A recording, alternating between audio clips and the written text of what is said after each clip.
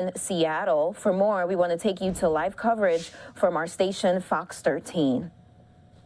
For almost an hour. So what you're looking at right there are protesters who are angry about genocidal issues going on in Ethiopia. So this is the group, Ethiopia and Tigray. Right, Tigray region. So what we do know right now, Brian, is that there is a subset of people in Ethiopia, and they have those flags on right now. They are upset over a recent truce. You can see all the flags on dozens of cars at least right now in northbound I-5 has been shut down for about, the last hour or so now, since we said this started about 2:30 this afternoon.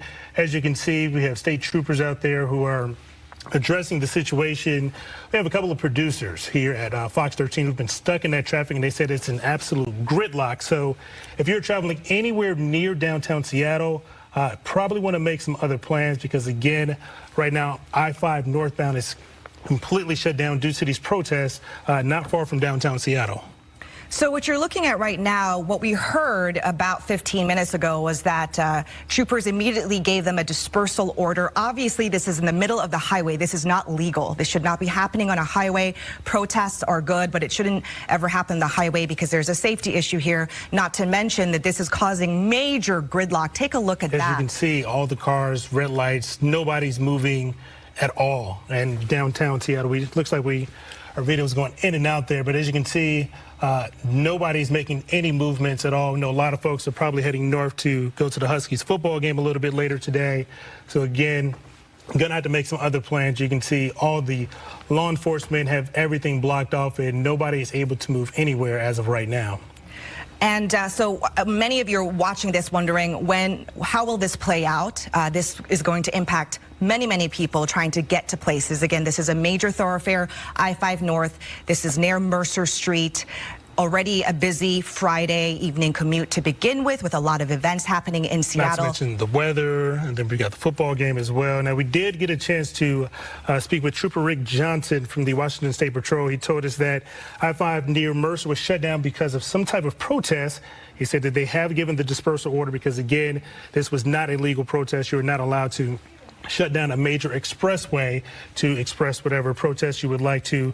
And again, he said right now their dispersal order had not been responded to, but as you can see on your screen right now, several law enforcement are in the area looking like they are taking control of this situation right on I-5 northbound. Yeah, this is a massive response, obviously. So let's get an aerial view of what it looks like right now. You see cars going nowhere right now, and you see those flags on top of those cars. So this was a planned event by these protesters who met up and decided to do this. They have the Tigray flag there on their cars. Again, Tigray is a region in northern Ethiopia, and they are protesting genocide and a recent truce deal in that country right now. They're upset about it. They're obviously trying to bring attention to it, and it's working, because here we are talking about this. It is causing massive backups for many people in Western Washington right now. We can see that this was planned as of 11:30 this morning. We did get something sent into our newsroom where it says Friday marks 2 years since the start of the genocidal war on Tigray, to join us in a protest against the Ethiopian and Eritrean regimes responsible for the world's deadliest conflict. And this flyer that I'm reading from is the exact flag that you can see on several of the cars in the red and yellow on your screen right now. So again, looks like this group planned this to join around 11:30 a.m. Earlier this morning, as you can see. But right now, I-5 northbound has been blocked since about 2:30 or so. As you can see, several law enforcement are in the area trying to regain control of the situation to eventually allow folks to get on with their Friday and get to where they need to go. So what I'm looking at right now is you see some movement there. You see some cars, one or two that have left, but as of right now, it still looks like a very active situation. We were hearing from one of our crews on the scene there getting the shot. They were telling us that they saw some people possibly getting arrested. We don't know if that is happening on a widespread level right now. Obviously, you see protesters there just walking around in the highway, so not all of them have been arrested, and you still see those cars, but you do see some movement, Brian, that we haven't seen in the last 20 minutes or so. And this is around the area of Mercer. Now, this backup goes about 4 miles back from about downtown Seattle. So again, if you're coming from south, from Tacoma, maybe making your way north, again, this backup goes about 4 miles. So there is a lot of traffic where you're not going to be able to get where you're going due to this protest. We can even see some of the cars there that looks like were probably involved in this protest are moving as well. Not sure where they're being moved to at this point, but it does look like things are getting ready to at least start moving along as well. We did talk to a protester a short time ago. Let's play that sound and let's listen into that. The reason why we're doing it is our families are being bombed. Our families, we haven't talked to them over 2 years, and we needed people to do what they needed to do to cover the media, and so we're out here to get coverage. So you hear right there, protester named Helen talking about why they're there. Why they gathered on this Friday afternoon and decided to, again, go against rules. Again, this is not a legal protest by any means of the matter. You are not allowed to block off a major expressway like this, but this is what they decided to do to get their message out on this Friday. So let's look live now and what Looks is like going some regular cars are starting to circle through. We don't see any flags on these cars that it looks like that are making their way north a little bit. So maybe that could be a sign of things to come for sure. Now, we did just a couple of minutes ago, we saw a couple of the cars that did have that red and yellow flag making their way through the blocked off area. So we will wait and see what else is going to happen. And it does look like WashDOT has the situation under control. As we're panning down, you can see these are the red and yellow flags that we were referring to. You just saw on that truck there, and then another blue sedan as well.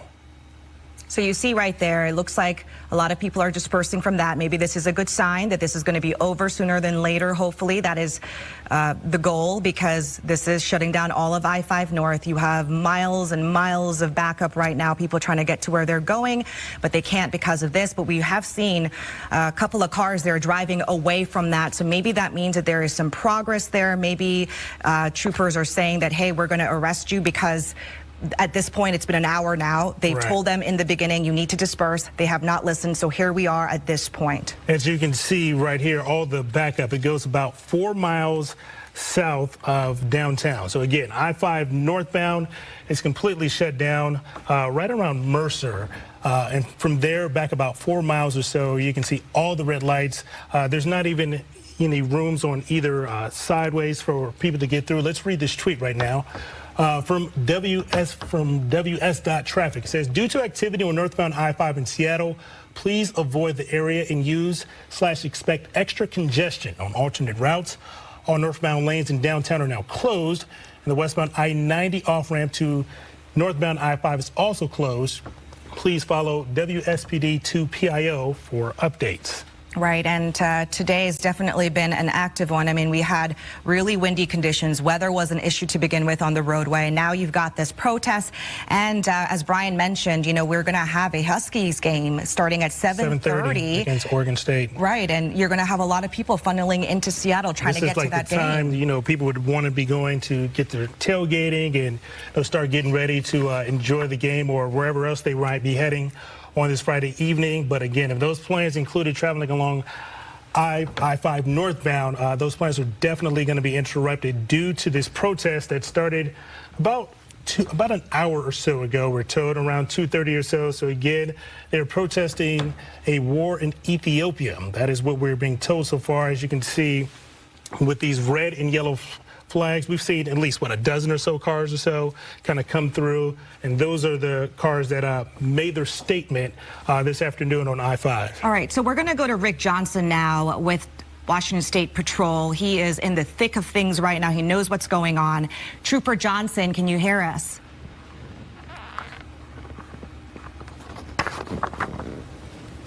Trooper Johnson, can you hear us? Are you there?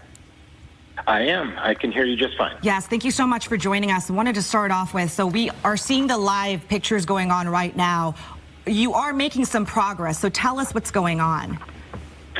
Well, I think like it was stated, it was about an hour ago, and, you know, vehicles blocked all of the freeway northbound I-5.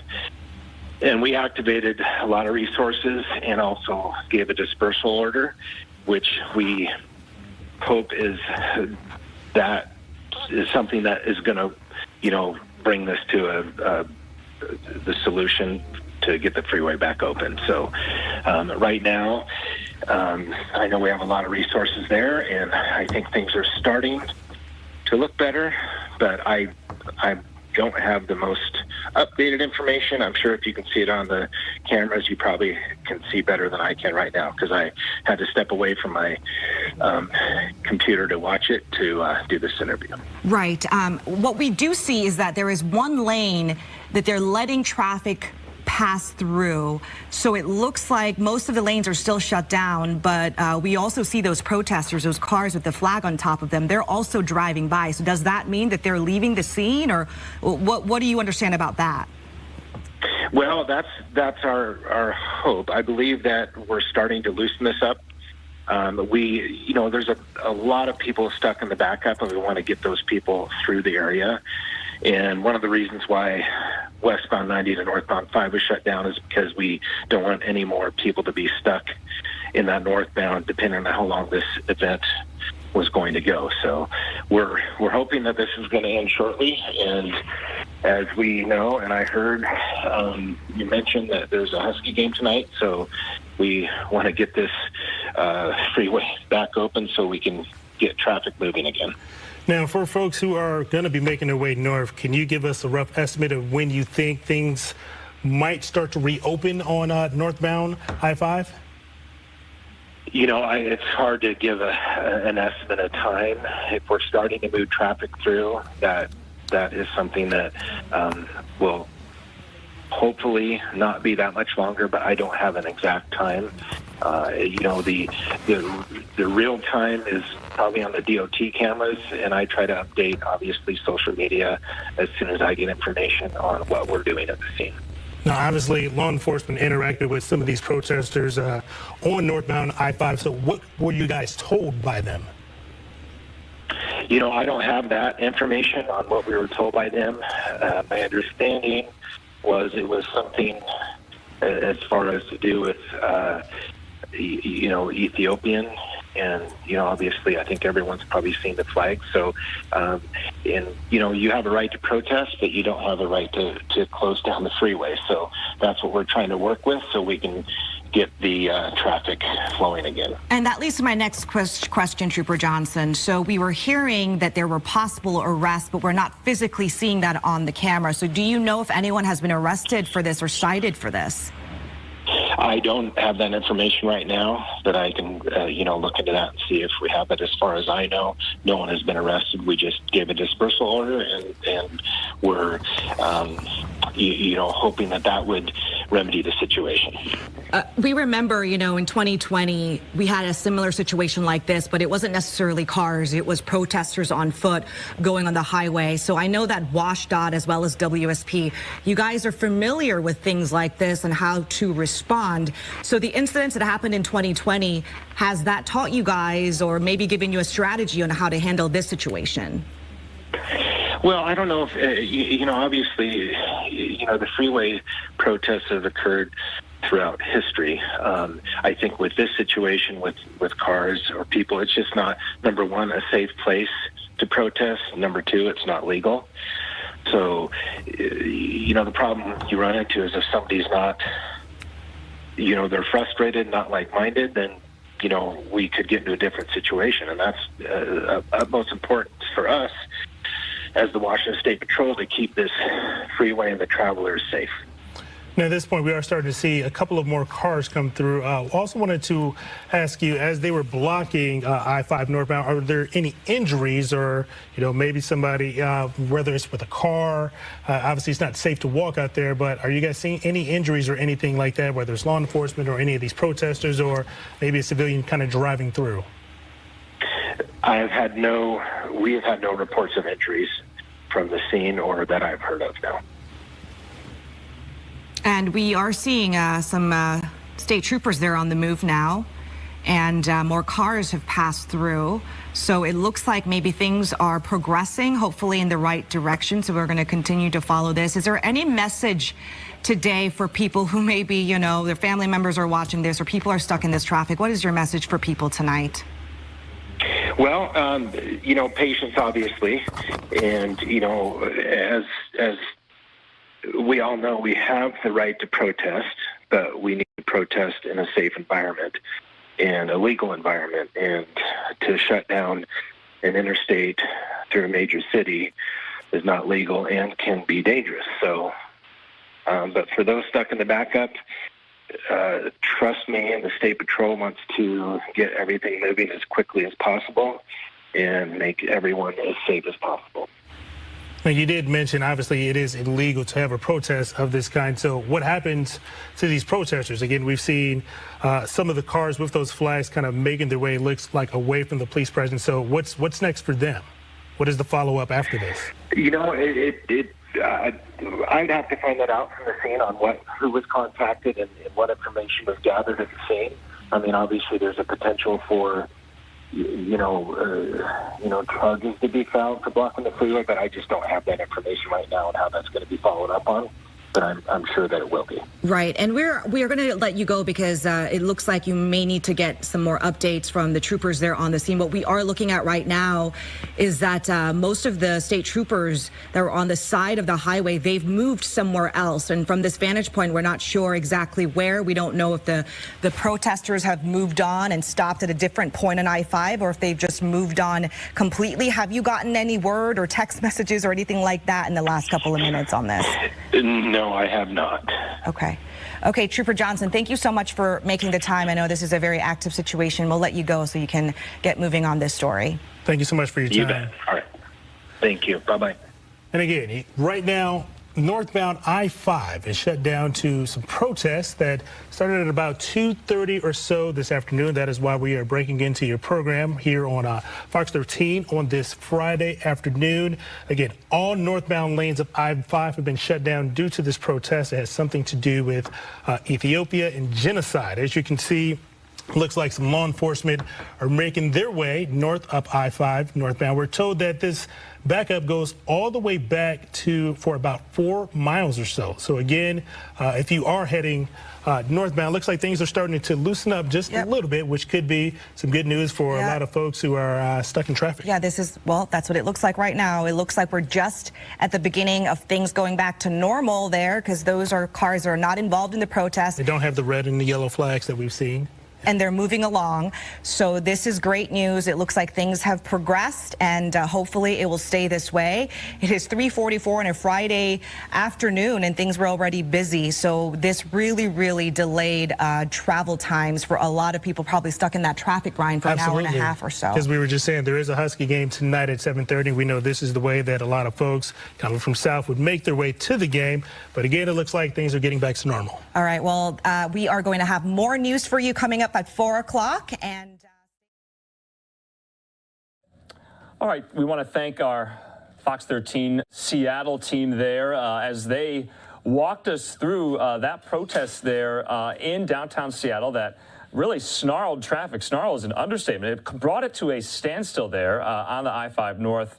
These were protesters from Ethiopia, the Ethiopian diaspora there in Seattle, voicing their opposition to this UN-brokered ceasefire that happened on Wednesday in South Africa between the warring parties. Ethiopia has been just embroiled in this civil war for the last 2 years. Now, according to the Associated Press, Ethiopia's warring sides agreed on Wednesday to a permanent cessation of hostilities in a conflict that is believed to have killed hundreds of thousands.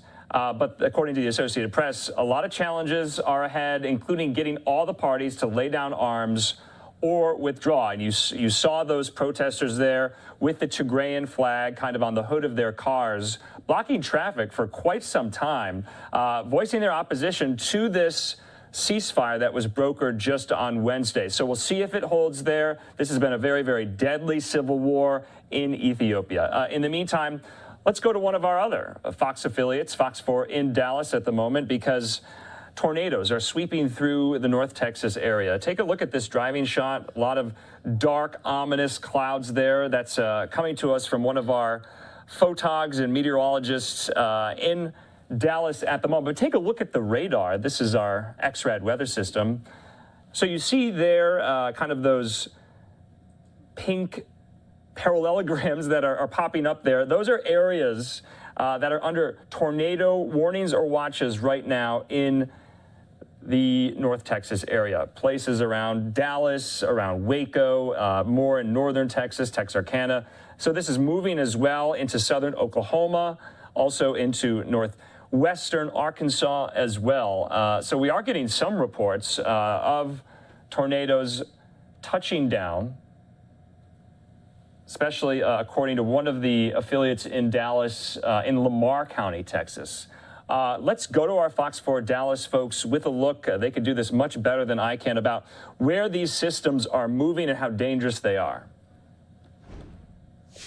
It is 9 o'clock in far eastern and southeastern portions of the area. Once again, there's that storm in Henderson County. Our Nick Busby has been trying to follow it, but this has been an extremely difficult chase day with the low cloud bases, the poor visibility, and the high rate of speed of these storms. Let's bring out the scope one more time, try to pinpoint if we can, and it's just loosely organized right now. That's good news. I don't see anything overly concerning right now, leading me to believe that we've got an imminent tornado threat.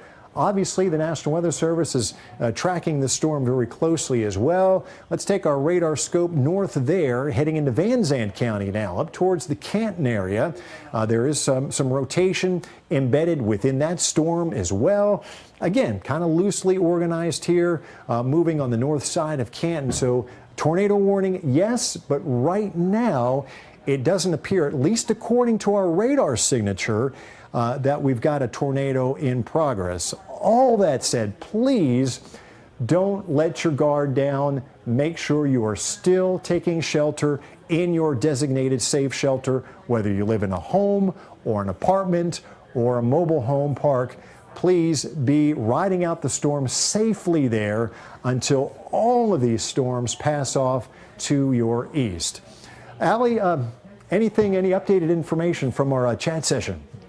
We are getting more reports of damage in and around Paris, as well as several people trapped in the area of Paris at this point. No confirmation as of right now if we still have a tornado on the ground, as that rotation lifted north of Sulphur Springs. So that activity will continue to lift northward. We have seen some weakening in the rotation of our cell that was near McClendon, Chisholm, and Royce City. So this now, while it has weakened, we still believe very damaging wind threat is there as well. Winds easily to 50, 60 miles an hour moving through Hunt County. And we could see this intensify and wrap up yet again. So that tornado warning remains in place, but we're likely going to see Rockwall and Collin County removed from that warning here momentarily. No, I will head back into Delta County. Of course, because we are so far from the radar site, it's very difficult to see low-level rotation, but the bulk of that precipitation and area of rotation is now in eastern Delta County and moving up into Lamar County. Yeah, it looks like the threat is definitely moving out of Hopkins County into far eastern Delta County and southeastern Lamar County.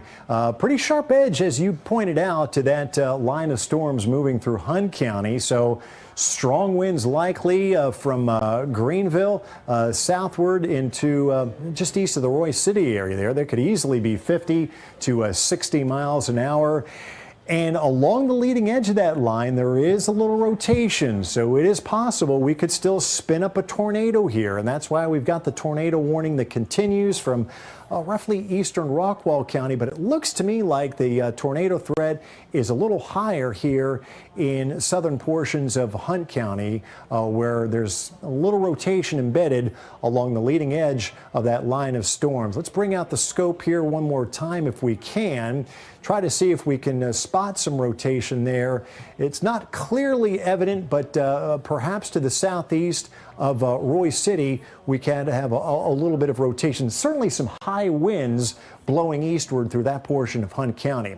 Let's go farther to the south and east if we can one more time, trying to keep up with all of these storms.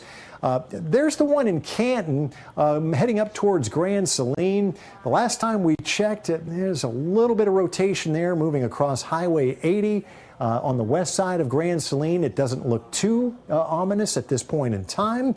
Looking farther south of there into Henderson County, clusters of these strong storms with some rotation embedded within them. The good news is that we haven't seen any tornadoes spin up as of yet. You can see, though, a little bit of a red and green couplet there.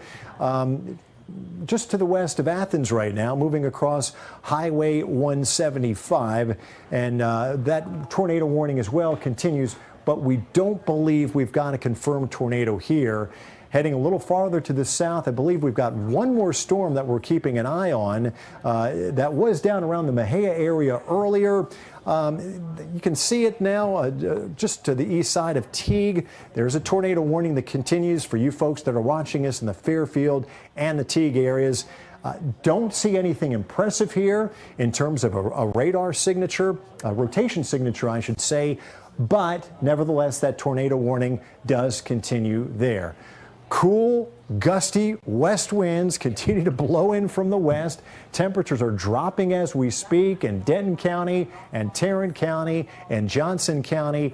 That's a sign. There you go. It's 55 now in Denton and Bridgeport, 62 in Fort Worth. So as this cooler, drier air blows in with this cold front, we're seeing these storms weaken considerably and the severe weather threat coming to an end. So there is hope as this front continues to move west to east across the area. We will see our severe weather threat end from west to east in the next few hours. Tornado warnings, the most dangerous storms continue off to our east and our northeast here in North Texas. Nothing confirmed with these cells right now around Canton and Athens over towards the Frankston area, but we will continue to keep an eye on them as they move northeast, where they are displaying at least a little bit of rotation within them as they move northeast at about 40 to 45 miles an hour. North of there, the storm that we believe has caused some damage, maybe significant damage. We're waiting to hear more word. It moved through the Sulphur Springs area, now is moving through far eastern Delta County, east to Cooper, and into southeastern Lamar County. That's why we've got that tornado warning that continues all the way up towards the Clarksville area.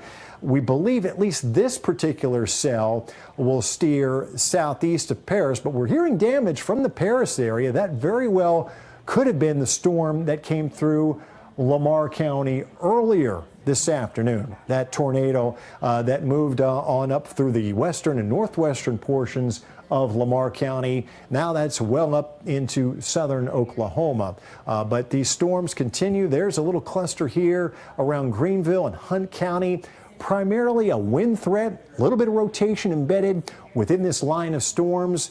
And as we head down into Rockwall County here, still some heavy rain, but again, it's being quickly undercut by cool, dry air blowing in on gusty west and northwest winds from the west with that cold front. And that's good news, because that's really going to cause those storms to weaken as the front presses off to the east slowly but steadily. You know, Dan, we've been watching the southern portion of this line where storms have not been severe, but we still have very intense rain. And it wasn't only a couple hours ago we had tornado warnings in areas like Italy and Itasca and Hillsborough. As of right now, this is non-severe rain and thunderstorms rolling through with some gusty winds. Do want to let you know that it looks like from a spotter, a weak tornado passed their location. This was Loop 7 in Athens. So let's go back to that cell. We've been watching this one for quite some time, and specifically near 131, I believe. Let's put on our velocity signature. So at some point in time, we did have at least a weak tornado near the area of Athens. Yeah, and you can clearly see a little bit of rotation that did move through that area. It's very likely that we could have had a brief tornado touchdown and then it lifted. These storms tend to cycle up and down very quickly in a matter of just a minute or two. So there is still a tornado threat with this storm here in Henderson County. You folks continue to be under a tornado warning there. Sometimes it's even very hard to tell the difference between a weak tornado touchdown or very strong gusty winds, but that is certainly still a storm that bears close watching, and it will be moving here from the Athens area on up into southern and southeastern portions of Van Zandt County. So heads up if you live on up towards Murchison and Brownsboro and areas south of Van, then in southern Van Zandt County, because this storm is heading in your direction, and it may have just caused a brief tornado touchdown, according to one of the reports that we got from our National Weather Service chat session. Likewise, we've got more storms moving up through the Grand. Okay, our Fox 4 Dallas team there, keeping us informed. If you're watching, if you live in this area of Texas, if you have family and friends who live in this area of Texas, under a lot of severe thunderstorms, tornado warnings and watches as we speak. And so in the meantime, we'll make you aware if there are any more developments in this, if we get any word that tornadoes have touched down. But there's a lot of nasty weather right now going on in North Texas. Take a look at this. Fox 4 Dallas has provided us this driving shot in the area. You can see kind of some of those ominous dark clouds in the distance. This shot, though, clear as far as we can tell. But we will be kind of being in touch with some of our reporters, meteorologists there in Dallas. And we'll also bring some pictures and videos and live looks if we get anything in of possible damage that has been reported and the like. So stay with us here on Live Now for that. In the meantime, we want to take just a quick commercial break, and when we come back, we'll be diving into some more of these midterm election-related headlines. We're just 4 days away from the midterms, and today we got a pretty big economics headline. Of course, the jobs numbers for October released today, first Friday of every month. We'll be talking about how Americans are reacting to those numbers and whether or not they'll factor in to when they go cast their vote. More on that in 2 minutes.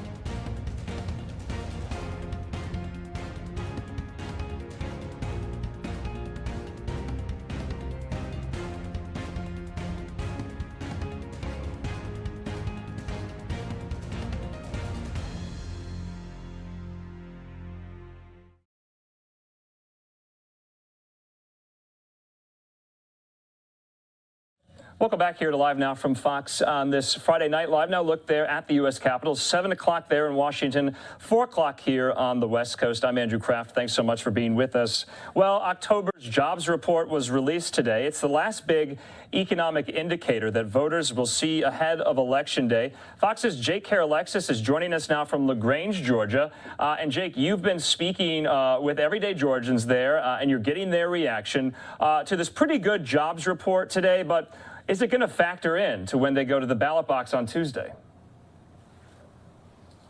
Well, Andrew, even though jobs were added in October and the unemployment rate is low, voters I spoke with here in Georgia say that they feel like nothing was done to change the tide with some of this record inflation that we're seeing. The Bureau of Labor Statistics says 261,000 jobs were added in October, and the unemployment rate took a slight jump up to 3.7%. But even though the job market is strong right now, inflation is making it hard for some folks to pay the bills. And that's a topic that's been discussed pretty heavily on the campaign trail here in Georgia for the Senate race between Democratic incumbent Raphael Warnock and Republican Herschel Walker. And Walker was actually here in LaGrange campaigning earlier today. And after the report came out this morning, Andrew, I spoke with some voters. Here's their thoughts on the current state of the economy. I think it's going up. Like, people are struggling to survive right now. There's a lot of people struggling to survive. Me, as a private business owner, it was hard for me. I just recently went back to work. I really don't know how a person working on an hourly wage, even though they're making much more money, everything's going up so fast, and you just can't compensate for that. And both of those voters say that right now, inflation and the economy are the issues they're concerned about most going to the polls. Andrew. All right, Jake Alexis there in LaGrange, Georgia. Jake, give us a sense, give the viewers a sense. We've been talking to you all week. What's in store this weekend on the campaign trail for you? Well, Andrew, again, we're following the governor's race and the Senate race. Those are the two big ones here in Georgia. Herschel Walker tomorrow, very interesting. Biggest college football game, maybe even of the year, is University of Georgia versus Tennessee in Athens. Herschel Walker's alma mater, of course. He's an absolute legend there. And he'll be there tomorrow doing an event right before the game. And Raphael Warnock will be deep in the southern part of the state, at least for tomorrow. And Sunday is kind of a TBD at this point, but assuming they'll both be bouncing around and making that final push over the last couple of days. Yes, that final weekend until the midterm elections. Jake Alexis there live in Georgia. Jake, we'll talk again. Thanks so much. Okay, right now we want to stay in Georgia for our next story. We're going to listen into a report from Fox 5 Atlanta. Remember, we've been bringing you the early voting totals there in Georgia, and they're very, very high. We want to find out, though, why they are so high this cycle. Let's listen. Left work early and didn't think it was going to be this long. How long have you been in line? 45 minutes. There's something ironic about the last day of early voting. Most people in this line wanted to dodge a wait time on Election Day, but elections officials say today's lines have been much longer than usual because of last-minute voters. We have three ways of voting in the state: the no excuse absentee, early vote in person, or Election Day.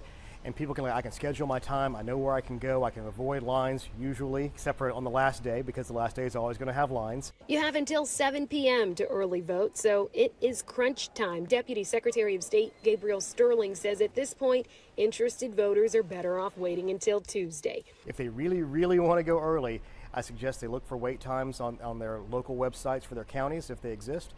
Check mvp.sos.ga.gov, find your early vote locations in your county.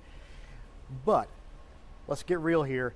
You're probably not going to make it today if you're watching this in the late afternoon. About 2.3 million people have already voted in Georgia. Most have voted in person, but the Secretary of State's office says about 200,000 have voted by mail. That's already outdone 2018's midterm election and even 2016's presidential election. They're really excited about this election because there's a lot of stuff that's important on the ballot, and they just want to be heard. I'm also working the polls on Tuesday, so I knew I wouldn't have a chance to vote.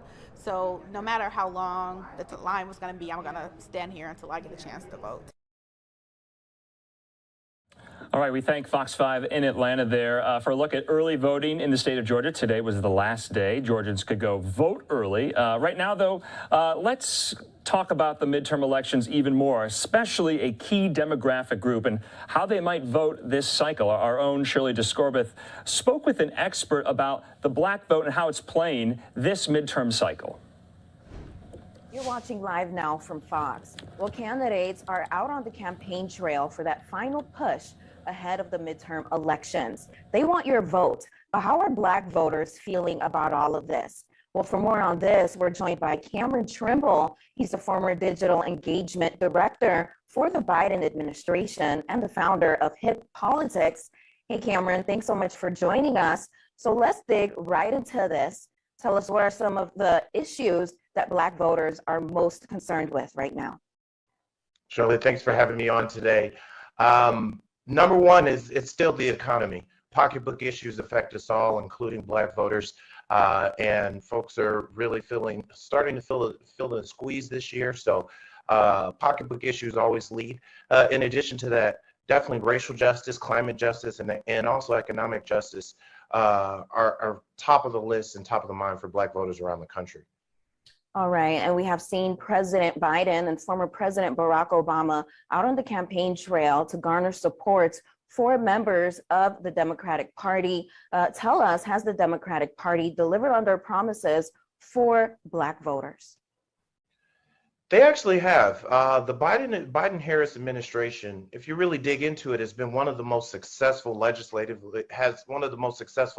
accomplishments in the generation, with so many large different things, from the American Rescue Plan to the infrastructure package that has passed, and so many different executive orders that the president has delivered on. But the issue is that communication, and that black voters are still finding out about these things, whether it's calling out racial justice, whether it's in terms of the child tax credit that was inclusive and helped lift so many black mothers and black families out of poverty, being able to address the federal marijuana issues and expunge and work to get folks who are on low-level marijuana charges out of federal prison, and then also all the different things that the president has really promised on the campaign trail is started to check off. And then, of course, the student loans, and being able to, what that is going to do for so many different families and folks holding that student loan debt across which specifically affects black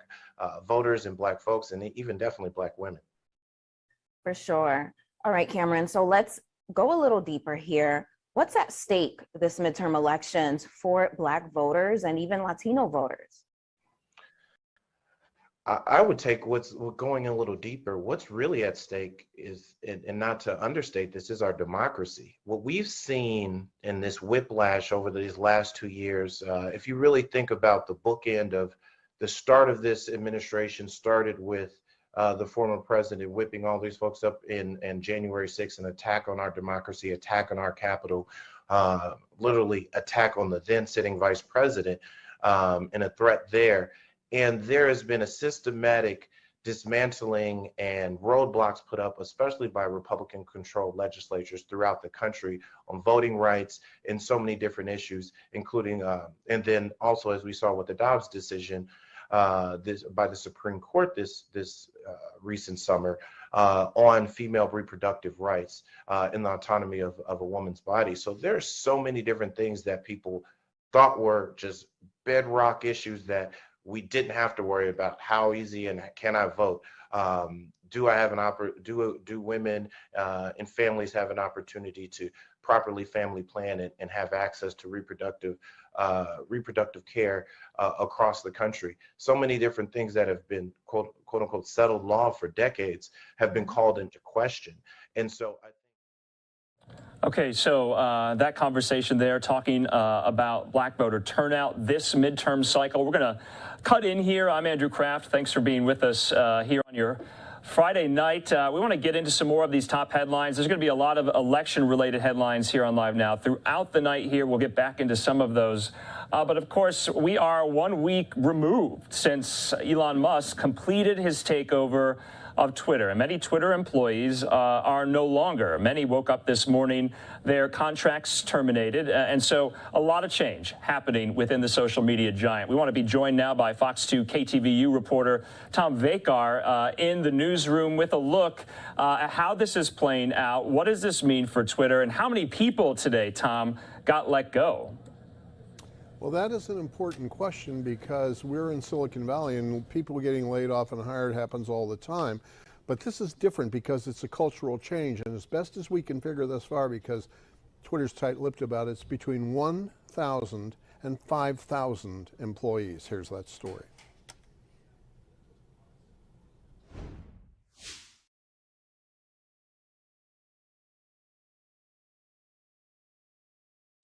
Mass firings by email. Usually when people are laid off or fired, it's done in person. It must be terrifying for Twitter employees. It's bad enough they're going to be let go, or some of them, but to have this pins and needles must be very, very difficult for a lot of people right now. Musk also appears to have acted too quickly, violating state and federal mass layoff laws. If they're laying off a certain number of employees, needs to provide the 60-day notice. The employees may be eligible for back pay or up to the 60 days. Labor attorney Shannon Liss Reardon, who's also sued Musk for not informing legions of laid-off Tesla employees of their rights, filed a preemptive lawsuit against Twitter and Musk for the very same thing. We were very concerned that Elon Musk was not going to care about federal or state labor protections for workers who are subject to mass layoffs. It appears Musk blinked. Because we know that a number of employees have now gotten notices that their separation date will be January 4th, so that they will get pay for another 2 months. They're also supposed to get stock equity payments promised by them in the purchase agreement. And if any of this was done by discrimination, the lawsuit will stand. Since Musk began his takeover, many Twitter advertisers are gone, opting to sit on the sidelines watching what Twitter turns into. This doesn't seem right because we've made no change in our operations at all. Moderation rules and hateful conduct rules have not changed, and we're continuing to enforce them. Even Musk concedes his proposed $8 a month membership fee to replace lost ad revenues will be a tough sell, raising the potential fate of social media pioneer MySpace. I think it's possible that Twitter could fail if Musk makes the kinds of changes that pushes a lot of people away.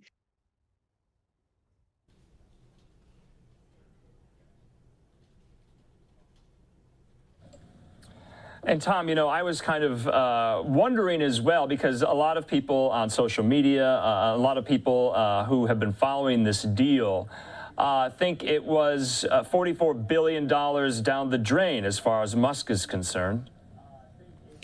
Well, it's not down the drain, but what he has is he's probably overpaid for this property.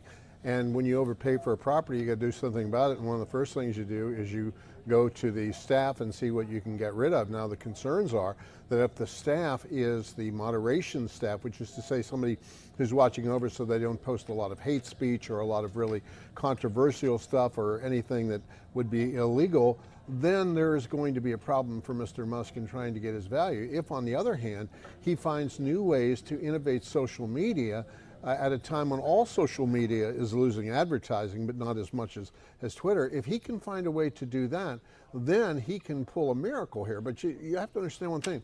This is the first company he's got that he didn't start from scratch. He started Tesla from scratch, SpaceX from scratch, his solar company from scratch, the Boring Company from scratch. This one was just kind of handed over to him, and it had all kind of problems. So now he has to act not as the creator, but the repairman.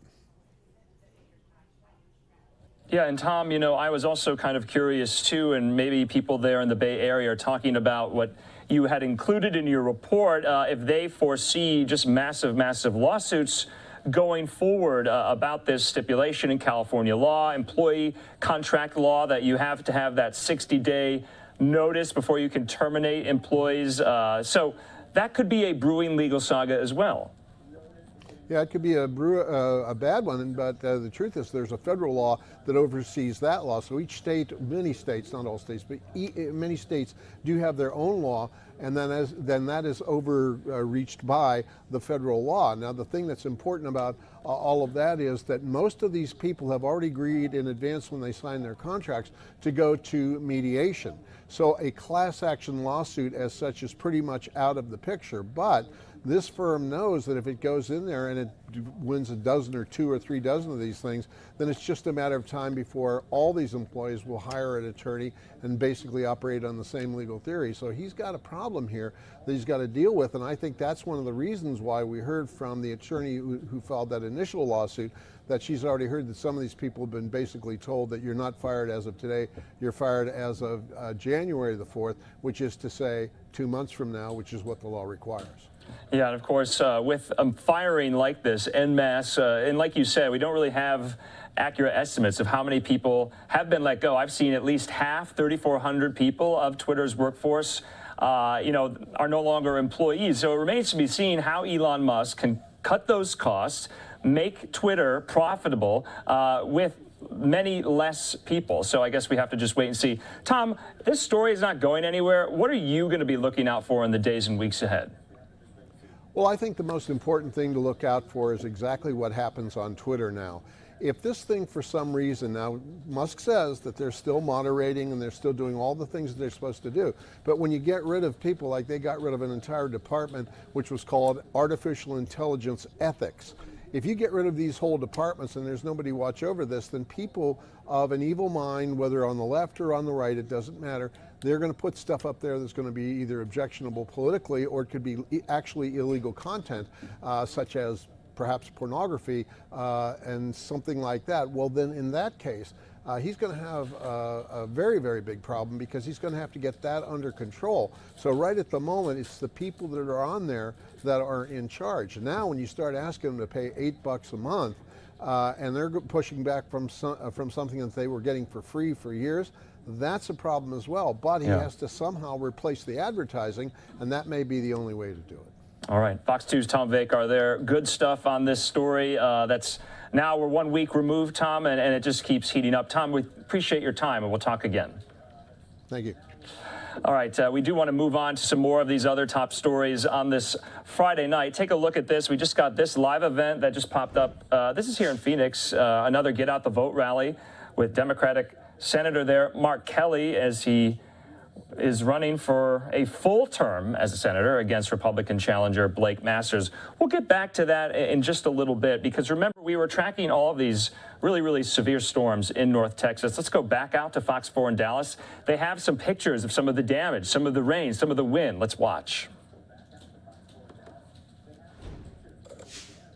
At times, and we believe that Nick may have driven very close to the main tornado circulation. Certainly, he was on the outer edges of it with that debris that was blowing across the roadway right in front of him. But this happened probably about 25 minutes ago down in the Athens area of Henderson County when we saw the damage there. And the tornado threat with that particular storm still continues at this hour. We also showed you a video clip up in Lamar County of significant damage to homes and structures up that way. As of right now, we've not been told of injuries, but keep in mind, storms continue to rumble through areas that have already been hard hit.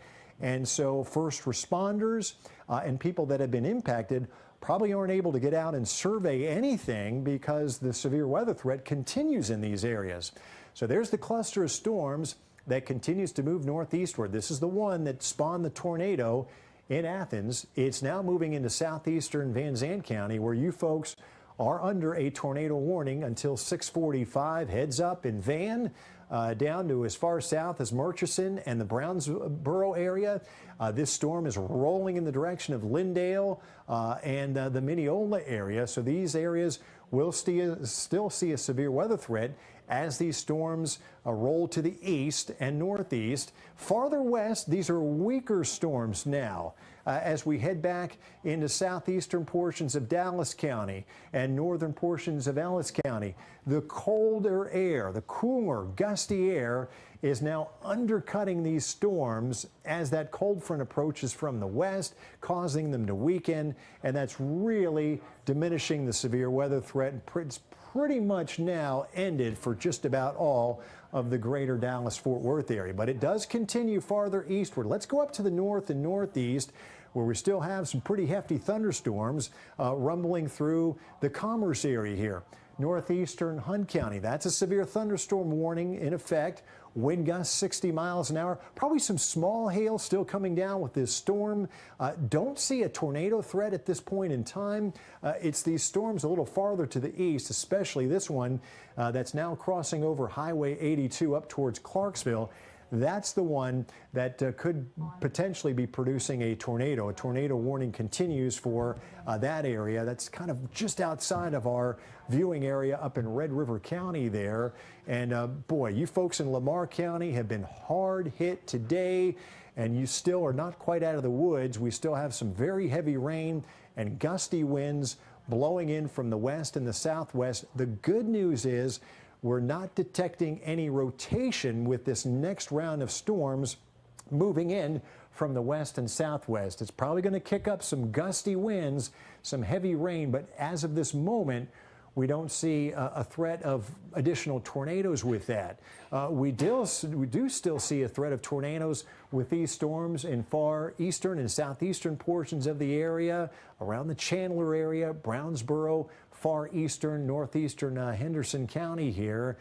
This storm still has, let's bring out the scope if we can one more time. And while it doesn't look... All right, we're going to step away from this. Fox 4 in Dallas doing some really great reporting, keeping viewers there up to speed on this very, very fast and large storm that is moving through North Texas. And if we get any pictures, any live, video elements as well of some of the rain and some of the damage, we'll make sure to bring that to you here.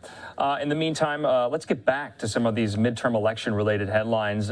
We've been focusing on so many of these key battleground states. We were just in Georgia. Let's focus now on Nevada, one of the battleground states there, and 296,000 people have already voted early, according to the Associated Press. Now, we're going to be joined by Fox's Ashley Soriano. She's in Las Vegas. She's been traveling around with these candidates. And Ashley, I think you were with Adam Laxalt, and the particular focus there is with rural voters. What was his message to them? Hey there, Andrew. Well, we stopped in 13 rural communities in Nevada all across the state this week before reaching Las Vegas this afternoon. Some of those areas have populations as small as 100 people. And what we're hearing from voters in those areas is that they often feel overlooked in elections. Here's the bus, everybody! Candidates are squeezing in last-minute campaign events to target every voter. This week, U.S. Senate candidate Adam Laxalt drove 1,100 miles across the state in just 4 days. Fox News followed behind. One of the stops was Eureka, Nevada, a population of about 400 people. Our vote is just as important as anybody else's vote. We also swung by Yerington, Nevada, population about 3,000. It means a great deal that our little community, although small, will not be forgotten, and that he wants to be here, and I'm sure he wants to represent us in a manner that we'll all be proud of.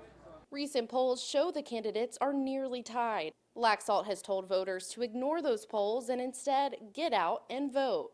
Well, obviously this is a small county, but every vote matters. If rural Nevada shows up and you vote at high numbers, we are going to win this race and we're going to flip this Senate seat. Can I count on you for that? Yeah.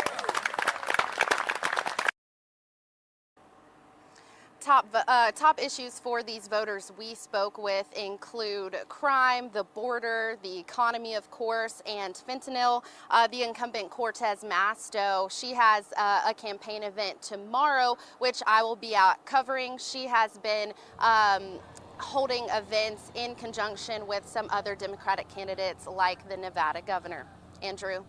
Yeah, of course, Ashley, and we've been speaking a lot. It could all come down to Nevada, at least control of the Senate anyway. So we'll definitely be in touch throughout the weekend and into next week. And thank you so much. We'll talk to you again. Thanks, Andrew. Okay, great piece there, kind of highlighting rural voters, especially in Nevada. We want to focus on more of these midterm election-related events because we do have one that is happening right now. Take a look at this. This is in Phoenix. Mark Kelly holding this Get Out the Vote rally. He just wrapped up some of his remarks, but let's listen in to some more of these speakers there live in Phoenix.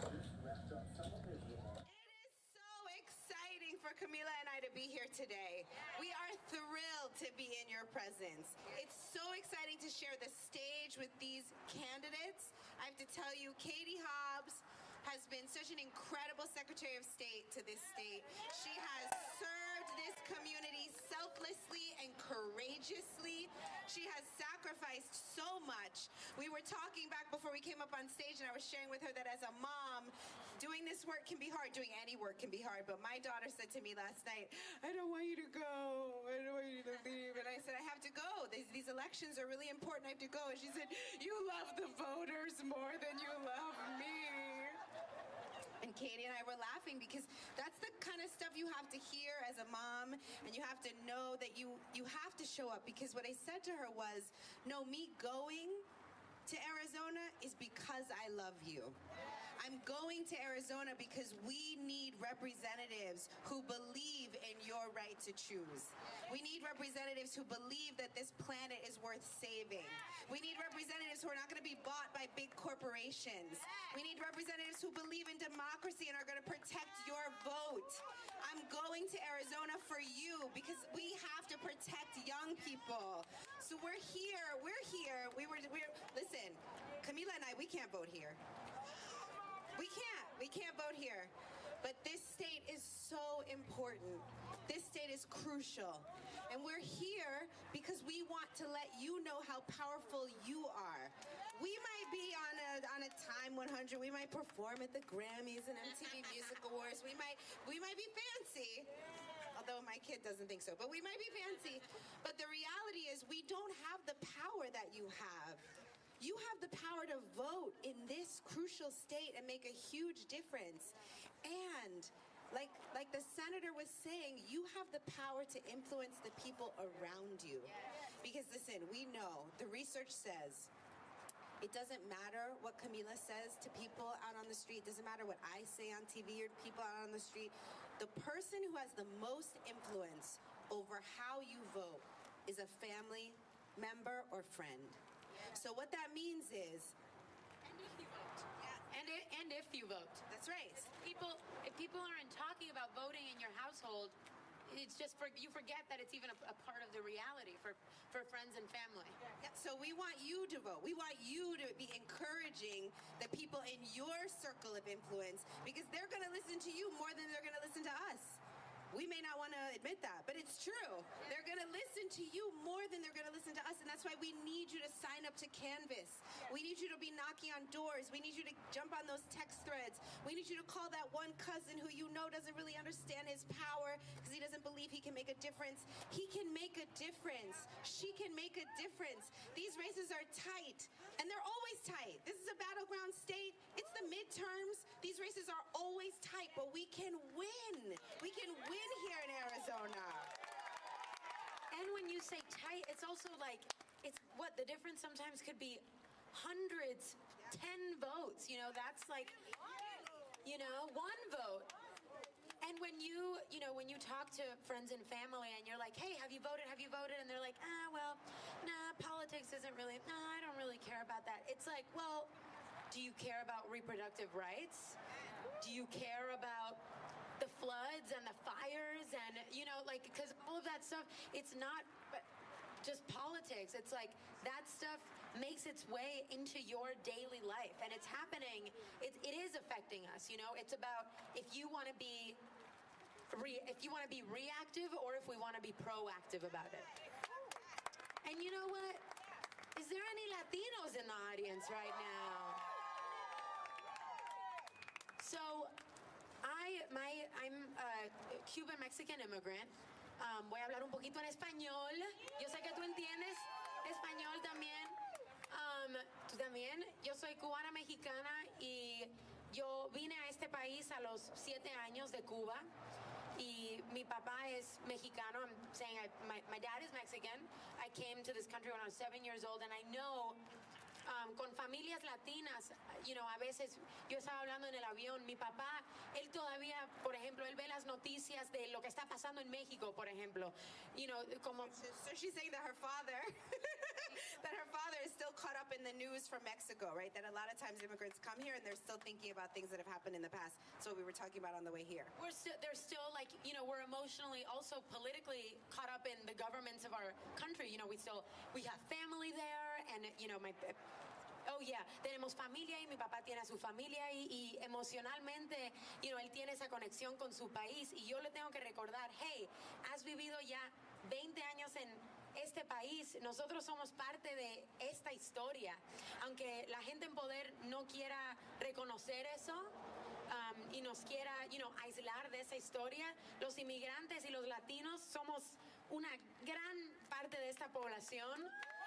Somos una gran parte de lo que hace este país lo que es. Okay, so Mark Kelly bringing out some Hollywood heavyweights there. Kerry Washington and Camila Cabello on the campaign trail for Mark Kelly there as this rally is happening live in Phoenix amongst Arizona Democrats. In about 30 minutes' time, we're going to be speaking to one of our reporters here in Phoenix about where some of these races stand, what the voters are saying 4 days away. Right now, though, we want to take just a quick commercial break. We have a lot more coming up, bottom of the hour now on this Friday. But before we do that, take a look at this image from Fox 4 in Dallas there. One of their viewers sent that in as we've been covering all of the severe weather there in North Texas. So you can see there, at least it looked like a funnel cloud. I'm not a meteorologist, so it doesn't look like it actually touched the ground, but you can see there tornadic movement in the air in places like Waco and Dallas around there. So these storms are in it for the long haul throughout the night, but we'll be deep into some of Fox 4 Dallas's coverage a little bit later on. We'll see you in 2 minutes.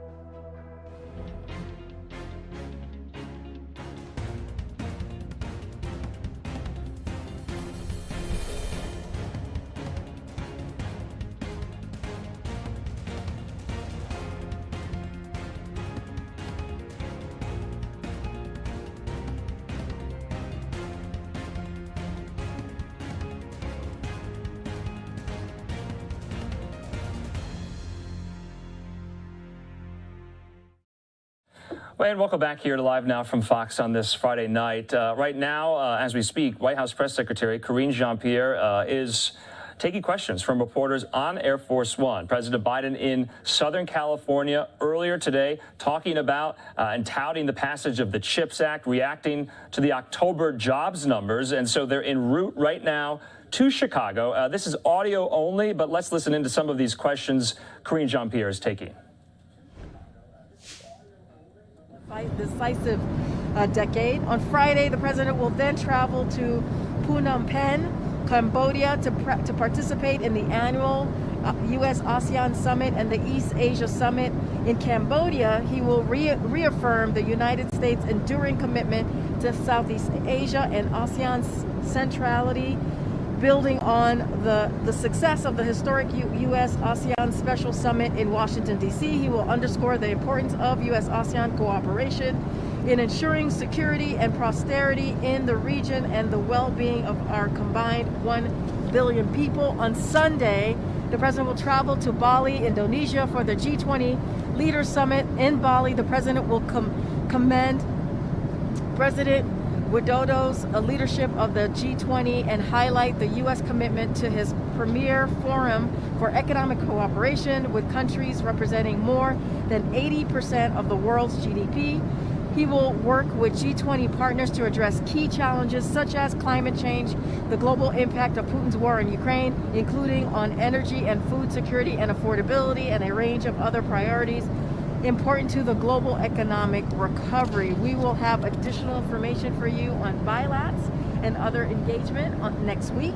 The president will return to Washington, D.C. on Thursday, November 17th. And with that, Amr, you want to kick us off? Yeah, first just a quick scheduling question on Chicago, where we're headed to now.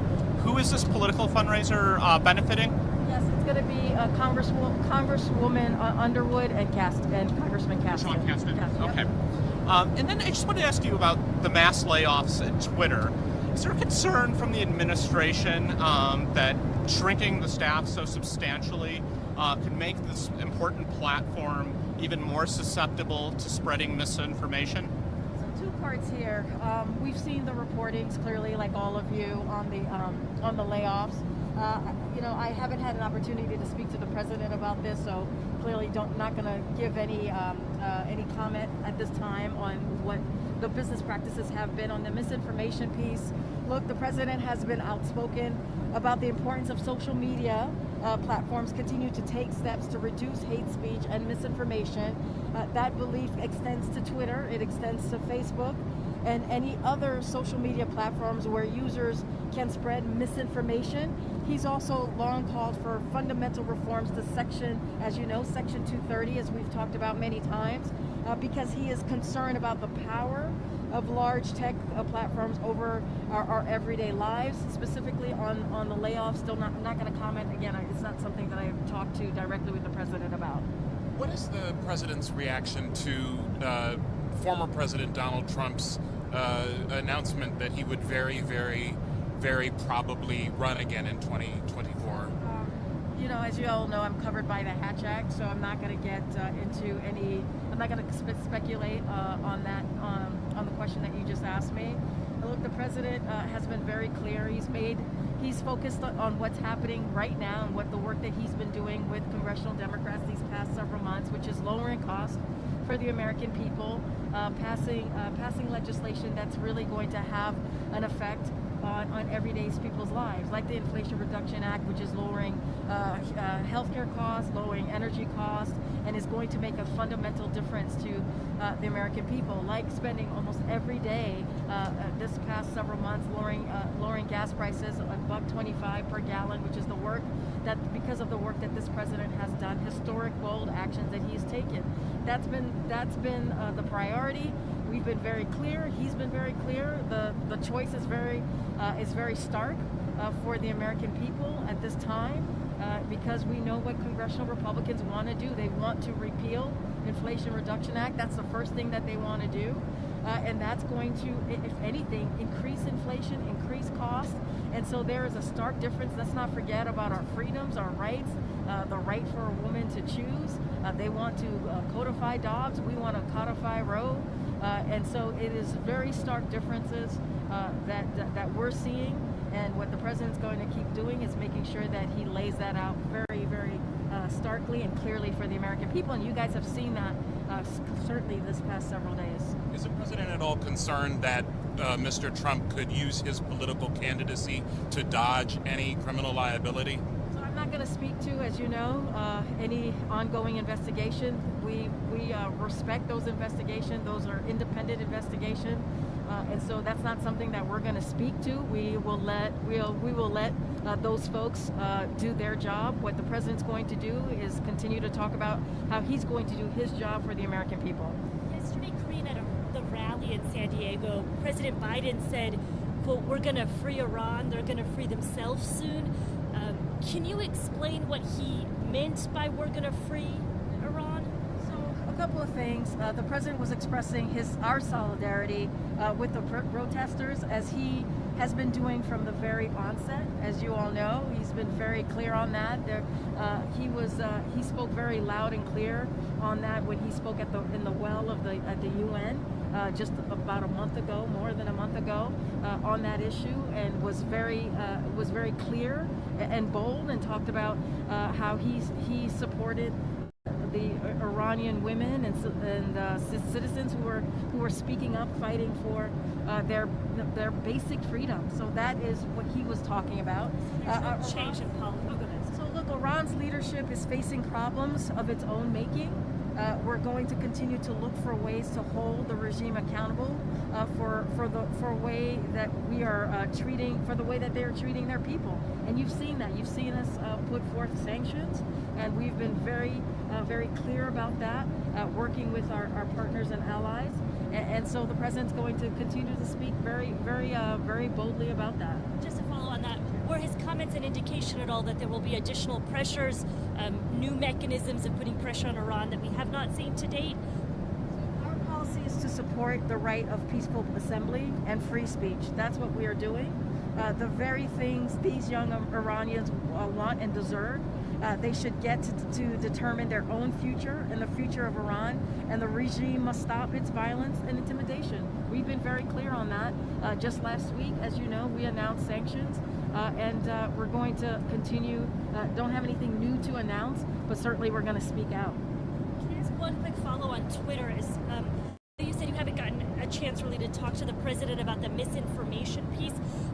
There were some comments that the president of the NAACP put out today expressing concern about advertisers basically expressing concerns about Twitter as a platform for democracy. Given that the president has expressed so many concerns about threats to democracy, I'm curious if this White House has concerns about Twitter being a place where misinformation, again, and hate speech and threats to democracy are flourishing. We've been on the road and at events all day, so I have not seen those reportings. But to your question about our concern, look, there's no place for hate speech. We've been very clear about that. We've condemned that. No space for hate speech or harassment on social media. The president has long said that the social media companies need to take action to address the spread of hate on their platforms. And he's also been clear in his concern about the power of large social media platforms have over everyday lives. So we're going to continue to speak out to it. Again, I have not seen those reporting. I'm not going to get into specifics about a company's policies, but certainly when it comes to hate speech, when it comes to any type of attacks on that level, we're going to continue to speak out against it, because there's no place for it, especially to your point as you're asking me about social media. Secretary Blinken is in Ukraine today. Any information you can give us about his conversations with Zelensky and sort of the thinking behind sending him to Ukraine right now? Are you talking about Jake Sullivan? I'm sorry. So I'm just going to basically give you a readout of what we've already kind of shared. So National Security Advisor Jake Sullivan met with Ukrainian President Zelensky, head of the Office of the President, Minister of Defense, and others in Kiev today to underscore the United States' steadfast support to Ukraine and its people as they defend their sovereignty and territorial integrity. Jake announced an additional $400 million security assistance package, which includes refurbished T-72 Hawks, unmanned aerial vehicles, and the refurbished of 250 Hawk surface-to-air missiles for eventual transfer to Ukraine. He also affirmed the continued provisions of economic and humanitarian assistance, as well as ongoing efforts with partners to hold Russia accountable for its aggression. Again, this is a continued what the president has promised is to continue to support Ukraine as they're fighting for their freedom, and that's what you saw by the National Security Advisor Jake Sullivan's trip today. On the midterms and abortion rights, we're going to be just a few hours from Michigan, where abortion is literally on the ballot. How confident do you feel that abortion rights as an issue can hold up against rising concerns about the economy this close to the midterms? Say that last part. How confident do you feel that abortion rights as an issue can hold up against rising concerns about the economy this close to the midterms? What you've seen this president do is talk about all the issues that matter to the American people, and that is the economy, that is inflation, that is abortion rights, that is even student loans, as we have laid out the president's plan, which is incredibly popular. We announced more than 23 million people have already signed up for it. 16 million people, as you heard from the president, have been approved to get those benefits. So the president has talked about all of these issues, again, that matter to the American people, even voting rights and democracy, as you've heard from him directly just a couple of days ago. And look, when it comes to, I understand you're asking about Michigan. I want to be really careful about talking about any politics or strategy. What I can speak to is what we've heard directly from the American people when it comes to abortion rights, and what the president has said. When it comes to abortion rights and women's rights to choose, the president is going to continue to speak against the actions that we've seen from congressional Republicans and national Republicans who want to, again, codify Dobbs and take away every right that we see when it comes to when you think about national abortion, right? It doesn't matter if you're in a red state or a blue state, that right would be taken away across the board, and without exceptions. And so the president has been very clear about that. Look, you've heard him talk about the economy almost every day this week, and he has done that for the past several weeks, for the past several months, and that's going to continue to happen. He's also going to talk about abortion rights. He's also going to talk about democracy, because all of those things, as you guys asked me about polling, all of those things are important for the American population. One more about jobs. Any reaction from the White House to that report? So the president put out a statement. I think you all saw that. Today, jobs report adding 261,000 jobs, with unemployment rates still nearing historical lows at 3.7%, shows that our jobs recovery remains strong. We have added jobs every single month of Biden's presidency. This is good news, and we will not accept an argument that the problem is that too many Americans are finding good jobs, or that too many working Americans finally have more dignity in the workplace. As you know, that's something that the president talks about American people, some people having that dignity, that respect. Our goal is for steady and stable growth in the job market, and that is what we are beginning to see here. Hi, sorry, I'm like hiding. Can you talk a bit about how the White House is preparing for the potential of a Kevin McCarthy? Can you tell me a bit about how the White House is preparing for Kevin McCarthy to potentially take over as House? House Speaker. I mean, you guys heard from the president when we. I want to be super careful. You heard directly from the president about how he sees these next couple of days. So I'll just, how optimistic he is. So I'll leave that. So I don't want to get into hypotheticals here about what may happen after Tuesday. It's not really, I mean, polling is like, it's pretty clear that... I hear you. I totally understand. I'm just not going to get into hypotheticals. I can't do that from here. I'm just going to just direct you to the president. You were there. You heard from him directly about how he sees the next couple days, and I'm just going to leave it there. Don't want to get into hypotheticals about what the makeup of Congress is going to look like post-Tuesday. Yeah. Something that I think a lot of Americans have been focusing on. There's been a stretch of really this terrible anti-Semitic situations. You have the situation in New Jersey today with the arrest that the FBI made, and the real, almost unprecedented to put out alerts on synagogues. You have the Kyrie Irving situation. You have Kanye West and some of the remarks he made. And my question is, one, does this administration and this president feel we're in a moment when people that hold extreme views, particularly on people of Jewish faith, are willing to just be more emboldened about speaking out about these without consequences? And then second, I know the president's a basketball fan. Was he disappointed with how Kyrie Irving handled that situation? Let me start with your more broad question about what we're seeing currently, because there's a couple things that I do want to lay out and say here. And I want to start by saying that we know this time is painful for Jewish communities across America as we witness an ugly increase in anti-Semitism. As the FBI has already confirmed, specifically to the New Jersey synagogues alert, they have identified the source of the threat, and it no longer poses a danger to the community. So that is incredibly important to note.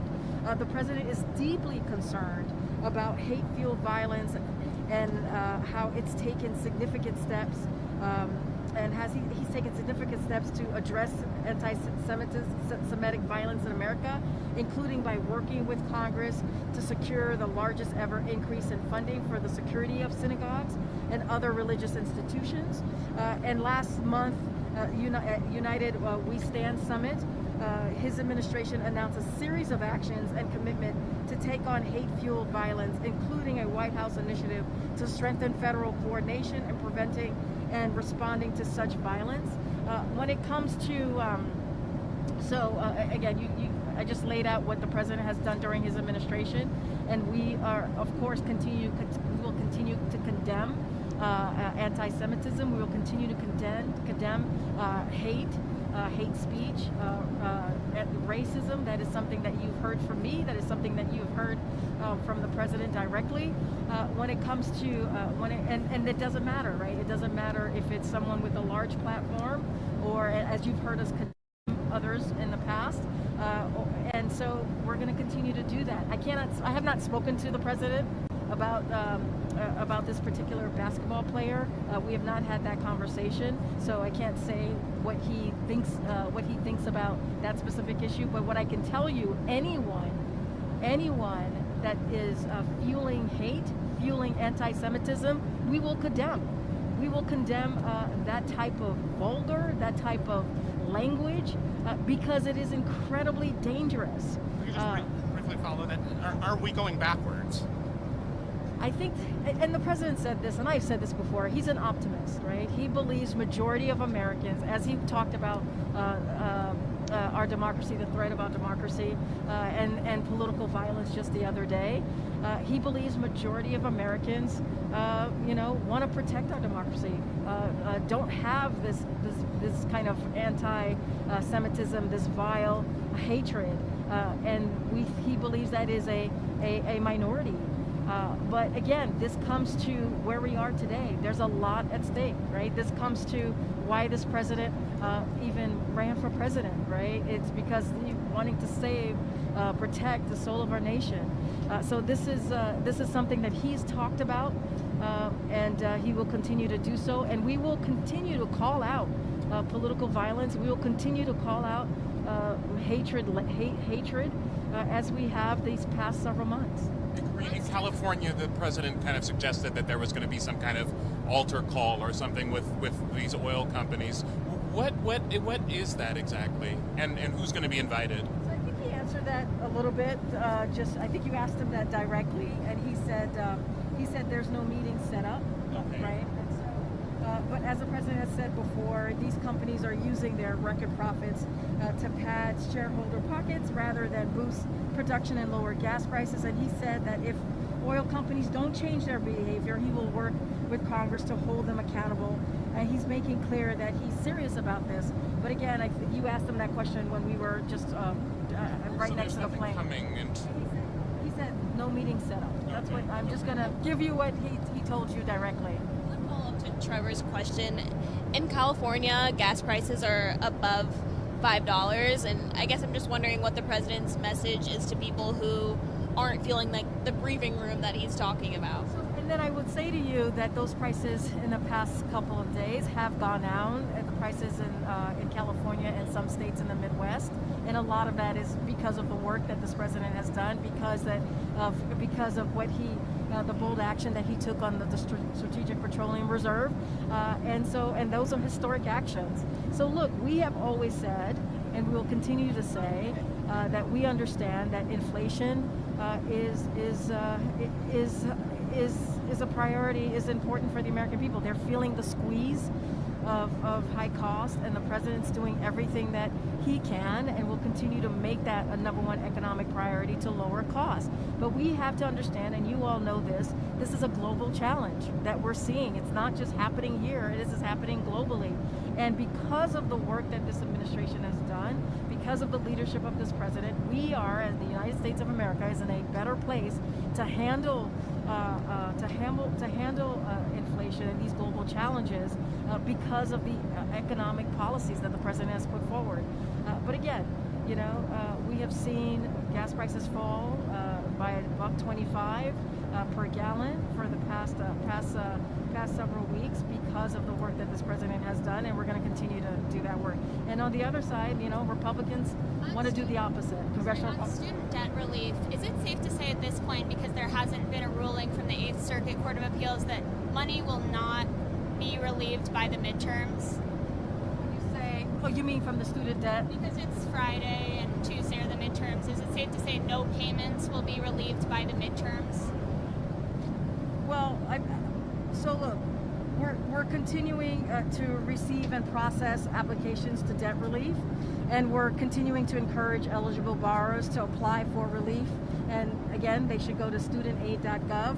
But look, the 8th Circuit order does not reverse the lower court's dismissal of the case or suggest that the case has merit.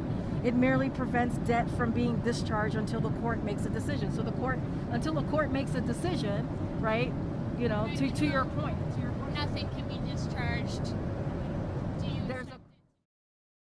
Okay, so pretty lengthy, what's known as a gaggle amongst reporters with the White House press secretary. This is happening right now on Air Force One. It's audio only. The president is en route to Chicago. He's going to be attending a fundraiser there later tonight, and then a rally there tomorrow, shoring up support for some of these Democrats in Illinois. But Karine Jean-Pierre talking about a number of different topics in the news right now. She got a lot of questions on what Elon Musk is doing at Twitter. She also kind of outlined the president's schedule a little bit later this month, where he'll be attending the G20 summit in Bali, Indonesia. Also talking about the war in Ukraine, $400 million more dollars dispersed to help the Ukrainian war effort. National Security Advisor Jake Sullivan traveling to Kyiv, meeting with Ukrainian President Volodymyr Zelensky just today as well. And then, of course, you heard there taking questions on student loan debt relief, on the midterms, and so much more. Speaking of the midterms, LiveNOW look there in Cincinnati, Ohio. Democratic Congressman Tim Ryan holding this Get Out the Vote rally. We're going to take just a quick commercial break. We're coming up on the top of the 5 o'clock hour. When we return, we'll be going out to one of our reporters here in Phoenix, Arizona, to talk about how ballot processing is already underway in some of these major counties here in Arizona. We'll also be talking about the candidates as well. We'll see you in 2 minutes.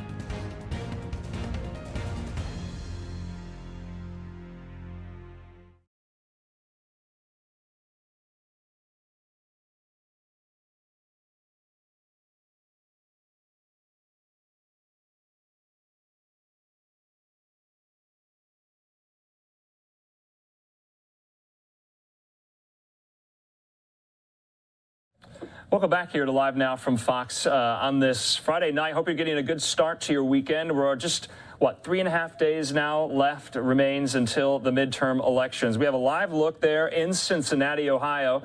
Democratic Congressman Tim Ryan is out there campaigning. Of course, he is vying to become the next senator from Ohio against Republican challenger J.D. Vance.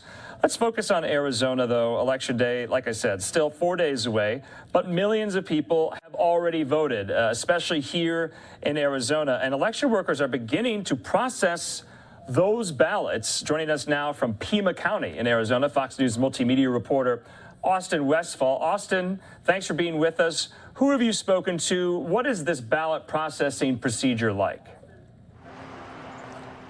So yeah, we're just wrapping up with a campaign event that featured gubernatorial candidate Katie Hobbs here in Arizona, as well as Senator Mark Kelly. They held an event with some celebrities, including Kerry Washington and Camila Cabello. So basically what's happening here in Pima County, there's over 100,000 ballots that have been counted. A lot of poll workers, or election workers rather, they're incredibly busy, and they're only going to be getting busier as we draw closer to November 8th. Take a look at some footage that we got from inside of their ballot counting center.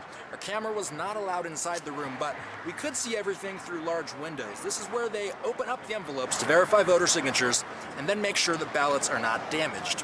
Now, over 125,000 ballots have been processed in this room in roughly 2 weeks. The state of Arizona requires cameras to be installed in the room so that the process can be streamed online. Deputy Elections Director Jeremy George says it's all done in the name of transparency, especially with more talk about election integrity in recent years. So anyone in the public can view what's going on in here at all times. And of course, we have members of different political parties in each group, you'll see, with the red and blue lanyards as well. Now, George says the vote counting process itself has not changed. Most of the people who count the ballots are seasonal workers, and they'll be working through Election Day and likely past that, because many voters will submit their provisional ballots on Election Day, and then it will take several more days after that to process those. Andrew, the Associated Press says so far over 26 million people have voted in America. Back to you. All right, Austin Westfall there. He's been in Arizona for, a couple of days now, talking to voters, interviewing some of the candidates, as we are just 3 days away, 3.5, depends on where you are in the country. Austin, thanks so much. We'll talk again, no doubt. Okay, right now we do want to move on to some of these other headlines that we have for you on this Friday night. Of course, we got the jobs numbers for the month of October. 261,000 jobs added last month, although the unemployment rate ticked up just a little bit, 3.7%. Fox 13 in Tampa has a look at what these numbers mean. Job market, but our growing economy defied expectations yet again. The new labor report shows our nation added 261,000 jobs last month, and our political editor Craig Patrick is here to explain why, what it means, and where we're headed now. Craig? Well, let's start with the goal for where we're heading in all of this. The goal is to slow consumer spending to the point that it slows inflation, but not too much so it doesn't crash the economy. That's the goal here. So far, we see the economy is still growing for the GDP numbers that came out a few days ago, and now we see the job market also is still humming, very much so, which is kind of creating an unusual situation. Economists expected 200,000 new jobs the past month, and our economy beat expectations, yet again adding 261,000 new jobs. That is a drop from 315,000 last month, but this is still a strange time in which economists say job growth needs to cool more than it is in order to tame inflation. Back in May, President Biden said we need to shift down to around 150,000 new jobs a month. And again, we just added 261,000. It doesn't appear to take us where we need to be in terms of controlling inflation, but it's also a far cry from the claims that we're in a recession. This report is not consistent with what a lot of major CEOs have been saying about a recession right on the horizon. A lot of economists have missed, or their projections have not come to pass. For example, here's former Trump economic advisor Kevin Hassett back in July claiming recession. Fact is that 10 times we've had 2 negative quarters or more since the Second World War, and every time it was a recession. And claiming it again. And now they're in denial about the recession, and that's not a recipe for policies that fix things. and claiming it again 4 months ago. We're in a recession. Right now, it's virtually certain. As you know, I've been saying that we're in a recession for 2 or 3 months now. But it looks as if we're in the opposite situation of a hot job market and a growing economy that's still overheated. Though it ticked up a fraction, unemployment is still at a near record low, and we still have what economists consider full employment. And we have many more job openings than people looking for work, nearly 2 job openings for every 1 person seeking a job. This is obviously a big problem for a lot of companies, and it helps explain why companies keep adding workers while it's getting harder and more expensive for them to borrow money to meet payroll. In short, they're still playing catch-up and chasing a shrinking pool of job seekers, especially in education, healthcare, leisure, and hospitality, where we're seeing some of the largest gains. So while the job market is hot, there is an underlying problem with the lack of available talent. The workforce participation rate dropped to 62.2% in April and has bobbled around that same point ever since. And we have a smaller share of prime working age adults looking for work than we had before the pandemic. And that number nudged down the past month.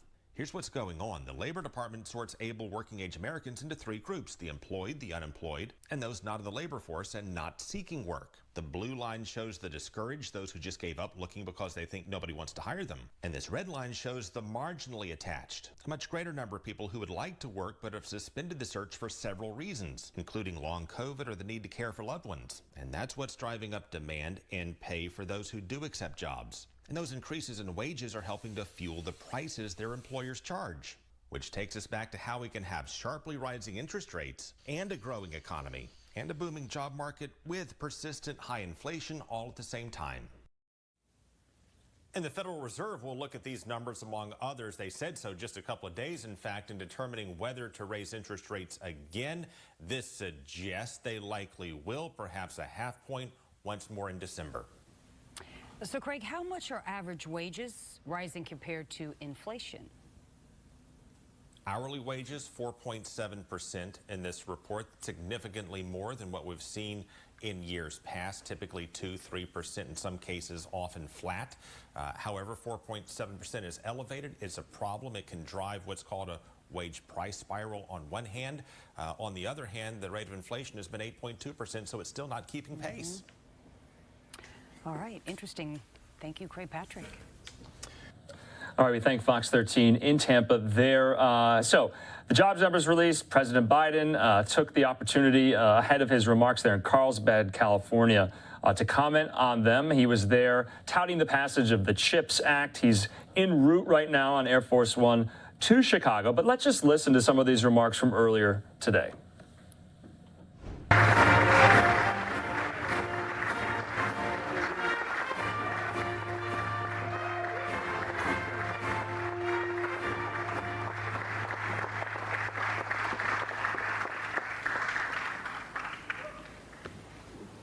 Darn, thank you very much for the introduction. And for the bad guys on the other side of the hedge, I mean, what's the story? I see the persons who own this operation or set it up. You guys are allowed to come on this side, you know, anyway, thank you all very much. Thanks for the introduction and for your service and the service of your husband. I mean that sincerely. You know, I spent a fair amount of time, I guess I was in about 34, 35 times in Afghanistan and Iraq.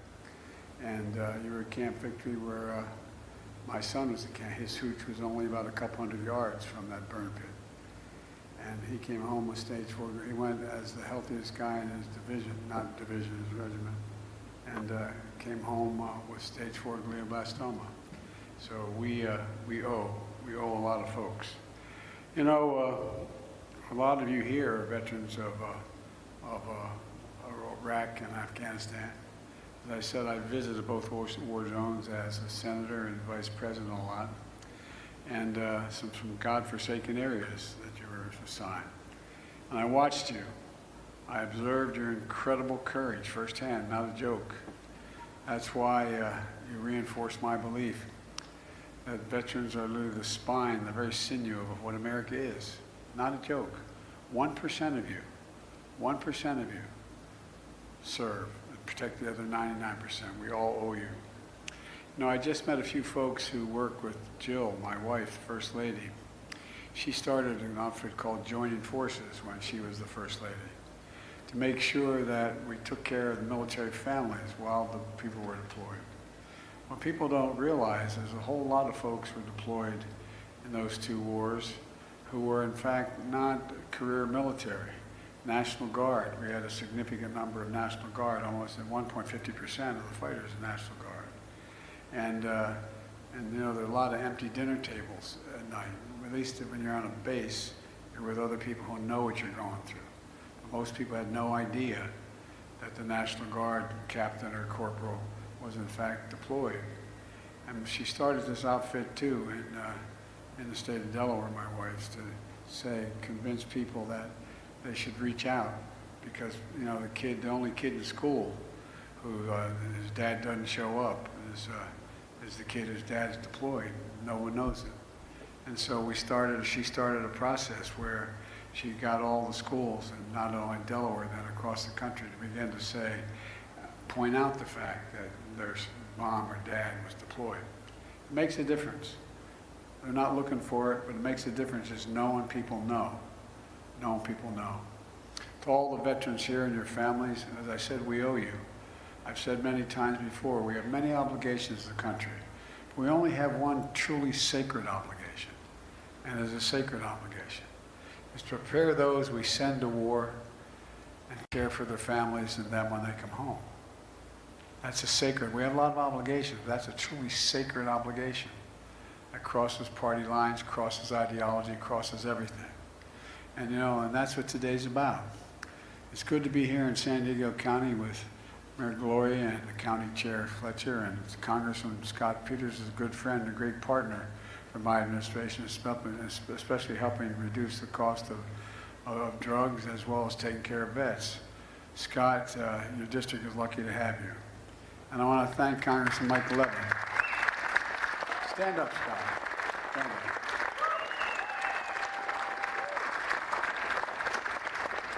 Well, this guy's the real deal. He's the real deal. And I want to ask Congressman Mike Levin, thank him for welcoming me to his district today. Mike, where are you? There you go. Mike.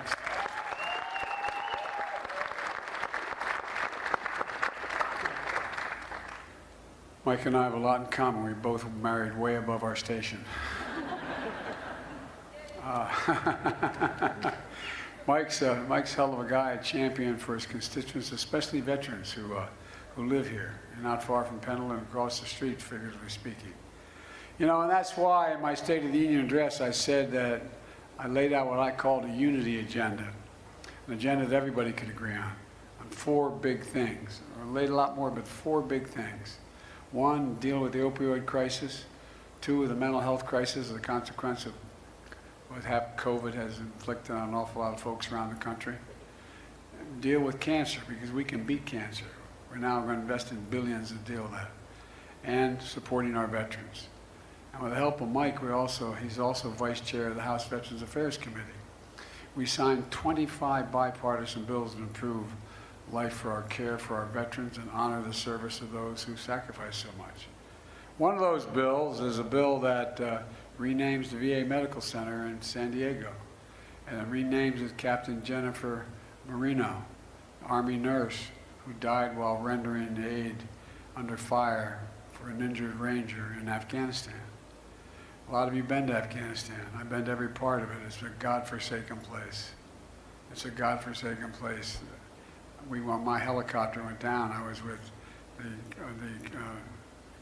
commander as well as a couple snipers and a guy named Hagel, who later became the Secretary of Defense, and a guy named Kerry, Secretary of State. And they wanted to see where bin Laden had escaped through the mountains up in the Upper Konar Valley. So the Upper Konar Valley is nothing but rock, straight rock. There's no vegetation at all. Some of you have been there. And our helicopter went down in a snowstorm.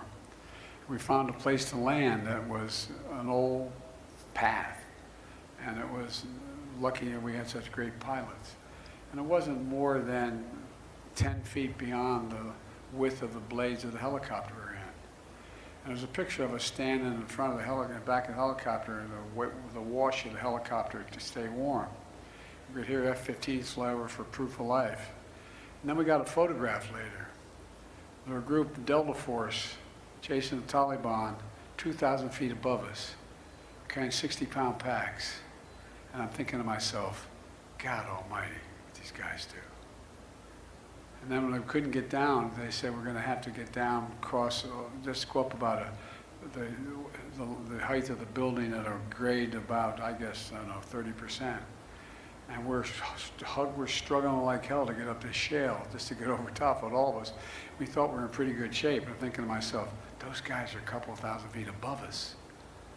Anyway, I just think that we have I don't think I know, we're the finest military in the history of the world. Not a joke, the history of the world.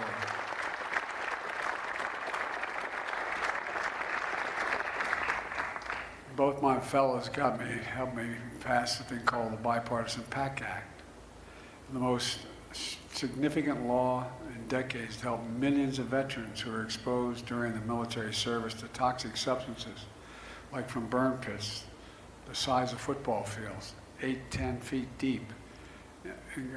Just an incredible place where they incinerated waste of war, tires, poisonous chemicals, jet fuel, and so much more.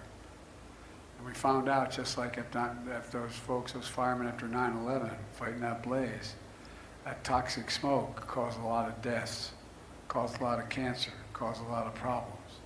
So when they came home, many of the fittest and best trained warriors were not the same. They came home with headaches, numbness, dizziness, cancer. The PACT Act empowers the Department of Veterans Affairs to determine more quickly if a veteran's illness is related to toxic exposure. And for the families or veterans who died of toxic exposure, it means monthly stipends, life insurance, tuition payments for their kids to get to school. It's the least we can do for them. The least we can do for them. And folks,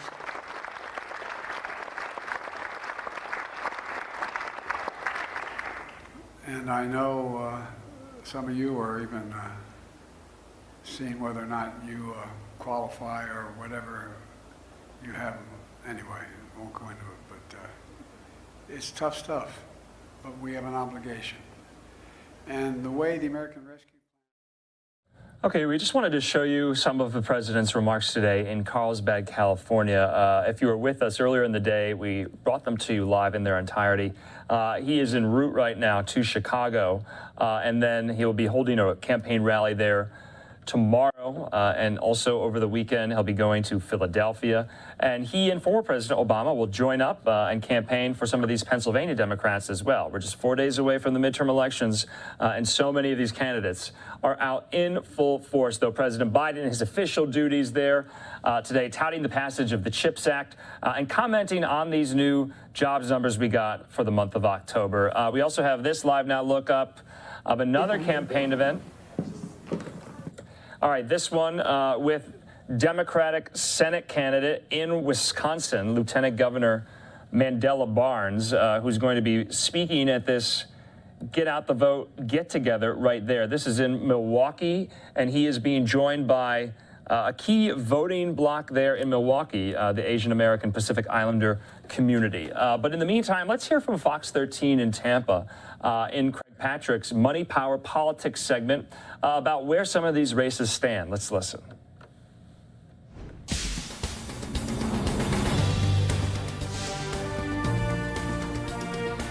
In 2020, our pollster Matt Towery's numbers in the Florida presidential race came within 0.49% of the actual returns. And he's ranked among the most accurate pollsters in the nation. And here's his final poll for Fox 13 before the election. It gives Governor Ron DeSantis a 53-43 lead over Charlie Crist, and Senator Marco Rubio a 51-45 lead over Val Demings. And a deeper dive into the data shows us what's going on here. So we're zooming in, Matt, for tonight's Spotlight. Well, please welcome Fox 13 pollster Matt Towery. Thank you once again. Let's start with the U.S. Senate race. Here you have Marco Rubio leading by 6 points, but what's notable is that he is above 50%. Yes, and also I noticed in comparing our survey that we conducted for Fox 13 last month that both Val Demings and Charlie Crist lost ground just a little bit each time And I think that's associated with President Biden's disapproval rating, which has really plummeted in the last month here in Florida. And I think that's sort of holding both of these candidates back a bit. With only 2.5% undecided in the Senate race, is there anything at this point Val Demings can do to try to pull off a surprise?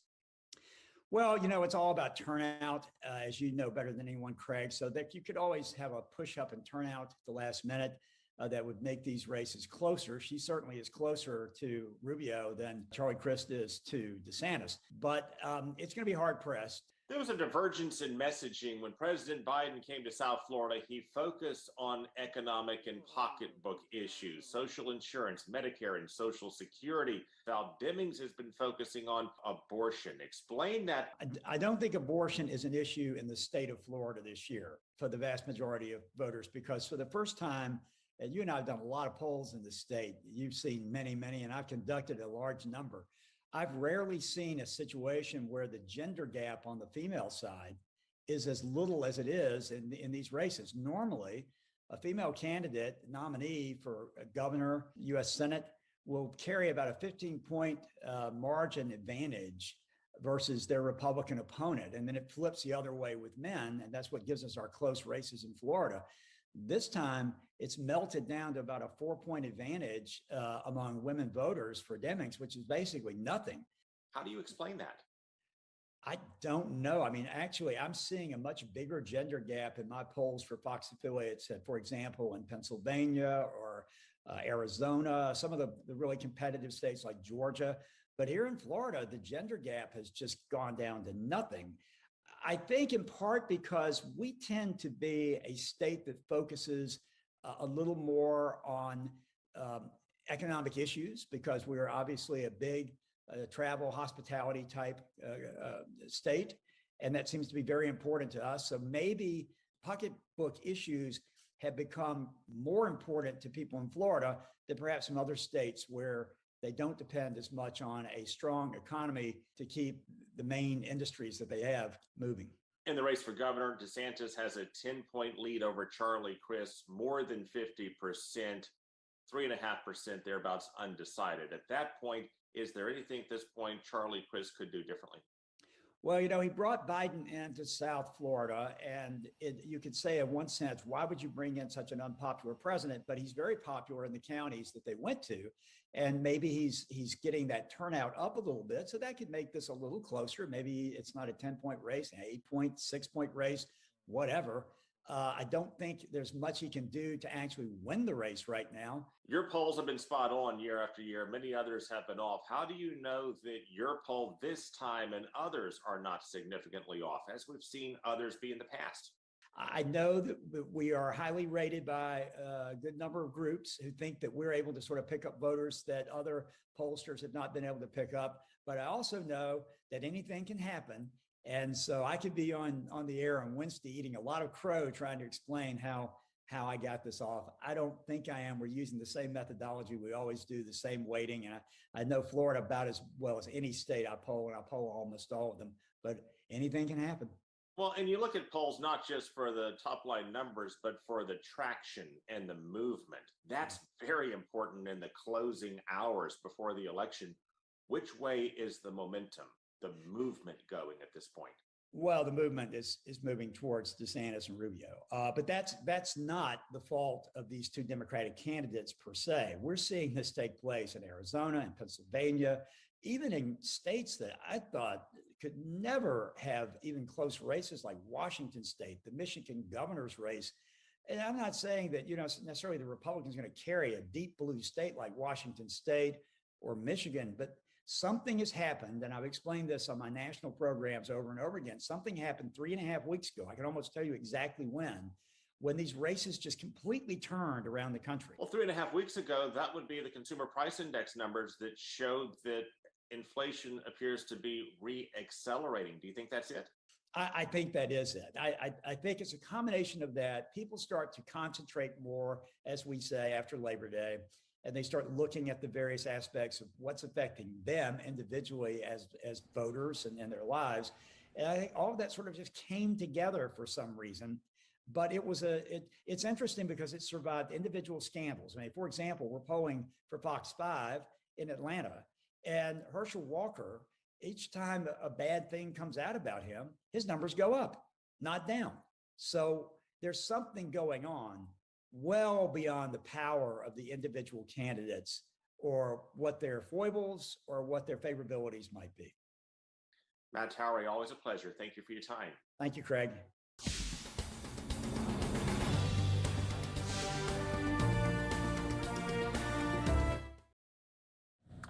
All right, we thank Craig Patrick there at Fox 13 in Tampa. Let's head back out, though, live to Milwaukee. Mandela Barnes, the Democratic Senate candidate there, speaking to some of his supporters. Let's listen. That bill became law. This is a person who delivered $215 million in tax deductions for his biggest donors. At the same time, he wants to repeal the Affordable Care Act, a lifeline for people. And we should be moving towards universal health care in this country to make sure that every single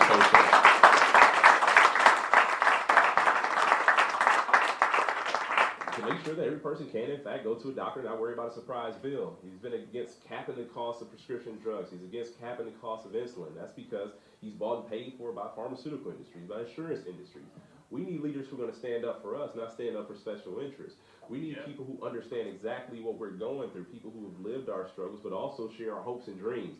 Because regardless as tough as things may be, we should have a little bit of hope, a little bit of faith, because in our greatest challenges, we have our greatest opportunities.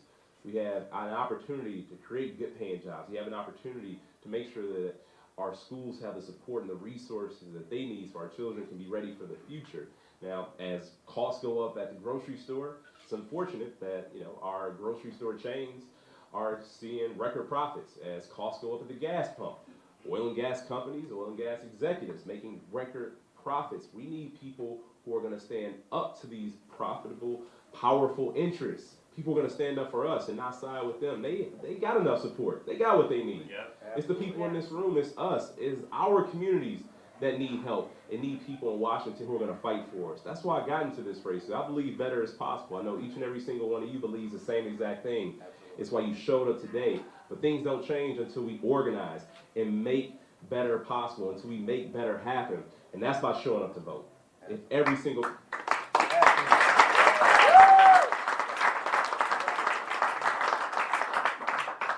Every single person in here got one new voter between now and Election Day. One new voter every day. Between now and Election Day, we could make the difference in this race. And a new voter could be a person who's never been registered before. It could be a person who votes in presidential years but don't necessarily think the midterms are important. The power is in our hands to change things. And another thing I've been reminded of as I travel the state, it's not always left or right, red or blue. It's about folks who sat comfortably at the top and the rest of us who get left behind at the bottom every single time. And it's time to fight for better, for more, for the people who aren't able to be here with us today. For the people who are at home, or the people who are taking care of kids, the people who are working multiple jobs just to stay afloat. And we need to let them know that we're not leaving folks behind. That was the old way of doing things. People like Ron Johnson have had their day. It's our time now.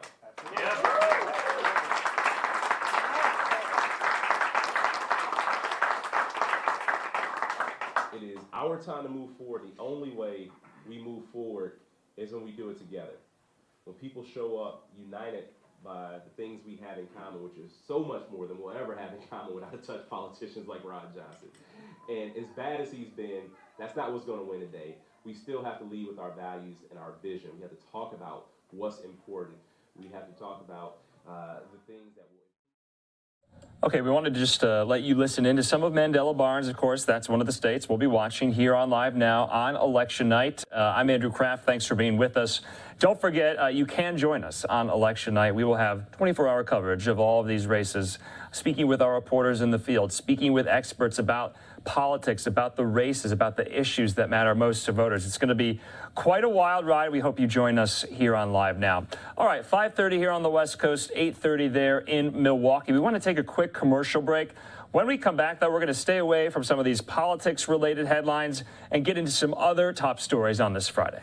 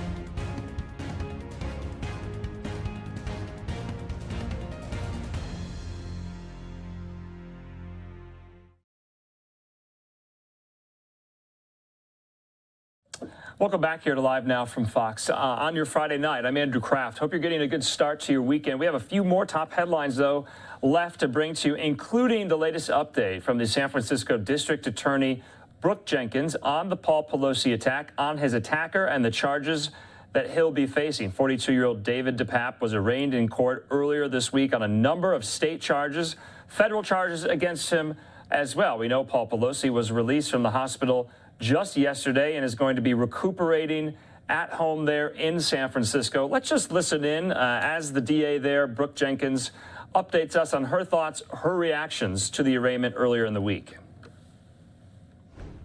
Hey everyone, I'm District Attorney Brooke Jenkins. As you may be aware, this morning we did have a court hearing in the DePape case. What happened was that two dates were set. The first date is November 28th, 2022, and that will be for a status update. What that means in layman's terms is that both parties will inform the court of the status of discovery, whether or not my office has turned over the discovery in this case, where that stands, because as you know, this is an ongoing investigation, and so discovery will be coming in on a rolling basis. They will also update the court as to whether or not they expect to be ready for the preliminary hearing, which is now set for December 14th. The preliminary hearing is a hearing where our office is charged with proving that there is probable cause to proceed with the charges that have been filed against Mr. DePape. That is a hearing before a judge. And now I'm willing to answer any questions you have. Are you going to ask? DA Brady or Fay have indicated in court that that preliminary hearing could take as long as 5 hours. If you could explain just briefly what that preliminary hearing might include in terms of trying to prove your case. Yes, so at this point we will be determining what witnesses we need to call, whether we call a victim, whether we call the 911 dispatcher, whether we present certain evidence, and so there could be a number of witnesses that testify at that hearing, and so we have to make an estimate as to how long that testimony will take, both with the direct questions from the prosecutor as well as the cross-examination from the defense. Do you anticipate any problems with this moving forward with his testimony and all the evidence and the high profile of the case? In other words, would you be shocked if there's no way this does not go to trial?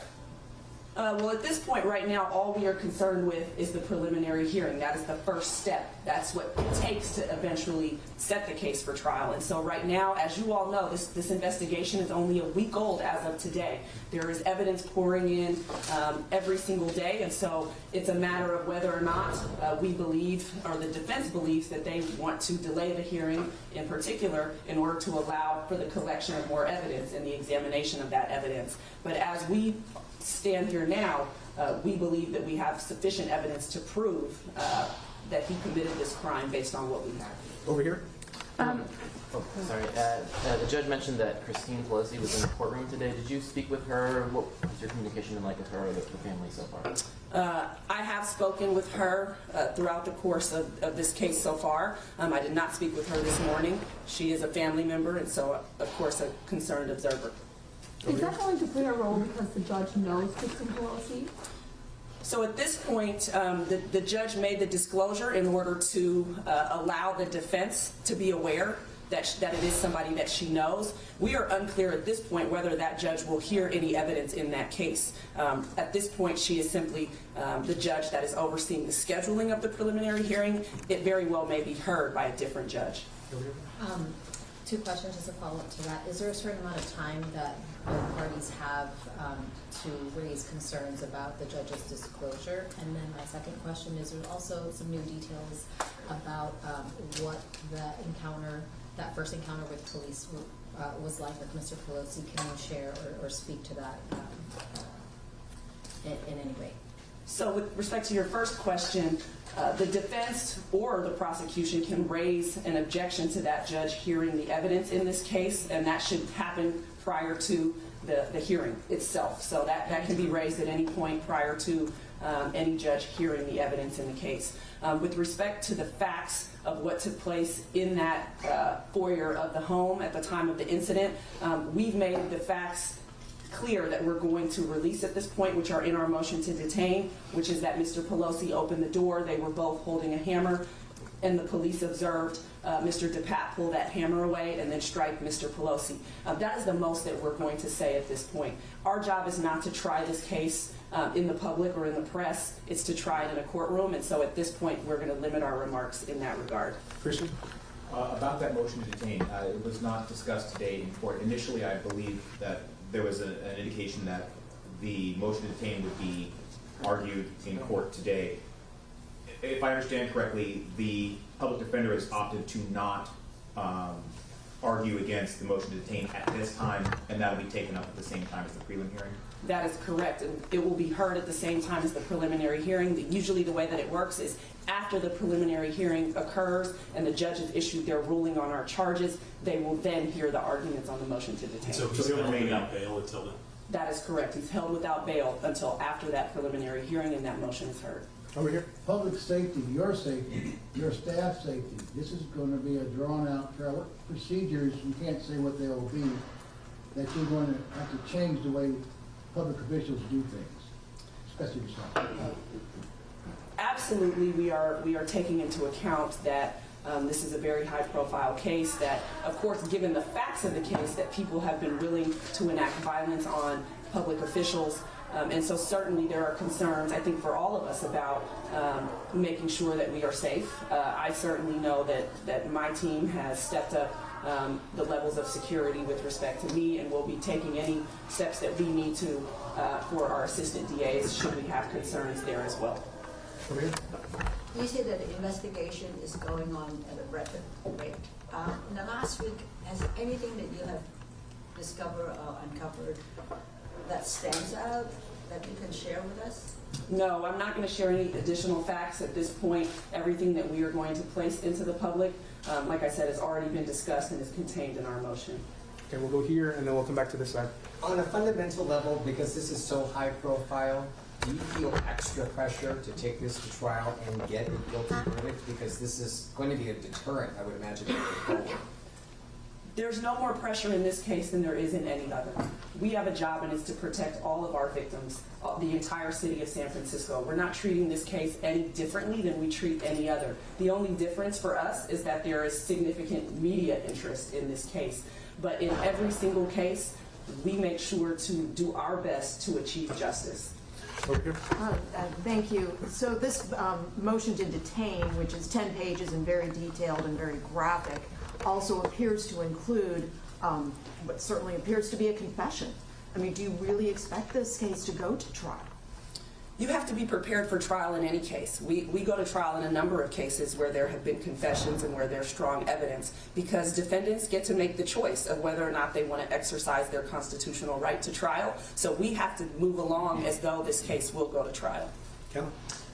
In that motion, it also mentions that he said that he had other targets, including federal, state official or politicians and their relatives and a professor. Can you say any more about who those people might be, what kind of politicians they were?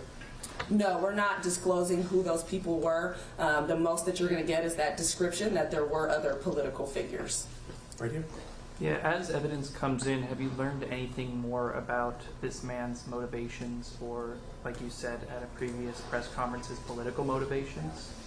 I believe most of that has been spelled out both in the federal affidavit and in our motion. What is clear is that he was targeting the speaker, that he did not find her in her home. Instead, he found her husband, and that he enacted violence on her husband after the police arrived. And so he clearly, as you've read, had specific issues with her politics and her leadership in this country. Is there a body camera, and is that going to be used in the case if there is? It certainly may be used at trial. We will decide whether or not it is played at the preliminary hearing as we move forward. Is the defendant required to appear in the status hearing and the preliminary hearing? And can you say anything about where he's at now, conditions, status, anything like that? What I can say is he's being housed in the county jail at this time. He has the ability to waive his appearance at the status update. However, he will have to be present at the preliminary hearing. Does he being an illegal immigrant, does that make a difference in how you approach the case, or what is the status with that? Somebody's immigration status plays no role in how we decide to prosecute a case.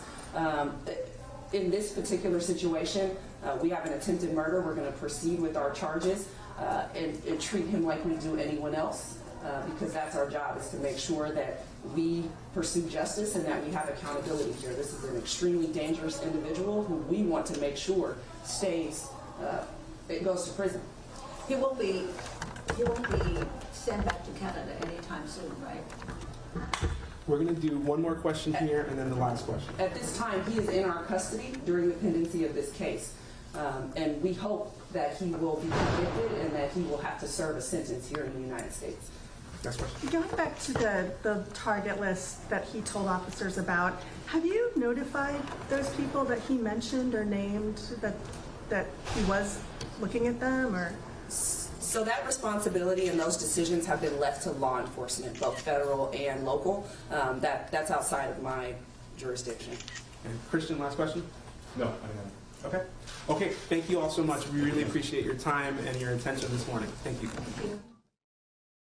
All right, you were listening in to San Francisco District Attorney Brooke Jenkins there take questions from reporters about, when the preliminary hearing is going to be for David DePape, about his immigration status. Remember, we learned that he is one of these, according to ICE officials, longtime visa overstays. He's from Canada, and so she was getting asked about whether or not that's going to play a factor in prosecuting him, holding him to account, and then of course if there is a trial that eventually happens. And so I had that question myself, would he be deported to Canada, for instance? So that remains to be seen. Also, a lot of other questions about who these other high-profile political targets might have been. Whoever they are, have they been notified? Brooke Jenkins really was not going to go there with some of those reporters. In the meantime, let's move on to some of these other top headlines on this Friday night. I'm Andrew Kraft. LiveNOW looked there at the New York City skyline. Beautiful New York City there. But we want to bring you this story about this serial rapist that was arrested just today. Take a look at this. There he is. Police have arrested the man accused of sexually assaulting a woman out jogging in New York City. 28-year-old Carl Feiner appeared before a judge today. Police say the 43-year-old woman was jogging in Hudson River Park near 45 around 5:30 Thursday morning, when he allegedly grabbed the woman, choked her, then knocked her to the ground before raping her. Police say he then took off with her wallet and her cell phone. Back out live to New York, Fox 5 New York reporter Antoine Lewis has this story. I only am on the West Side Highway or walking around during the daytime when there are a lot of other people around. Caroline Basili is one of many runners in Hudson River Park now on alert. The NYPD says a 43-year-old female was jogging near Pier 45 when she was sexually assaulted around 5:30 Thursday morning. I used to live on the Lower East Side, but here I always felt safe because there's other runners. It's the West Village. I think you're safe. It's, a comfortable neighborhood environment. Authorities say the male suspect approached the victim from behind, choked her, and then assaulted her. Police say he also robbed the victim, stealing her cell phone and credit cards before taking off. Paramedics took the victim to a local hospital for treatment of her injuries. Thursday afternoon, the NYPD says they took a person into custody. We do have a suspect in custody. He has not yet been charged, but he was taken into custody a few hours later up near the Port Authority bus terminal. Last spring, a woman was sexually assaulted in Hudson River Park during a Sunday morning run in late March. Authorities released this picture of the suspect, whom they say approached the victim, choked her, then sexually assaulted her before taking off with her cell phone. Police say an arrest was never made and are investigating if there's any connection between the two attacks. The violation and just the overall sense of not being able to do your morning run alone in a city that, should be safe, it just brings tears to my eyes. All right, Antoine, thanks so much. Let's look at some of these photos yet again. That is 28-year-old Carl Feiner. He appeared before a judge today after police arrested him. And of course, we were learning about this 43-year-old woman who was jogging in Hudson River Park near Pier 45, 5:30 a.m. yesterday morning, when he allegedly grabbed the woman, choked her, then knocked her to the ground before raping her. Police say he then took off with her wallet and cell phone, and a passerby saw the woman and immediately called for help. Police say he could be linked to the assault and the attempted assault of 2 other women. The judge has ordered him to remain in jail and to undergo a mental health evaluation.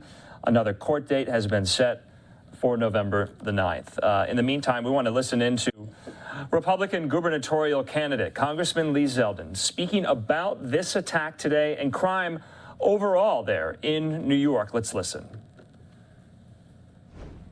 Talk to men and women who are greatly concerned about safety on our streets, and on our subways. Republicans and Democrats and independents have decided enough is enough. They're tired of the pro-criminal laws that have been passed up in Albany. You have weak district attorneys who are refusing to enforce the law, and they want to be able to support our men and women in law enforcement. Being able to run this route on a Thursday morning is something that should happen in peace. The ability to be safe. The ability to go from point A to point B on our subway system without fear of being pushed in front of an oncoming subway car. We saw videos of Green Goblin gangs, of a person who pulled an axe out of his backpack and started swinging it wildly at tables and chairs and customers at the McDonald's on Delancey Street in Lower Manhattan. For New Yorkers, they don't want to be told that this is just perception. There's nothing to see here. Just look away.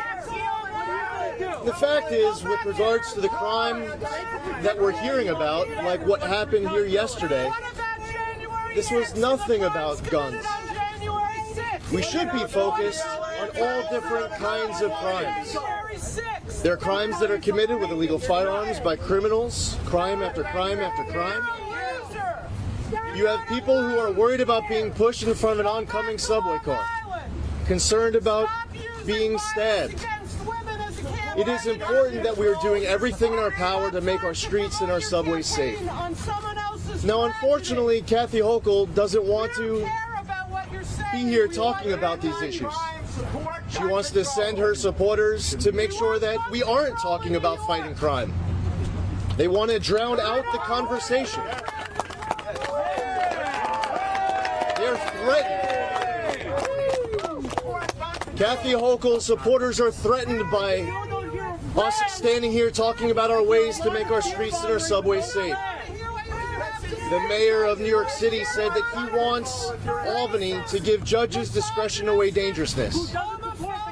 He's calling for a special session in order to amend raise the age. Even Bob Duffy, the former lieutenant governor under Andrew Cuomo, he lives in the Rochester area, and he's calling on judges to have discretion to weigh dangerousness. Even at my own house a few weeks ago, we had a gang-related drive-by shooting on my front yard. There was a Long Island accountant who went up to Marist for Parents' Weekend, trying to get a cup of coffee and get out of a hotel, gets caught in gunfire and lost his life. Kiara Hudson, a few weeks ago, was asking for the judges and for the system to keep her husband detained. Adam Benefield was charged with a slew of domestic violence offenses just outside of Buffalo. Kiara was begging, you can't let him out. If you let him out, he is going to kill me. That was on Tuesday. The next day, on Wednesday, in front of her 3 kids and wearing a bulletproof vest, she was murdered by her husband, Adam. So what we should do is everybody should be working together to address the concerns of New Yorkers. Right now, Kathy Hochul and her supporters are threatened by this conversation about having safer streets. Why is that? Why is this conversation a threat to them? Plan A would be for the state legislature to come to the table to be able to overhaul these pro-criminal laws. But so far, the state legislature has said that they are unwilling to do that. So what we have said was that on the first day, my first action, as soon as I'm sworn into office, is to tell the Manhattan District Attorney Alvin Bragg that he's being fired for his refusal to enforce the law. We are going to declare a crime emergency here, and we are going to suspend New York's cashless bail, New York's discovery law changes, less is more, raise the age, and the HALT Act. And you know, it's kind of ironic, and I'm glad you guys have your microphones as you hear me talking about my plan being drowned out by people saying, well, what's your plan? Well, we're telling you what our plan is, but they're too busy screaming and yelling because Kathy Hochul doesn't want to hear about it. So Kathy Hochul says when we were at the debate last week, question after question after question was being asked about crime, and I'm glad that those questions were being asked. So I pointed out, here we are, almost completely done with the entire conversation about crime, and Kathy Hochul still had not spoken about the need to lock up criminals for committing their crimes. So she says that she doesn't understand why this is so important to me. When Kathy Hochul says that she doesn't understand why this is so important to me, she's saying that she doesn't understand why this is so important to all sorts of New Yorkers. They want to see action. They want to see leaders in government talking about what is wrong right now, that they understand the concerns of the people, and that here are their solutions in order to address it, and they will have a zero tolerance for crime, and they will do everything in their power to make sure that we are taking back our streets and our subways.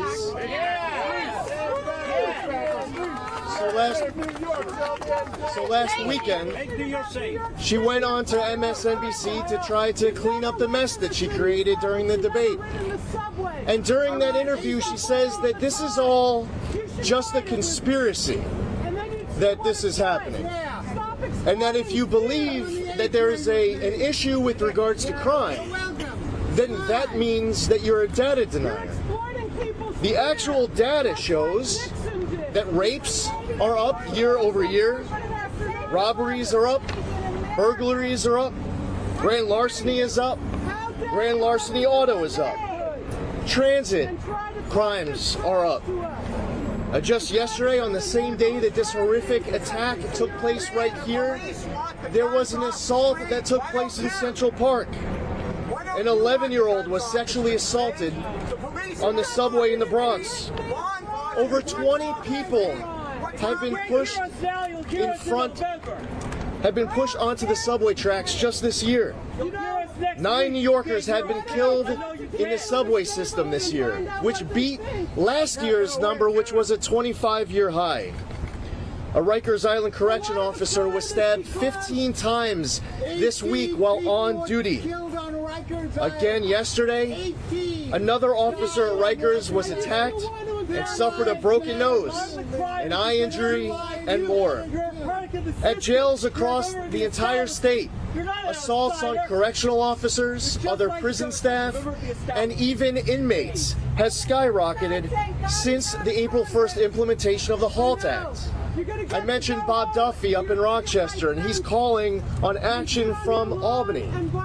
Again, he's a Democrat. He was lieutenant governor of the state. Why? There are 68 murders that have taken place so far this year up in Rochester.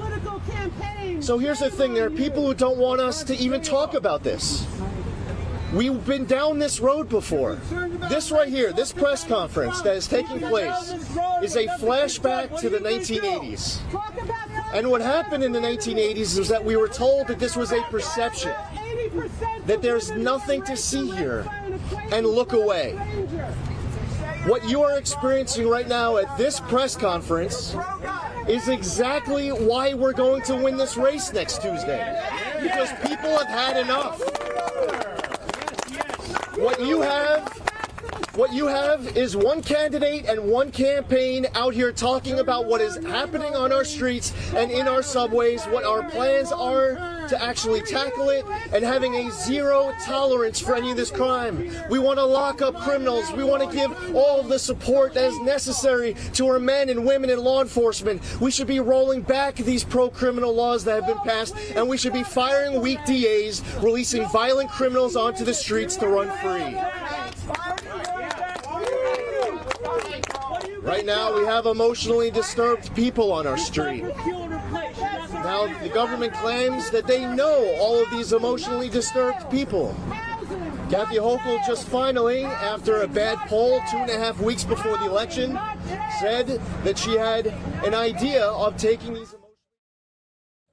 Okay, you've been listening in to Congressman Lee Zeldin there. Obviously, he's the Republican nominee for governor in New York, talking about crime overall, and he was really shouted down throughout the whole press conference there. This is right on Pier 45, where this horrible, horrible sexual assault and rape took place early Thursday morning with that 43-year-old female jogger. And now an arrest has been made. Remember, we were bringing you that news here, that 28-year-old is now in custody. They have arrested his name, Carl Feiner. He appeared before a judge today. And so police say he took off with her wallet and cell phone after raping her. A passerby saw the woman and immediately called for help. Police say he could also be linked to the assault and the attempted assault of 2 other women. So in the meantime, you heard Lee Zeldin there go after his Democratic rival, incumbent Democratic governor Kathy Hochul. Obviously, the midterm elections are just 4 days away. And speaking of that, we just got Air Force One that touched down in Chicago. President Biden heading to some campaign fundraisers there tonight for some of these candidates he'll be rallying for tomorrow there in Chicago, shoring up support for some of these Illinois Democrats. So Air Force One just landed there. Anyway, we're coming up on the 6 o'clock hour here on the West Coast, almost 9 o'clock there on the East Coast. We're going to take just a quick 2-minute commercial break. When we come back, though, we're going to be talking about 1 week later, Elon Musk taking over Twitter, and so many changes have been in store, many layoffs happening just in the last 24 hours. What does this mean for the social media giant? Before we go to break, we do have a live look there. Air Force One just touched down on the tarmac in Chicago. And we'll be monitoring if President Biden makes any remarks to the press pool as he disembarks Air Force One there in Chicago. We'll see you in 2 minutes.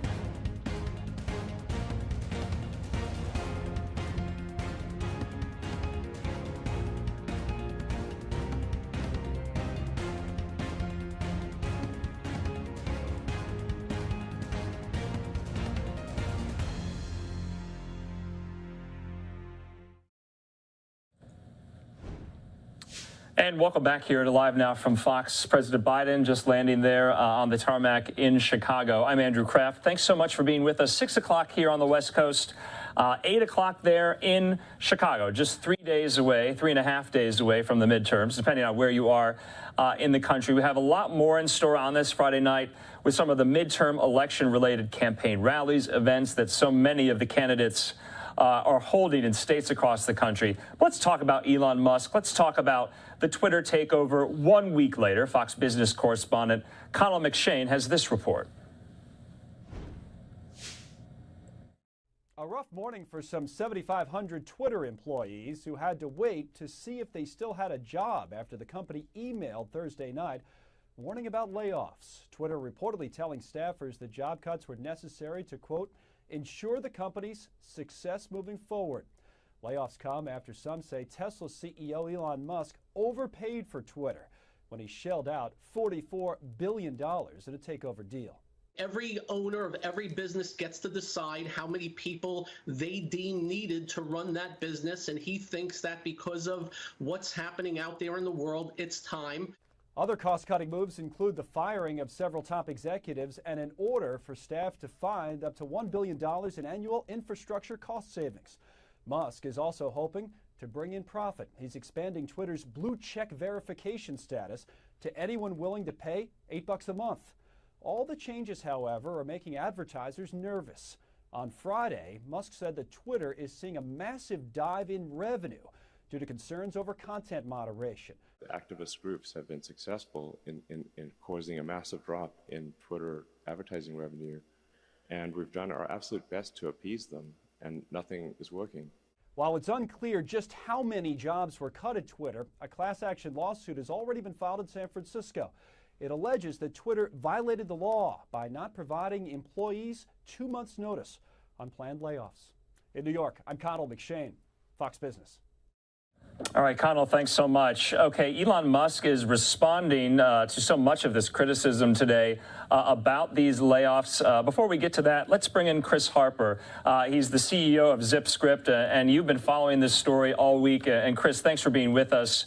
But let's talk about the future of Twitter. But first, let's talk about so many of these layoffs that have happened in the last 24 hours. Some estimates, Chris, say that, almost half of Twitter's workforce has been let go. Elon Musk, though, responding today with this, saying regarding Twitter's reduction in force, unfortunately, there is no choice when the company is losing over $4 million a day.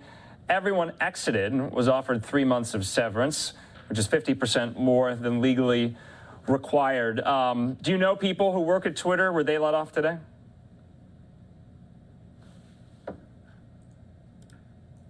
Everyone expected some type of change, and the change is here. Obviously, the company has a lot of debt. He's got to service that debt. Changes were coming. Changes have been made. And I think it was very fair of him to do 50% more than legally required. But we'll see what else is to come. Yeah, also, Chris, I was wondering, too, now that we are a week removed from this, let's talk about some of the, people that might come back on the platform that were, quote unquote, deplatformed for whatever reason.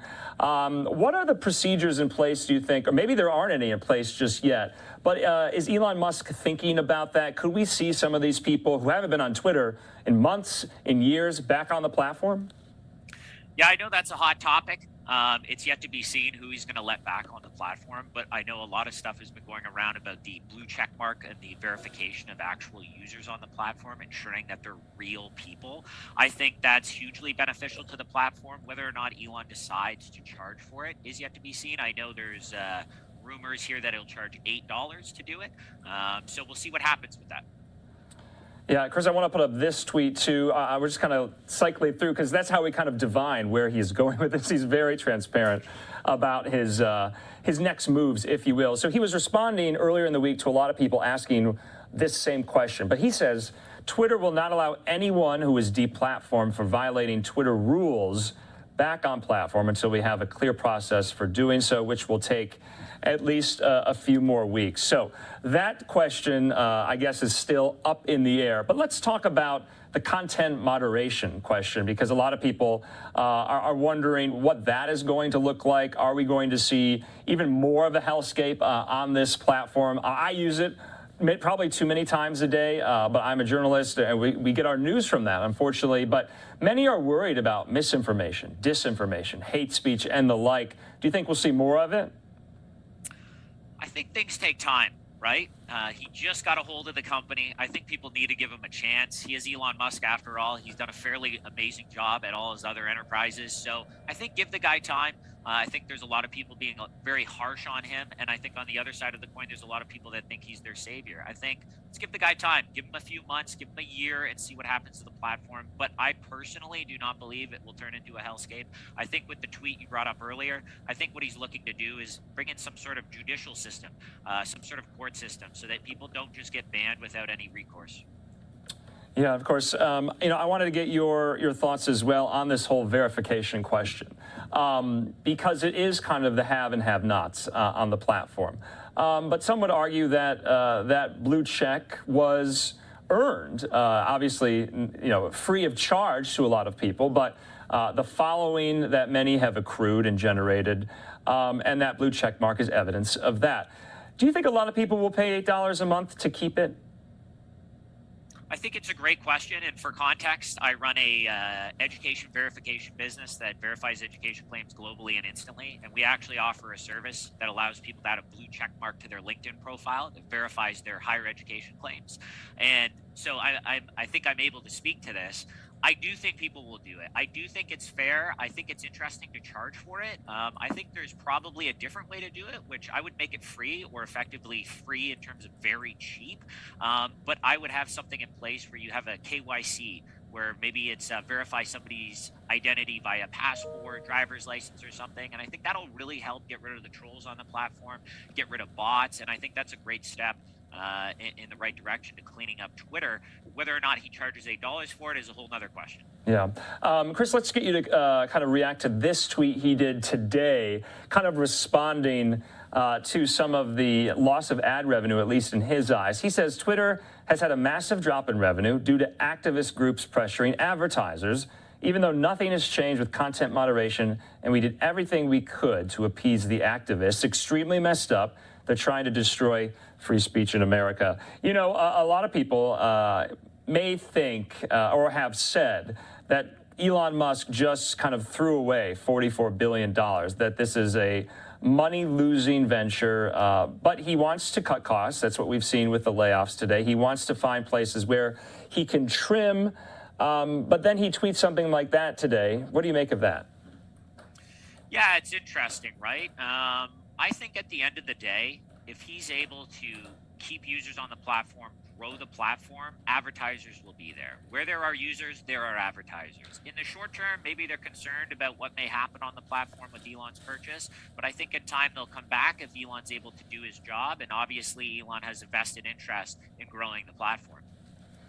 Okay, you're the CEO of a company, and this is a tech company, and so if you had to fire half your workforce to cut costs, how do you operate? Yeah, it's an interesting question. I think it's nuanced in this particular instance because he's now purchased the company, so he's coming in. It's not a company he's been operating or started. So he has a different management style. He sees things differently. Elon, at his core and his original self, is an engineer. And engineers like efficiencies. And I think Elon probably saw a lot of bloat. I know there's a lot of debt in the company. And the way he does things, it's his managerial style. I'm not here to judge his style. Obviously, it's been effective at SpaceX and Tesla. So let's see if it's effective at Twitter. Okay, you seem quite bullish. What do you say to the critics, though, that say Twitter could be dead in a couple of years? Hey, anything can happen. Yeah. I am a bullish person. I'm an optimist by nature, but anything could happen. This could affect Twitter. This could maybe reduce Twitter's users with Elon. Maybe his strategy is incorrect. No one always has the golden touch. So, like I said earlier, I think time will tell. At least give the man a chance. I think all of us would like to have a chance at anything in life, be given at least some kind of chance. So let's see what he does with it. All right, Chris, just last question. Going into next week and into the month, what are you looking for to happen with Twitter, maybe some of Elon's decision-making? What's next? What are you keeping your eye on? I'm really interested in the people that you mentioned earlier were deplatformed. We know there's an election coming up, and this is a very hot topic right now in the United States of America. So let's see what happens with that. Will he bring in some sort of court system? Will there be some sort of due course for people that were kicked off the platform? And then also with the checkmark thing, I think it's going to be really interesting, and I'm hopeful it works out. All right, Chris Harper, we appreciate your time, your insight into this. Hope you have a good weekend, and we'll speak again. Likewise. Thank you for having me. Thank you. Okay, well, Elon Musk was at some type of kind of panel format today and was quite forthcoming about his plans, not only with Twitter, but with Tesla, with SpaceX. We want to play some of those remarks for you on this Friday.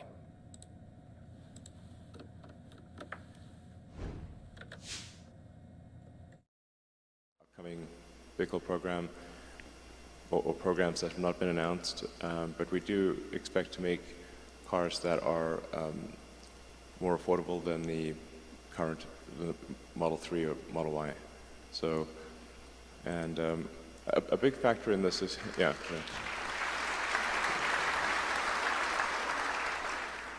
But I think by far the biggest factor is autonomy and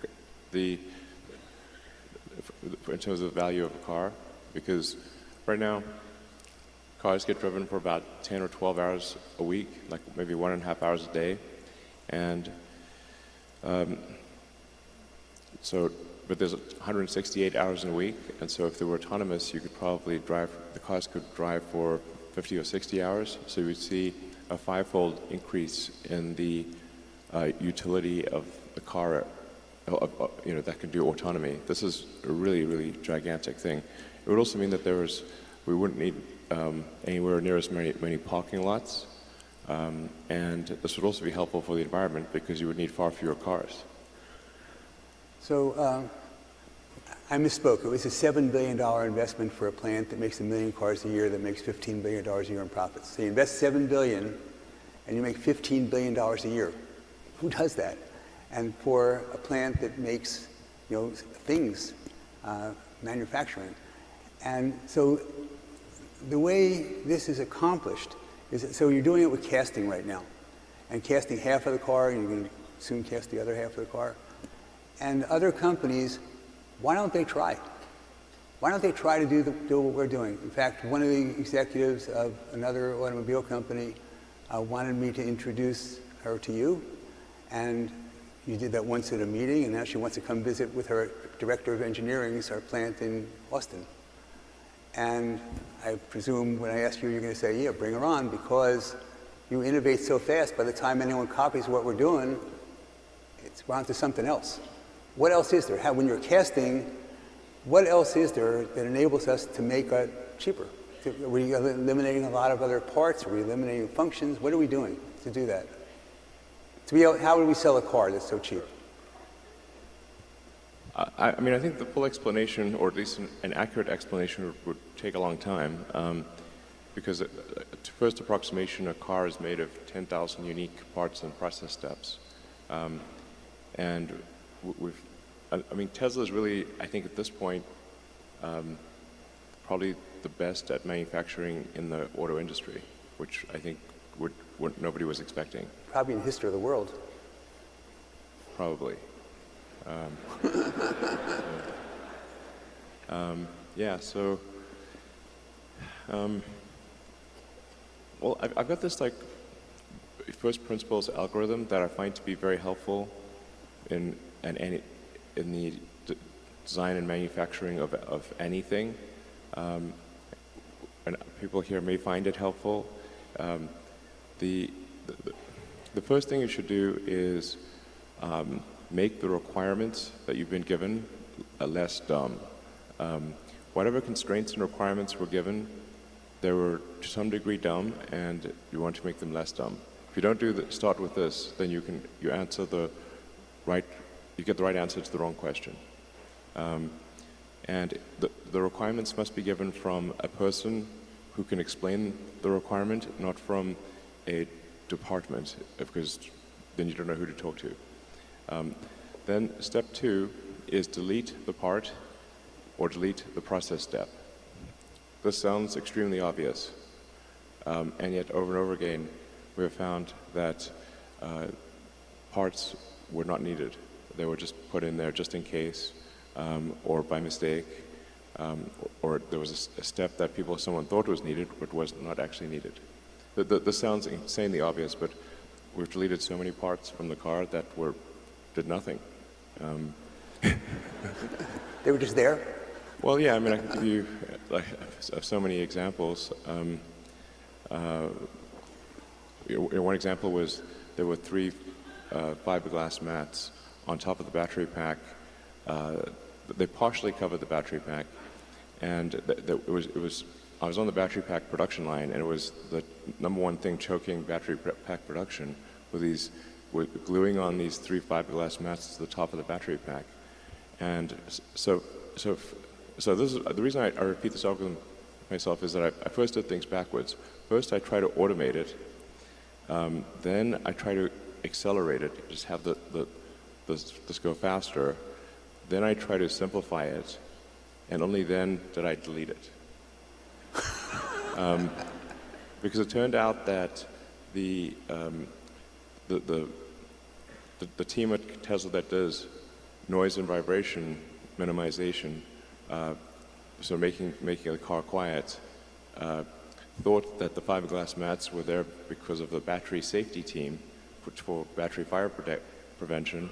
And then I asked the battery fire prevention team what were they needed for, and they said, oh, noise and vibration. And I'm like, okay.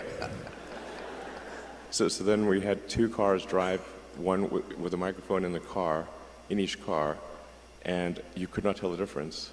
So we went to all that trouble for a part that should not exist. And then another example was there was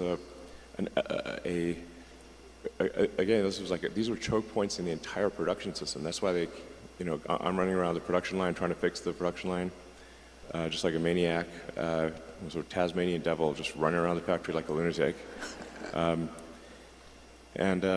Let's see, we had the body production line in Model 3 was at one point stuck because we had a laser welding cell to weld a small cross-car beam in the passenger footwell of the front seats.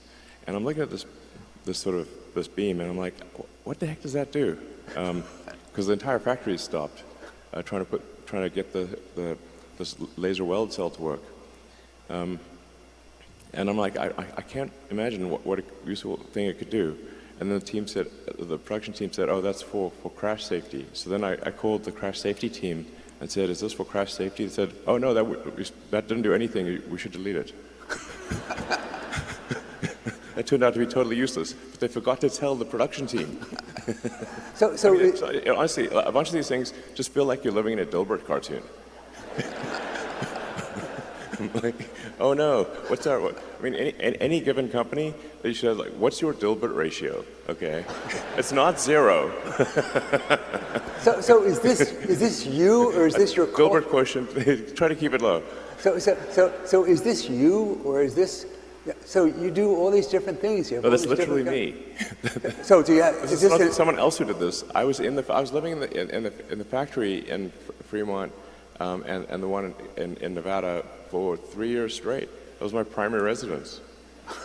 Not kidding, literally. Did you keep the couch?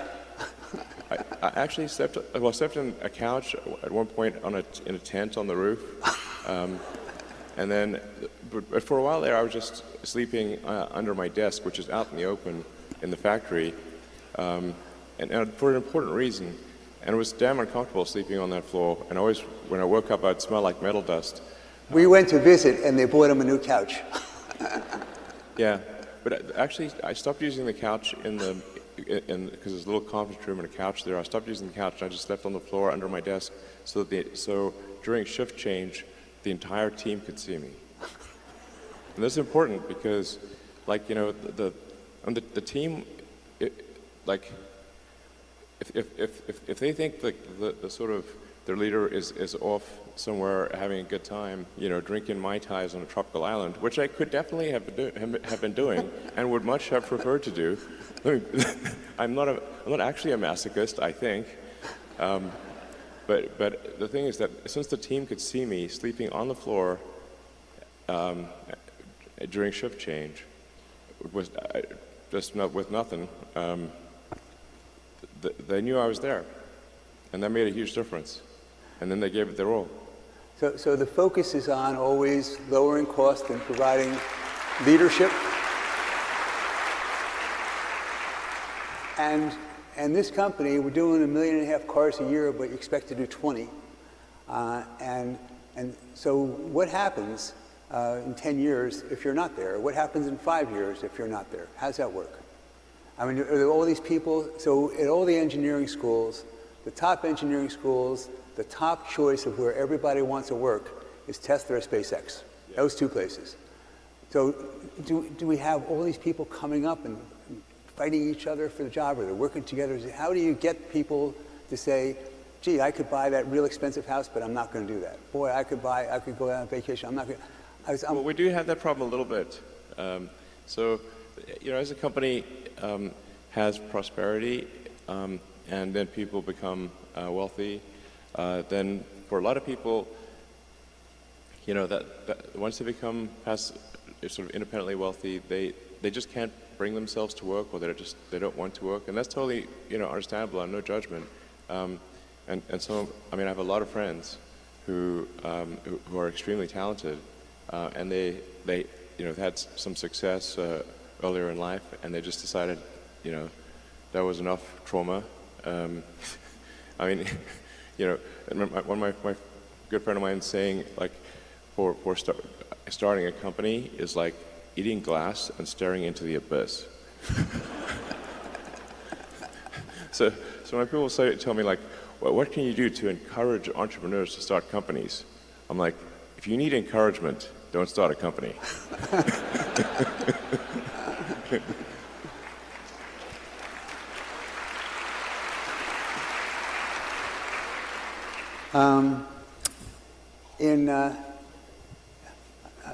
In SpaceX, and so we have you know, competitors, sort of, I guess. So SLS, and you know, I read about. That's not, you know, it's just Boeing, Northrop, and Lockheed. And with those guys, when they build the launching pad, it took them like 10 years and billions of dollars. And we had to build a launching pad, and it cost a few $100 million, and did it in 6 months.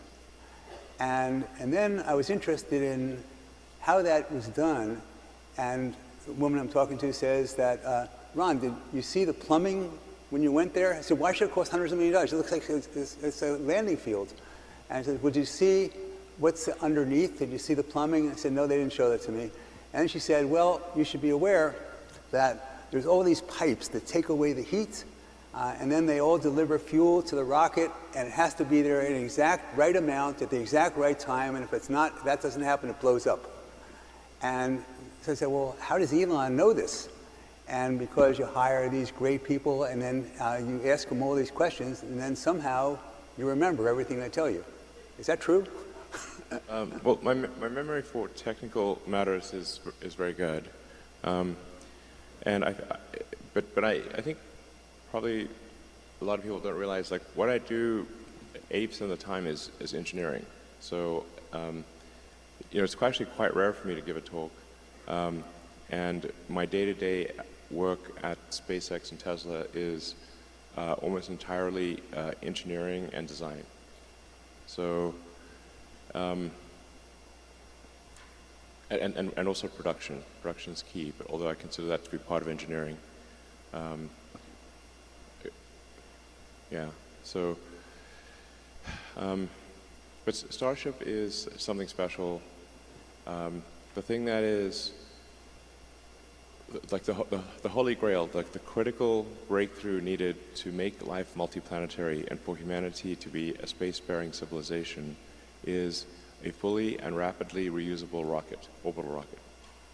And so we've gone most of the way there with Falcon 9. You may have seen the rocket booster come back and land. And we also recover the nose cone or fairing, but we do not recover the upper stage. So we've gone to the point where we're about, you know, 70 to 80% reusable with Falcon 9. With Starship, we're going for 100% reusable. It's able to say how profound a change this will be, but a fully and rapidly reusable orbital rocket has the potential to drop the cost of access to space by a factor of 1,000. Factor of 1,000. 1,000.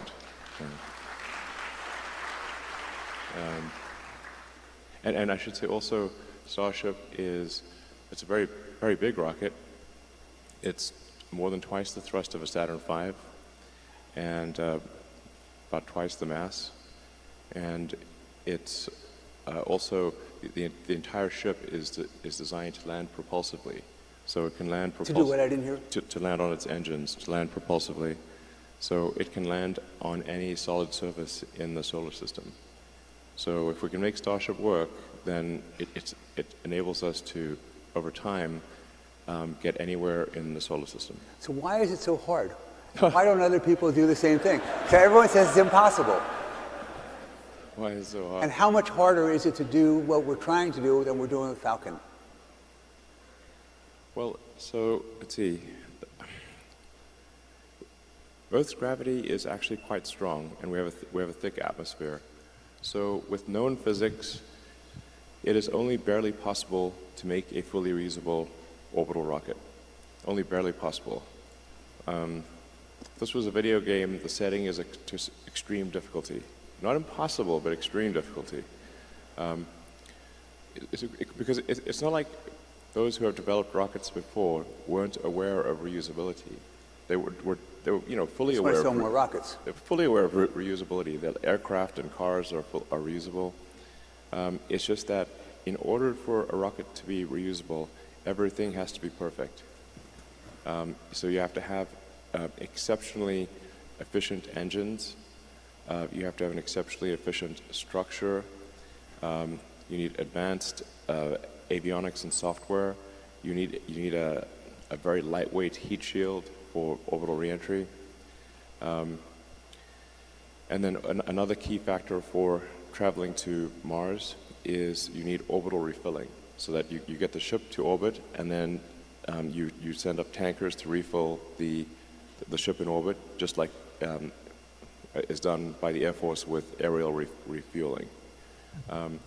Those are the things that are necessary, and it's never been achieved before.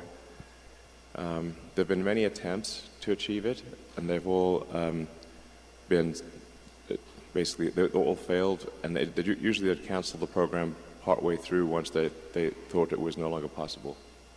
So it's just a very difficult engineering challenge. So SLS is supposed to get to the moon. They got a contract in 2010, and it was supposed to be for $10 billion, but it was cost plus. It's now up to $40 billion, and they say it's going to be $100 billion and $90 billion. Yeah, and we haven't gotten anything, and our rocket is 10 meters taller than theirs, and we can reuse ours.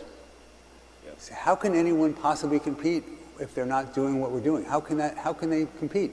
I don't understand. And how can they get contracts?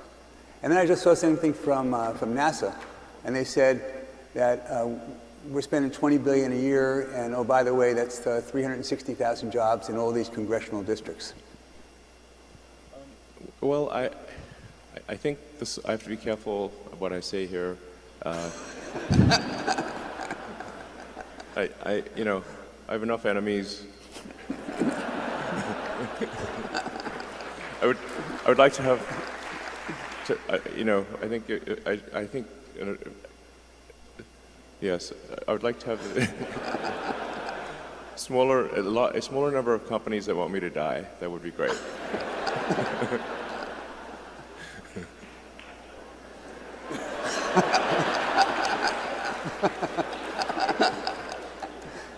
So, but like I said, a big part of this is like, what's the goal? In the case of Starship, the goal is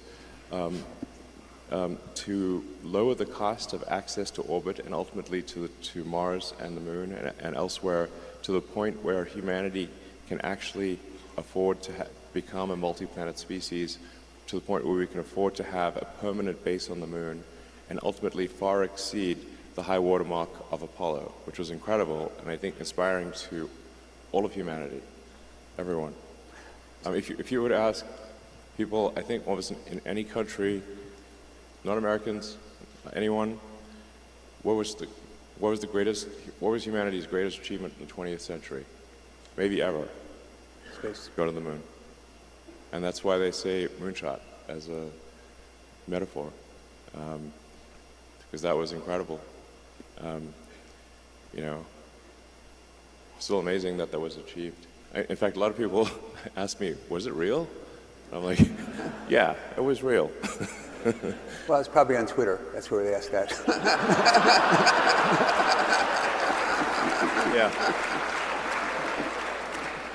I mean, that was just an incredible achievement, and I think it's just one of those things that, you know, going to the moon makes you proud to be a member of humanity. You know, it's like for all mankind. You know, it was for all mankind. So it's amazing achievements, and now we have this Webb telescope. They can, you know, I guess the Big Bang was 14 billion years ago, and first light is 13.5 billion years ago, and our planet's 4.5 billion. So what do we get out of this? What is the, you know? So obviously Starlink, a really big deal, yeah. $1 trillion opportunity, maybe more. And maybe. Right, and so what do we get out of seeing back 13.5 billion years? What does that do for us? What technology do we develop? Or don't we know? We don't know until we do it. Yeah, I think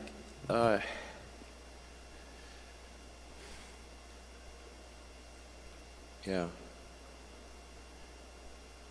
I think like there's two main motivations, I think, for becoming a multi-planet species and a spacefaring civilization, and then ultimately going beyond that to go to other star systems and explore the galaxy. And I think we may find that there's many one-planet civilizations that died out millions of years ago and never made it to the second planet. Do you think in your lifetime that happens? Well, it depends how long I live. Maybe forever. You know, if I keep increasing that enemies list, it might not be much longer. I mean, it would be deeply ironic if it's someone angry on Twitter that takes me out. Well, now you can keep them off Twitter. Yeah, exactly. So anyway, I think there's two reasons for life to become multiplanetary, life as we know it to become multiplanetary. I think one is the defensive reason, where we just... All right, we are going to take a short break here, and we'll have more after this.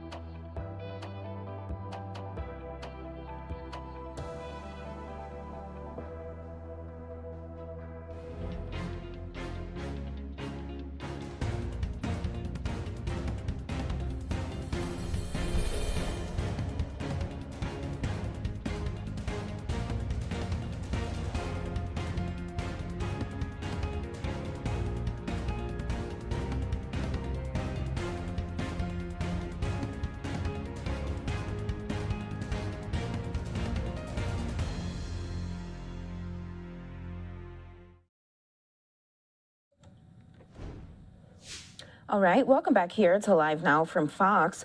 Well, the Powerball jackpot sets a new lottery prize record.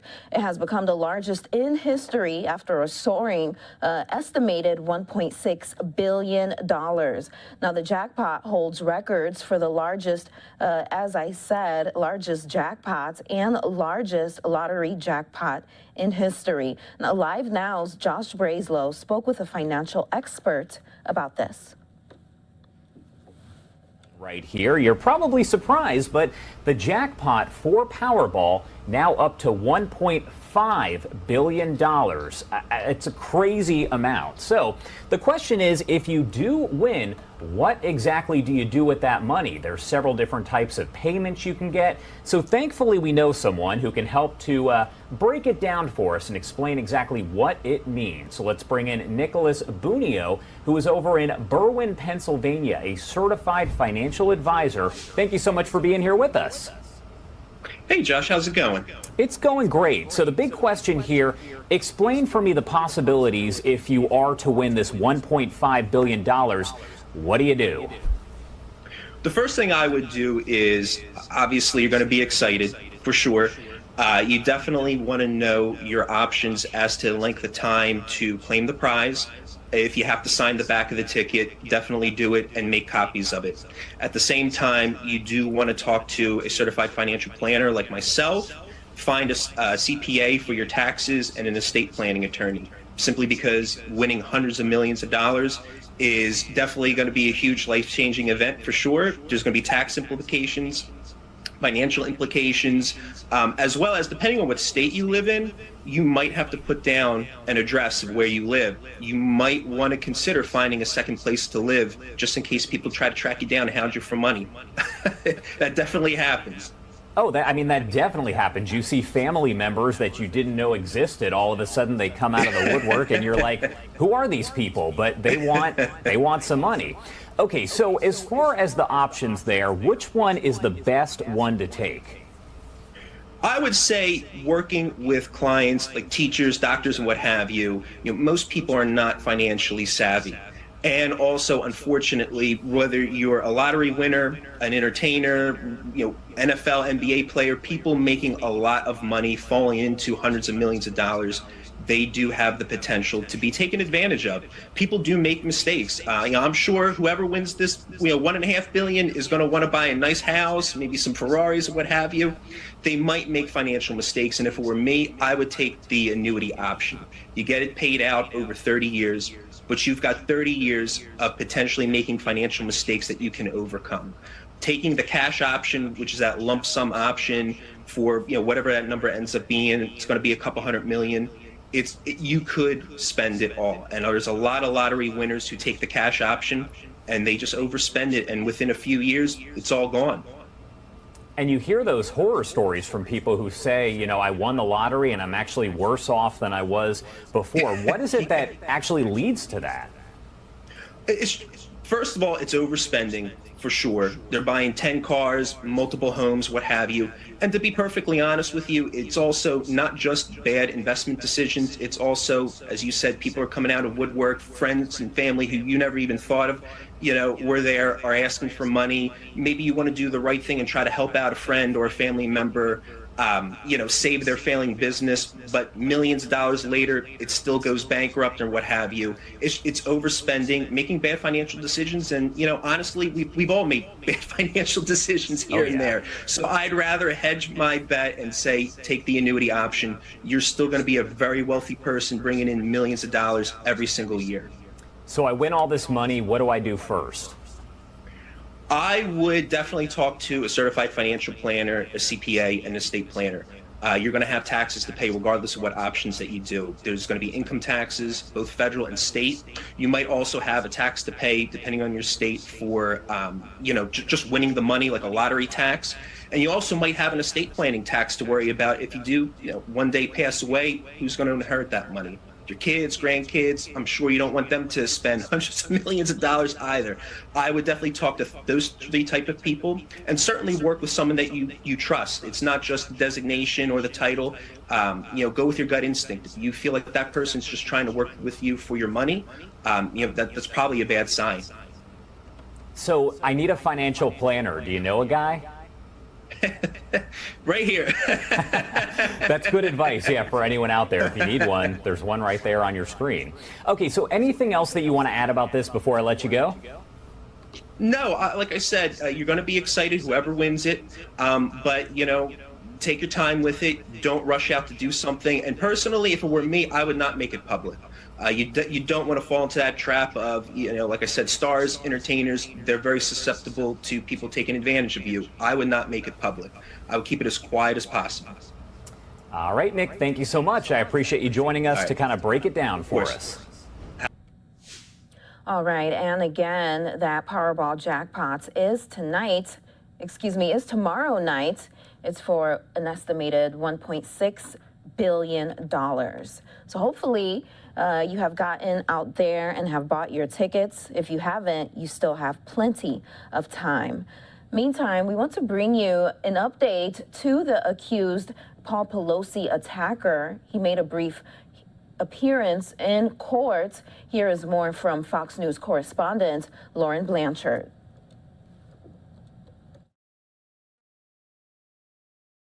Nancy Pelosi's husband with a hammer waived his right to appear in a San Francisco courtroom Friday. This is an extremely dangerous individual who we want to make sure goes to prison. 42-year-old suspect David DePape is facing both state and federal charges, which if convicted could mean a decade or more behind bars. He has pled not guilty to the state charges and has not yet appeared in federal court. 82-year-old Paul Pelosi left the hospital on Thursday and is recovering from a fractured skull and injuries to his arm and hands.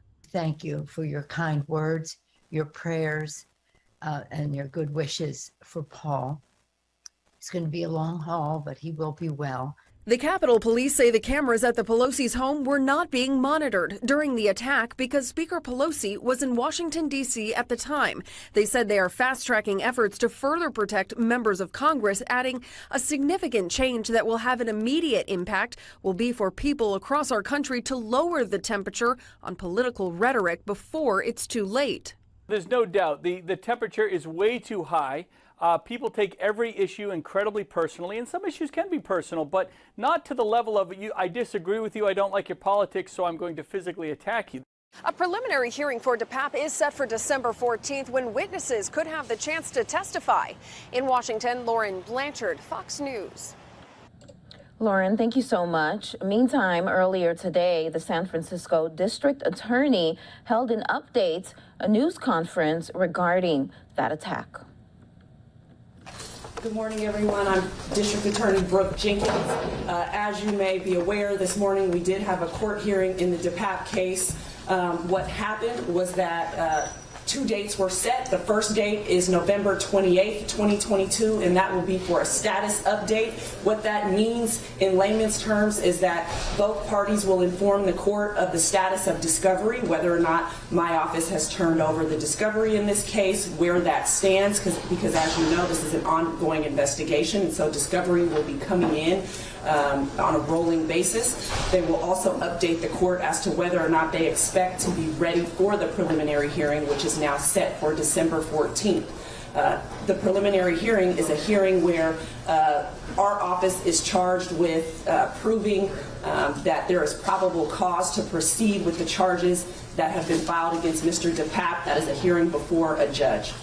And now I'm willing to answer any questions you have. Are you going to ask? ADA and Faye have indicated in court that preliminary hearing could take as long as 5 hours. If you could explain just briefly what that preliminary hearing might include in terms of trying to prove your case. Yes, so at this point we will be determining what witnesses we need to call, whether we call a victim, whether we call the 911 dispatcher, whether we present certain evidence, and so there could be a number of witnesses that testify at that hearing, and so we have to make an estimate as to how long that testimony will take, both with the direct questions from the prosecutor as well as the cross-examination from the defense. Do you anticipate any problems with this moving forward with his testimony and all the evidence and the high profile of the case? In other words, would you be shocked if there's no way this does not go to trial?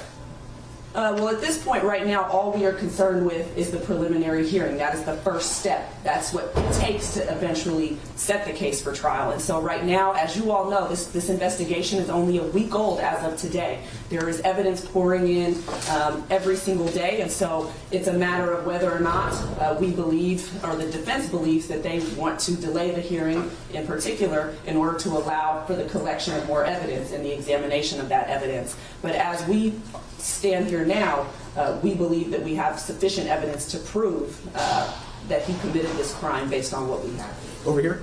Sorry. The judge mentioned that Christine Pelosi was in the courtroom today. Did you speak with her? What has your communication been like with her or the family so far? I have spoken with her throughout the course of this case so far. I did not speak with her this morning. She is a family member and so, of course, a concerned observer. Is that going to play a role because the judge knows Christine Pelosi? So at this point, the judge made the disclosure in order to allow the defense to be aware that it is somebody that she knows. We are unclear at this point whether that judge will hear any evidence in that case. At this point, she is simply the judge that is overseeing the scheduling of the preliminary hearing. It very well may be heard by a different judge. Two questions as a follow-up to that. Is there a certain amount of time that both parties have to raise concerns about the judge's disclosure? And then my second question is, there's also some new details about what that first encounter with police was like with Mr. Pelosi. Can you share or speak to that in any way? So with respect to your first question, the defense or the prosecution can raise an objection to that judge hearing the evidence in this case, and that should happen prior to the hearing itself. So that can be raised at any point prior to any judge hearing the evidence in the case. With respect to the facts of what took place in that foyer of the home at the time of the incident, we've made the facts clear that we're going to release at this point, which are in our motion to detain, which is that Mr. Pelosi opened the door. They were both holding a hammer, and the police observed Mr. DePape pull that hammer away and then strike Mr. Pelosi. That is the most that we're going to say at this point. Our job is not to try this case in the public or in the press. It's to try it in a courtroom, and so at this point we're going to limit our remarks in that regard. Christian? About that motion to detain, it was not discussed today in court. Initially, I believe that there was an indication that the motion to detain would be argued in court today. If I understand correctly, the public defender has opted to not argue against the motion to detain at this time, and that will be taken up at the same time as the prelim hearing? That is correct. It will be heard at the same time as the preliminary hearing. Usually the way that it works is after the preliminary hearing occurs and the judge has issued their ruling on our charges, they will then hear the arguments on the motion to detain. So he's held without bail until then? That is correct. He's held without bail until after that preliminary hearing and that motion is heard. Over here. Public safety, your staff safety. This is going to be a drawn-out trial. Procedures, you can't say what they will be, that you're going to have to change the way public officials do things, especially yourself. Absolutely, we are taking into account that this is a very high-profile case, that, of course, given the facts of the case, that people have been willing to enact violence on public officials. And so certainly there are concerns, I think, for all of us about making sure that we are safe. I certainly know that my team has stepped up the levels of security with respect to me, and will be taking any steps that we need to for our assistant DAs should we have concerns there as well.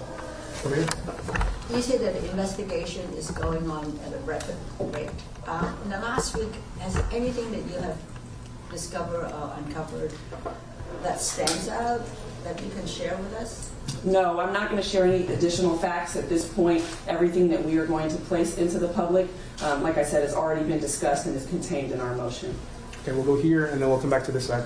On a fundamental level, because this is so high profile, do you feel extra pressure to take this to trial and get a guilty verdict? Because this is going to be a deterrent, I would imagine, going forward. There's no more pressure in this case than there is in any other. We have a job, and it's to protect all of our victims, the entire city of San Francisco. We're not treating this case any differently than we treat any other. The only difference for us is that there is significant media interest in this case. But in every single case, we make sure to do our best to achieve justice. Over here. Thank you. So this motion to detain, which is 10 pages and very detailed and very graphic, also appears to include, what certainly appears to be a confession. I mean, do you really expect this case to go to trial? You have to be prepared for trial in any case. We go to trial in a number of cases where there have been confessions and where there's strong evidence, because defendants get to make the choice of whether or not they want to exercise their constitutional right to trial. So we have to move along as though this case will go to trial. Kelly? In that motion, it also mentions that he said that he had other targets, including federal, state official or politicians and their relatives and a professor. Can you say any more about who those people might be, what kind of politicians they were? No, we're not disclosing who those people were. The most that you're going to get is that description that there were other political figures. Right here. Yeah, as evidence comes in, have you learned anything more about this man's motivations, or, like you said at a previous press conference, his political motivations? I believe most of that has been spelled out both in the federal affidavit and in our motion. What is clear is that he was targeting the speaker, that he did not find her in her home. Instead, he found her husband, and that he enacted violence on her husband after the police arrived. And so he clearly, as you've read, had specific issues with her politics and her leadership in this country. Is there a body camera, and is that going to be used in the case if there is? It certainly may be used at trial. We will decide whether or not it is played at the preliminary hearing as we move forward. Is the defendant required to appear in the status hearing and the preliminary hearing? And can you say anything about where he's at now, conditions, status, anything like that? What I can say is he's being housed in the county jail at this time. He has the ability to waive his appearance at the status update. However, he will have to be present at the preliminary hearing. Does he being an illegal immigrant, does that make a difference in how you approach the case, or what is the status with that? Somebody's immigration status plays no role in how we decide to prosecute a case. In this particular situation, we have an attempted murder. We're going to proceed with our charges and treat him like we do anyone else, because that's our job, is to make sure that we pursue justice and that we have accountability here. This is an extremely dangerous individual who we want to make sure it goes to prison. He won't be sent back to Canada anytime soon, right? We're going to do one more question here and then the last question. At this time, he is in our custody during the pendency of this case. And we hope that he will be convicted and that he will have to serve a sentence here in the United States. Next question. Going back to the target list that he told officers about, have you notified those people that he mentioned or named that he was looking at them, or? So that responsibility and those decisions have been left to law enforcement, both federal and local. That's outside of my jurisdiction. And Christian, last question? No, I don't know. Okay, thank you all so much. We really appreciate your time and your... All right, so the San Francisco District Attorney, Brooke Jenkins, answering questions there regarding the attack on Paul Pelosi. Now, the accused suspect, David DePape, he is being held without bail on state charges of attempted murder, burglary, and elder abuse. DePape's public defender entered a not guilty plea on his behalf. A preliminary hearing has been set for December 14th. We're going to take a short break. We'll have more top stories after this.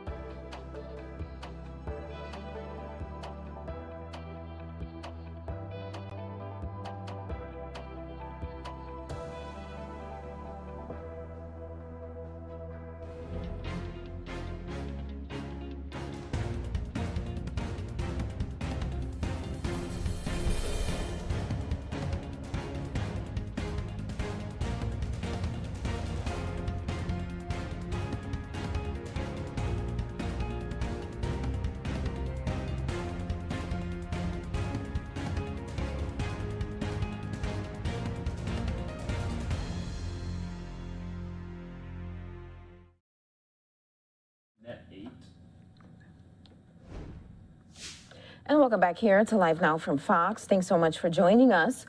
This is a beautiful Live Now look of the New York City skyline. Well, let's talk about the economy for a little bit here. The latest jobs report shows employers are still hiring at a solid pace.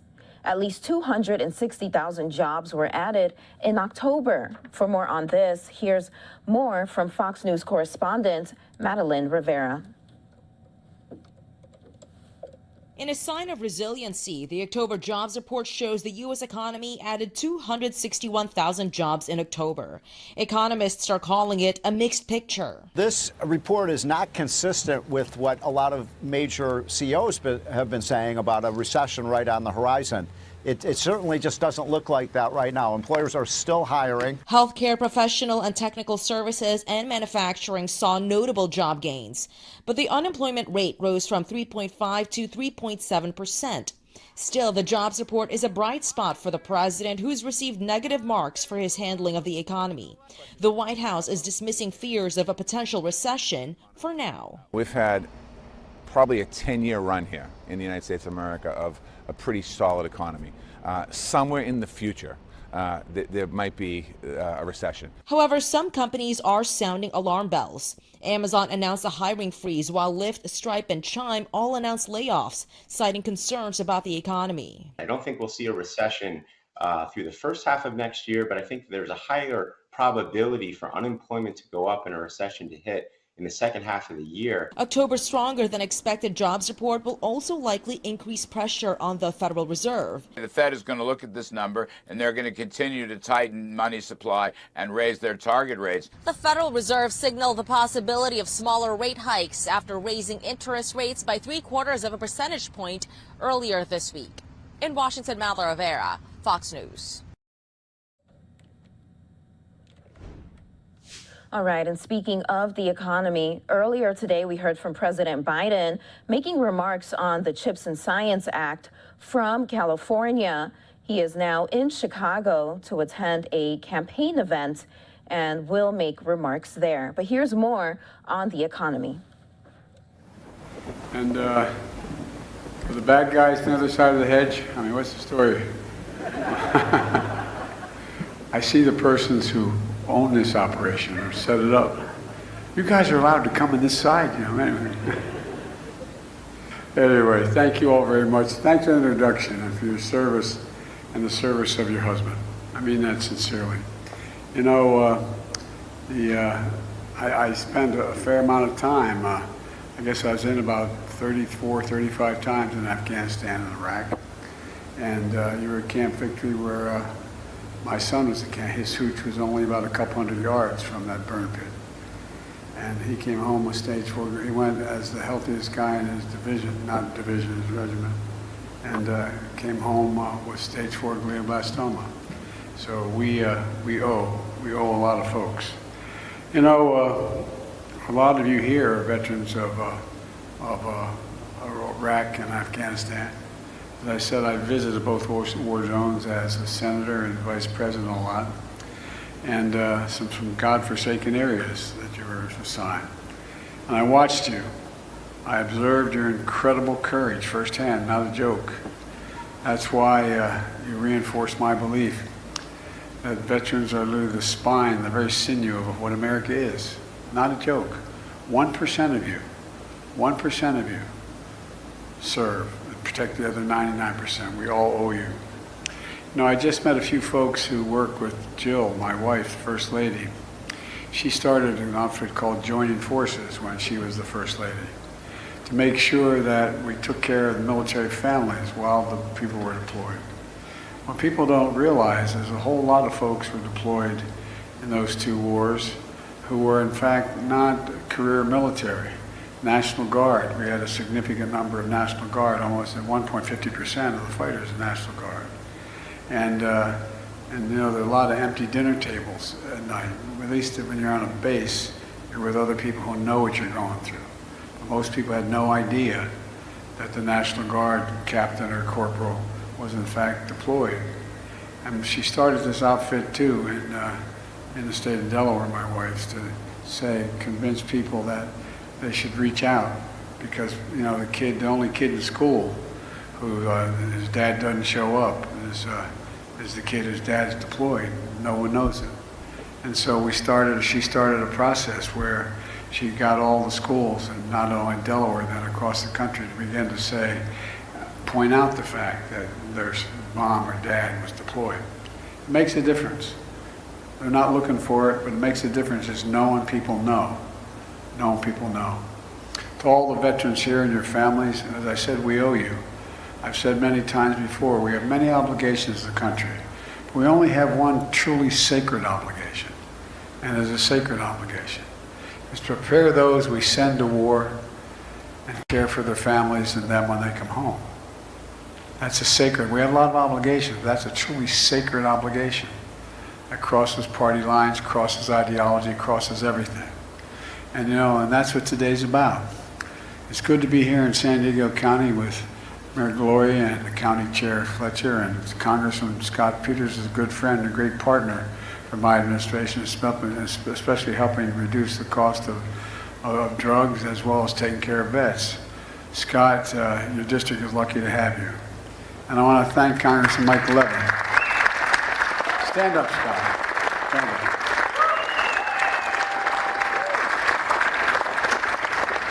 Well, this guy's the real deal.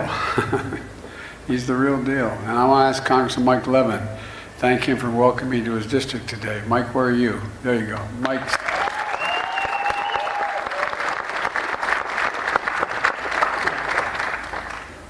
Mike and I have a lot in common. We both married way above our station. Mike's hell of a guy, a champion for his constituents, especially veterans who live here and not far from Pendleton, across the street, figuratively speaking. And that's why in my State of the Union address I said that I laid out what I called a unity agenda, an agenda that everybody could agree on 4 big things. I laid a lot more, but 4 big things.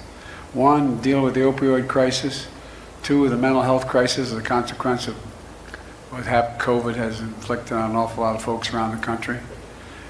Deal with cancer, because we can beat cancer. We're now going to invest in billions to deal with that. And supporting our veterans. And with the help of Mike, he's also vice chair of the House Veterans Affairs Committee. We signed 25 bipartisan bills to improve life for our care for our veterans and honor the service of those who sacrifice so much. One of those bills is a bill that renames the VA Medical Center in San Diego, and it renames it Captain Jennifer Marino, Army nurse who died while rendering aid under fire for an injured Ranger in Afghanistan. A lot of you been to Afghanistan. I've been to every part of it. It's a godforsaken place. It's a godforsaken place. When my helicopter went down, I was with the commander as well as a couple snipers and a guy named Hagel, who later became the Secretary of Defense, and a guy named Kerry, Secretary of State. And they wanted to see where bin Laden had escaped through the mountains up in the Upper Konar Valley. So the Upper Konar Valley is nothing but rock, straight rock. There's no vegetation at all. Some of you have been there. And our helicopter went down in a snowstorm. We found a place to land that was an old path. And it was lucky that we had such great pilots. And it wasn't more than 10 feet beyond the width of the blades of the helicopter we were in. And there's a picture of us standing in front of the back of the helicopter, and the wash of the helicopter to stay warm. You could hear F-15s fly over for proof of life. And then we got a photograph later. There was a group, Delta Force, chasing the Taliban 2,000 feet above us, carrying 60-pound packs. And I'm thinking to myself, God almighty, what these guys do. And then when they couldn't get down, they said we're going to have to get down, just go up about the height of the building at a grade about, I guess, 30%. And we're struggling like hell to get up this shale, just to get over top of all of us. We thought we were in pretty good shape. I'm thinking to myself, those guys are a couple of thousand feet above us. Anyway, I just think that we have I don't think I know, we're the finest military in the history of the world. Not a joke. history of the world.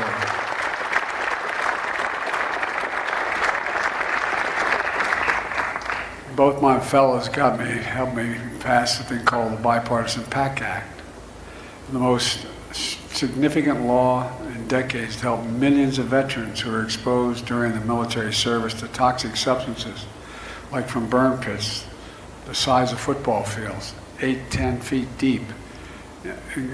Just an incredible place where they incinerated waste of war, tires, poisonous chemicals, jet fuel, and so much more. And we found out, just like if those folks, those firemen after 9/11, fighting that blaze, that toxic smoke caused a lot of deaths, caused a lot of cancer, caused a lot of problems. So when they came home, many of the fittest and best trained warriors were not the same. They came home with headaches, numbness, dizziness, cancer. The PACT Act empowers the Department of Veterans Affairs to determine more quickly if a veteran's illness is related to toxic exposure. And for the families or veterans who died of toxic exposure, it means monthly stipends, life insurance, tuition payments for the kids to get to school. It's the least we can do for them. The least we can do for them. And folks,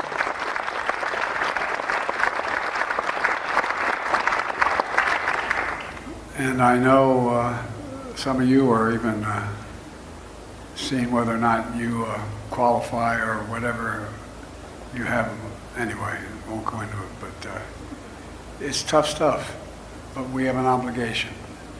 And the way the American Rescue Plan that I signed with Mike's help invested $17 billion in the VA, Veterans Affairs, mental health, and suicide prevention. As a lot of the veterans here know, more vets are dying on a daily basis, monthly basis from suicide than in war. More are dying from PSD than in war. It was averaging 21 a month. And guess what? Even though some of you are vets know, you'd have a family member call and say, he got to come in, he needs help, he needs help. And I said, we can't do it right away. Can you come in 3 days? That ends.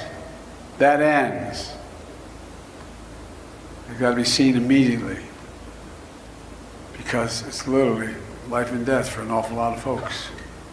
Folks, the reason we're here today is because of another law that I signed with Mike's help, and it matters for our economy and national security of our veterans. It's called the CHIPS and Science Act. It's a groundbreaking law that's going to Okay, President Biden there touting the passage of the CHIPS and Science Act in Carlsbad, California today. He just landed in Chicago, though, as he is going to be attending some campaign fundraisers and campaign rallies in Illinois tomorrow, and in Pennsylvania on Saturday and Sunday as well. He'll be joined by former President Barack Obama on the campaign trail for some of those Pennsylvania Democrats. So we are just 4 days away from the midterm elections. We're going to take a break from some of those politics, election-related headlines, because take a look at this. Remember, we were monitoring some of these really, really severe storms moving through North Texas. Well, tornadoes have touched down in parts of North Texas. Damage has been seen, has been witnessed, and so really the pictures and the videos coming out of North Texas are pretty stunning in some of these really rare November storms. Right now, we want to go to Fox 4 in Dallas, the top of their show that just kicked off about 10 minutes ago. Their reporters are out live in the field, kind of surveying the damage, talking to affected residents. Let's watch. Multiple reports of tornadoes southeast, east, and northeast of the DFW area, with a Fox 4 storm chaser close to the strong winds that damaged a business. One of the hardest hit areas from early damage reports is Lamar County in East Texas, with multiple reports of homes severely damaged or destroyed.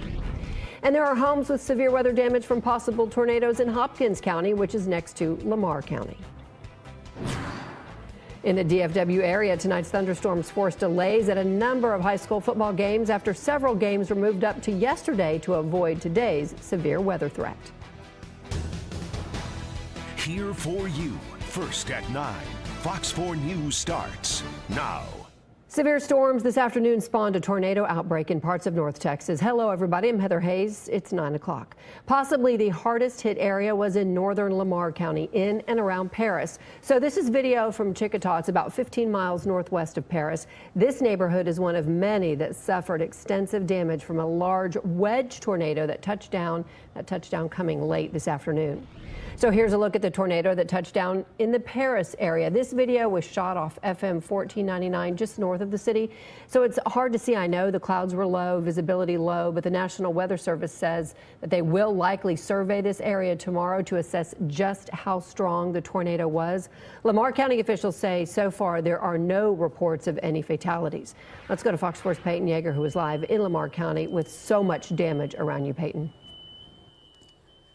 Exactly, Heather. We just arrived here in Powderly, Texas, off Highway 271, and we came across this neighborhood where there is just one damaged home after the next. I'm here in someone's driveway. This is their attic that was behind me. But here in the main house, the roof is completely torn off. It is pitch black out here as first responders are still surveying this damage. But what you can tell is there are bricks just crumbling in front of the driveway. You also can see that it appears a family lived here. We have a pink Jeep that is just wedged underneath all of this debris. We also have a little pink life jacket and little dolls in this little basket right here. Again, we just had Paris Fire come by and survey some of these homes. We had a chance to shoot some of these homes if we could get some video to that. We came up through McKinney and we tried to get over through Petty, but then there were some roads that were closed, so it made it extremely difficult for us to get through. They tell us that some 18-wheelers had blown over. Also, some power lines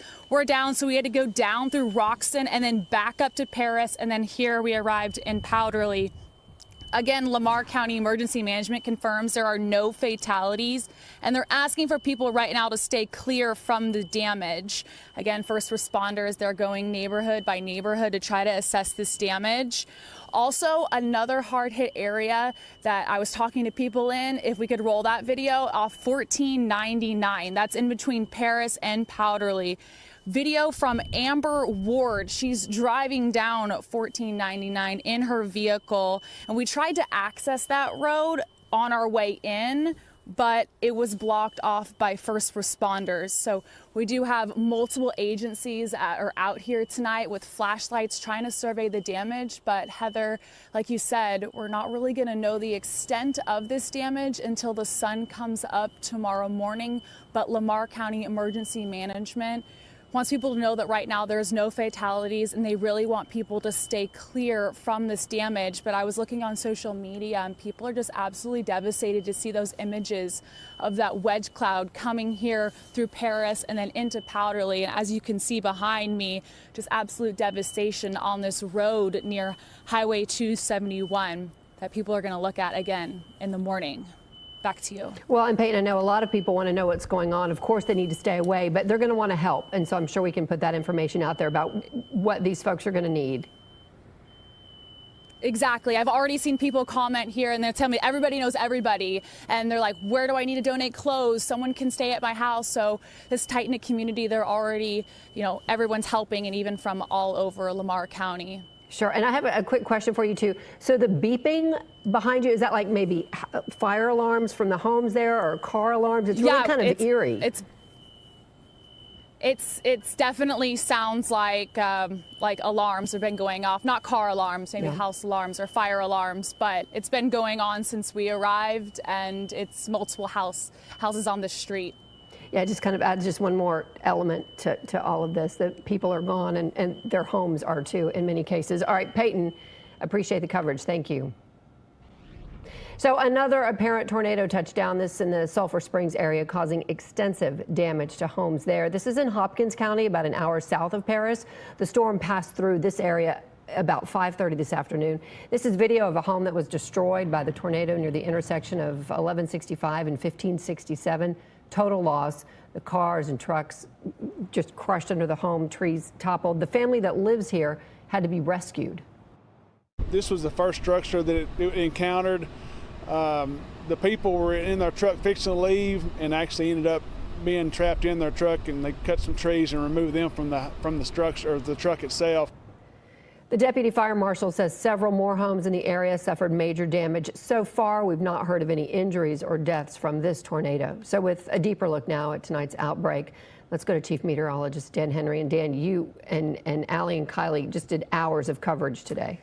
Yeah, it was a very long day to say the least. I want to show you the good news here first, and that storm activity has really ramped down in intensity. In fact, the tornado watch has been allowed to expire, so the severe weather threat for North Texas is over with. Want to show you some of the most dramatic tornado video that I have seen so far.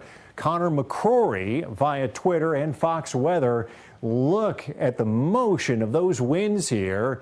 At this point in time, the tornado is barreling over a rural area, an open field there. This is in the small community of Miller Grove, which is southwest of Sulphur Springs, about halfway between Lake Tawakoni and Sulphur Springs. This tornado more than likely is the one that did damage in Hopkins County, as it did strike some residences. Obviously, the National Weather Service is going to have to send out multiple survey crews here over the next couple of days to survey the damage, to tell just how strong at least that particular tornado was. Now, these are just reports. They're not confirmed, but high wind reports in both eastern Denton and northwestern Collin County, also one up in northern Grayson County. And we had a report, obviously, of that tornado up in Lamar County, the one in Hopkins County, around the Sulphur Springs area. And there's been multiple other tornadoes that have happened out in East Texas. And our storm chaser, Nick Busby, capturing the tornado down around the Athens area as it did some damage in Henderson County. This is a look at the 6-hour time lapse here, and you can see these storms really roaring to life at about 2-3 o'clock this afternoon. We had multiple clusters, rotating supercell thunderstorms that impacted our eastern counties, and that was followed by a kind of a squall line with high winds and some hail that roared in behind it. So as expected, it was a 1-2 punch, and unfortunately, we did sustain a lot of damage, especially in eastern portions of North Texas. Just a few rain showers now impacting areas like Seymour and Sulphur Springs. And no, storm anxiety in the wake of storms like this is very high. I can tell you I'm not expecting any severe weather. This is just rain showers that are moving through. Still could see some gusty winds in a few instances, but don't expect any more threat of tornadoes with this activity. And likewise, a little heavier shower activity moving up through Henderson County and the Palestine area. I don't see any cloud to ground lightning strikes. It is noticeably cooler at this hour than it was just a few hours ago. We've dropped into the upper 40s in Denton, 51 Fort Worth, 53 at DFW. On our way down, I think, by early tomorrow morning into the middle 40s. And the great news is we've got a quiet weekend in store, sunshine on tap for Saturday and Sunday, and high temperatures tomorrow in the upper 60s to around 70. We'll take another look at your forewarned forecast into next week coming up in a few minutes. Dan, thank you. So tonight, thousands of people are without power in North Texas. According to Encore, the most outages are in Henderson County, where a tornado is believed to have damaged homes there in Athens. There are about 1,700 outages in Lamar County, home to Paris and Powderly, and about 1,500 in Tarrant. In Dallas County, about 800. Multiple tornado-warned storms impacted parts of Kaufman and Henderson counties. That's east of the Metroplex. A tornado caused some damage in Athens, about an hour south of Terrell, and that's where tonight we find Fox 4's Blake Hansen. Blake. Yeah, Heather, they just cleared a road here behind us from a tree that was blocking it. You actually can maybe make down the distance that bobcat there that's now working to clear some more trees. But they got a lot of work to do here in the area of Athens tonight, where there are trees and power lines down in different parts of the city. And I want to show you some video from one of our storm chasers, Nick Busby, that you may have seen during our newscast at 6. And that was debris flying all around him as that storm passed through the area. Of course, that will be one of the things they're investigating, is whether that was in fact a tornado that did so. That that debris, we believe, was coming from a steel warehouse, and we got back out here a little bit later in the evening and took some video of the damage where actually part of the back of the building looks like it almost partially collapsed in that area. And so pretty extensive damage around that steel warehouse that is on the north side of the city of Athens. But talking with first responders out here, they say there was damage kind of in different parts of the city. And so perhaps there was a track throughout part of Athens. But we reached out to emergency coordinators in this area for Henderson County, have not heard back from them. And just talking with some of the first responders on the scene, at least, they were not aware of any reports of injuries. It appeared mostly trees and power line type of damage and some commercial structures that were damaged as well. A little bit earlier in the evening, as these storms were moving through the area, we were actually in Terrell, right around 20 and 80, and we were stopped at a Buc-ee's right there on the interstate when those storms passed through. Lots of people were taking cover and actually ran into the convenience store there because the winds were picking up at that moment. It was a tornado-warned storm that was moving through, and we talked to some of the people who were taking cover. Just hanging out, avoiding it. I got kids in the car, so we're just avoiding it. It looks pretty nasty. It looks pretty nasty. The wind's picking up pretty good, so. No damage that we could see, at least in that specific area around Terrell in Kaufman County. But as we got out to Athens, like I said, that's where we've seen way more damage in this area, mainly by means of trees that are down and power lines. We did notice driving around that power is out for large parts of the city as well. And so, again, the good news is we've not heard any reports yet of any injuries. We're still waiting to hear back from some of the emergency coordinators here, but they're clearly still driving around the city, checking on blocked roads at this point in time, and working to get some of those trees cleared from the storms that passed through a little bit earlier this evening. Heather. All right, Blake, thank you. So the storms did clear out in time for high school football, but at least one game in Dallas was delayed because even though the storms were gone, you could still see the lightning. Fox 4 Stephen Dial is live at Forrester Field in Dallas. Stephen. Yeah, it's a big game. South Oak Cliff playing Woodrow Wilson. As you know, soccer is the defending state champs, but when fans got here, it was still lightning after the storm, so it was delayed. The game didn't start till about an hour later, but it's going on right now, and fans are now enjoying this cold weather and watching some football. Hours before South Oak Cliff was scheduled to take on Woodrow Wilson in Pleasant Grove, severe thunderstorms with strong winds and downpours moved across Dallas. When everything cleared and fans arrived for the 7:30 kickoff, they were forced to stay in their cars due to lightning strikes. Everybody's camped out here in their cars. Everybody's waiting for the green light. I think we're on our third rain delay and waiting. We figured it might happen, just hoping it wouldn't, given the weather cleared out some. Friday's severe weather forecast was well publicized. The Fort Worth ISD moved most of its games to Thursday to avoid the weather threat. Early Friday, some other area districts announced delayed starts for Friday night. 2 Dallas ISD schools did play games on Thursday.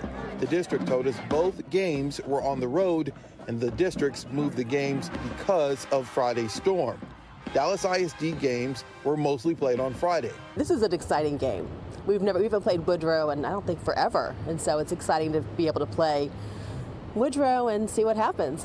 This is a big game because the winner determines who is in first place of the district. SOC is also the defending state champs. Fans weren't allowed to enter the stadium until almost 8 p.m. Parents we talked to said the time didn't matter because the game was too important. My son's playing, so I'm not going to miss his game. It's very important. I will be here. I always support my team. Go SOC. Oh, I'll be here until the end, no doubt. That dad is Corey McGuire, his son, the quarterback for Woodrow Wilson. Wilson got out to an early lead, up 7-0, but SOC came roaring back. We're in the second quarter. I believe they're up 10-7. So again, an important game, decides number 1 in the district ahead of the playoffs. All right, keep watching. Stephen, thank you. New details from investigators on a high-speed All right, we thank Fox 4 in Dallas there. We just wanted to show you some of their weather coverage. Great stuff from some of their reporters out there, Peyton and Blake and Steven. But really, really terrible tornadoes. You saw the damage there. And so a lot of people in those very small rural communities in Northeast Texas are going to be waking up to a lot of cleanup, a lot of recovery. Thankfully, though, no injuries, no fatalities reported there. All right, we're coming up on 7:30 out here on the West Coast, almost 10:30 there on the East Coast. Live Now look at the U.S. Capitol. Obviously, the balance of power is in play. The midterms are only 4 days away. But when we return, we do have some news we want to get to on the January 6th House Select Committee. Remember, they subpoenaed former President Donald Trump. We'll have an update on that. We'll also be talking about a new report that suggests that the former president could announce plans to run for the presidency in 2024 very, very soon after the midterm elections. More on that in 2 minutes.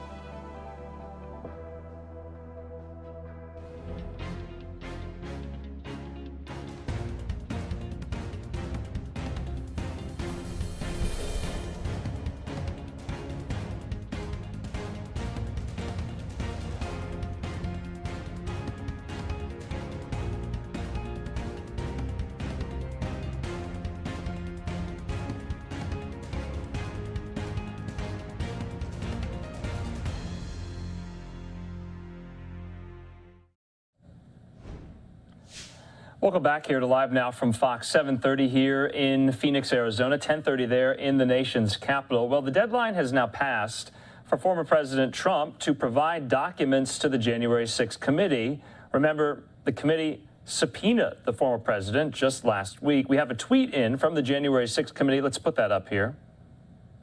Take a look at this. We have received correspondence from the former president and his counsel regarding the committee's subpoena.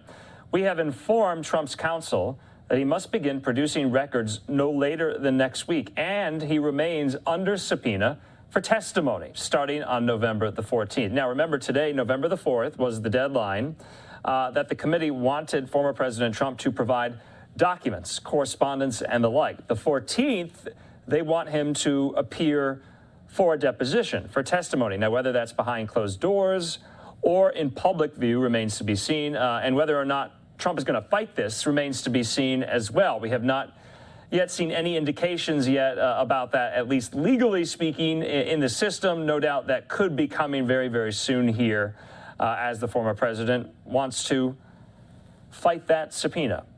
So we also have some news. I want to get to this Axios report about former President Trump because I'm going to refer to this report because it has a lot to do with what the former president is thinking about running for the presidency yet again. So, according to Axios, former President Trump's inner circle is discussing announcing the launch of a 2024 presidential campaign on November 14th, with the official announcement possibly followed by a multi-day series of political events. Now, that's according to 3 sources familiar with that, telling that to Axios. So, Trump has long planned to announce shortly after midterms. He's even toyed with announcing before November the 8th in an effort to get ahead of potential rivals for the nomination. Remember, even including Florida Governor DeSantis.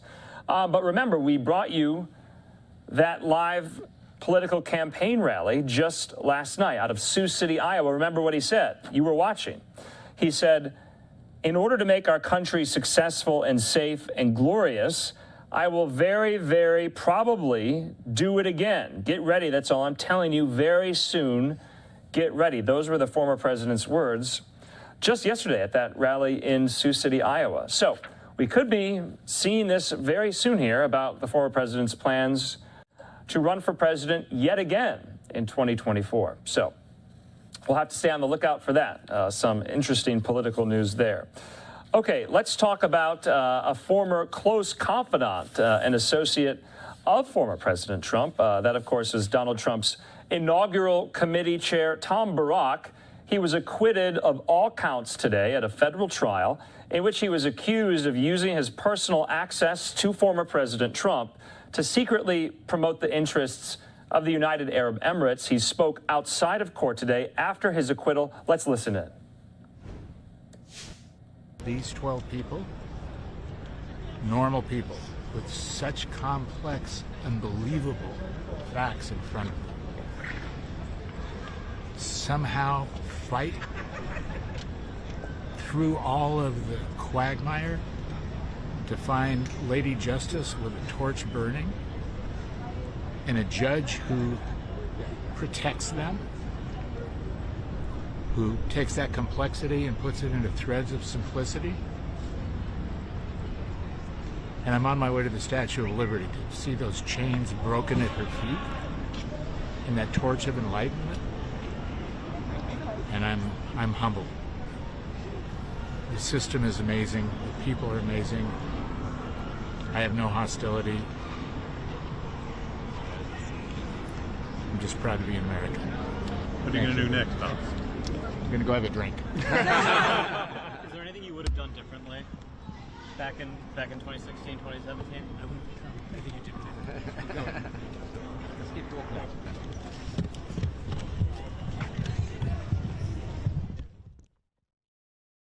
Okay, so you're just listening in there to Tom Barrack. He's a 75-year-old California billionaire, an old friend of Trump. He chaired the Republicans' inaugural committee. He was among a long line of Trump associates to face various criminal charges. The verdict touched off a tearful celebration there among Barrack. You heard it. Oh, he's speaking again. Let's listen. Everybody just takes a breath and says, let's stop fighting with each other. Let's stop all the politicalization of everything. Whoever the president is, let's honor him.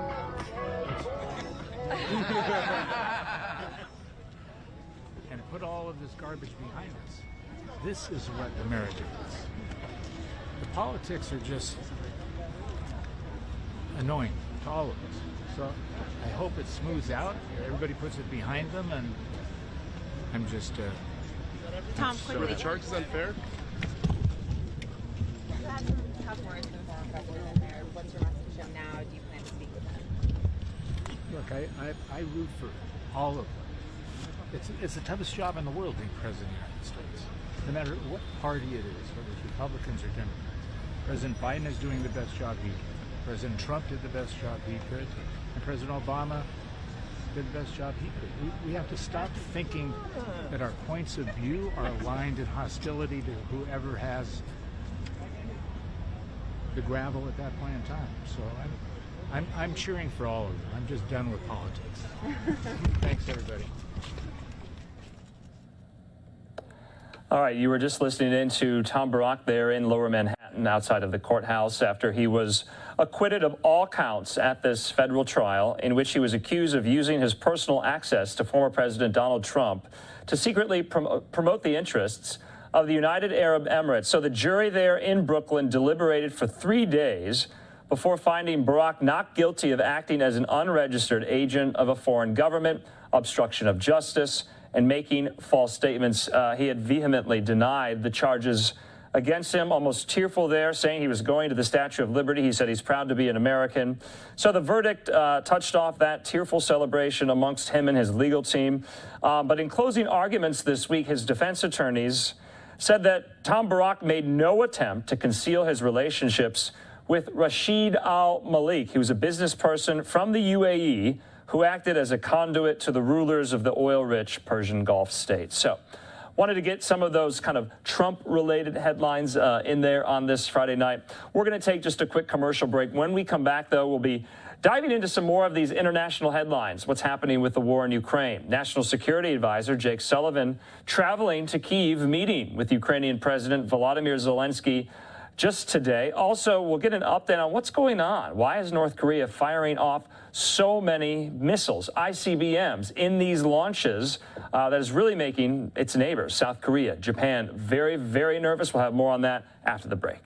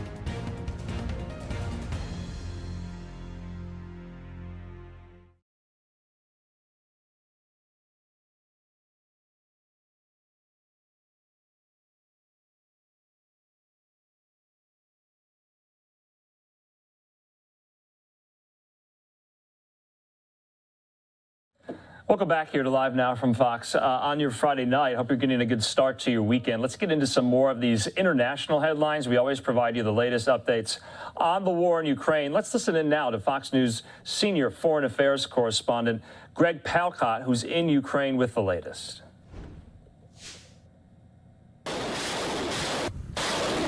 Ukrainian troops inching closer to the city of Kherson, a key strategic prize that would isolate Russian troops in the south and put Ukraine within striking distance of the Crimean Peninsula. Russia-backed officials in the city claim they've started withdrawing troops. An announcement met with skepticism by officials here in Kyiv and in the U.S. who say the move could be a trap to draw in Ukrainian troops.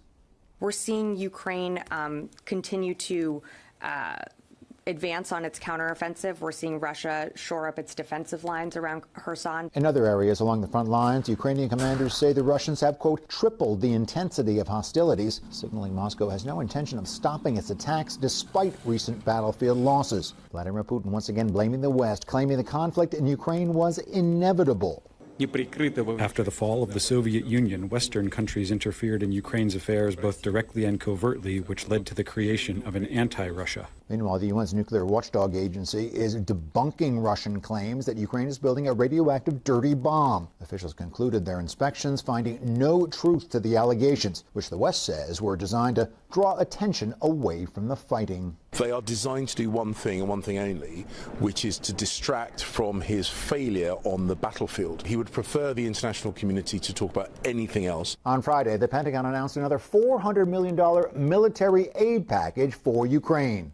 In Kyiv, Greg Palcott, Fox News. Greg, thanks so much. Okay, let's now hear from Fox 13 in Tampa. They're talking about the North Korean threat in particular, almost 30 missile test launches over the last 72 hours there, sending many Japanese into shelters underground, air raid sirens as well. The South Koreans are also on edge. Let's listen to what's going on there. We're following some troubling developments from North Korea. The country's military launched 24 missile tests this week and today flew 180 fighter jets along the edge of its border with South Korea. Analysts believe this is a show of strength and a message to the United States that they won't back down. Reports say North Korea even threatened to make South Korea and the U.S., quote, pay the most horrible price in history. Our political editor, Craig Patrick, is here to put these threats and all this stuff into context for us. And boy, it sure sounds like a lot of saber rattling going on, Craig. And that in itself is nothing new. Pay the most horrible price in history. That is an obvious, not so veiled nuclear threat. The same type of thing we've heard from North Korea going back decades, and of course in recent years more so. So while that is not unique, you do have a confluence of circumstances and provocations, though, that are somewhat unique, and of course at this point deeply concerning. North and South Korea are separated by a buffer zone known as the military demarcation line. It's basically the do not enter zone in order to maintain peace. And North Korea just flew 180 warplanes into the northern side of that buffer zone. And South Korea responded by scrambling 50 fighter jets. This follows North Korea's week full of missile tests, including a failed test launch of one of its intercontinental ballistic missiles. This is all increasing the risk of war and the risk of a nuclear attack on or far beyond South Korea. And for context, this all goes back to a crisis that started more than 70 years ago. First, Japan conquered Korea, then in World War II, the Allies conquered Japan, and then Stalin and Truman took Korea from Japan and divided it along the 38th parallel. The communist Soviets shaped the North, and the United States influenced and shaped the South. And then the North invaded the South, and the war turned into a stalemate, but never officially ended. Now, fast forward to North Korea's erratic dictator, Kim Jong-un. He's threatened to resume that war for years and end it with a nuclear flash. They've been hollow threats up to this point and hopefully still are. But like much of the world, North Korea has felt the strain and suffering of COVID and has been less prepared to deal with it. And its economy was already reeling from sanctions and its own mismanagement. North Korea may now be escalating tensions to rally its suffering people and or try to extract concessions from South Korea in the West, or could be planning to resume the war and take it nuclear. And that's why the U.S. is warning Kim Jong-un that if he launches a nuclear attack, we could strike back. Our extended deterrence commitment is firm and includes a full range of our nuclear, conventional, and missile defense capabilities. So at this point, we try to gather what we can in terms of what North Korea's motive is on the surface. North Korea is strongly complaining about joint military exercises between South Korea and the United States, saying, in effect, you better stop those or else. But see, that's leading to an or else what, which is escalating the situation. And once you keep ramping up, it becomes increasingly challenging to find an off-ramp or try to de-escalate the situation. Yeah, I hate the fact that the nuclear option just seems to be something now, like since Russia started doing it, the genie out of the bottle now. We keep hearing this as a threat, which is so disturbing. Now, the U.S. is asking China to come in, help de-escalate things. Does China have that much influence over North Korea? Yeah, it really does. It has immense leverage and clout and influence. Keep in mind that North Korea's economy, what economy it has, is thoroughly dependent on China. So when China speaks, it will listen. But bet China has communications. It always does behind the scenes. We don't know what China is saying or not saying. But keep in mind that China has also taken provocative steps in the region as well with respect to Taiwan. So there could be some coordination to this as well. And it is possible, at least at this point, that China may not be interested in talking down North Korea, which is another, of course, huge point of concern. Yeah, a lot to be concerned about, unfortunately. Thank you, Craig. All right, we thank Fox 13 in Tampa there. Let's listen in now to the Pentagon press briefing from earlier today.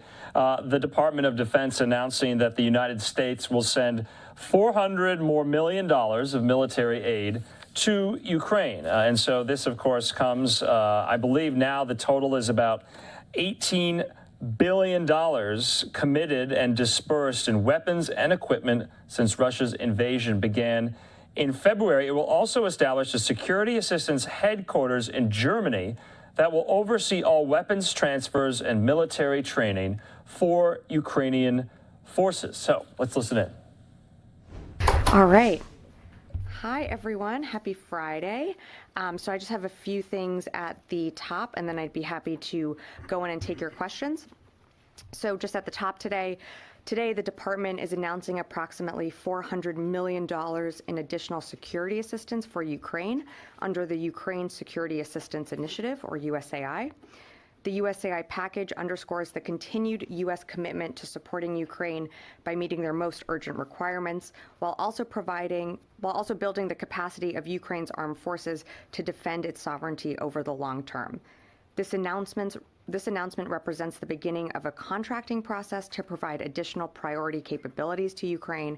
Some of the capabilities include funding to refurbish Hawk air defense missiles for inclusion in future presidential drawdown packages, 45 refurbished T-72 tanks with advanced optics, communications, and armor packages, 1,100 Phoenix Ghost tactical unmanned aerial systems, 40 armored riverine boats, funding to refurbish 250 M117 armored security vehicles provided via the excess defense articles, tactical secure communication systems and surveillance systems, and funding for maintenance and sustainment.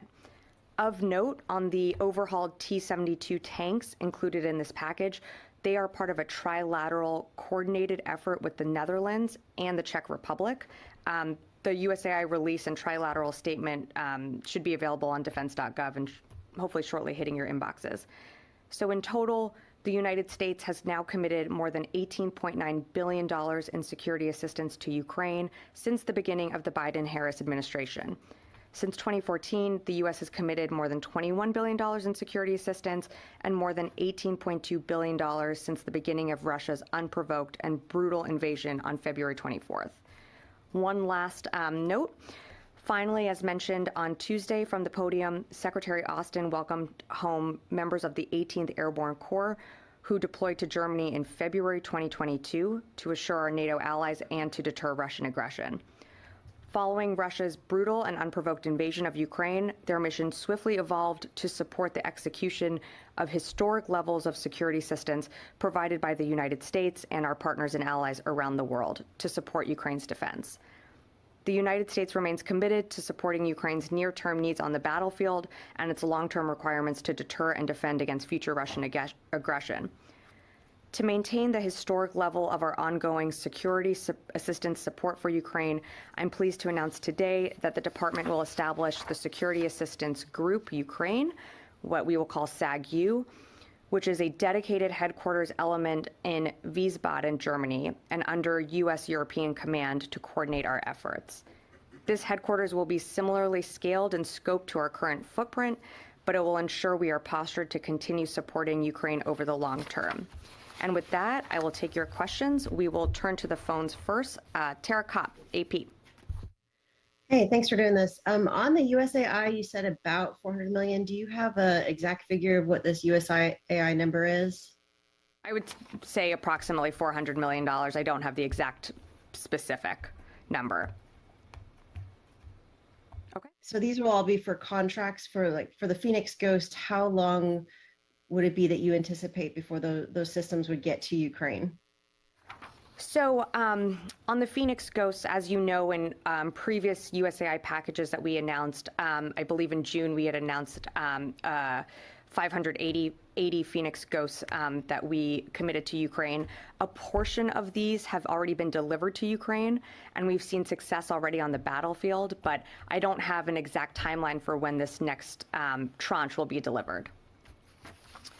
Okay, great. I will take it over to the room. Yes, go ahead. Just wanted to follow up on the T-72s.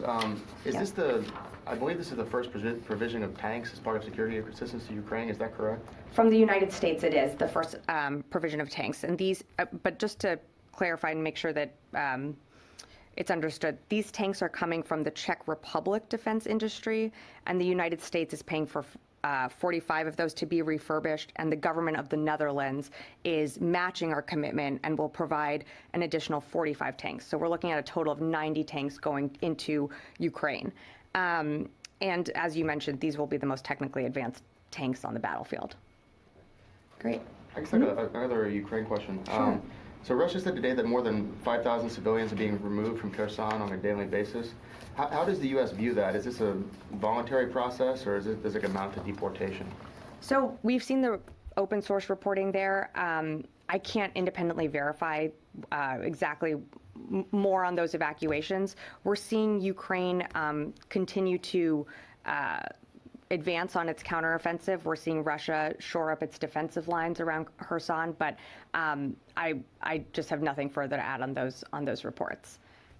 I can take, Laura, and then I'll come back to you, Barb. Just to clarify on the tanks again, I'm sorry if I misunderstood you. So can you say how many tanks we are sending, and how many of them are U.S. tanks, and how many of them are Czech or other foreign countries' tanks? So none of these are U.S. tanks. They're coming from the Czech Republic defense base. So we are paying for 45 of these to be refurbished, and the government of the Netherlands is paying for an additional 45 to be refurbished, so they're matching our commitment. So a total of 90 tanks will be delivered to Ukraine.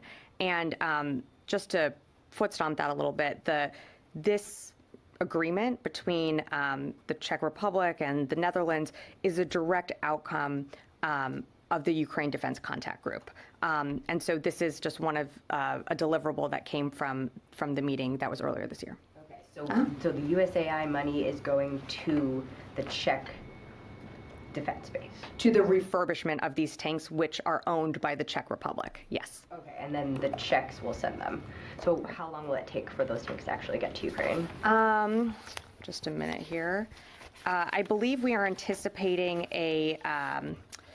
so the contracting actions are going to begin soon, and then some of the tanks will be available to Ukraine before the end of December, so the end of this year, with additional deliveries to be completed in 2023. Okay. Great. And then, sorry, if I could just follow up on the security assistance group to Ukraine that you announced. Is that an evolution of the Defense Contact Group, or is it a separate thing? Separate. So the security assistance group, so the SAGU, it's not a new mission. This is a more effective and streamlined way to manage the process. And this is a continuation of building on the work that the 18th Airborne Corps already had done in the region. And so the SAGU is a logical way to continue to provide short-term assistance, but also long-term assistance to Ukraine. And as you saw, the president spoke to this in Madrid, that we remain committed to Ukraine for as long as it takes. The SAGU is going to help with those long-term efforts. Great. I'll go to Barbara in the back. Sabrina, on your own public website, you posted remarks from Admiral Charles Richard, head of U.S. Strategic Command, and he said in remarks just yesterday, as I assess our level of deterrence against China, the ship is slowly sinking. It's sinking slowly, but it is sinking, as fundamentally they're putting capability in the field faster than we are. Those curves keep going. It isn't going to matter how good our operating plan is, or how good our commanders are, or how good our horses are. We're not going to have enough of them, and that is a very near-term problem. So he oversees much of America's nuclear force, and he's put in a time frame and specifics on this just days after you released your military strategy and your nuclear posture review, a very near-term problem. You don't have enough commanders, you don't have enough weapons. I don't know what he really means about you not having enough horses, but is this not, do you have concerns that this is an operational security problem, that he has now been so specific about the lack of American capability, nuclear capability against the Chinese, and that he's put a time frame on it, very near-term problem. So I think we feel very confident in our capabilities when it comes to China or just generally in the Indo-Pacific. The Secretary laid out in his national defense strategy that China remains our pacing challenge. We know that in order to compete with China, we are doing more when it comes to our own readiness and our on our own exercises. But I think we definitely are monitoring things that are happening in the Indo-Pacific and remain ready to act if needed. So you have no concerns about what he publicly said, that we have a very near-term problem? I would refer you to Admiral Richards for more on that. Can I ask you also very briefly, last Friday there was not an insignificant security breach at the Pentagon, which was never publicly revealed. A suspect in a high-speed vehicle made it a good distance around the perimeter of the Pentagon before law enforcement could stop this suspect. I think everyone believes that the law enforcement officers absolutely did the best they could, so it's not about them. But why was the Pentagon workforce not told that there had been such a significant intrusion in perimeter security that somebody made it a very significant distance around the building through 2 security barriers? The public statement that came from PIFPA management only said that they stopped the person quickly, never acknowledged that this suspect made it past 2 perimeter security points. And are you reviewing perimeter security? So thank you for the question. Just in terms of answering the question, first I'd say that we are incredibly grateful for PIFPA police officers for everything that they did to apprehend the driver and keep this building secure. We do not announce security threats to the Pentagon nor comment on law enforcement issues, especially when there are ongoing investigations or pending legal action. The only exception to that is if there is an immediate safety issue, and there was not at the time. That was not assessed. So Secretary Austin, our leadership here has full confidence in our PIFPA police, in our Pentagon force protection, and we thank them for what they did last week.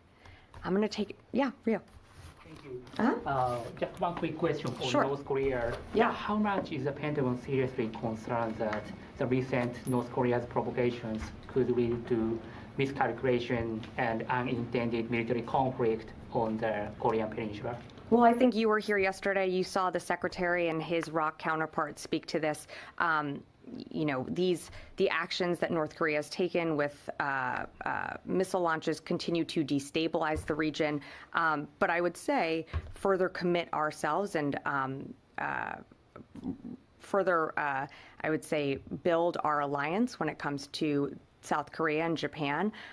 As you know, we're conducting Vigilant Storm now. That exercise was extended for another day in order to shore up not only our alliance, but to show that our strength and that we can deter aggression when needed. I'm going to go to the phones and then I'll come back into the room. Here we go. Sorry about that. Jeff Schogel. Thank you. I understand if these questions have to be taken, but can you say which variant of T-72s the U.S. is paying for, whether they have any type of active denial system? And I believe they have a 125 millimeter gun. Where is the ammunition coming from, considering DoD has often said that post-Soviet stockpiles and new NATO members are exhausted? So, thanks, Jeff, for the question. In terms of where the ammunition is coming from, when I have more details or anything more to announce, I'd be happy to get back to you on that. I don't have more specifics on the tanks themselves. They're the T-72 tanks. They are sourced from the Czech Republic defense industry. So I just don't have more on that. I'd be happy to take that question, though, and get back to you. Great. I'm gonna take one more from the phone, and then I'll come back into the room. Idris, Reuters. I think Jeff had a follow-up. Hello? We can hear you.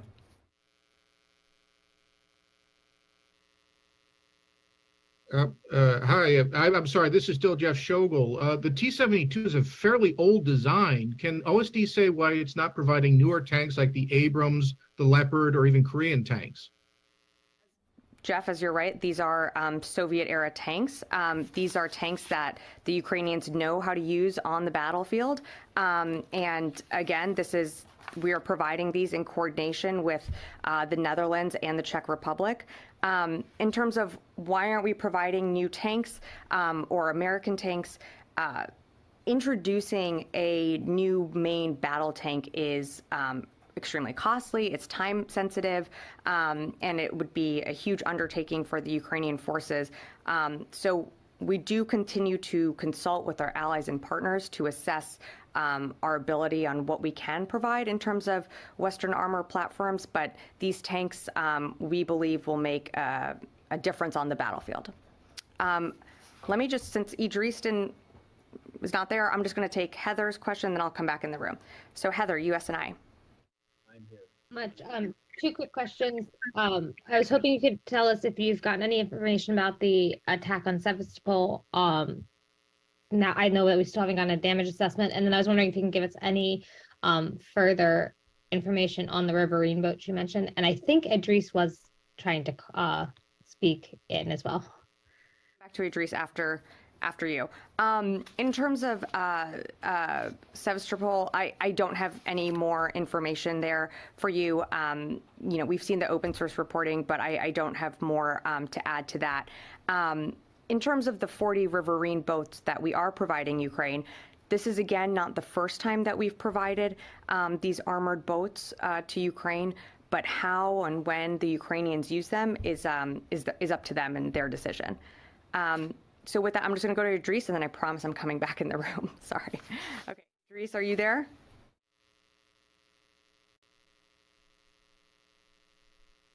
Sorry, you'll find me, I'm sure, and we'll talk. Yes, right over here. Yeah.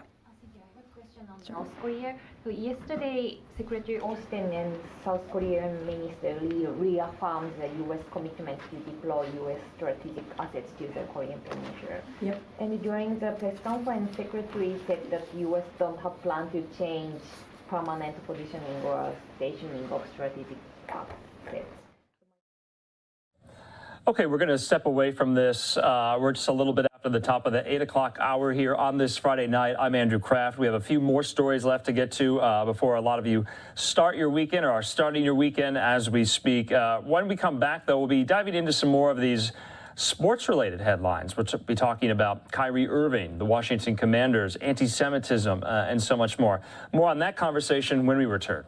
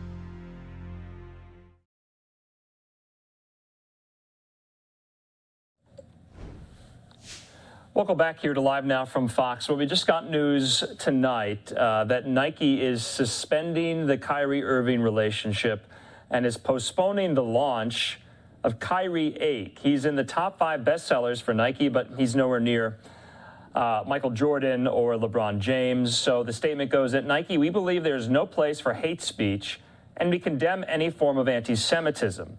To that end, we've made the decision to suspend our relationship with Kyrie Irving effective immediately and will no longer launch the Kyrie 8. We are deeply saddened and disappointed by the situation and its impact on everyone.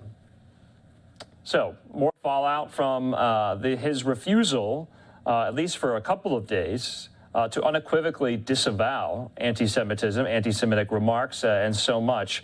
I spoke with sports legal analyst and friend of the program, Dan Lust, about this, what it means for the Brooklyn Nets, and if there are, free speech concerns, First Amendment concerns involved in this. Have a listen. We also touched on as well, kind of a passion project of Dan Lust's, the Washington Commanders and the scandal that has befallen that NFL team. And we talked about whether or not Dan Snyder, the owner of the team, might sell it. Let's listen. From Fox, we want to get into some of these top sports headlines, including a lot of the scandal that is involving the Brooklyn Nets right now. Joining me to discuss that even further is sports legal analyst Dan Lust. Dan, we spoke to you a couple of days ago. Steve Nash at the Nets had been fired that day. And then a lot of hot water has been surrounding their star player, Kyrie Irving, about not disavowing some of these anti-Semitic thoughts, posts, comments enough. And now a suspension is in order. Kyrie has apologized. Too little, too late? It's tough to say, and I think it's troublesome, from a couple angles. So Kyrie, yes, of course, has issued an apology, but I think where the suspension came from was his inability, when he was asked a point-blank question, do you have anti-Semitic beliefs or thoughts? And he wouldn't say no.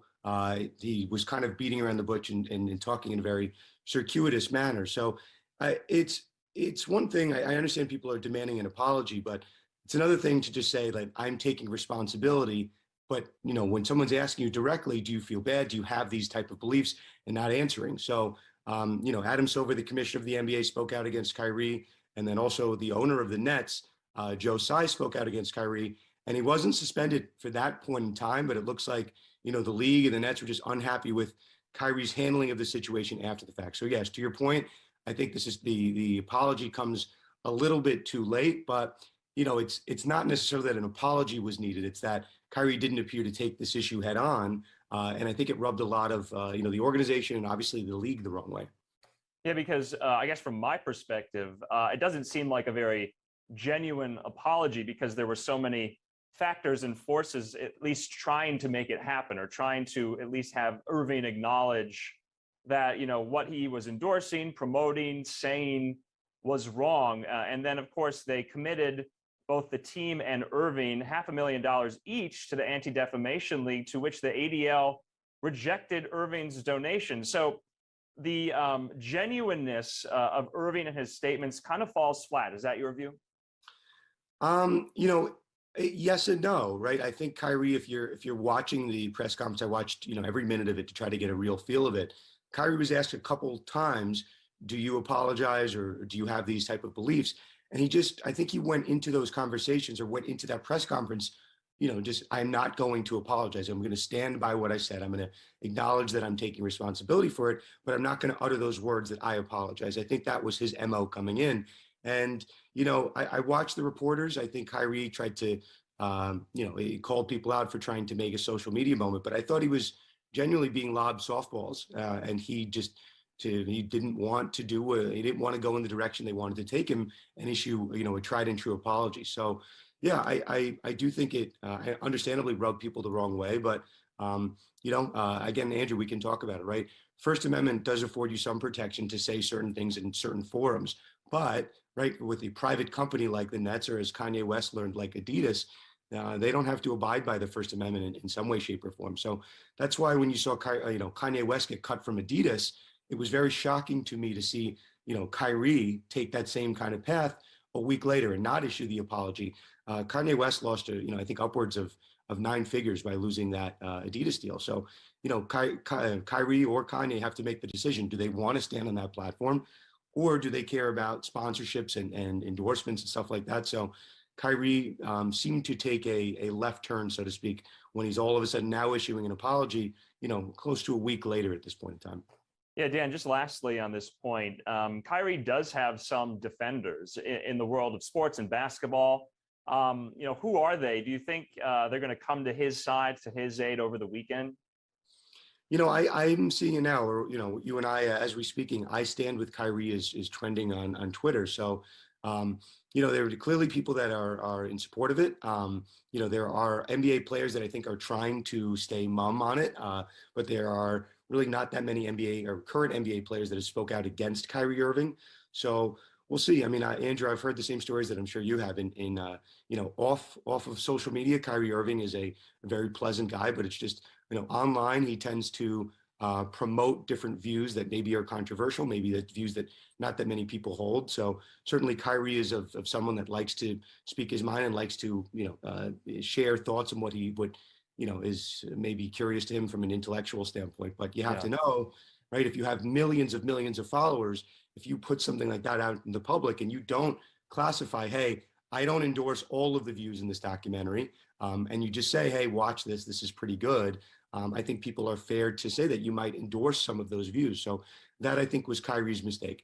It's not an issue to promote something, right? But it's an issue to promote it and not specifically carve out the things that you might disagree with. Otherwise, people are going to assume that you endorse every single word and second of what's contained. And if it's controversial, that's going to fall, I think, fairly back on you.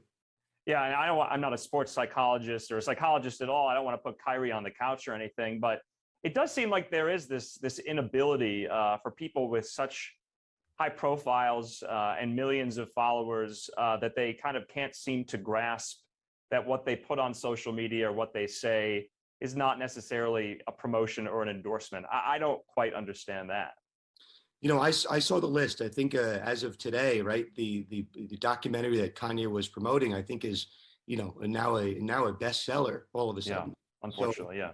You put that link out like there. I mean, you just have to assume that's going to happen. So yes, I think we can't say that. I think at this stage that Kanye necessarily has, or that Kyrie has those particular beliefs. But if you put that out there into the public and you tell your followers, you direct them to that particular content, yeah, I think it's reckless. I think that's a fair word to describe it. Yeah. Dan, I want to move on to another scandal that has really taken hold for a long time in the NFL, and it's become kind of a niche beat of yours almost. The Washington Commanders and their owner, Dan Snyder. Is Dan Snyder looking to sell the team, Dan? So Dan Snyder has hired Bank of America to explore potential options with respect to a sale. Could that mean selling 100% of the team? Sure. Could it also mean selling back the minority shares of the team that he bought basically a year ago? So Dan Snyder is now the 100% owner of the Washington Commanders. Up until recently, he was only the 60% owner of the team, but he bought 40%. So Andrew, if we're sitting here and everyone's rejoicing that Dan Snyder has said he's going to, you know, exploring potential sale options, and that just turns out to be selling back that 40% at maybe a higher margin than it was previously, certainly wouldn't shock me, but I think it would disappoint a lot of people who took this past week as maybe somewhat of a victory lap. Yeah. Who are some of the potential buyers in mind? There's a lot of high profile names kind of circulating out there. Reports have surfaced. Yeah, I think the main one that people are looking at is Jeff Bezos. Jeff Bezos obviously owns the Washington Post. The man is made of, I think his current valuation is $120 billion. And this team, the price tag on the Washington Commanders is about $5.7 billion. So it's not really a question of whether Bezos can own it. It's a question of whether Bezos wants to control maybe a minority share of the team or even a majority share of the team with Dan Snyder still attached to it, with the toxicity that comes with it. So I've seen the name Jay-Z attached to it. I've seen Jeff Bezos attached. There's going to be no shortage of suitors. The question is whether those high-profile suitors, be it a Jeff Bezos or a Jay-Z, who might be good for the NFL, are going to ask that the NFL kind of purge Snyder of all of his shares, which that would be a very contentious effort under Article 8.13 of the NFL's bylaws. They'd actually have to vote and have this kind of mini trial to kick him out. So wow, remains to be seen if that's going to happen. But I think the NFL is in the interest of bringing in the highest profile owner that they possibly can in this situation. Okay, last question on the Commanders. So we got the news earlier this week that the organization's finances are under federal investigation. Is all of this talk about a sale, possibly, so maybe Dan Snyder can escape some of the liability that would come from that investigation? Or is that too much of a leap there, you think? Maybe from a legal side, right? The fact that he would sell the team doesn't absolve him of guilt from acts that he's already committed. It might in NFL circles, but Snyder's really accused, and I want to say the Commanders are accused of doing two things. They're accused of underreporting revenue that would normally be a part of the NFL's revenue sharing system. So in one sense, that's stealing money from other NFL owners. Maybe the NFL as a private entity would be inclined to forgive him if he were to sell his team. Is that possible? Sure. But, the other part of this is a consumer fraud element, that money that would otherwise be going to fans was kept within the Washington organization. So that the main allegation is that they made it very hard to get deposits that were made on season tickets back. So there's a report that upwards of $5 million, if not more, was held wrongfully. That was consumer money that they just didn't allow, season ticket holders to get back. So yeah, that's certainly not going to be purged by Snyder's selling. The Attorney General in Virginia has now opened up an investigation in addition to the State Attorney General in Virginia, Maryland, and DC. So those are 4 investigations that are circling. And, Andrew, you mentioned it, right? The liabilities. So if someone is thinking of buying into this team, it's not just the profit that you assume by 100% equity owner in a team. You also assume the debts and liabilities of that entity. So it's something that any owner buying the team is going to have to do their due diligence and figure out how that's going to impact the optics of owning that team, and also obviously the bottom line. If money has to be given back to consumers, that's going to have to be factored into the price tag. So yeah, the analysis of whether the team is going to be sold and under what terms just got certainly more complicated. Yeah, Dan, it seems like the Sharks are circling for Dan Snyder, so we'll just have to wait and see how that turns out. Dan Lust, as always, it's always a pleasure. Have a good weekend. Okay, so I hope you enjoyed that conversation. We always talk with Dan about the biggest sports headlines in the country as they happen.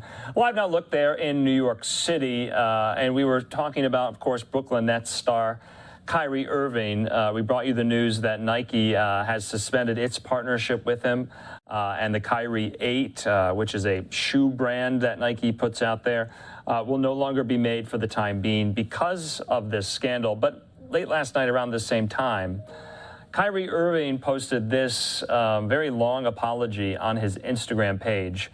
So I'm going to read it in part. He says, while doing research on Yahweh, I posted a documentary that contains some false anti-Semitic statements, narratives, and language that were untrue and offensive to the Jewish race and religion. And I take full accountability and responsibility for my actions. I am grateful to have a big platform to share knowledge, and I want to move forward by having an open dialogue to learn more and grow from this.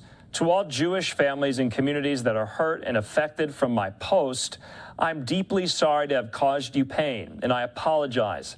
I initially reacted out of emotion to being unjustly labeled anti-Semitic, instead of focusing on the healing process of my Jewish brothers and sisters that were hurt from the hateful remarks made in the documentary. I want to clarify any confusion on where I stand fighting against anti-Semitism by apologizing for posting the documentary without context and a factual explanation outlining the specific beliefs in the documentary I agreed with and disagreed with. I had no intentions to disrespect any Jewish cultural history regarding the Holocaust or to perpetuate any hate. I am learning from this unfortunate event and hope we can find understanding between us all. I am no different than any other human being. I am a seeker of truth and knowledge, and I know who I am. So, wanted to read out the full apology there on Kyrie Irving's Instagram page. I know it was a little difficult to see, but if you were listening, I read out the entire thing there. Unfortunately, speaking of anti-Semitism, remember we brought you the news just yesterday that many synagogues in Newark, New Jersey, were under heightened surveillance amid threats, anti-Semitic threats there to those Jewish houses of worship. Well, now the FBI in Newark posted this on their Twitter account today. They say upon receipt of threat information against an unspecified New Jersey area synagogue, the FBI notified community leaders and our law enforcement partners. We identified the source of the threat, who no longer poses a danger to the community. As always, we would like to remind the public to remain vigilant, and if they observe suspicious activity, to report it to law enforcement immediately. So Fox's own Josh Breslow spoke with one of our reporters about these threats that synagogues were facing in Newark, New Jersey this week. Now someone has been identified and placing those threats. Let's just listen in more on this story. On now to another big story here. The FBI confirming it has received, quote, credible information of a broad threat to synagogues in New Jersey. This comes amid a rise in anti-Semitic messages and threats found across the country in light of comments made recently by Kanye West. The FBI saying it's taking proactive measures and urging members of the Jewish community to be on alert. Fox 5 New York's Briella Tomasetti joins us live with the latest on that threat. And Briella, what exactly do we know so far? Yeah, Josh, good morning to you. Well, we're here outside of Congregation Rinat Israel, and morning services here, as far as we know, are going as scheduled. The doors open at 6:30 for that first prayer service. A lot of people were just here going in for that service, and they just left momentarily a little while ago.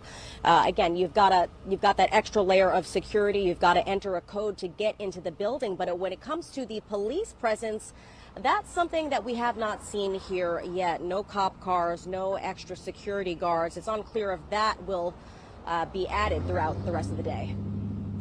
The FBI doesn't call bluffs. Jewish leaders and worshipers across New Jersey are on high alert after the FBI put out a tweet yesterday afternoon warning of a broad threat to synagogues across the state.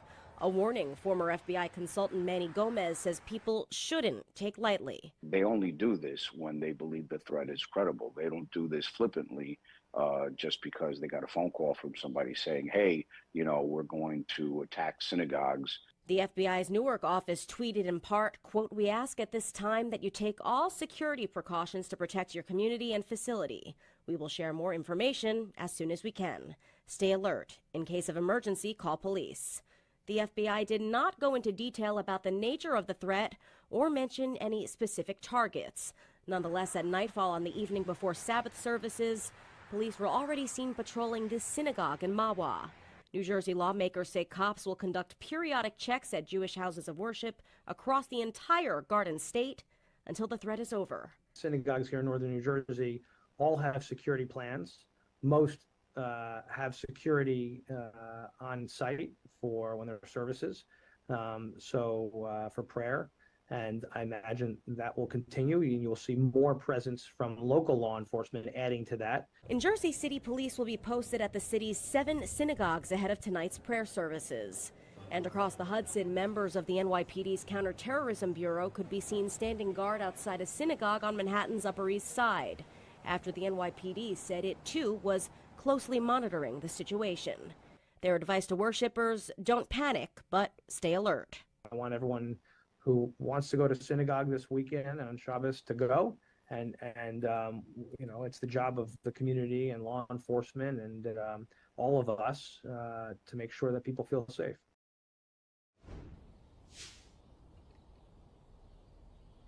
Now, Governor Murphy says that he is in constant communication with the FBI, the state attorney general, and the U.S. Department of Homeland Security in regards to these threats.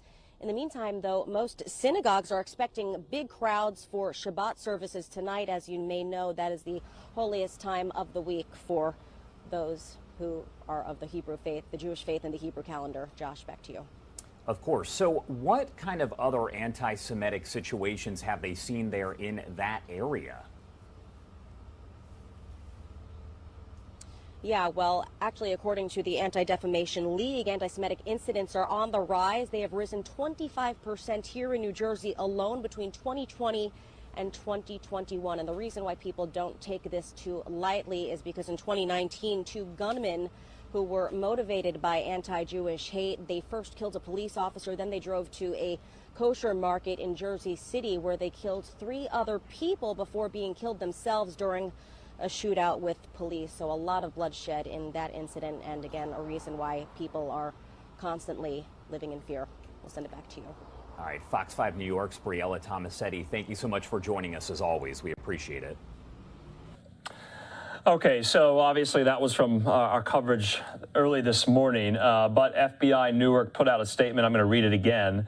They say upon receipt of threat information against an unspecified New Jersey area synagogue, the FBI notified community leaders and our law enforcement partners. We identified the source of the threat, who no longer poses a danger to the community. So if we get any more details on maybe who that was, we'll bring that to you here. All right, we're going to take a quick commercial break. We're going to go into some of our overnight content that we usually do in these overnight hours, some of the live events we've already shown you throughout the day. More on that after the break.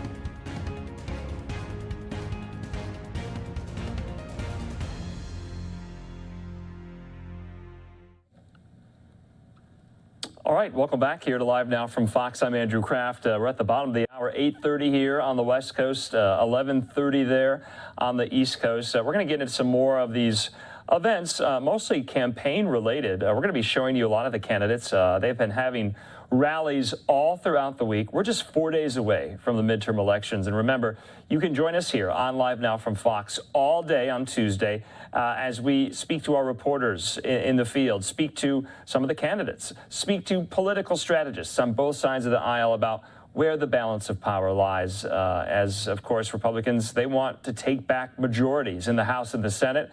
Democrats want to keep them. But the governor's mansion is in play in several key states as well. So those races are quite interesting.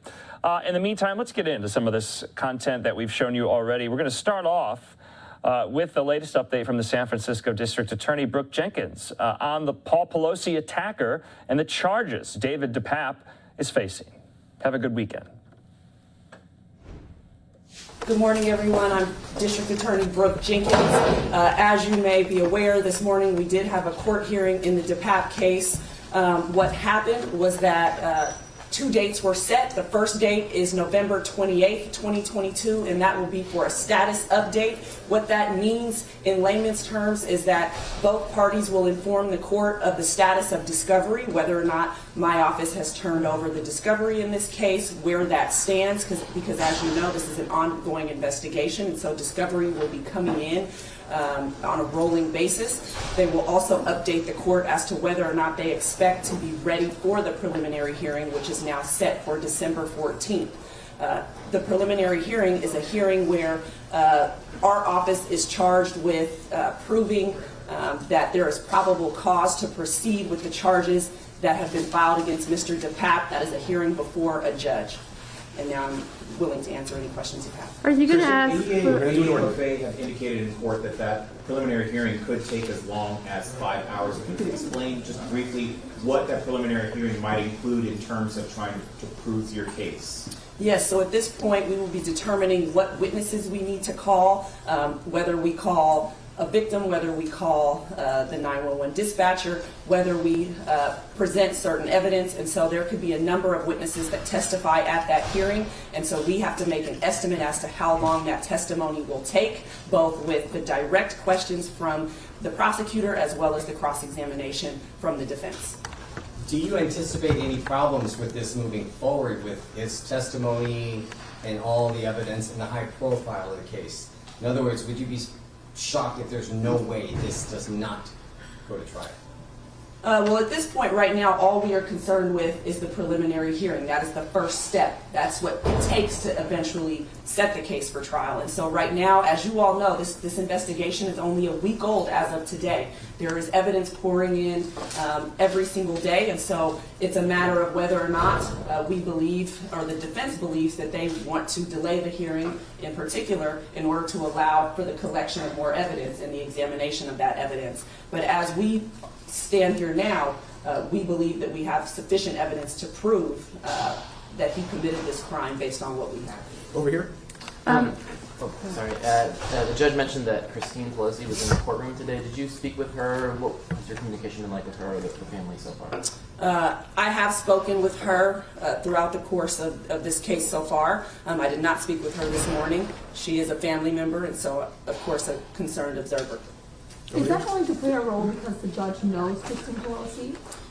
So at this point, the judge made the disclosure in order to allow the defense to be aware that it is somebody that she knows. We are unclear at this point whether that judge will hear any evidence in that case. At this point, she is simply the judge that is overseeing the scheduling of the preliminary hearing. It very well may be heard by a different judge. Two questions as a follow-up to that. Is there a certain amount of time that both parties have to raise concerns about the judge's disclosure? And then my second question is, there's also some new details about what that first encounter with police was like with Mr. Pelosi. Can you share or speak to that in any way? So with respect to your first question, the defense or the prosecution can raise an objection to that judge hearing the evidence in this case, and that should happen prior to the hearing itself. So that can be raised at any point prior to any judge hearing the evidence in the case. With respect to the facts of what took place in that foyer of the home at the time of the incident, we've made the facts clear that we're going to release at this point, which are in our motion to detain, which is that Mr. Pelosi opened the door. They were both holding a hammer, and the police observed Mr. DePatt pull that hammer away and then strike Mr. Pelosi. That is the most that we're going to say at this point. Our job is not to try this case in the public or in the press. It's to try it in a courtroom, and so at this point, we're going to limit our remarks in that regard. Christian? About that motion to detain, it was not discussed today in court. Initially, I believe that there was an indication that the motion to detain would be argued in court today. If I understand correctly, the public defender has opted to not argue against the motion to detain at this time, and that will be taken up at the same time as the prelim hearing? That is correct. And it will be heard at the same time as the preliminary hearing. Usually the way that it works is after the preliminary hearing occurs and the judge has issued their ruling on our charges, they will then hear the arguments on the motion to detain. So he's held without bail until then? That is correct. He's held without bail until after that preliminary hearing and that motion is heard. Over here. Public safety, your staff safety. This is going to be a drawn-out trial. What procedures, you can't say what they will be, that you're going to have to change the way public officials do things, especially yourself? Absolutely, we are taking into account that this is a very high-profile case, that, of course, given the facts of the case, that people have been willing to enact violence on public officials. And so certainly there are concerns, I think, for all of us about making sure that we are safe. I certainly know that my team has stepped up the levels of security with respect to me, and will be taking any steps that we need to for our assistant DAs should we have concerns there as well. You said that the investigation is going on at a rapid rate. In the last week, has anything that you have discovered or uncovered that stands out that you can share with us? No, I'm not going to share any additional facts at this point. Everything that we are going to place into the public, like I said, has already been discussed and is contained in our motion. Okay, we'll go here and then we'll come back to this side. On a fundamental level, because this is so high profile, do you feel extra pressure to take this to trial and get a guilty verdict? Because this is going to be a deterrent, I would imagine, going forward. There's no more pressure in this case than there is in any other. We have a job, and it's to protect all of our victims, the entire city of San Francisco. We're not treating this case any differently than we treat any other. The only difference for us is that there is significant media interest in this case. But in every single case, we make sure to do our best to achieve justice. Thank you. So this motion to detain, which is 10 pages and very detailed and very graphic, also appears to include what certainly appears to be a confession. I mean, do you really expect this case to go to trial? You have to be prepared for trial in any case. We go to trial in a number of cases where there have been confessions and where there's strong evidence, because defendants get to make the choice of whether or not they want to exercise their constitutional right to trial. So we have to move along as though this case will go to trial. Kelly? In that motion, it also mentions that he said that he had other targets, including federal, state official or politicians and their relatives and a professor. Can you say any more about who those people might be, what kind of politicians they were? No, we're not disclosing who those people were. The most that you're going to get is that description that there were other political figures. Right here. Yeah, as evidence comes in, have you learned anything more about this man's motivations, or, like you said at a previous press conference, his political motivations? I believe most of that has been spelled out both in the federal affidavit and in our motion. What is clear is that he was targeting the speaker, that he did not find her in her home. Instead, he found her husband, and that he enacted violence on her husband after the police arrived. And so he clearly, as you've read, had specific issues with her politics and her leadership in this country. Is there a body camera, and is that going to be used in the case if there is? It certainly may be used at trial. We will decide whether or not it is played at the preliminary hearing as we move forward. Is the defendant required to appear in the status hearing and the preliminary hearing? And can you say anything about where he's at now, conditions, status, anything like that? What I can say is he's being housed in the county jail at this time. He has the ability to waive his appearance at the status update. However, he will have to be present at the preliminary hearing. Does he being an illegal immigrant, does that make a difference in how you approach the case, or what is the status with that? Somebody's immigration status plays no role in how we decide to prosecute a case. In this particular situation, we have an attempted murder. We're going to proceed with our charges and treat him like we do anyone else, because that's our job, is to make sure that we pursue justice and that we have accountability here. This is an extremely dangerous individual who we want to make sure it goes to prison. He won't be sent back to Canada anytime soon, right? We're going to do one more question here and then the last question. At this time, he is in our custody during the pendency of this case. And we hope that he will be convicted and that he will have to serve a sentence here in the United States. Next question. Going back to the target list that he told officers about, have you notified those people that he mentioned or named that he was looking at them, or? So that responsibility and those decisions have been left to law enforcement, both federal and local. That's outside of my jurisdiction. And Christian, last question? No, I don't. Okay. Okay, thank you all so much. We really appreciate your time and your attention this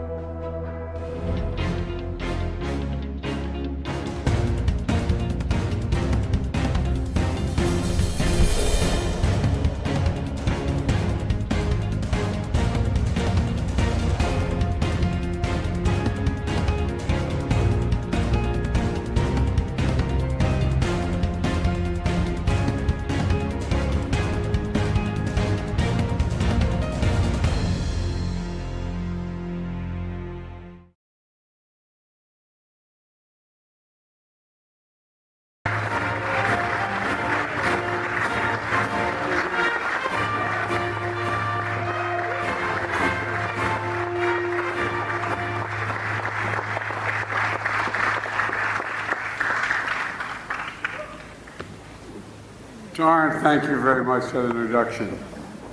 And for the bad guys on the other side of the hedge, I mean, what's the story? I see the persons who own this operation or set it up. You guys are allowed to come on this side, you know, anyway. Anyway, thank you all very much. Thanks for the introduction and for your service and the service of your husband. I mean that sincerely. You know, I spent a fair amount of time, I guess I was in about 34, 35 times in Afghanistan and Iraq. And you were at Camp Victory where my son was at camp. His hooch was only about a couple hundred yards from that burn pit. And he came home with stage 4. He went as the healthiest guy in his division, not division, his regiment, and came home with stage 4 glioblastoma. So we owe a lot of folks. You know, a lot of you here are veterans of Iraq and Afghanistan. As I said, I visited both war zones as a senator and vice president a lot, and some godforsaken areas that you were assigned. And I watched you. I observed your incredible courage firsthand, not a joke. That's why you reinforce my belief that veterans are literally the spine, the very sinew of what America is. Not a joke. 1% of you serve and protect the other 99%. We all owe you. You know, I just met a few folks who work with Jill, my wife, the First Lady. She started an outfit called Joining Forces when she was the First Lady to make sure that we took care of the military families while the people were deployed. What people don't realize is a whole lot of folks were deployed in those two wars who were in fact not career military. National Guard, we had a significant number of National Guard, almost at one point 50% of the fighters in National Guard. And you know, there are a lot of empty dinner tables at night. At least when you're on a base, you're with other people who know what you're going through. But most people had no idea that the National Guard captain or corporal was in fact deployed. And she started this outfit too in the state of Delaware, my wife, to convince people that they should reach out, because you know the only kid in school who his dad doesn't show up is the kid whose dad is deployed. No one knows it. And so she started a process where she got all the schools, and not only Delaware, then across the country, to begin to point out the fact that their mom or dad was deployed. It makes a difference. They're not looking for it, but it makes a difference just knowing people know. Knowing people know. To all the veterans here and your families, as I said, we owe you. I've said many times before, we have many obligations to the country, but we only have one truly sacred obligation, and it is a sacred obligation. It's to prepare those we send to war and care for their families and them when they come home. That's a sacred, we have a lot of obligations, but that's a truly sacred obligation that crosses party lines, crosses ideology, crosses everything. And you know, and that's what today's about. It's good to be here in San Diego County with Mayor Gloria and the County Chair Fletcher, and Congressman Scott Peters is a good friend, a great partner for my administration, especially helping reduce the cost of drugs as well as taking care of vets. Scott, your district is lucky to have you. And I want to thank Congressman Mike Levin. Stand up, Scott. Stand up.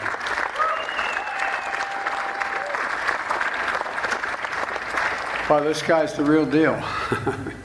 He's the real deal. And I want to ask Congressman Mike Levin, thank him for welcoming me to his district today. Mike, where are you? There you go. Mike.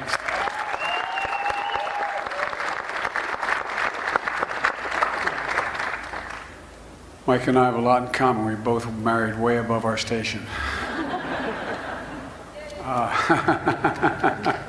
Mike's hell of a guy, a champion for his constituents, especially veterans who live here, not far from Pendleton, across the street, figuratively speaking.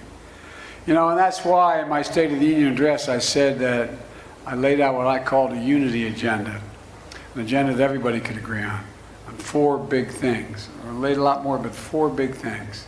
1, deal with the opioid crisis.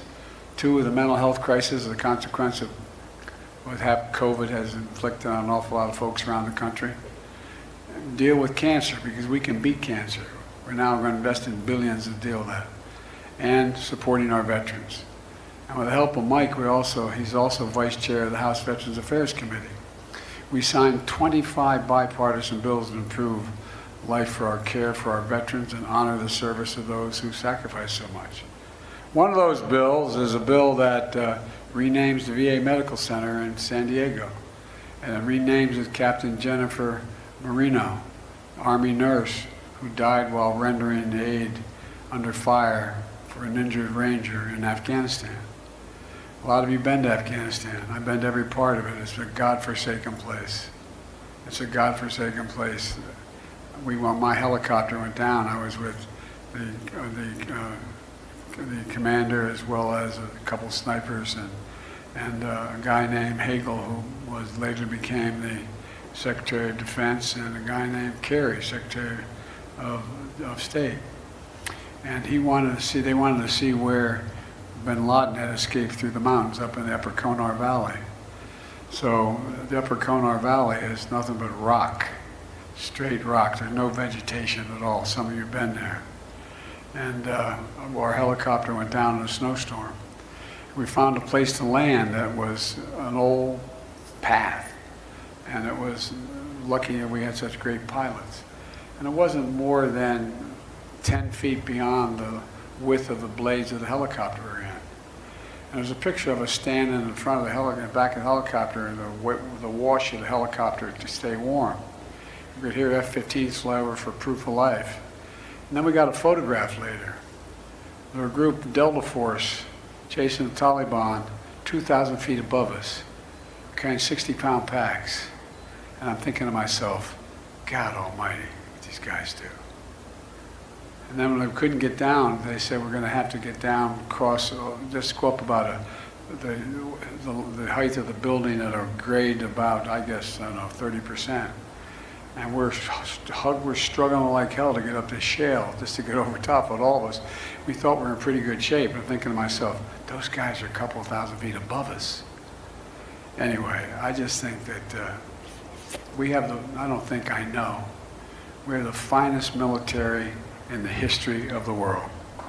Not a joke, the history of the world.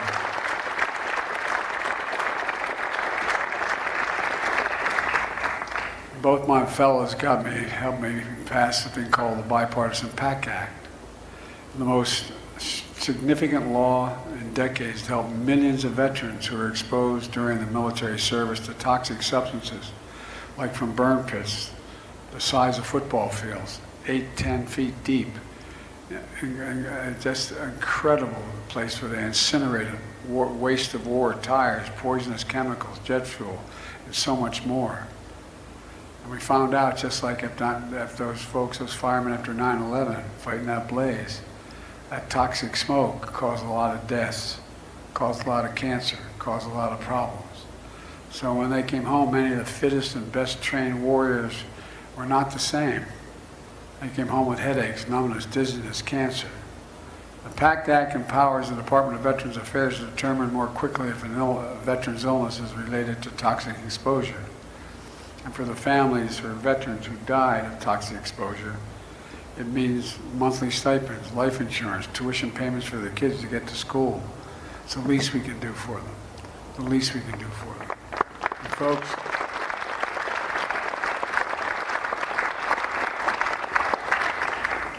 and I know some of you are even seeing whether or not you qualify or whatever you have. Anyway, I won't go into it, but it's tough stuff, but we have an obligation. And the way the American Rescue Plan that I signed with Mike's help invested $17 billion in the VA, Veterans Affairs, mental health, and suicide prevention. As a lot of the veterans here know, more vets are dying on a daily basis, monthly basis from suicide than in war. More are dying of PSD than in war. It was averaging 21 a month. And guess what? Even though some of you are vets know, you'd have a family member call and say, he got to come in, he needs help. And I said, we can't do it right away. Can you come in 3 days? That ends. That ends. It's got to be seen immediately, because it's literally life and death for an awful lot of folks. Folks, the reason we're here today is because of another law that I signed with Mike's help, and it matters for our economy and national security of our veterans. It's called the CHIPS and Science Act. It's a groundbreaking law that's going to build the future here in America. Here in America.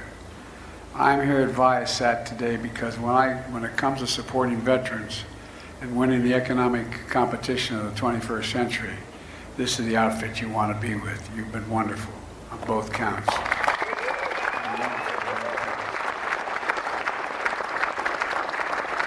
It started in 1986 by three friends, Mark, Steve, and another Mark in a garage. You all do a hell of a lot in garages out here. You know what I mean? That's amazing. I don't know. Everything starts in a garage. That's why I wanted to move to San Diego, buy a garage. But literally, it started. Now it's a multi-billion-dollar company with thousands of employees, and over 700 of those employees are veterans. This company's been really reorganized nationally, recognized by the Department of Labor as a leading workforce place for veterans.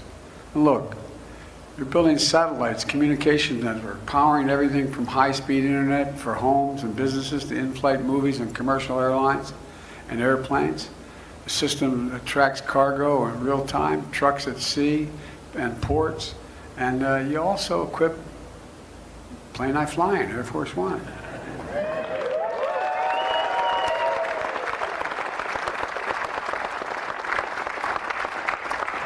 And other Air Force aircraft. I often say, they say, what's the best part of being president? I say, the plane doesn't leave till you get there. That's the best one. But you're in real trouble if you're not on time. What you do here at this company really matters. So much of it depends on semiconductors, those tiny computer chips the size of a fingertip that power our everyday lives and power more and more of what we need. Smartphones, automobiles, washing machines, hospital equipment, you name it. America invented these chips when we went to the moon. America invented the computer chip. And then we led the industry for decades. Then something happened. America stopped investing in America. We stopped investing in America. American companies went overseas for cheaper labor.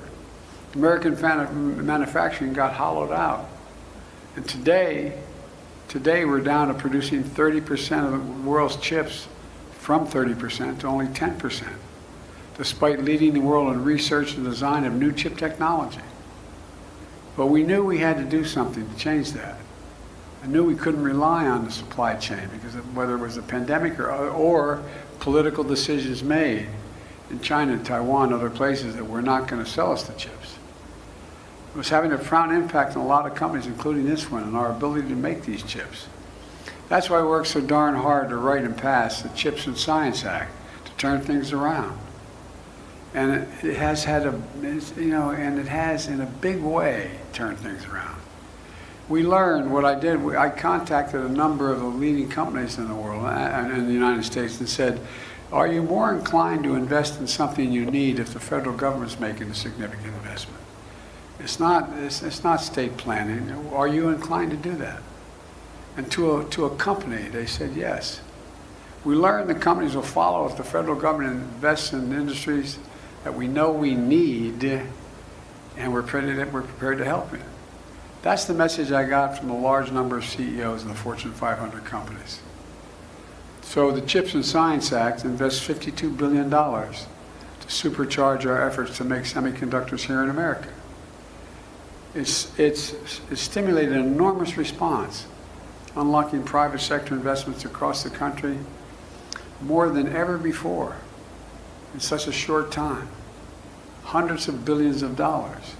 I was just in Syracuse, New York, where I went to law school. And the company called Micron is investing $100 billion to manufacture chips, the biggest investment of its kind ever in American history. $100 billion. Before that, I was down a little further down in the middle of New York. And an outfit called IBM. They're investing in these chips for serious anyway, I won't go through them all, but, you know, 10,000 jobs at that facility in Syracuse, including construction. And it generates 50,000 jobs across the community. Because all these people working at this place, they go places to eat, they get their hair cut, they buy cars, they do all the things they need to do. Intel Corporation. Intel, we decided to invest, and I spent time with the CEO down there outside of Columbus, Ohio, making $20 billion investment to start a semiconductor facility on 1,000 acres, what I refer to as a field of dreams, just outside of Columbus. It's going to create thousands of jobs. Construction jobs to start with. How many union guys here? Guess what? Everything I do is all union, prevailing wage. Because it generates a lot of activity as well. You go down the line, IBM, SK Corporation, other companies, even foreign companies are investing tens of billions of dollars, making us once again the hub of advanced manufacturing. And where is it written that America can't be the leading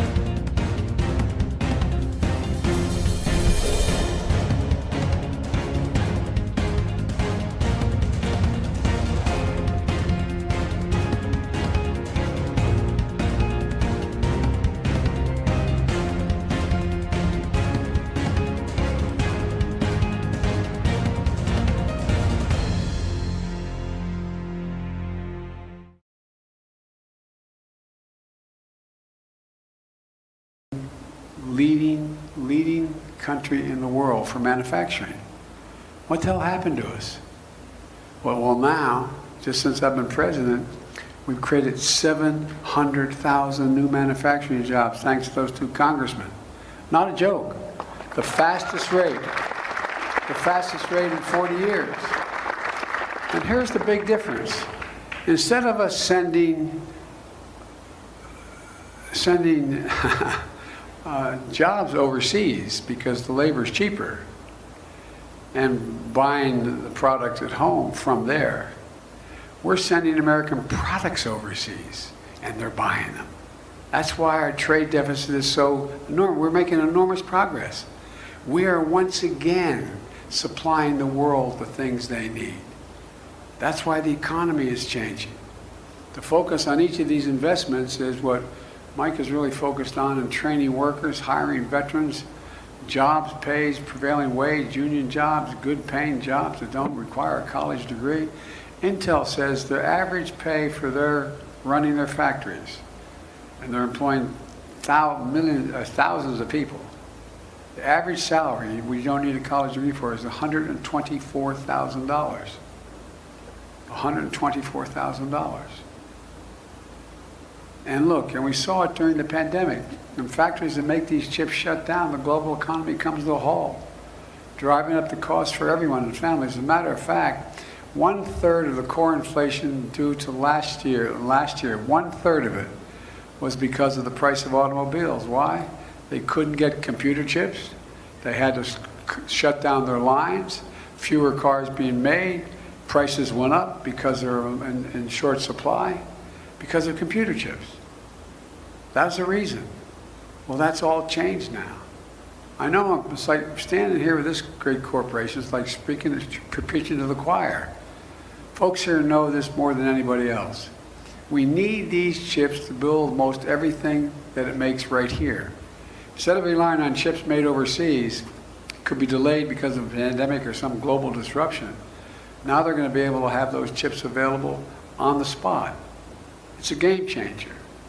And thanks to this law, this company hopes to significantly grow its global business and hire more workers in the next 5 years. And here's another thing. This is also a national security issue. A national security issue. Earlier this year, I went down to the Lockheed factory in Alabama, where they make Javelin missiles. Guess what? We were having trouble. We were having trouble supplying the Javelin missiles to Ukraine because they didn't have the chips. They didn't have the computer chips to help defend themselves against Putin's brutal and unprovoked war. We were sending these guys these javelins. We need semiconductors, not only for those javelins, but also for other weapon systems that exist today as well as in the future. One of the reasons why Russia's having a hard time, I'm not going to go into it, it'll take too much time, we're having a hard time supplying their military, is we've been not ineffective in making sure they have difficulty getting what they need to build theirs. The United States has to lead the world in the production of these advanced chips. This law is exactly that. And the law is about science as well. You know, decades ago, in the United States of America, we used to invest in ourselves. America invested 2% of its GDP, 2% of its GDP in pure research and science. Well, over the years, we've walked away from that. We invest less than 0.7% of our GDP in science and research and development. Those 2% was pure investment in research and development. We used to rank #1 in the world in research and development. Now we rank number 9 when I came to office. And China a decade ago was number 8. Now they're number 2 in the world. Number 2 in the world. Does anybody here think that the future doesn't rest in major breakthroughs in technology and science? And other countries are closing in fast. Well, the CHIPS and Science Act sets us on a path to move up again, to boost research and development funding back up closer to 1% quickly, fastest rate in any single year in 70 years. But there's another law that we got that really matters because of both these guys that helped me get done. We finally decided we're going to move up from being ranked number 13 in the world in infrastructure. The United States, 13 in the world, to back to number 1. Ask any business leader, and there are many of you in this audience, what's the one most important factor in considering where you're going to decide to invest and locate your factory? Well, it's whether you have a means to transport products around the world quickly, safely, and well. It's whether the employees have safe and thriving living places to live. With Mike's help, I signed into law the bipartisan infrastructure bill, the most significant investment in our nation's infrastructure since Eisenhower's interstate highway system, literally. It's a lot of money. $1.2 billion, a lot of money. I also want to thank Scott. He was a prime mover as well.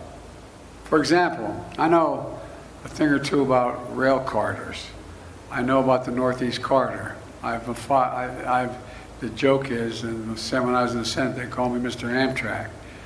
I commuted 250 miles a day for 58 miles a day for 36 years because my wife and daughter were killed when I first got elected, and I started going home because I had the family help take care of my kids and never stop.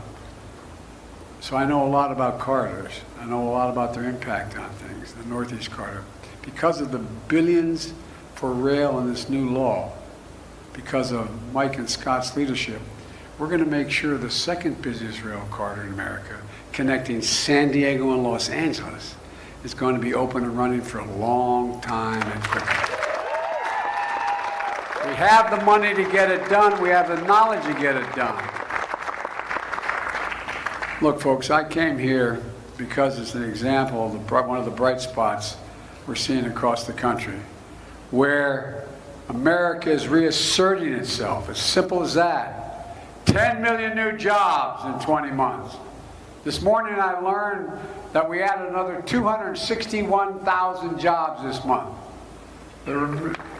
By the way, New York Times media reports they call the report the Goldilocks report. I have my shotgun waiting for the wolf. Look, unemployment's not it went up 0.2% to 3.7%, among the lowest in 50 years. Unemployment among veterans is historically low. Putin's invasion of Ukraine sent gas prices soaring around the world. Because of actions we've taken dealing with the petroleum reserve and other things, prices are coming down here at home. They're now down $1.22 since their peak this summer. Folks, our economy continues to grow and add jobs even as gas prices continue to come down. We got a lot more to do. But we also know folks are still struggling with inflation. It's our #1 priority. That's why, with Mike's help and Scott's help, I signed the Inflation Reduction Act to bring down the cost of everyday things that we talk about around the kitchen table. My dad used to say everybody needs just a little breathing room. I come from a family like many of you do, a good family, middle-class family. We weren't poor. My dad, we lived in a 3-bedroom split-level home in a development, 4 kids and a grandpa, and thin walls from my parents, but all kidding aside, everything that happened, was at the kitchen table. When the price of gas went up, we talked about it. It was a problem. It was a decision. But it's all, what are the bills people have to pay every month, a lot of people? Well, guess what? Every month, a lot of people have prescription bills they have to pay on a regular basis. Every month, they have health care premiums, energy costs, cost of heating their homes.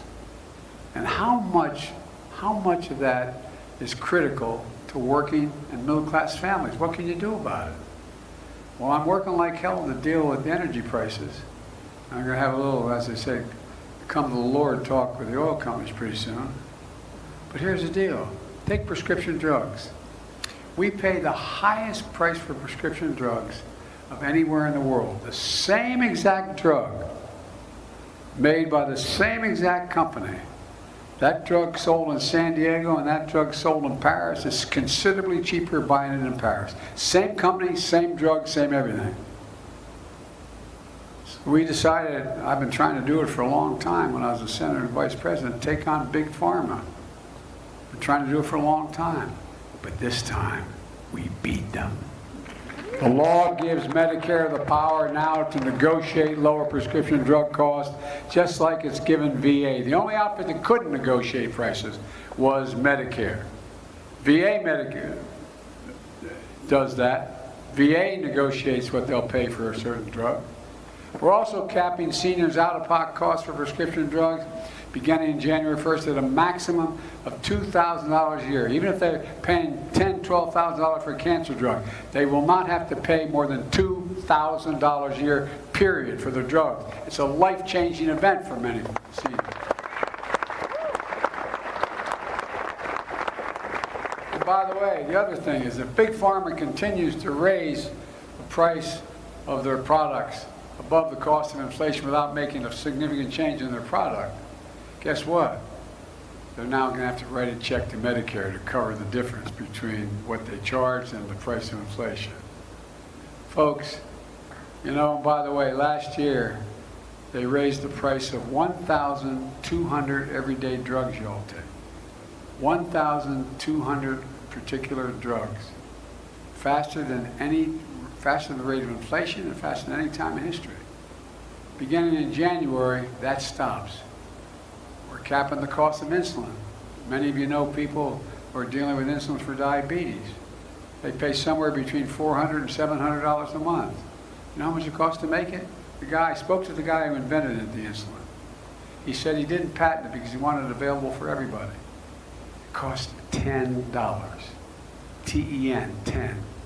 Counting packaging, 15 bucks. So guess what? We capped the price at $35 instead of $400 because people are going to be able to take those. And I'll bet you know somebody. I was in Virginia doing a town hall. A woman stood up and she almost started to cry and miss it. She said, I have 2 children. Both have type 1 diabetes. We have to split the insulin. I can't afford it. I can't afford the insulin. Capping the cost of insulin, as I said, for seniors in Medicare at 35 bucks a month to deal with their diabetes instead of that 400 like so many are now paying. In addition, we're making the biggest investment ever to deal with the climate crisis. I know you all know there's no climate problem.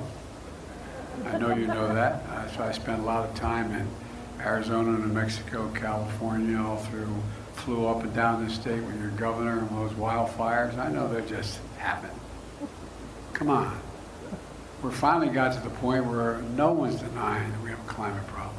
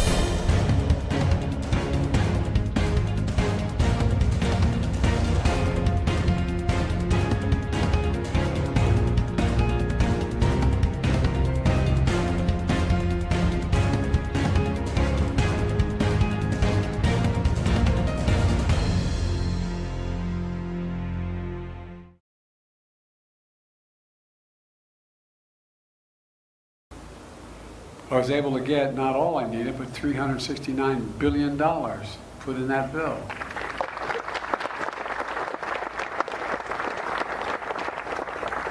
And we had, I think the guys were with me, the Congress were with me when I invited the CEOs of the auto companies to the White House lawn in the back, behind the White House. And I talked about automobiles, and they talked about electric vehicles. At the time, Amy Barr was Chairman Barr of General Motors, was suing the state of California because you had a higher standard for emissions than the rest of the country, and they said they couldn't do that. Well, she left that meeting and she dropped the suit. Called me up and said they're going to go all electric by 2035. Every other company has signed up to do the same thing. So we're working with the auto industry to transition to electric vehicle future, providing tax credits to buy electric vehicles, as well as, any IBW guys here? Well, guess what? You guys are going to install 500,000 charging stations around the country. So it's going to be, that's like 500,000 gas stations. Not a joke. 500,000. Because people are going to say, I'm not buying a vehicle because it can only take me X number of miles. And by the way, we're investing billions of dollars, and many of you are investing billions of dollars in battery technology. We're now changing the nature of the life of a battery. Folks, it's also now cheaper to generate electricity from wind and solar than it is from coal and oil. Literally cheaper, not a joke. I was just, and so we can accommodate that transition. I was in Massachusetts about a month ago on the site of the largest old coal plant in America. Guess what? It costs them too much money. They can't count. No one's building new coal plants because they can't rely on it, even if they have all the coal guaranteed for the rest of the existence of the plant. So it's going to become a wind generation. And all they're doing is going to save them a hell of a lot of money and using the same transmission line they transmitted the coal-fired electric on. We're going to be shutting these plants down all across America and having wind and solar. We're also providing tax credits to help families buy energy-efficient appliances, whether it's your refrigerator or your coffee maker. We're going to put solar panels on your home, weatherize your home, things that save an average, the experts save a minimum of $500 a year for the average family. Look, we're doing all this while we reduce the federal deficit. I hear from my friends in the other team that those big spending Democrats, well, I inherited a gigantic deficit. This year alone, under our leadership and the help of my colleagues in the Congress, guess what? We cut the federal deficit this 1 year by $1.4 trillion, more than any time in American history. Any time. We cut the federal deficit in half, while doing all this. And last year we cut it by $350 billion. And we're going to reduce it further over the next decade by another $250 billion. Because I hate to say this, but if you're one of those corporations paying zero tax, that's over, man. You're paying 15% now. And look, a big part of that is because we're making sure the biggest corporations, and by the way, I'm a pro-corporate guy. I come from the corporate capital of the world. For all I know, you all are incorporated in Delaware. I don't know. Are you? More corporations are incorporated in Delaware than every other state in the union combined. And I got elected 7 times, so I'm not anti-corporation. But I am everybody pay their fair share. Look, the biggest corporation are going to have to pay a minimum of 15%. Look, the bottom line is we made a lot of progress over the last 20 months to build the economy from the bottom up and the middle out instead of the trickle-down economics that failed us the last 40 years. And we just have to keep going, in my view, to bring down inflation while we keep the market strong, to help investing in ourselves. As president, I will not accept the argument that says that our problem is that too many Americans are finding good jobs. My father come down from heaven and strangled me. Or that too many working people finally have dignity in the working place. Or that our largest, most profitable corporations shouldn't have to pay their fair share in taxes. I'm going to continue to work for economy built from the bottom up and the middle out. Let me close with this. I know it's been a rough 4 or 5 years for an awful lot of people in the country.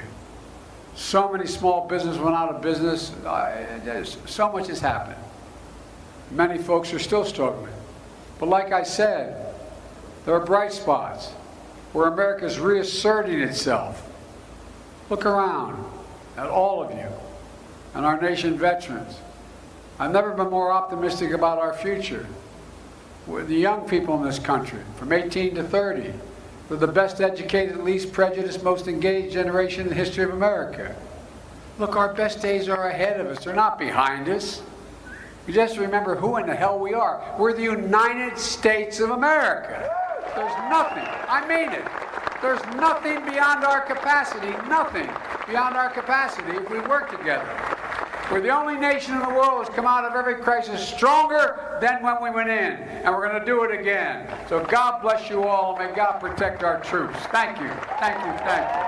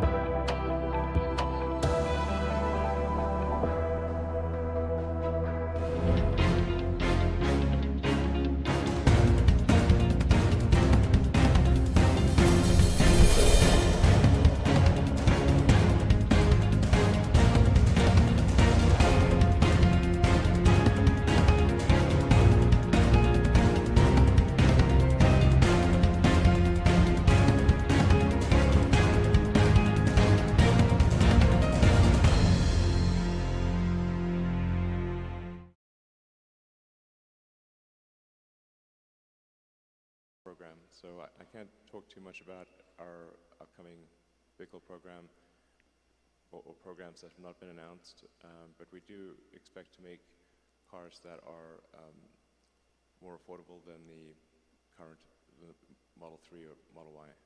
So, and a big factor in this is, yeah.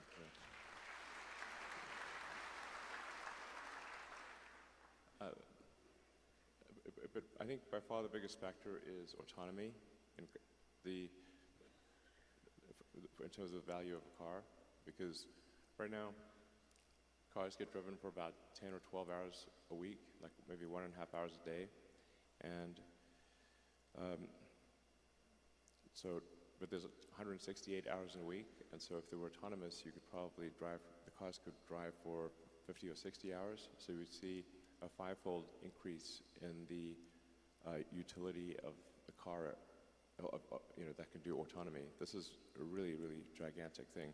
It would also mean that we wouldn't need anywhere near as many parking lots, and this would also be helpful for the environment because you would need far fewer cars. So I misspoke. It was a $7 billion investment for a plant that makes 1 million cars a year that makes $15 billion a year in profits. So you invest $7 billion and you make $15 billion a year. Who does that? And for a plant that makes, things, manufacturing. And so the way this is accomplished is that, so you're doing it with casting right now. And casting half of the car, and you're going to soon cast the other half of the car. And other companies, why don't they try? Why don't they try to do what we're doing? In fact, one of the executives of another automobile company wanted me to introduce her to you, and you did that once at a meeting, and now she wants to come visit with her director of engineering at our plant in Austin. And I presume when I ask you, you're going to say, yeah, bring her on, because you innovate so fast, by the time anyone copies what we're doing, we're on to something else. What else is there? When you're casting, what else is there that enables us to make it cheaper? Are we eliminating a lot of other parts? Are we eliminating functions? What are we doing to do that? How do we sell a car that's so cheap? I think the full explanation, or at least an accurate explanation, would take a long time, because to first approximation, a car is made of 10,000 unique parts and process steps. And Tesla is really, I think at this point, probably the best at manufacturing in the auto industry, which I think what nobody was expecting. Probably in the history of the world. Probably.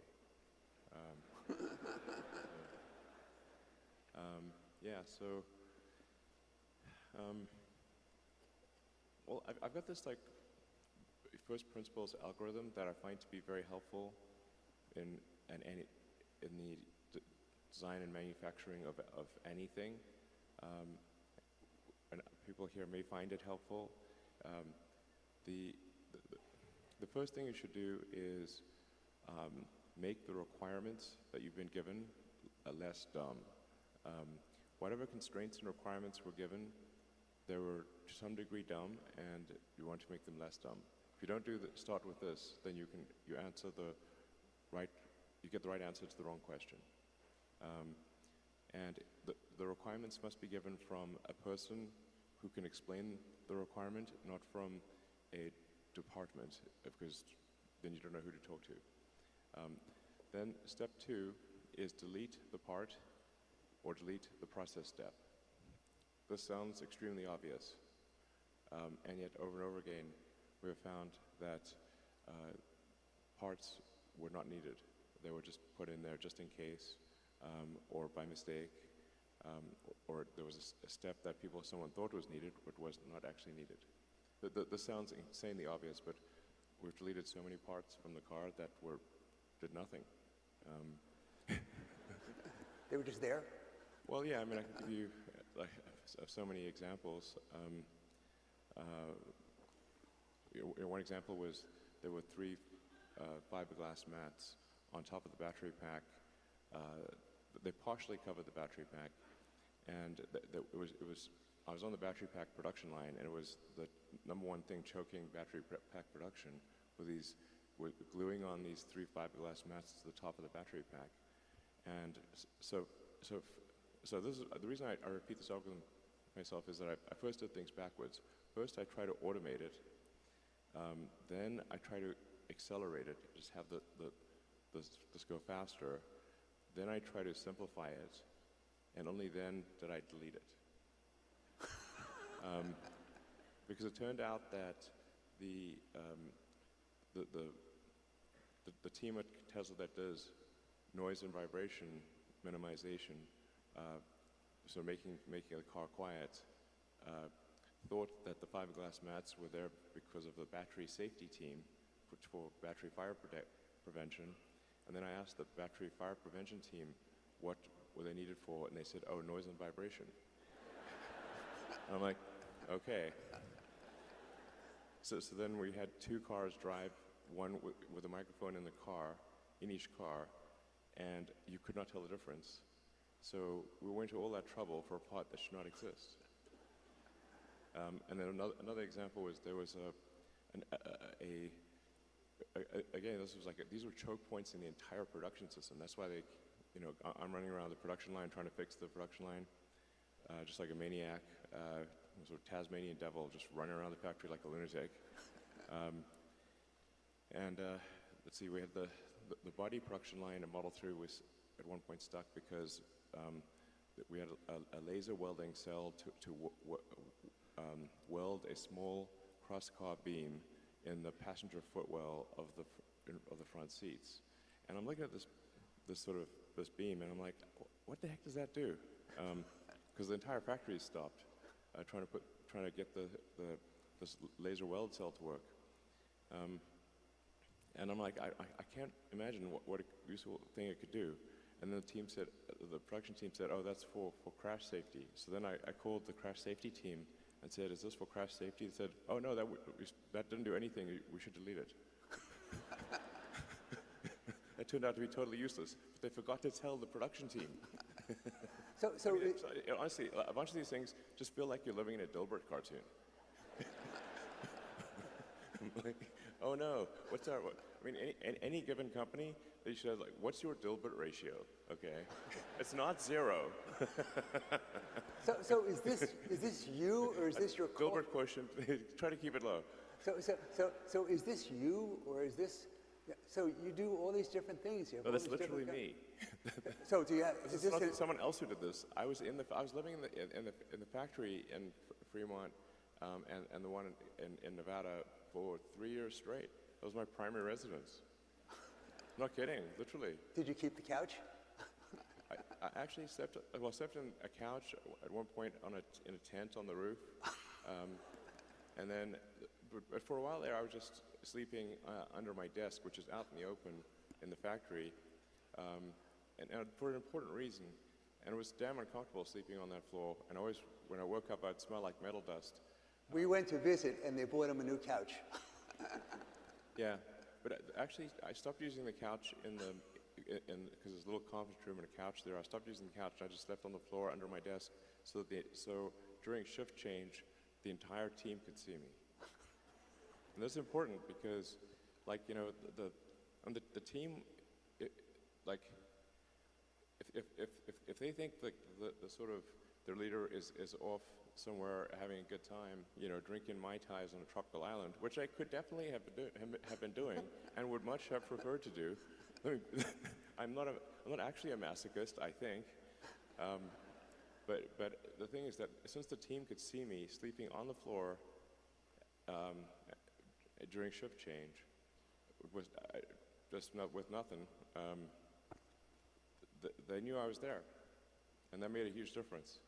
And then they gave it their all. So the focus is on always lowering cost and providing leadership. And this company, we're doing 1.5 million cars a year, but you expect to do 20.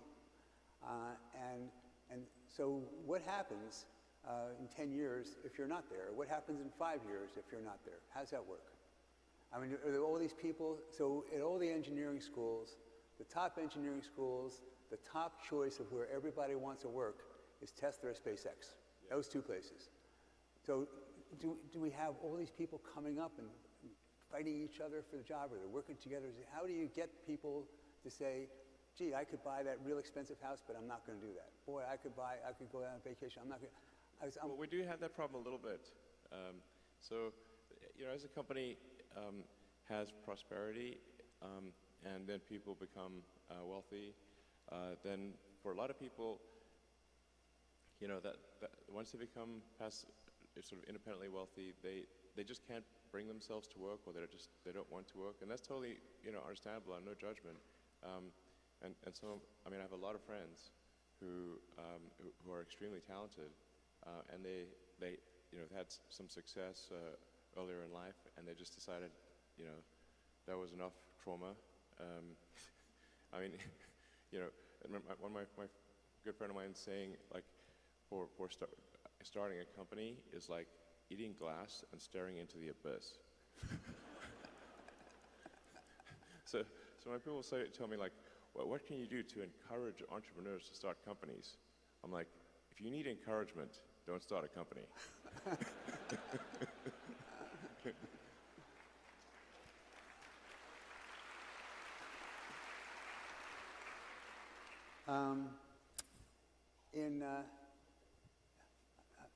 In SpaceX, and so we have competitors, sort of, I guess. So SLS, and I read about. That's not it's just Boeing, Northrop, and Lockheed. And with those guys, when they build a launching pad, it took them like 10 years and billions of dollars. And we had to build a launching pad, and it cost a few $100 million, and did it in 6 months.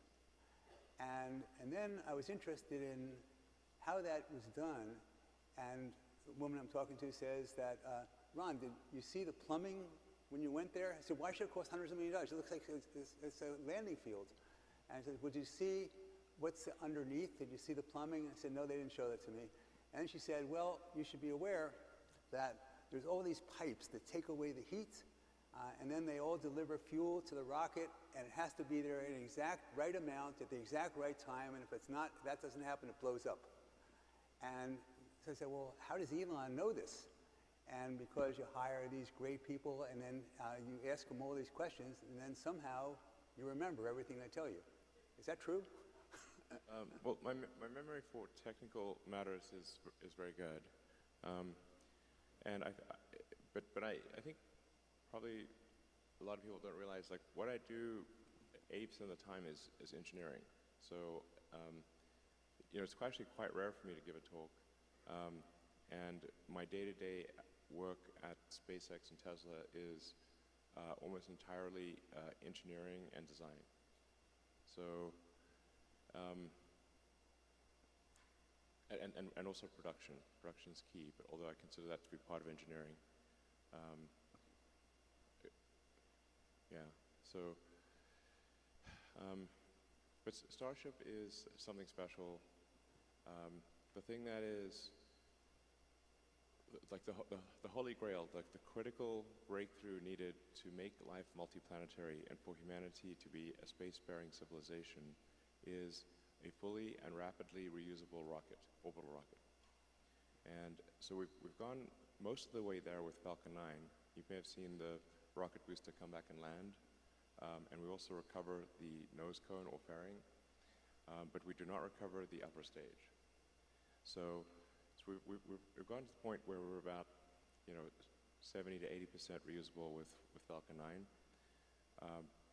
With Starship, we're going for 100% reusable.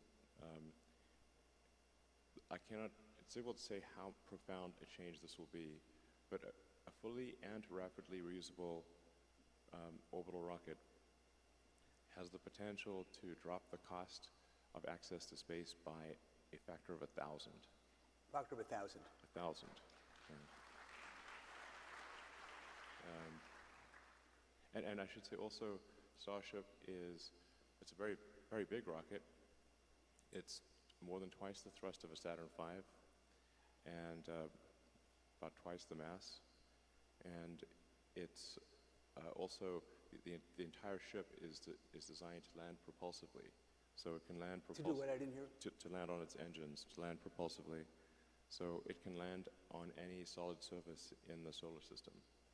So if we can make Starship work, then it enables us to, over time, get anywhere in the solar system. So why is it so hard? Why don't other people do the same thing? So everyone says it's impossible. Why is it so hard? And how much harder is it to do what we're trying to do than we're doing with Falcon? Well, so let's see. Earth's gravity is actually quite strong, and we have a thick atmosphere. So with known physics, it is only barely possible to make a fully reusable orbital rocket. Only barely possible. If this was a video game, the setting is to extreme difficulty. Not impossible, but extreme difficulty.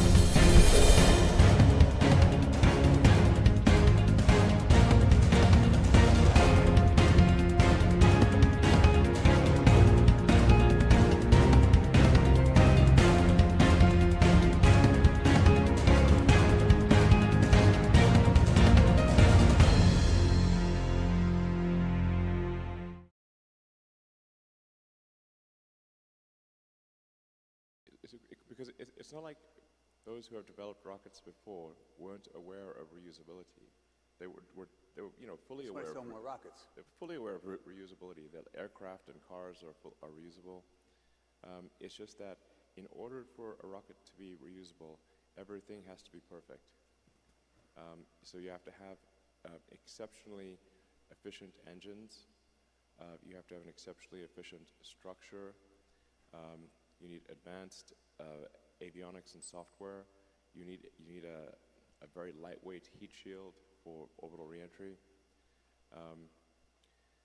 And then another key factor for traveling to Mars is you need orbital refilling, so that you get the ship to orbit, and then you send up tankers to refill the ship in orbit, just like is done by the Air Force with aerial refueling. Those are the things that are necessary, and it's never been achieved before.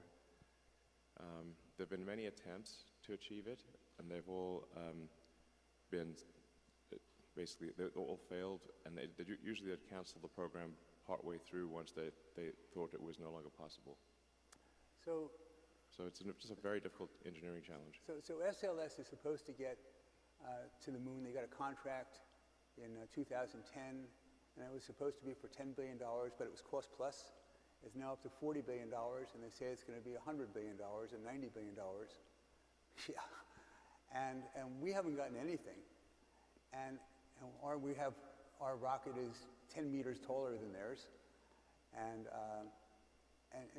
we can reuse ours. So how can anyone possibly compete if they're not doing what we're doing? How can they compete? I don't understand. And how can they get contracts?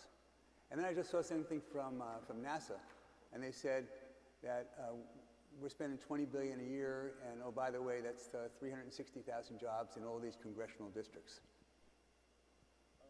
Well, I think this, I have to be careful of what I say here. You know, I have enough enemies. I would like to have, you know, I think, yes, I would like to have a smaller number of companies that want me to die. That would be great.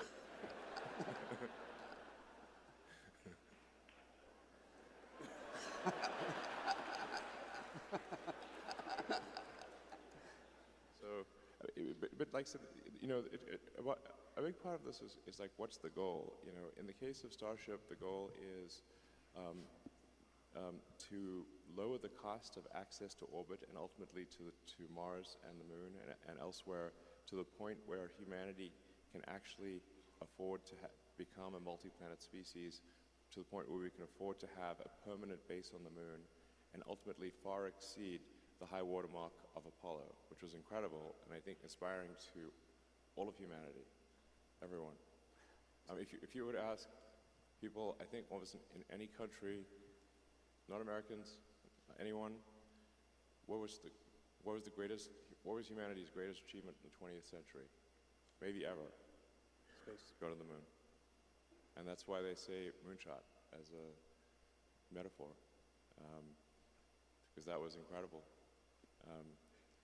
You know, still amazing that was achieved. In fact, a lot of people ask me, was it real? And I'm like, yeah, it was real. Well, it's probably on Twitter. That's where they ask that. Yeah. I mean, that was just an incredible achievement, and I think it's just one of those things that, you know, going to the moon makes you proud to be a member of humanity. You know, it's like for all mankind. You know,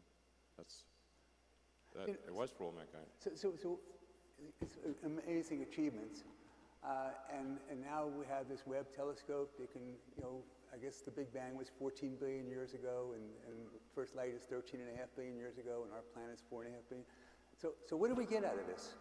What is the, you know? So obviously Starlink, a really big deal, yeah. $1 trillion opportunity, maybe more.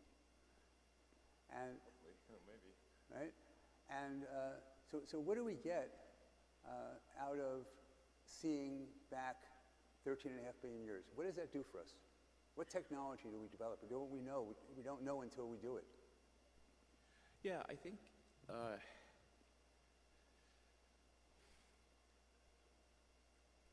Yeah.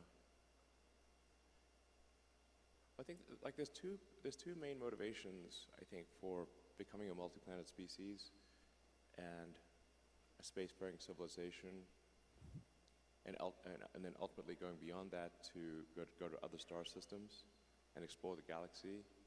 And I think we may find that there's many one-planet civilizations that died out millions of years ago and never made it to the second planet. Do you think in your lifetime that happens? Well, it depends how long I live. Maybe forever. You know, if I keep increasing that enemies list, it might not be much longer. It would be deeply ironic if it's someone angry on Twitter that takes me out. Well, now you can keep them off Twitter. Yeah, exactly. So anyway, I think there's two reasons for life to become multiplanetary, life as we know it to become multiplanetary. I think one is the defensive reason, where I think we want the light of consciousness to not be extinguished if something were to happen to Earth. And you know, in the case of the dinosaurs, they only had to worry about, like, you know, meteors and supervolcanoes and other things. But for us humans, we actually have the power to destroy ourselves with nuclear weapons, or some sort of, you know, crazy bioterrorism thing. So, you know, so there's some danger that is not zero that could cause the end of life on Earth as we know it. So that's kind of the defensive reason to ensure that life is not just, and consciousness is not only on Earth. That's the defensive reason to protect the future of consciousness. Then the other big reason, I think, is that it's exciting, and it's adventurous, and it's inspiring, and makes it makes you think positively about the future, you know. And life can't just be about solving one problem or another. There need to be reasons to be inspired, you know, reasons that move your heart and say, yes, the future is going to be great. And when you get out, you know, when you wake up in the morning, I can't wait to see what happens next. And I think that's, you know, humanity going to Mars. Even if you don't yourself want to go to Mars, and most people don't, just watch it. It's a tough gig, frankly. This would not be a luxury expedition. But you'd be able to watch it happen, and I think it would just be incredibly inspiring to the world in the same way that the Apollo program was inspiring to the world. And like I said, there's got to be, life can't just be about solving one problem or another. We need things that make us excited and inspired about the future, and that would be one of them.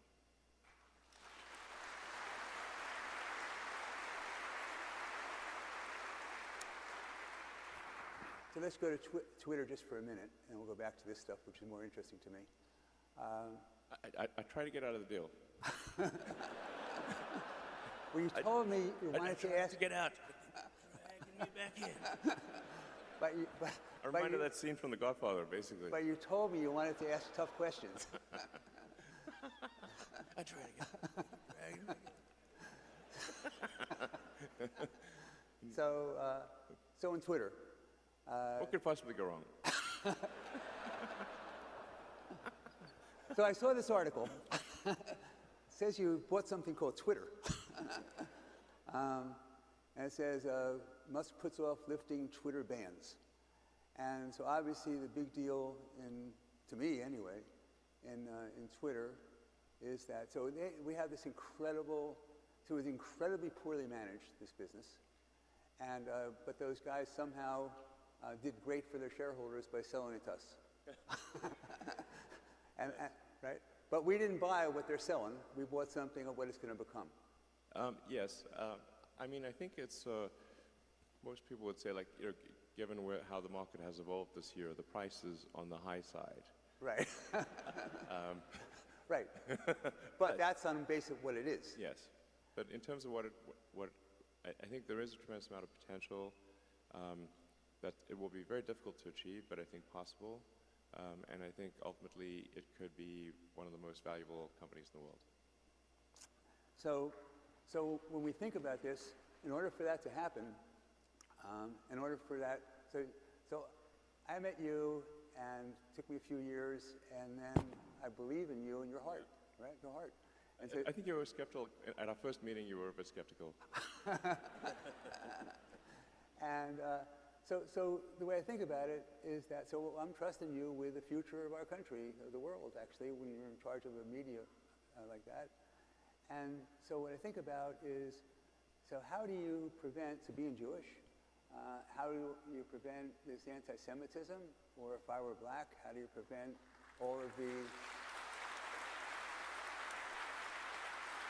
So how do you prevent the use of the N-word?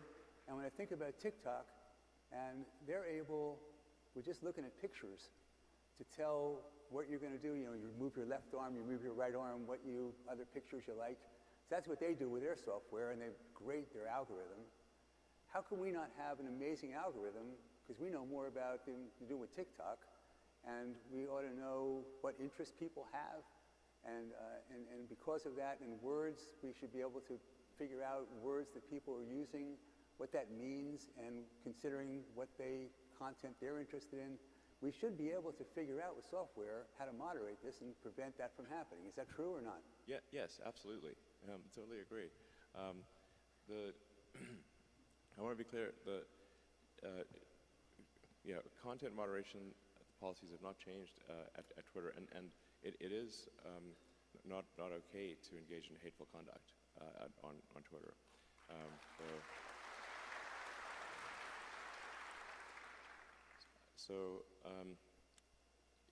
We have had actually oddly targeted attacks where temporarily people have been able to put some hate speech on Twitter, but then it's been taken down immediately.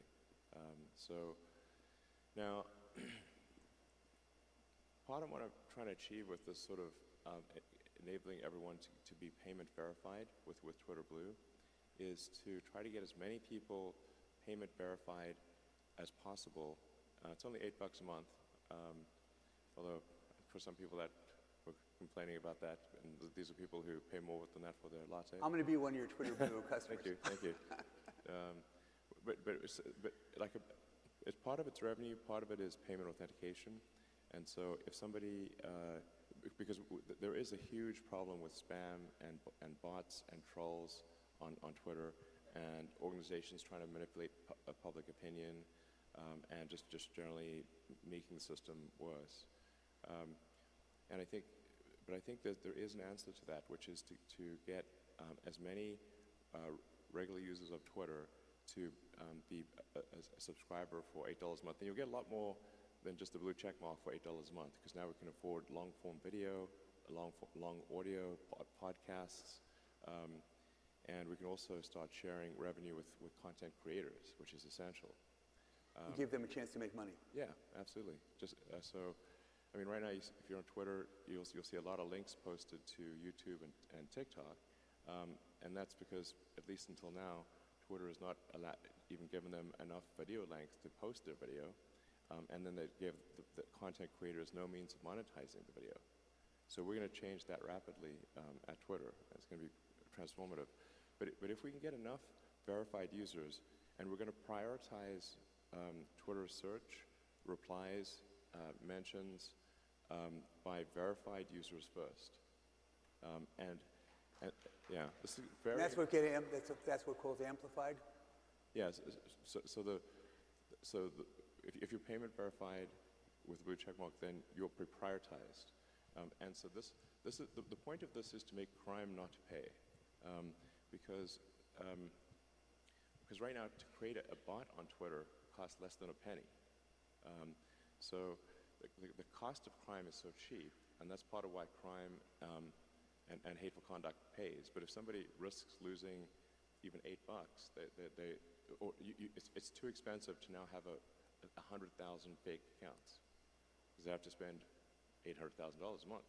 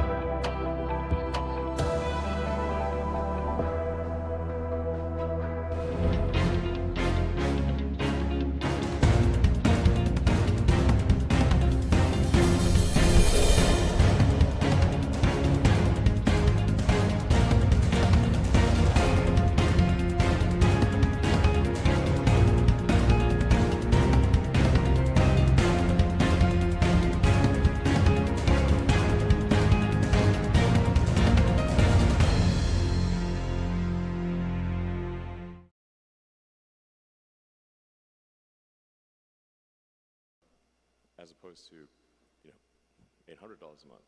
So, and then we also, since we're using payment authentication, we're piggybacking on the authentication system of the payment system, and we're also piggybacking off of Apple's authentication system, which is another layer of security. So the net effect will be, over time, that the verified users will pretty much always be at the top of comments and search, and you won't really see, you'll have to scroll far to see the unverified users, which will be the bots and trolls and whatnot. And this is sort of analogous to Google search. Like, if you go to page 8 of Google search, there will be a ton of scams and stuff, call it page 8, page 9, something like that. But the thing is that Google search results are so good for page 1 that you never go to page 8. Or it's rare. And like the old joke is like... So if something we don't want to see, it gets pushed way down. Yeah, basically the bad stuff gets pushed way down.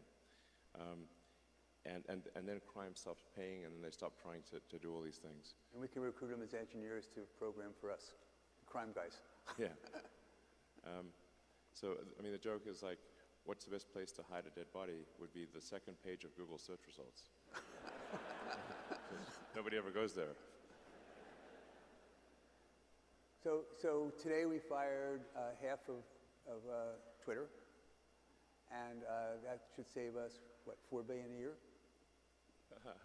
No, it's not going to save $4 billion a year. I wish, but I mean, to be frank, Twitter was having pretty serious revenue challenges and cost challenges before the acquisition talks started, and any company that is dependent on advertising has had a hard time. So, if you look at, say, Snap or Google, Facebook, whatnot, they've all had a difficult time with advertising revenue dropping, and Twitter is more currently more vulnerable than they are to advertising, because most of Twitter's advertising is large brand advertising as opposed to direct response. So it's kind of like a much more of a discretionary ad spend than it is for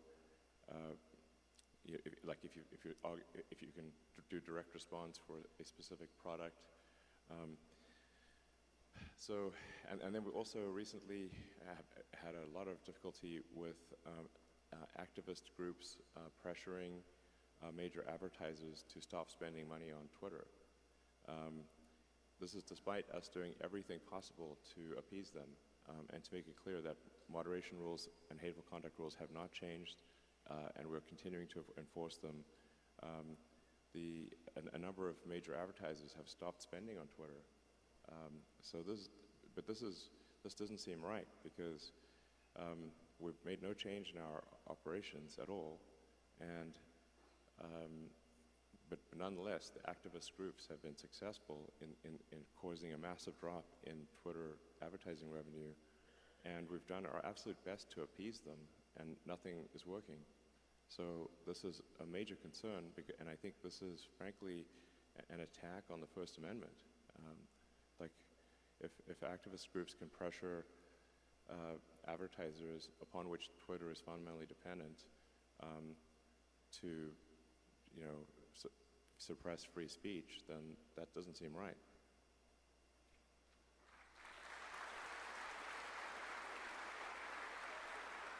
I meant, by the way, 400 million instead of 4 billion. I meant actually 400 million instead of 4 billion. Oh, yeah. Okay, so we're now there. You're living at this place. You go there for the next couple, 3 weeks. You're going to vote, and then we have a team lined up. You think you have a team lined up to manage it, and then you would just do it the same way we do with SpaceX and Tesla, where you just attend the meetings regularly, say this is what we need to do. Do it. Well, this is what we need. Yeah, my workload went up from about, 70 to 8 hours a week to probably 120. So, yeah, I go to sleep, I wake up, I work, go to sleep, wake up, work, do that 7 days a week. I'll have to do that for a while. no choice.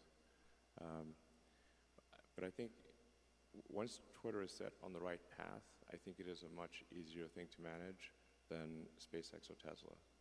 So, and I mean, I really understand the internet and how to make. So I wrote software. I wrote software personally for 20 years. You know, I was one of the key people behind X.com, which became PayPal. And so I also, like, I'm aware of, like, I know how to make a way better PayPal. Because you built PayPal. Yeah, yeah, pretty much. I mean, with a lot of other people, but there's a product plan I wrote, which I wish I'd kept a copy of in July of 2000, where I thought it would be possible to make the most valuable financial institution in the world. And we're going to execute that plan from 22 years ago, which amazingly no one has done. And so I think that's part of why I think Twitter will be ultimately extremely valuable, because I'm going to execute the X.com game plan from 22 years ago with some improvements. And then we're also going to obviously make Twitter just a way better system. I mean, it stands to reason that you know, if a social media company is not taking steps to make it positive to be on that social platform, then people won't come or they'll leave. You know, so you speak of sort of anti-Semitism or racism or anything like that. Well, I mean, who's going to stay on a platform if that's prevalent? Like that's obviously. Yeah, I mean, come on. And apart from its inherent wrongness, who's going to stay on the platform? So like you want to be. It needs to be something where, like our goal with Twitter is like, how do we get 80% of America? Maybe not like the sort of far left and the far right, but and maybe we don't want them necessarily, but how do we get 80% of the public to join a digital town square and voice their opinion and exchange ideas and maybe once in a while change their minds? On occasion. Yeah, I mean, you know, once in a while.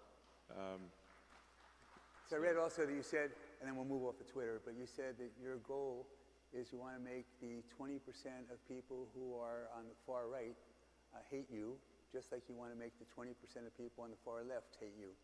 So, well, I don't want them to hate me, but I think the extremists, like, you know, it's just very difficult to satisfy extremists.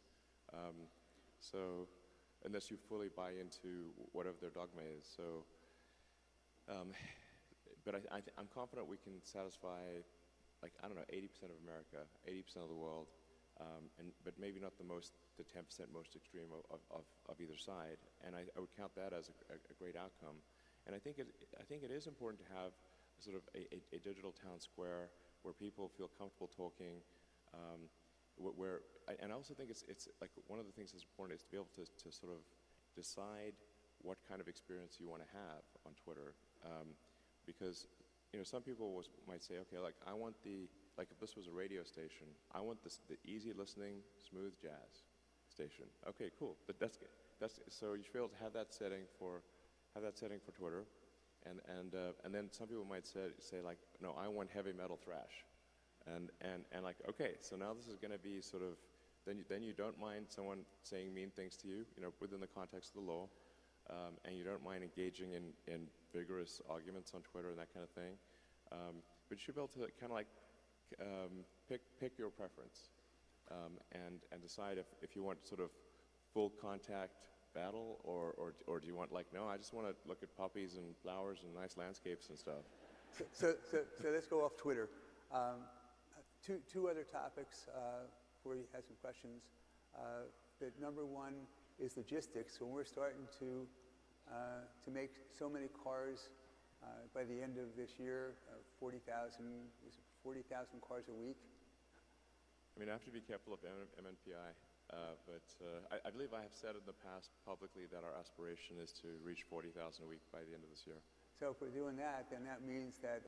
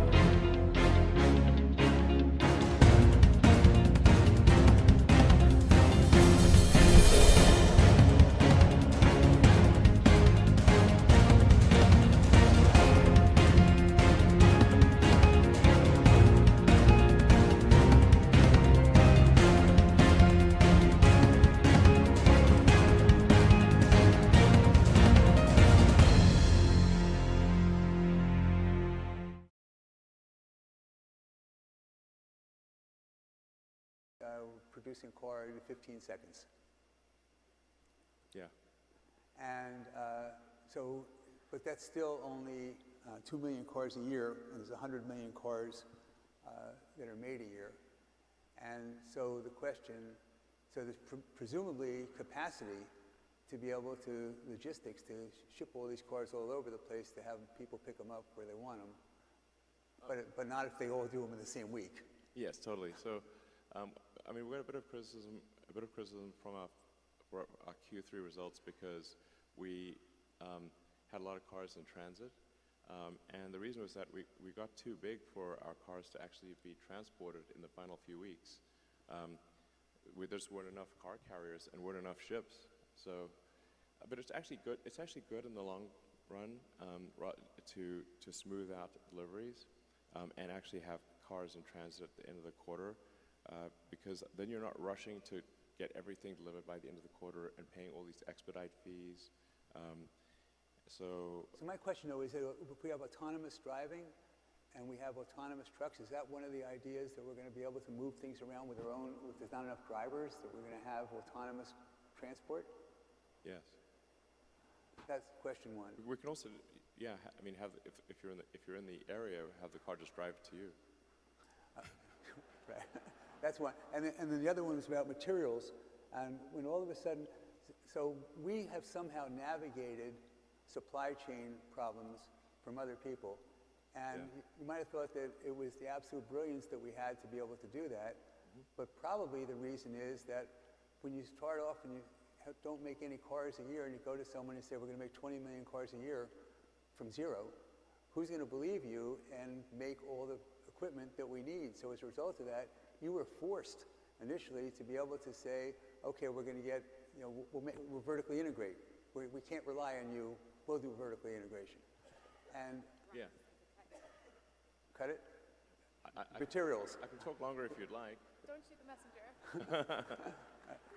Talk a little bit longer. Materials. So we have geology.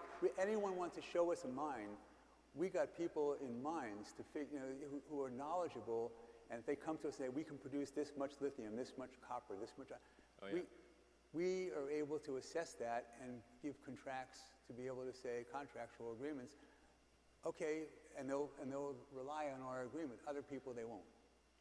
Is that fair? And Glencore, well, the scaling constraints change as time goes by. In the beginning, we were just very vertically integrated because suppliers didn't take us seriously. Like we could get hardly any of the best suppliers wouldn't talk to us because a car startup has not been successful in the United States since Chrysler in the 20s, I believe they started. So it's been a century since a car company was successful in the U.S. that was not a foreign car company coming in that was already successful in their home market. So, but for an American car startup, it was Tesla's first success in 100 years. So you can imagine if you're an auto supplier, that doesn't sound like a smart financial decision. Exactly. So then we had to just build a lot of the stuff ourselves, be vertical integrated, or we couldn't create the car. And then that ended up being an asset because now we understood so much about the entire supply chain and what it took to build a car. So we were able to design a more integrated vehicle that actually needed far fewer parts and costs less and weighs less and has higher performance. But it is looking increasingly like for some of the critical elements of batteries that Tesla will need to get into the mining business, mining and refining. That's why Glencore was announced. That's why we're talking to Glencore. We were. No, and we've never contemplated investing in Glencore. I'm talking about Tesla doing it Ourselves. Yes. Do you have some time for some questions from the audience? Just give me a couple. Turn on the lights. Two questions. Said no Q&A. Who's they? The powers that be. I'll do it anyway. I mean, is it from me or you? I don't know. Questions? So, by the way, if you leave before we give away the door prizes, which are 2 Teslas, you're not eligible to get the Teslas. But go ahead. I gave an extra one once, I guess last time, but we're not going to do that again. You got to be in your seat in order to get the Teslas. I'm paying for it, not Elon. Questions?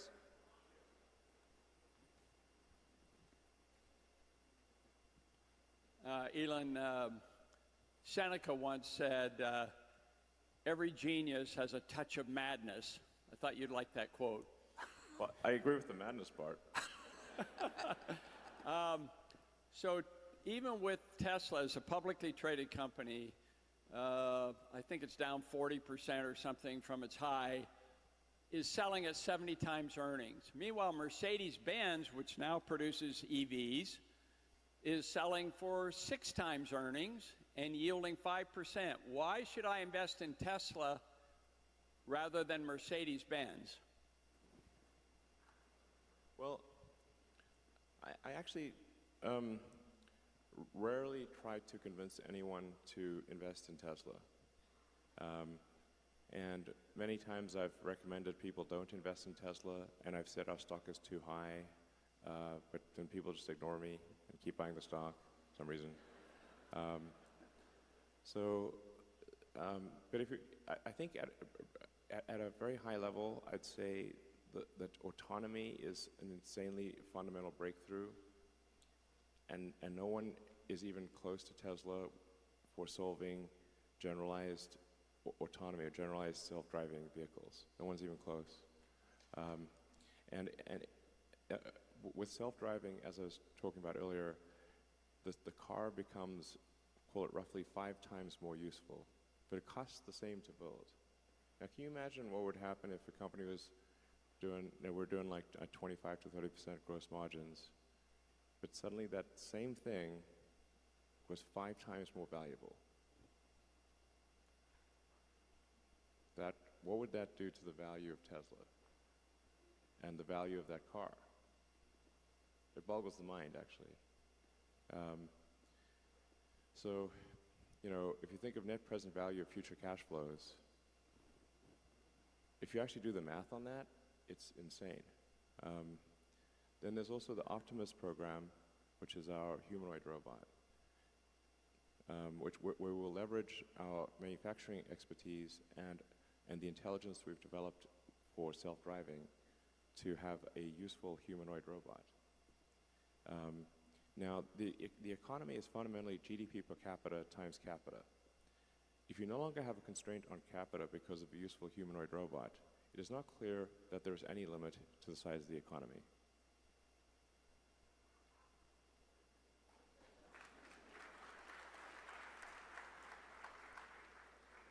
And these things will actually happen. So Okay, that's probably a good reason. There, one more question.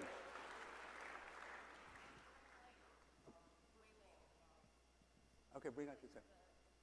Okay, this is the last question. Maybe.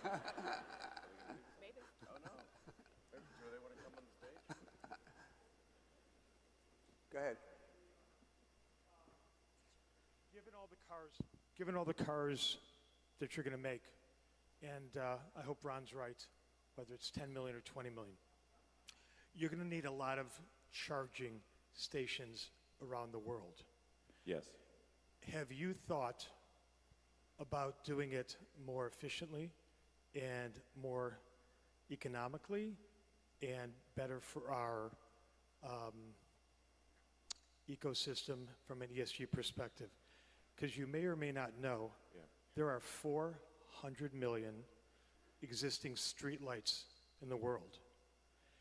And every streetlight has pervasive, persistent electricity. You could take some amount of those streetlights, which are half owned by utilities and half owned by cities, and repurpose that. And that would probably be the most cost-efficient way to roll out millions of charging stations all over the world. Well, thanks. I think they actually are using that idea in London and some other cities. But I think the long-term goal for our supercharger stations is that they all have solar, like Tesla solar and batteries at them, so that they are, as many as possible, are self-sustaining. That the supercharger stations generate the energy during the day, and then also have a localized battery pack so that people can charge at night. So that the Tesla supercharging stations would continue to function even in a zombie apocalypse. Just never know. That's coming one day. We know it. Yes. It's just a matter of time. Thank you very much. Can I get a selfie with you? A selfie?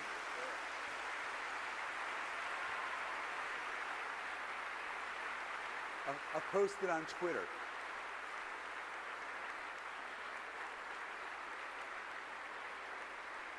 Your arms are longer than mine. Also, please use Twitter. We're doing this right now. And please subscribe to Twitter Verified, $8. Actually, it's technically at $7.99, so slightly less. But I would really encourage everyone here to use Twitter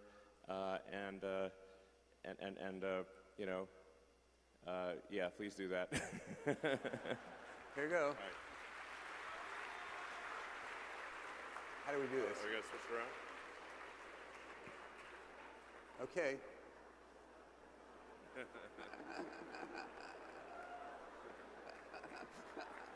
All right, thank you, everyone. Thank you very much, Leon. It was great. I really appreciate it.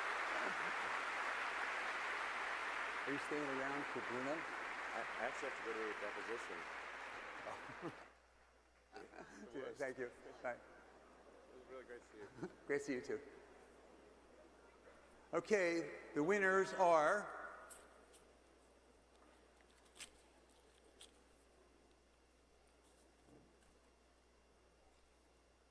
Martin Mann, Orchestra Z, Seat 25. Are you here? Is Martin Mann in Orchestra Z, Seat 25?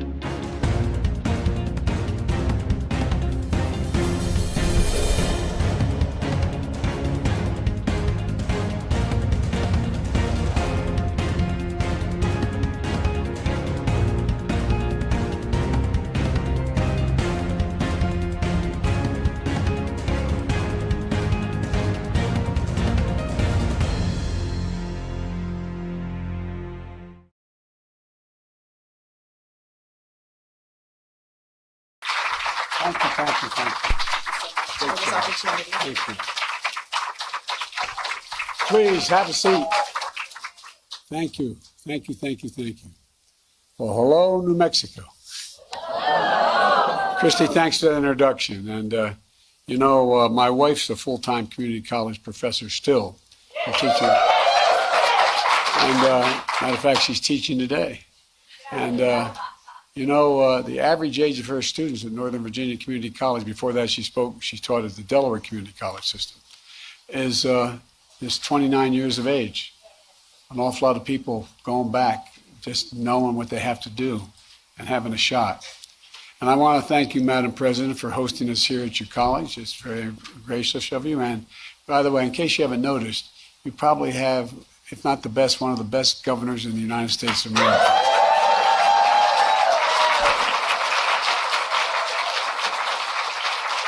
We've worked, as they say, hand in glove, because we agree on so much. And Senator Ben Ray Lujan, so much of the progress we've made has been because of you, man. You're a great champion of the people of this state. And I want to say, Teresa, you're good. I tell you what, man, I could listen to you all day. Seriously, you're really, really, really good. And we're in your district, right? Or are we just? Okay, well, okay. Well, well, I want to tell you, the district we're in is pretty good too. I can tell you lack enthusiasm, Congresswoman, and it's really it's contagious.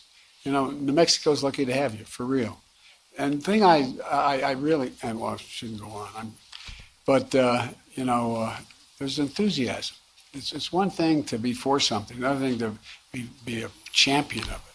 And Melanie, you're filling big shoes, taking over for Secretary Holland, who rode down from Washington with me.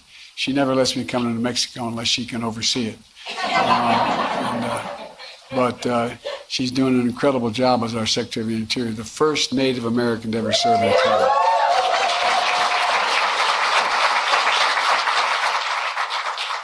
And Mayor Keller, thanks for the passport into town. Appreciate it very, very much. Look, folks, here in New Mexico, I want to thank the governor for making it possible for students across the state to go to college for free. And it's been, as I said, working hand in glove. I mean, there's a lot of ways that the federal government can be helpful. A lot of ways it can be a pain in the neck. And I try to get the pain in the neck out of the process. But, we've lowered costs for families. It's no surprise New Mexico has seen one of the fastest, I think either one or two fastest growing increase in college enrollment in the state, in their state, and anywhere in the country. The other one's New Hampshire. And so I want to understand why this is important. It's important because her leadership is an example for states all across the country.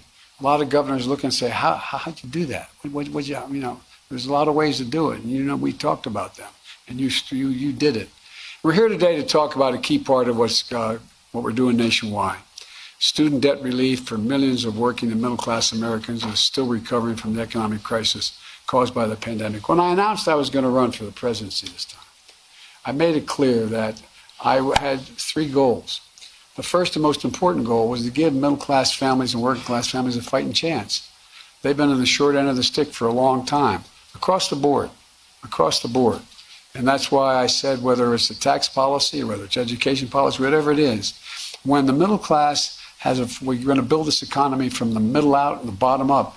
That way the folks who are in the bottom part of the scale have a shot, the middle class gets to grow, and the wealthy still do very well. There's never been a time when the middle class, working class are doing well, the wealthy haven't done very well. And the way I think about it is the way my dad talked about it, and the way so many of you at home talk about it around the kitchen table. How much are the monthly bills? At the end of the month, do you have enough to pay for those bills? And what's left over, if anything? Is there enough for just a little bit of breathing room, as my dad used to say? Just a little bit of breathing room. Folks in urban and suburban, rural and tribal communities across the country, our student loan program is designed to give just a little more breathing room, a little breathing room. You know, my administration is working to provide up to $10,000 in student debt relief and up to $20,000 if the person seeking the relief received a Pell Grant. Because to receive a Pell Grant, your family income had to be very low. And so you have to make under $125,000 now to get that relief. And for borrowers out of school, nearly 90% of that relief is going to go to people who have incomes under $75,000. And you know, it's a plan for people who took out federal loans before July of this year. And a few weeks ago, we launched a simple online application where you can apply for this debt relief. Folks, just go to studentaid.gov. Fill out your name, your social security number, your date of birth, and contact information. No forms to upload, no special login to remember. It's available in English and Spanish. It's on desktop and mobile. It takes less than 5 minutes to do it. And if you need additional information, we'll follow up with you. This is a game changer for so many people. We're hearing from people all over the country about how easy it is to apply. Close to 26 million Americans have already applied, already given us the information to consider, so that they consider life-changing for their families and for them.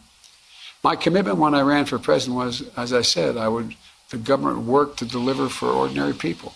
Simple application process keeps that commitment that way, just as I'm keeping my commitment to relieve student debt. And I want to state again who will benefit most: working people and middle-class folks. If you earn under $125,000 a year, you'll get up to $10,000 knocked off your student debt. If you earn under $125,000, you'll receive a Pell Grant, you received a Pell Grant, you get another $10,000. That's $20,000 in relief. Over 200,000 people in New Mexico have student loans, and the average borrower in New Mexico owes just over $34,000. And my plan is going to make a real difference in lowering the monthly cost for families as well. Folks, in total, more than 40 million Americans stand to benefit from this relief. And not a dime of it will go to the top 5% incomes, period. Across America, nearly every Pell Grant recipient comes from a family making under 60 grand. 2/3 come from families making under $30,000 a year. In New Mexico, more than 150,000 borrowers receive Pell Grants to go to college. That's 150,000 New Mexicans who will get $20,000 of their loan wiped off immediately, plain, simple. And it matters. Folks, as I pointed out, my wife has been a community college professor for years, and she's still teaching. Matter of fact, she's teaching today before she goes off this evening to campaign for us. She's traveled across the country meeting students from every walk of life. She's worked, some of the students she meets work 2 or 3 jobs while going to school, putting dinner on the table, helping their kids with homework, staying up late to do their own homework. As Jill says, they only ask for one thing in return: the chance to work hard and build a good life for themselves and their families. Many of those students, just like the students here, have had to borrow money to cover the cost of tuition. Roughly 40% of community college students nationwide receive a Pell Grant. I'm here today to tell you this student loan relief plan is for them as they recover from the economic crisis the pandemic inflicted and pay for their education. It's for folks like Christy, who you just heard from earlier. She went back to school to get a better job, take care of her family, so she could compete in today's economy. She relied on the student loans and a Pell Grant, and she did it while starting a family. Under our plan, she'll have nearly all of her loan forgiven, and it really matters. By the end of this week, the Department of Education will have approved applications of 16 million Americans and sent the necessary paperwork to student loan servicers. And the last step before the 16 million Americans can have their loan discharged. That's 16 million people who will be hearing from the Department of Education that they've been approved and who should be seeing relief in the coming days. But it's temporarily on hold. Why? Well, because Republican members of the Congress and Republican governors are doing everything they can, including taking us to court to deny the relief and even to their own constituents. And every lawyer tells me we've knocked 2 of them out of the way. There's only one thing left in the way, and that's going to happen. And as soon as I announced my administration's plan for student debt, they started attacking it. even though I ran on it and everybody knew what I was going to do. Their outrage is just simply wrong, and I might add, I don't want to be too political here, but hypocritical. Fighting them in court, we're not letting them get away with it. I'm never going to apologize for helping working middle-class families as they recover from the economic crisis created by a pandemic. And I don't want...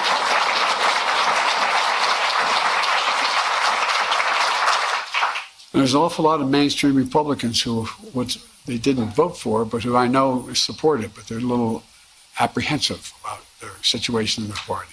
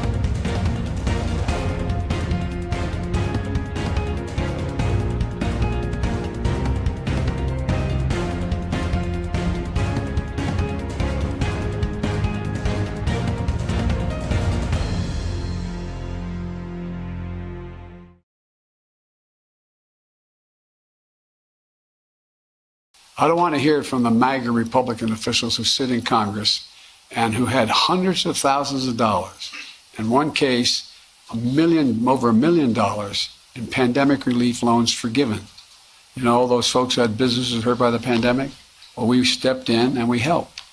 Well, those loans are being forgiven. One of the congressmen received $2 million in forgiveness for a loan. Another one, who you know, she speaks a lot about this, Marjorie Taylor Greene and her husband, they got $180,000 in business loans forgiven. And she said, quote, "It's completely unfair for us to forgive student loans for working and middle-class Americans." Representative Vern Buchanan of Florida said our plan was reckless. He got forgiven $2,300,000. You can't make this stuff up. Republican governors wrote me a letter saying that the relief only helps the elite few. You all know you're elite? It's nice to know that. I knew you were elite. The elite few. Ted Cruz, a senator from Texas, said, "You're a bunch of slackers." He says it's for slackers who don't deserve relief. Who in God's name do these guys think they are? And folks, despite what Republican officials say, we can afford the student loan program. It's because of our historic deficit reduction. If we can hold for a second here, you know, when I came to office, I received, and I've got an enormous debt passed on to me, a $2 trillion tax cut, not a penny of which was paid for. And over 98% of it went to the top 1-2% of the public. And guess what? They raised the deficit. But guess what? Because of our historic, we had a very different plan, a very different reduction for all Republicans who voted against this. And they opposed the Inflation Reduction Act. Every single one voted against it, even though some I know were for it. Everyone voted for it, against it. And this year, under the leadership of the Democrats in Congress, and a little help from me, the deficit fell $1.4 trillion. Trillion. The largest one-year drop in the history of the United States of America. And we cut the federal deficit in half this year. We cut it in half. And this follows last year's historic drop in the deficit of $350 billion reduced last year. And we're going to further reduce the debt over the next decade by another $250 billion. And folks, that's not all. We're relieving student debt. We're also resuming student loan payments that are paused during the pandemic. But come January, folks whose debt isn't fully canceled because of the $20,000 they can receive are going to start paying their loans again. But guess what? That means billions of dollars a year are going to start coming back in the Treasury. But my administration has a planned, economically responsible course to ensure the smooth transition to repayment and unnecessary defaults. And so we're focused on going after the fraudsters, who call borrowers and pretend they're from the government to help them with their loans. If you get any questionable calls, any of them, please tell us by going to reportfraud.ftc.gov. Look, folks, my message to fraudsters looking to cheat the American people: don't. We're going to get you. We'll hold you responsible. Look, but here's the other thing. My administration is taking additional steps to make education a ticket to the middle class and folks can actually afford. For example, we're fixing what was called, and it wasn't very well administered, the Public Service Loan Forgiveness Program. The idea was if you use your education to go to public service, you can over 10 years have it totally forgiven if you do. And if the program forgives students loans to encourage those students to go into public service, go into public school teachers, become police officers, work with local charities, members of the military, the National Guard. Since I've been in office, more than 250,000 teachers, 235,000 to be precise, nurses, police officers have been able to get over $14 billion in loan forgiveness because we're using them to encourage them to go into these works which we need. We're also proposing change to what's called income-driven repayment plans to make it simple and fair. No one with an undergraduate loan today or in the future, whether from a community college or a four-year college, will have to pay more than 5% of their discretionary income to repay their loan, no matter how long it takes. That's income after you pay for the necessities like housing, food, and the like. Only after that, 5% of disposable income. You're currently paying 10%.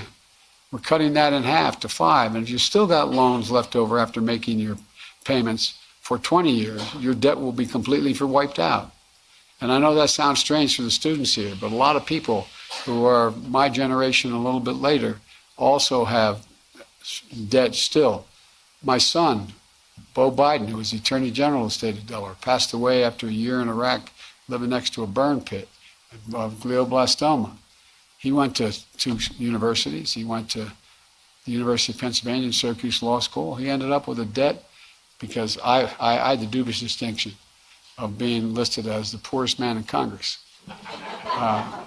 I shouldn't say this, but I'm going to tell you anyway. I got a call when I'd be away campaigning for somebody, I'd call my wife in the morning before she took off to school, see how things were, and I called her one morning. I was up in the state of Vermont campaigning for Pat Leahy, and I said, "Hi, honey, how are you?" She said, "Fine."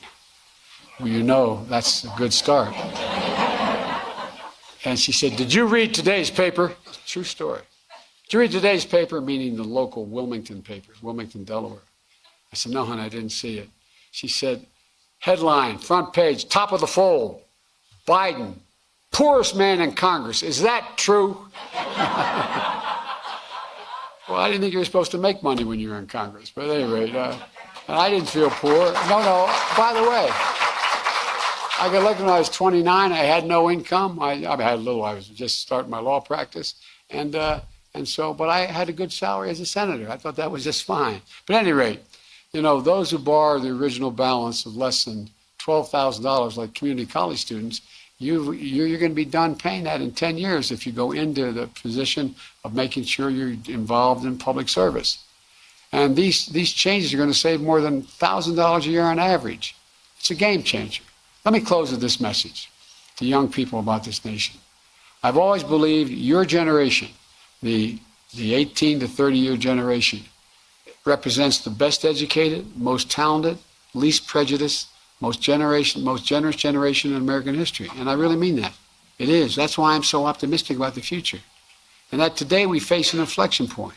One of those moments that only come around every few generations, where there's so much change happening technologically, politically, environmentally, that the decades and the decisions we make now are going to affect the future for a decade or more to come.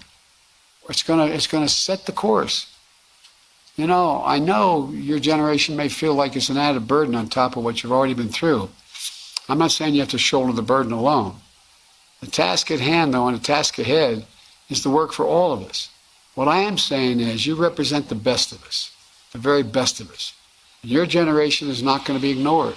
You will not be shunned. You will not be silenced.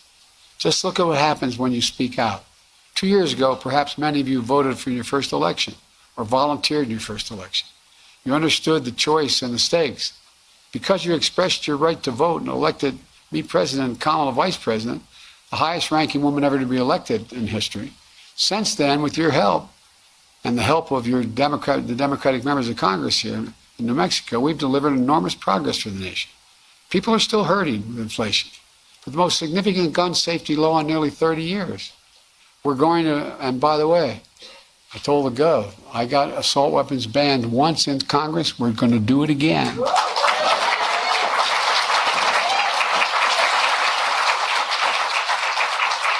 We passed the most significant infrastructure law in 70 years. The only thing bigger was Eisenhower's Highway Trust Program. The first black woman on the Supreme Court of the United States has been appointed, I promise. I've appointed more appellate federal judges who are women and African American than every other president in history combined. And the most significant commitment to climate change we've ever engaged in. And if anybody ever doubted climate change, come to New Mexico the last 2 years. You see what's happening. So I'm keeping my promise that no one should be in jail merely for possessing marijuana, by the way, just for possession. Nobody should be in jail. Those records should be expunged. And let me close with this. I know it's been a rough few years for hardworking Americans. A lot of families, things are still really tough. But they're bright spots where America is reasserting itself. I look around at all of you, and I've never been, as I said, more optimistic. You know, we've created 700,000 manufacturing jobs in America since we came to office. 700,000. We have invested in new technologies. We invented the computer chip. We're investing literally $200 billion, and it's going to grow in making sure we produce these chips. They're smaller than the tip of your finger, but they run everything from automobiles to your home appliances to your wine, across the board. So we're making real progress. And by the way, a lot of it's just going to kick in beginning in January because we passed this profound legislation on whether it's dealing with the environment or for example, it's estimated that what we did on the environment, we passed legislation providing $368 billion and help to deal with global warming. Well, guess what? It's estimated that that's going to save just in what's available to people for their homes to deal with weatherizing their homes, solar panel, a whole range of things. It's estimated it's going to save the average family American at least $500 a year. And it's going to save the environment. Look, I guess the point I want to make to you, and I'll stop. Our best days are really ahead of us. We just have to remember who in God's name we are. We're the United States of America. There's nothing beyond our capacity. And I mean it. We got to remember who we are. I spent more time with Xi Jinping of China than any world leader has. When I was vice president and when I was out of the office for 4 years when I was a professor and then now as president. 68 hours in terms of on the telephone or in person with him. And he asked me when we were on the Tibetan Plateau, I traveled like 17,000, 18,000 miles with him. He said to me, can you define America for me? I said, yes, in one word. Please always remember, one word, possibilities. We're the only nation in the world believes anything is possible, and it is. So God bless you all, and may God protect our troops. Thank you, thank you, thank you.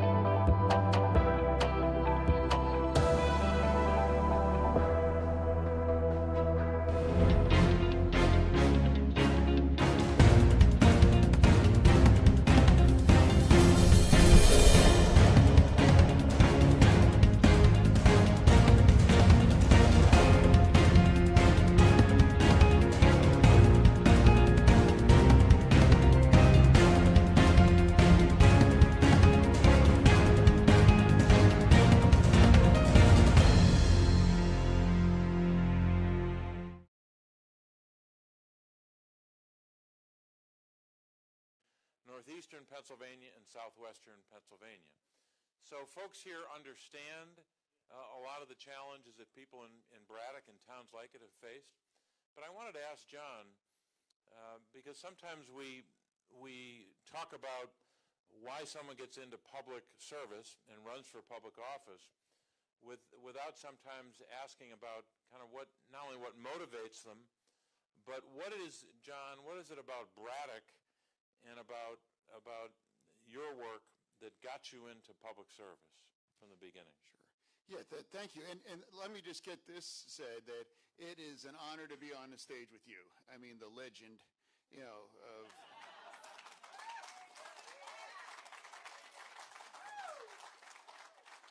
And, when it's kind of like, I just tell people, like, if you love Bob Casey, that's, it'd be a dream of mine to have you be a mentor in the Senate. So thank you to always join us again and again. So it's amazing to be here. But Braddock is a community that is not unlike some of the same kind of challenges that a lot of the communities in northeastern Pennsylvania has ever felt. Braddock is actually very historic. It was where Andrew Carnegie had his first mill ever, the Edgar Thompson. And that really helped revolutionize the American, the whole nation, actually. And it was an incredibly prosperous steel town. And then about 90% of the community left. It was massive abandonment. And then I came back over 20 years ago to just be a GED program teacher, because I just wanted to help young people get their lives back on track. And just that's why I really wanted to spend my career. I never really believed that my life would ever lead up going into politics. But to me, I always felt that, careers are very rooted in your values, and just wanting to be of service, I think, was critical. And that's what brought me to Braddock. But kind of like running into a community that 90% of people abandoned the community.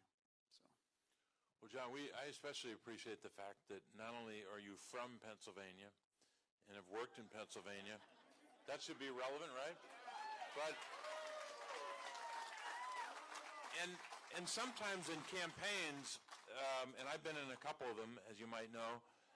Candidates go everywhere. I don't think there are very many candidates in recent history that have gone to as many places as John has gone to as a candidate, but he's gone to those places all across our state, whether they vote Republican or Democratic in elections. He's gone to those places as a public official before he was a candidate for the United States Senate. And I think that every vote, every county approach that you've taken is something that people really appreciate. And one of the things that a lot of people have seen in this campaign is your, not just your grit and your determination to fight on behalf of working families, to make it a campaign about their lives, their struggles, but also they've seen you have to handle a stroke and the recovery from a stroke. So tell us about what your stroke has meant to you as a person, how it's changed your life as a person, but also because you're in the middle of a big campaign, how has it changed your life as a candidate? Sure, absolutely. In fact, you were one of the very first people that I actually spoke to after having the stroke, actually, like truly. And it was such an honor to like right after, even when I to hear from you, and the stroke was a fact that it really knocked me down, but we got back up on that. My wife Giselle is here. She's. Yeah. Where's the lights are here? I'm trying to see. The only reason I'm here is because she was there. Really, she. Giselle, thank you. Yeah, I saw her earlier. Yeah. Yeah, she recognized it, and it really reminded me just how critical healthcare is. And everybody should have the same kind of healthcare that saved my life to be available to anyone that's going to need to have that same kind of challenge as well. Yeah. Yep. And it's really at the essence of our campaign, true, is that to anyone that ever got knocked down that had to get back up, and to anyone that's ever have to, for a community that ever got knocked down, that has to get back up. It's really kind of a metaphor for the whole campaign.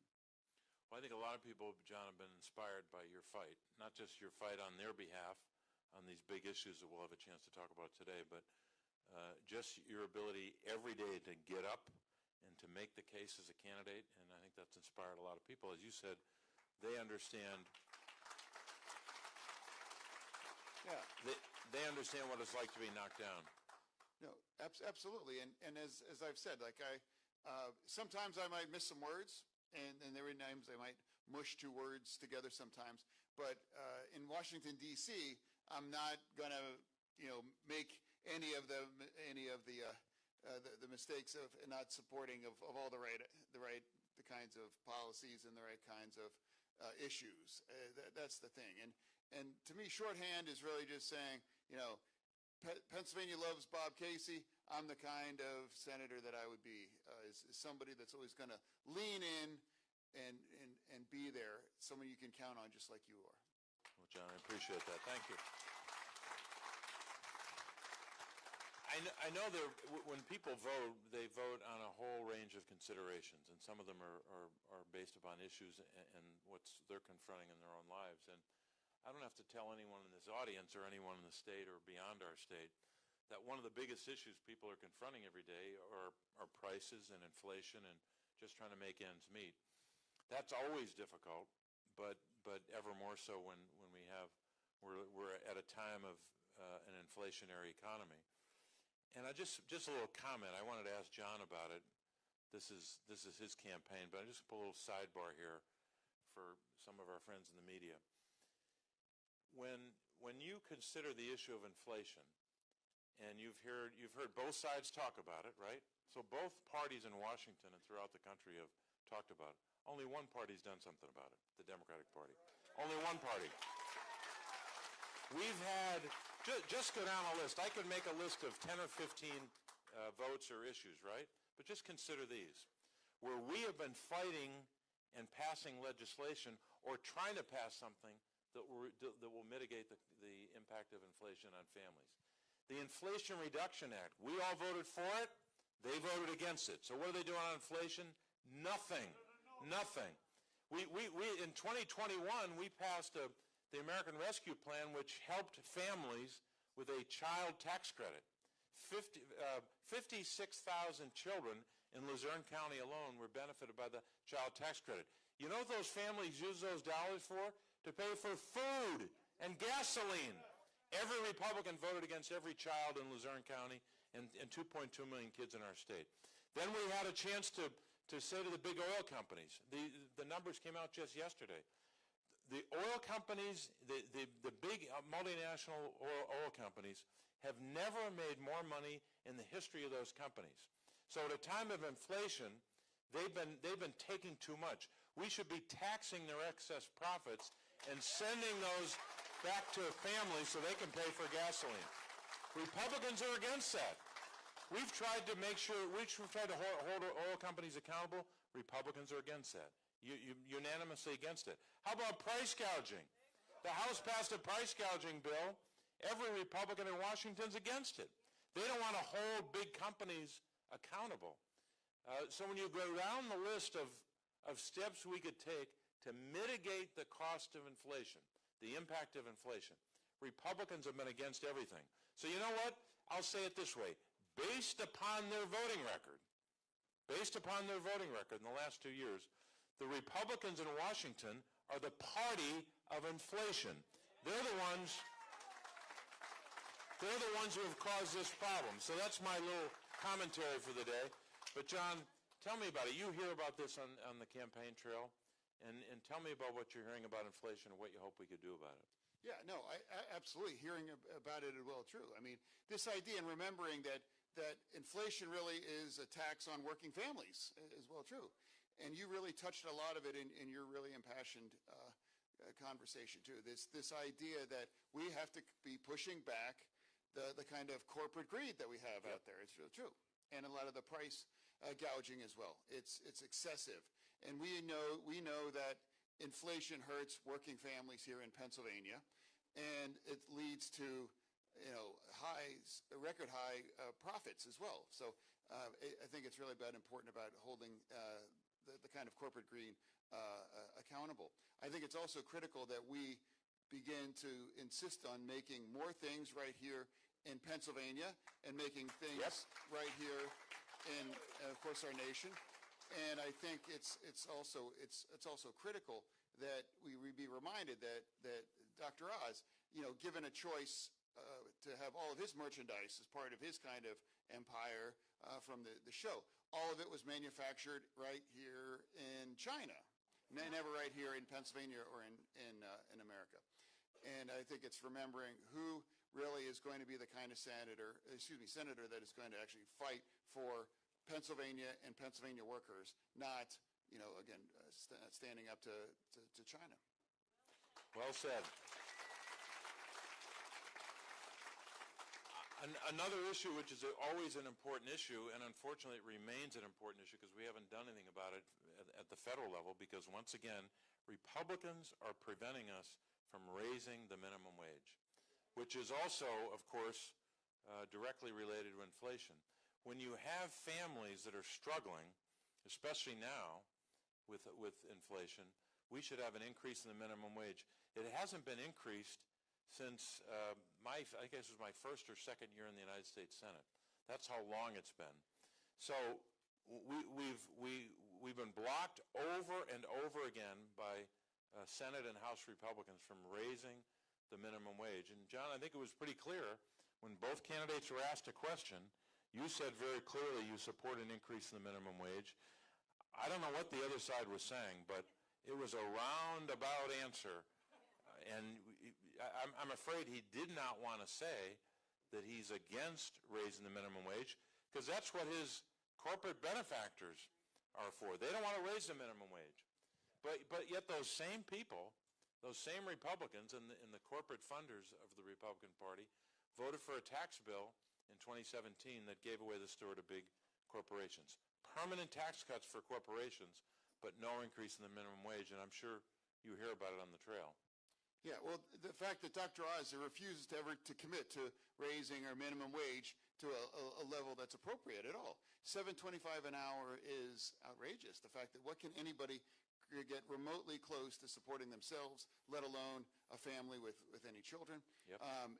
$7.25 is a sin, and I think it's just a thing that you have dignity in all work. You must have all kinds of dignity in every paycheck as well. And to me, it's something we've always stood for, and something everything that we would fight for, and that is for a living wage to make sure that everyone has the kind of at the core of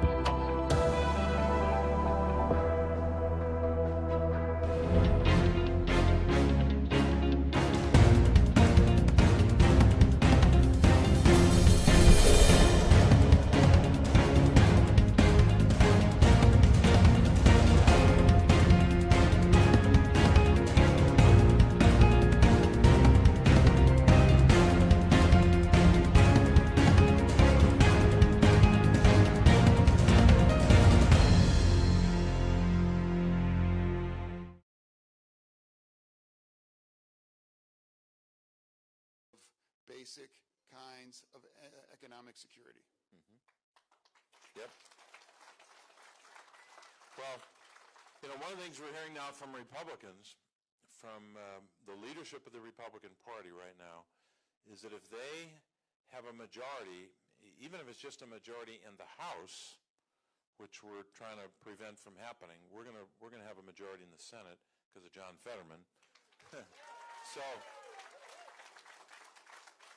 And 50-50 is just fine. I'd like a little higher. I'd like 52, but we'll take 50-50 because that'll keep us our majority. But John, one of the things that Leader McCarthy said recently is that he is going to use the debt ceiling as leverage in order to make cuts to Social Security and Medicare. Now, I knew the Republican Party was the party of voucherizing Medicare, and then more recently talking about cutting Medicare in other ways. They've always been the party of privatizing Social Security. I don't think Washington Republicans believe in either program. I hope they can tell me I'm wrong, but I don't get a sense that they support either Social Security or Medicare in their gut and their heart. They just haven't had the opportunity to destroy both of them yet, but they will with majorities. But here's the question. The question is, if they have power and they're going to use the debt ceiling, probably the most to use the debt ceiling as leverage in a debate about spending or spending cuts is about as grossly irresponsible as anything you could do as a public official. To put the full faith and credit of the United States on the line in those negotiations would be reckless and irresponsible and the worst thing any public official or any party could do. But John, tell us about that. I mean, if we're facing the prospect of Republicans using the debt ceiling as leverage to cut Medicare and Social Security, what are you hearing about that on the campaign trail? I mean, it's grotesque. The fact that anyone would be considering cutting weakening, Medicare or Social Security is again, it's un-American, I think. I mean, these are two of the most bedrock of American programs that must make sure we have to protect and make sure that we're there to always be there to serve all of those that depend on that. Mm-hmm. John, I think if you look at the history of our state in terms of the labor movement and what workers have been up against, you can find two regions of not just the state, or I would say two regions of the country where there's been more labor history, labor strife and struggle than northeastern and southwestern Pennsylvania. And unfortunately, because of raw corporate and political power that for decades now has been trying every day of the week, Republicans in Washington try every day of the week to undermine and destroy unions. That's just a fact, and everyone knows it. They've tried to do it. They've tried everything, whether using courts or legislation or the National Labor Relations Board, to undermine the rights of working men and women. The one big remedy for that is the PRO Act, and I want to spell it out because sometimes Absolutely. Sometimes we use too many acronyms in Washington. The name of the legislation is the Protect the Right to Organize Act. To protect that right, and to make sure that if you're a big corporation and you're violating the rights of working men and women, you're going to pay a penalty, a real penalty. And unfortunately now our laws are not strong enough to protect working men and women. So John, tell me about your, not just your history with unions and the labor movement, but what you'd like to do as a United States Senator to protect their rights and to help workers. Yeah, absolutely. The PRO Act as well too. The union way of life has to be protected at all costs. And I can't understand how un-American it would be to be anti-union. And nobody could have a stronger advocate in the Senate more than yourself to always stand for the union way of life here. And again, that is just absolutely compatible with our campaigns at the core of our values. And as the next United States Senator to join you from Pennsylvania, it's an absolute support to pass the PRO Act as well, because expanding and strengthening the secure of the union way of life here in Pennsylvania is critical.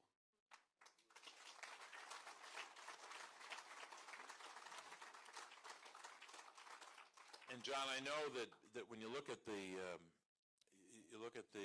support you've received from all across the state, when I saw the support you had in the primary election to win every county and to win so overwhelmingly, I know both in the primary election that you won as well as the support you have in the general election, you've had great support from unions. And I think you've seen that it seems like everywhere John is on the road when he's campaigning, there's a union represented there, or often multiple unions or many unions represented wherever he goes. And I don't think the contrast has ever been clearer on these issues. And look, we've seen the power of the appointments that Republicans have made to the federal courts and the Supreme Court. I have no doubt, and I've been around a while, and I've watched the rightward shift of this court. I have no doubt that this Supreme Court would take away the right to organize as a fundamental right in the lives of workers. And so when we talk about the PRO Act, it's got specific relevance to what we're up against with this radical Supreme Court. Another issue, John, that I know people have asked you about and you've talked about, but frankly it's an issue you have a strong record on, and that's the issue of crime. And I know, look, there are Republican politicians blowing a lot of hot air all over the country about crime. Most of them have never done a damn thing about it as voting members of Congress.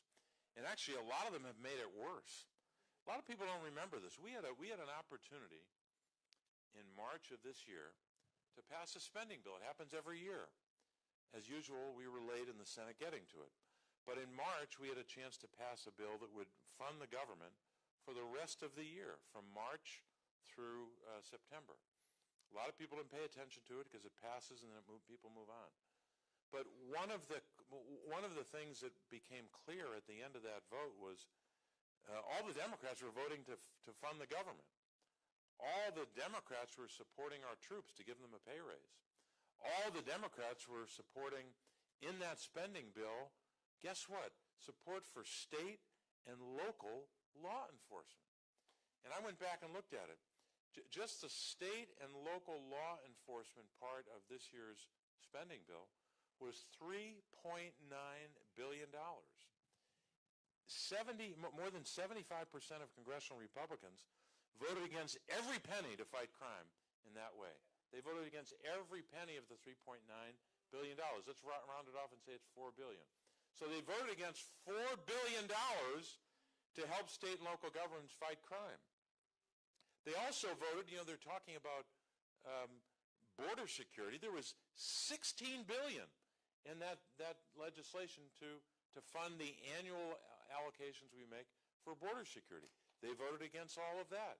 There was funding in that bill to protect women through the Violence Against Women Act. Billions of dollars there, billions of dollars here. Everywhere you look in that budget, it was in that spending bill, it was to help families get through this year, to help all kinds of communities, and to fight crime. And more than 3/4 of the Republican Party voted against it. So I'll say it again. Based upon their voting record, they are the party that's making crime worse. And I'm not done yet, because guess what? Every time we have an opportunity to pass a common sense gun measure, to have a full background check bill. Now, I know we did a good thing in this summer and passed a bill that defeated the NRA and had a more limited background check for young people between the ages of 18 and 21. But to get background checks done, to get so many other common sense gun measures passed into law, the Republican Party is against it. And so when you consider their votes against state and local funding for law enforcement, to help our cities and our counties and our communities, and their repeated efforts to block any kind of common sense gun measure, I have to ask, who's responsible for what's happening when it comes to crime? So John, you've not only fought these battles as a mayor and as a public official in our state, but you're going to be a senator who's going to be supporting those programs. Yeah, absolutely. In fact, in this race, we're the only candidate that actually has hands-on experience fighting against crime and gun violence. In fact, that's the real reason why I ever ran for mayor in the very first time. 2 of my students were shot and killed, and I decided I wanted to do more than just helping them get a GED or helping them just get a driving license or anything. And I wanted to be the kind of official to fight against gun violence, and that's exactly what we did. We actually funded our police, and we were able to actually create the kind of partnership between the community. And for 5.5 years, we stopped, all the gun violence and deaths, by any of that. That's never been before or since our time. Strong record. And again, whereas compared to Dr. Oz, has never done any kinds of hands-on kind of approach in fighting against crime, let alone being successful. Oh, yeah.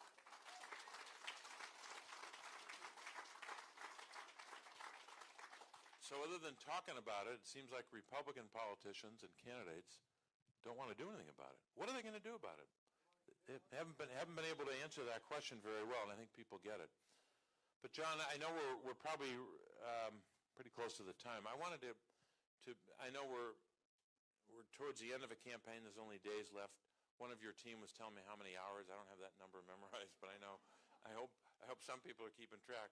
But I know it's late in a campaign, and voters have heard a lot from you and your campaign over these months. But what would you hope to tell voters in the closing days and hours of this campaign? What's your kind of closing message for them? Yeah. Basically, the closing argument is simply just going to be the kind of person that is here to serve Pennsylvania, and he's there to use Pennsylvania, and it's all, again, about where you've spent your time in your career, I think, are the values, and somebody is the kind of senator that is going to anyone that's ever gotten knocked down, that he needs to get back up, or to fight for any kind of communities all across Pennsylvania that has to get back up again, and just always being there to stand up and support all those kind of core kinds of values, whether it's the minimum wage, whether it's the PRO Act, whether that is protecting abortion rights, as well as having the hands-on kind of experience fighting crime as well, true.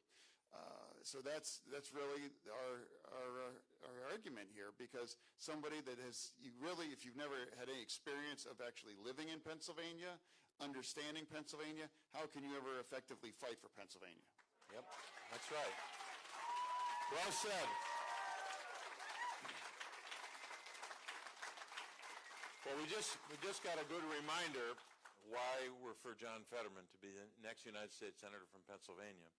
And I wanted to say this in conclusion, John. Look, I've seen an awful lot of campaigns in our state over many years. I've seen presidential races, statewide races, all kinds of races. When I consider the spending against you in this race, what is it, $100 million now? $100 million of basically corporate money dumped on his head, and having to fight against that. There has never been a candidate in my lifetime who has withstood $100 million of negative advertising to be standing as strong as John is right now, and doing that in the context of a difficult campaign in any scenario, but especially doing that when he's had to recover from a stroke. The fact that he has stood strong in the eye of that storm gives you a clear indication, I believe, and I've done this job a while, of what he'll do as a United States Senator. The strength of character that he brings to this, to fight every day, not just for his own campaign, but the fight that he's been waging for people out there that struggle every day. He has kept this campaign focused on their lives, their struggles, and what they're up against every day. And you know what? They get it. They get it. And the other side can't match that. So I hope they keep spending corporate money, because he's going to beat all of them. He's going to win this race. Thanks, John. God bless you. Thank you. Yeah. After $100 million, spent, we're still standing, and we're going to be able to keep. We're still standing, and we're actually still up, and we're going to take this and run through the tape of the race. Thank you. Thank you, John.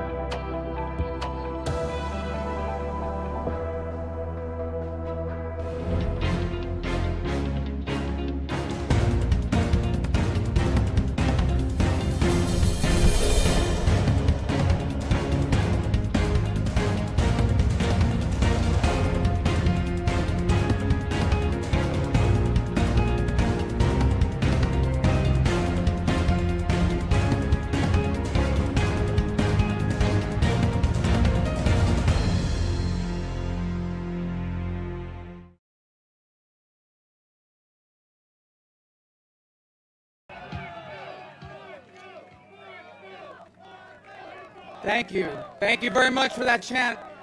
I appreciate the Marco. Please don't say the polo part. I hate it. Traumatized as a child. Listen, this is a very impressive group of folks, a great crowd here today because it reflects what we're seeing everywhere we go. We're seeing it in the early voting. We're even seeing it in the mail ballot returns. And I know we're going to see it on Tuesday. And what we're seeing is a surge of Americans, including many Democrats that have joined us, who want to save their country from lunacy. From lunacy.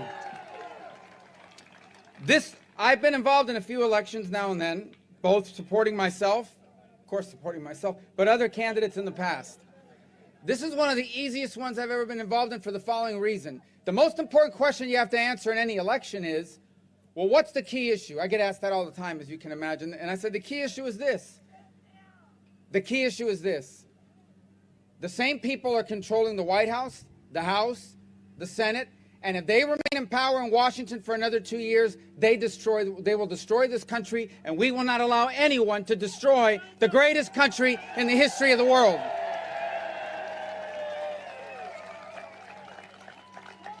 So I had a journalist, you say this to a journalist, the journalist says, well, that's a little harsh. So you think I'm harsh? You should see what they say about us. But that's not harsh, it's the truth. And they say, well, let me prove it to you. I said, first of all, let's talk about just the last 22 months.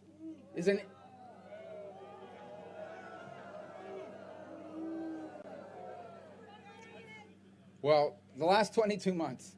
If you look at where we are today, remember the famous Reagan story, are you better off today than you were 4 years ago?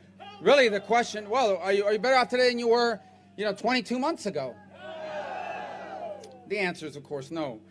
Unless you live in one of these COVID cities, at least you can open your business now because they had shut you down. We didn't have to go through that in Florida because we have a great governor and a great state legislature. But what's happened in 22 months? The first thing is everything costs more. Everything. You read these people. I don't watch a lot of the financial channels, to be honest with you. I don't watch a lot of it because I think they don't. America is not the American economy is not the stock market. We have a stock market. I'm not saying it's unimportant, but the American economy is what small businesses and everyday people are doing all the time. And they talk about inflation like, oh, the latest report came back 8. These are not good numbers, guys. 8% inflation. That's a bad number. But the number that matters to me, the first thing I always ask is, no, tell me what's the inflation on the necessities, like the things you have to have just to survive. So, for example, food. You know what it is in food? 22%. I don't have to tell you that. You go to the grocery store, you buy things that cost a lot more than they used to, if you can even find it. By the way, I don't know if this is still happening. But there was a time where they were putting like the meat inside of almost like a locker. Remember, they were locking it up like razors at CVS? By the way, this is the most annoying thing in the world. You can't buy a razor in America anymore. You got to ring the little bell. Nobody shows up for like 2 hours. It's like, I'm surprised we're not all walking around with these huge beards. But I guess you could join one of those things online, the shave club things. But going back to the meat and everything being locked up, not only is there shortages. By the way, there's still a baby formula shortage. We just get numb to these things because it just keeps happening and happening. We're going to talk about why in a moment. But everything costs more. 22% food inflation. 22%. Now, I know that for one of these laptop liberal vegans that wants to eat algae burgers or whatever they eat, maybe that's not a big deal because I guess algae is cheap. But for a working family that has to put food on the table, that's a 22. People see it every day. You see they're buying less. They're trying to make it work. That's just food. Now, what about the price of gasoline? And that's the one that's interesting to me because they're like, whoa, what can we possibly do about it? Well, I'll tell you what you could do about it. You can produce the 1 million barrels of oil a day more than we used to produce when Trump was president that they're not producing. So Biden goes on these temper tantrums about the oil companies. Listen, I'm not a fan of oil companies. I'm not against them. I'm not for them. They're oil companies. That's what they are. They drill for oil. So he has told the oil companies, he said it when he was president, I'm going to put all you guys out of business. I'm going to put you out of business. He's basically implied oil companies are no better than cocaine cartels. You're evil. You're destroying the planet. So this is their message. You're evil. You're destroying the planet. I'm going to put you out of business in 10 years, but I need you to produce more oil right now or I'm going to... And they're like, well, you're going to put me out of business. It's not just pumping the oil bottle. You got to refine it. No one puts oil in their car. It's gasoline. They've closed refineries. They're not building new ones. And why are they not building new ones? Because it takes like 10 years to make back the money that it costs to build one. And if they're going to put you out of business in 10 years, you ain't going to make the money back. You know who does have refineries? Take a guess what country in the world leads the world in refining surplus capacity, meaning more refining. They have more refining capacity now that they're not using yet. That's a mix. No, it's not Luxembourg. Somebody said Luxembourg. Not Monaco. China. It's China. It's China. Green New Deal China, right? They're into the batteries. They're going to do windmills. They're going to do all that. That's all we read about because they're communists, so they control everything that the narrative is. And we've got people like John Kerry that want to do a climate deal with them. So you keep reading. The guy never goes away, John Kerry. I think him and Charlie Crist might be the same person. I've never seen them together in the same room.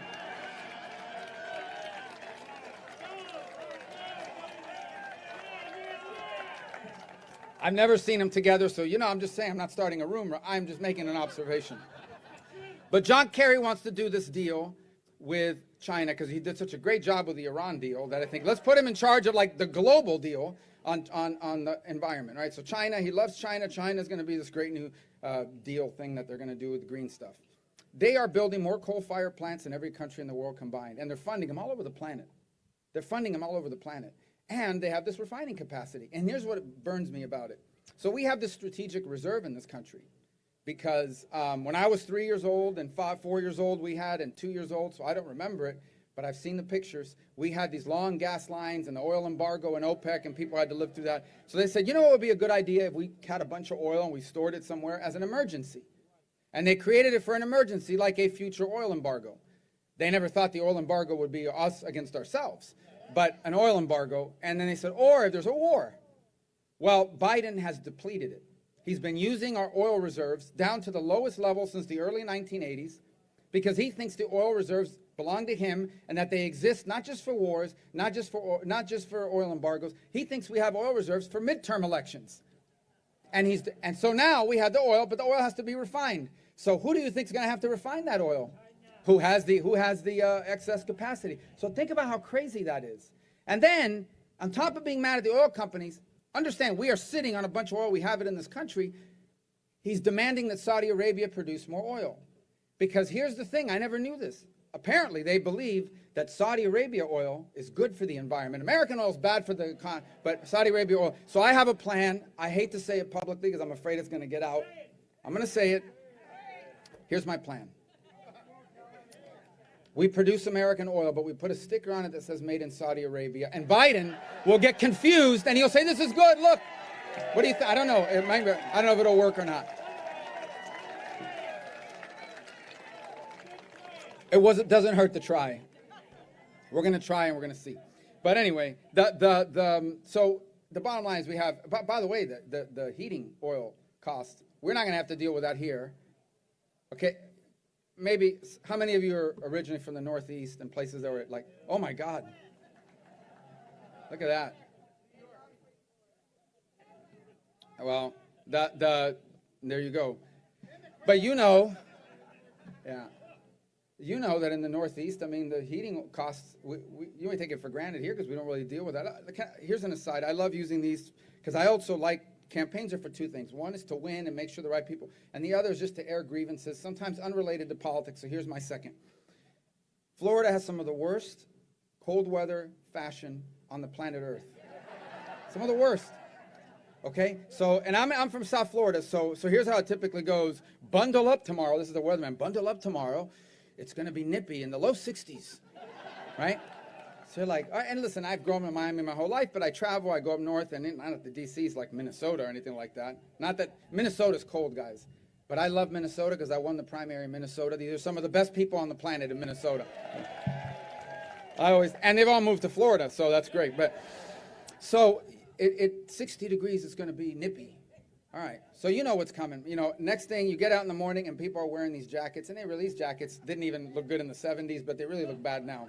All right, but they're doing it, and it is what it is, So then it says, no, tomorrow it's going to be really cold. Emergency conditions. It's going to be in the 50s. And then here come the earmuffs and the gloves and people wearing Arctic gear, and guys, face masks and all that.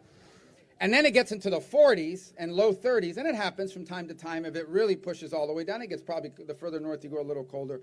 And then you have this phenomenon that I hadn't really seen, and I've lived here my whole life. I hadn't seen it until about 3 or 4 years ago. I wake up one morning, it's cold. I mean, even for normal standards, it's cold. And for whatever reason, it feels colder when it gets cold in Florida.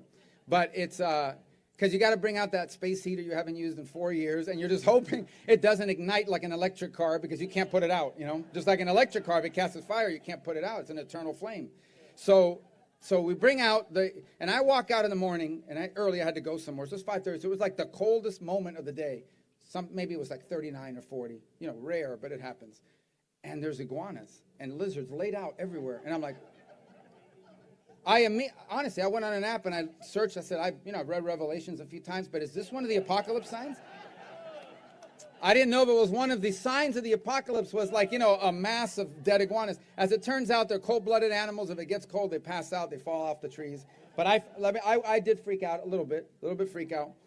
And when I saw it, I hadn't seen that before. And in any event, so that was my pet peeve. But these heating oil costs are going to eviscerate the Northeast. 500% increases again, because we're going to have it. But here's what will affect us: diesel. No one thinks about diesel. Diesel fuel is what goes in the trucks that bring all the products. So if it costs more money for that truck to bring the product, the price of that product is going to go up. But all of this is a result of this lunacy. We're not going to drill for American oil. And so they'll argue, oh, you got all these leases. What they don't tell you is these radical groups, these crazies, they're crazies. These are the people that block traffic. They do that. These are the people that are now going to like art museums and throwing spaghetti sauce on these works of art.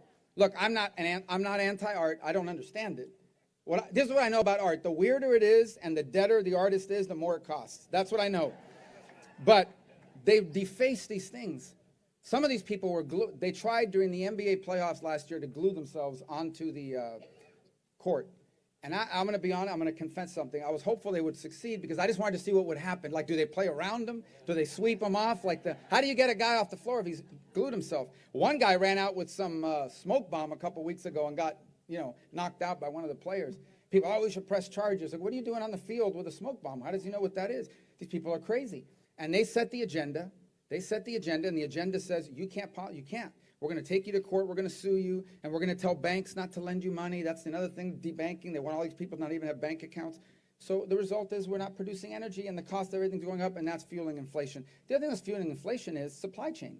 Listen, it was stupid. It was a dumb decision to decide we don't need to make anything in America anymore. Let's make it in China. It's cheaper. It's cheaper until no one else can make it. Then they can charge you whatever they want, or they can cut you off. And that's what they do today. 88% of the medicines that we rely on come from the active ingredients from China. And the list goes on and on and on. We've got to bring American manufacturing back because we can't ever be a country that depends on other countries.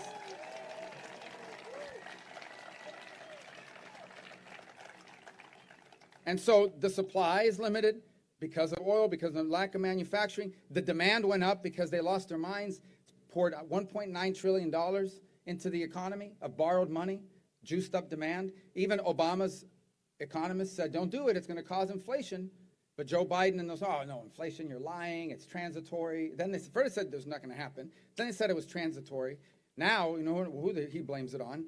Probably MAGA Republicans, whatever that, that's his latest catchphrase. I think somebody sat him down and says, this is the trick.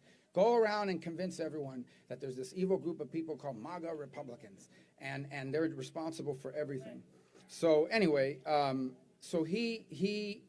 they do all this, and the result is inflation, a disaster. That's just part one. Part two is the border. The border is, this is not even immigration. This is mass migration. 6,000 people a day. Now, according to the border czar, Kamala Harris, the border czar says, oh no, the border's secure. The border, not our border, but she claimed 6,000 people a day are coming. Listen, this morning before I came here, I always go to the spot, and the reason why I go there is because you hear everything. It's this Cuban spot in South Florida, and the people behind the counter, and so the people that are buying, and it's just a real world, and you pick up so much. And one of the guys comes up to me and says, what we got to do? What's happening now is people are bringing their relatives and they're paying these traffickers $8,000 using Zelle and whatever those things. Think about it. So it's created a whole new industry of human trafficking and drugs pushing into our country. And these people think it's all under control, and they're inviting people to come that way. They're inviting it. Because today, if you cross the border, all you got to do is say these magic words about that trigger amnesty, that trigger asylum, and they give you a paper. It's called a notice to appear, or a promise to appear. You promise to appear. So this is true, guys. This is what happens. I want you to understand what happens. You come in, you do the magic words, they give you the promise to appear, and they ask you, what is your mailing address? So understand, these people just came from like 18 countries away. Everything they own is in a backpack, and you're asking them what their address is. So obviously the logical answer is, well, I don't have one in America yet. I just got here illegally, as you know, because I turned myself into you for this paper. And they're like, well, we'll just write, and they make them up. They literally make up an address. They make up an address. And so we have this huge surge. And so they say, well, don't worry, it's only 1% of them have a criminal record. And I think to myself, well, what criminal record? So 1% based on the criminal record keeping system of Honduras, Guatemala, El Salvador, Mexico, the Venezuelan regime. I don't trust their criminal record keeping. But if it's 1%, then that means over the last 22 months, over 45,000 people with a criminal record have entered the United States unlawfully. You think about it. Over 4.6 million people have entered the United States. That's 4 times the size of my opponent's congressional district. 4.6 million people. That's what's happening every day, and they're allowing it, they're inviting it, they're luring it, they're encouraging it, they're celebrating it. And you know why? Because the people that are for this don't have to deal with the consequences of it. And that to them, let them all come in. Let's all be compassionate. Let everybody come in. Let's invite people to come in illegally. And they're all for it. Because that's an Arizona problem. That's a Florida problem. That's a Texas problem. That's a New Mexico problem. Until 48 people land in Martha's Vineyard. Then 48 people land. So, and look, I'm not claiming that we're going to be able to solve this thing 48 people at a time. But it was very revealing. I learned a lot. Here's what I learned. They land, 48 people land, 48 people. The state of Massachusetts declares a state of emergency. Immediately. And they mobilize 105, 112 National Guardsmen. So now we got a 2-to-1 ratio going of guardsmen. So then the laptop liberals of Martha's Vineyard, they open up some community center. And they invite the cameras. Come see how compassionate we are.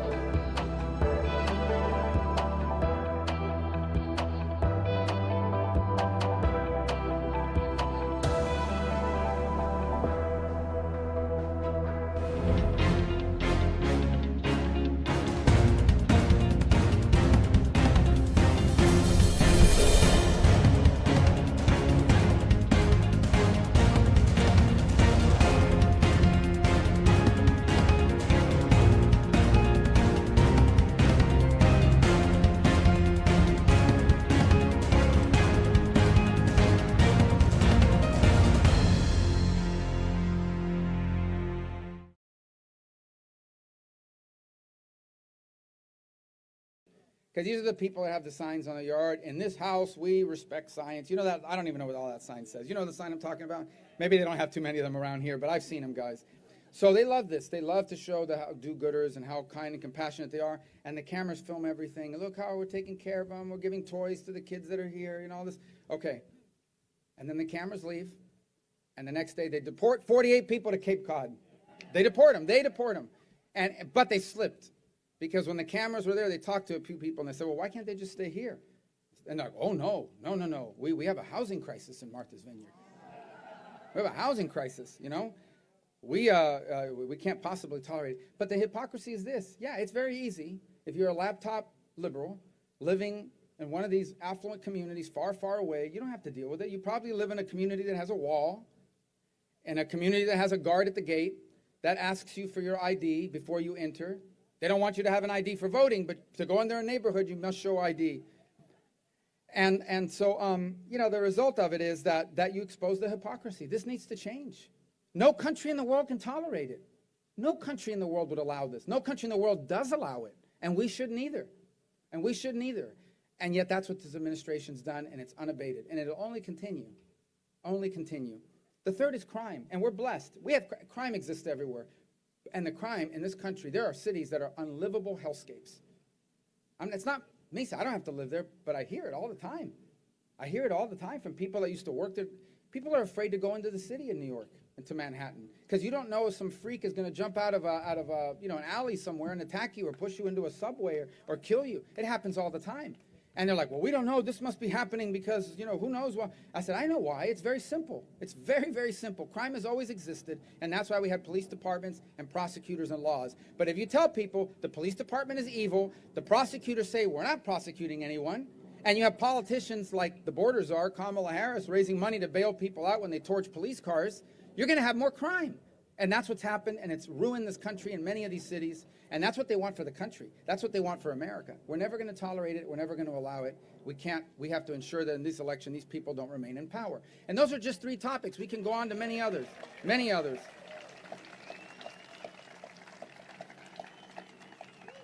You know, we have a Democratic Party that's lost its bearings. I mean, they don't. For them, their definition of free speech is you are allowed to say whatever you want as long as we like it.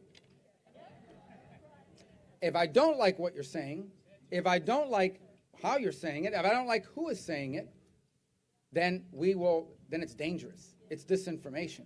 It's whatever you want to call it, it happens. And it's happening all the time everywhere. It's happening all the time everywhere. So that's why I tell people, look, this is not always popular when I say it because people would prefer, but I don't want to live in a one-party country. I never have. I think America is a stronger and better country when you have 2 common sense parties who have maybe one's to the left, one's to the right, but they both live in the realm of reality. But the not Democratic voters, I'm not going to do what Biden does, which is attack voters and my fellow Americans, because there are plenty of people that are registered Democrat, have always voted for Democrats, and they aren't crazy. And many of them are voting for us now because the other side is crazy. But the Democratic Party today, the Democratic Party in 2022 America is a party where the power and the influence resides in the hands of the laptop liberals, which I've already discussed with you, and the Marxist misfits. That's what they are. They are Marxist misfits. And they'll deny it. No Marxist ever admits they're a Marxist, except, you know, Karl Marx probably did, but everybody, but they don't ever come in telling you that. But Marxism is about power and control. And I live surrounded by people that saw it with their own eyes and recognize it. And what Marxism is about controlling, Marxism tolerates no competition from any sector in the environment, any sector in the economy, and any sector in society. It doesn't tolerate it. It doesn't tolerate parents having more influence than the government. It doesn't tolerate families having more power than the government. It has to control what the schools teach. It has to control what the media reports or what people hear. It even changes the language and comes up with new words that never existed before. I've been exposed to this. You know, maybe I told the story yesterday. A couple years ago, some reporter says, how does it feel as a Latinx American? And I'm like, a what? Latinx. Honestly, and I felt like, oh man, I'm not up to date. I'm like Googling on my phone, you know, from the side. Like, what is this Latinx? Because I thought maybe it was like a band, you know, or that, you know, some new rock band. Latinx is live this Sunday, but it's not. It's some term I've never used before. They make up their own language to describe all this stuff. And it's silly, but it's dangerous. They control the language. They control the narrative. It's infused itself into the corporate boardroom. We have major corporations in America today that bend over backwards for all this lunacy. Do you know how many millions of dollars they got stolen from them? They paid in protection money to a scam organization called BlackLivesMatter.com or whatever they were calling. That group was a scam. The organization was a scam, a total scam. And all of these corporations gave them millions and millions of dollars. Millions and millions of dollars. And so it's the corporate class, it's the media, it's everything, every Hollywood actor, every celebrity, everyone just aligned against us. And you wonder, how do we even win elections? And the answer is because they're all crazy. And most people in America aren't crazy. And so they get to vote every 2 years. And that's what this is about at the end of the day. These people are lunatics, and they will destroy the country. If they were able to get it done, America would look like California. It would. I mean, because every policy they want for America, they've already implemented in California, every one of them. And you wind up with absurdities, complete absurdities. As an example, like right now, apparently, Napa Valley or whatever, they're now banning gas stations. They're not allowing any gas stations. So, are there any new gas stations from being built? They passed a law that by 2035 it will be illegal to buy a gas-powered car in California. And a few days later, they had to send out a text message to the whole state, do not charge your electric car. It's going to blow up our electric grid in California. So, you know, this is the lunacy that we have to put up with. They want that for the whole country. They want it for the whole country, and it's not going to happen. We're not going to allow that to happen. And so that's what this election is really about. And it's about two things then. Number one is stopping it. And what I'm most excited about is that, God willing, we're in the majority in the House and Senate. It won't be because we just re-elected a bunch of people. It'll be because in the Senate, we're actually going to have new people from Arizona, from Nevada, from Pennsylvania, from Ohio, from Georgia, from New Hampshire. New people who are, many of whom have never held office before, but have the energy and the drive and bring with them the real world energy that we desperately need, so that we can stop bad things from happening. That's a big deal in the Senate. Because that way you don't have to wake up every morning hoping Joe Manchin didn't change his mind last night, and now they're going to pack the Supreme Court, take over our elections, and God knows what else. The second is make good things happen. And they'll say, well, how are you going to do that? I was asked that today. How are you going to do that? Joe Biden will just veto it. I said, he might. But if it's common sense and we win by enough, maybe enough of these Democrats will say, hey, maybe it's not a bad idea to drill for oil again. Maybe it wouldn't be a bad idea to put criminals in jail. Maybe we should start talking again about things like, I don't know, enforcing our immigration laws.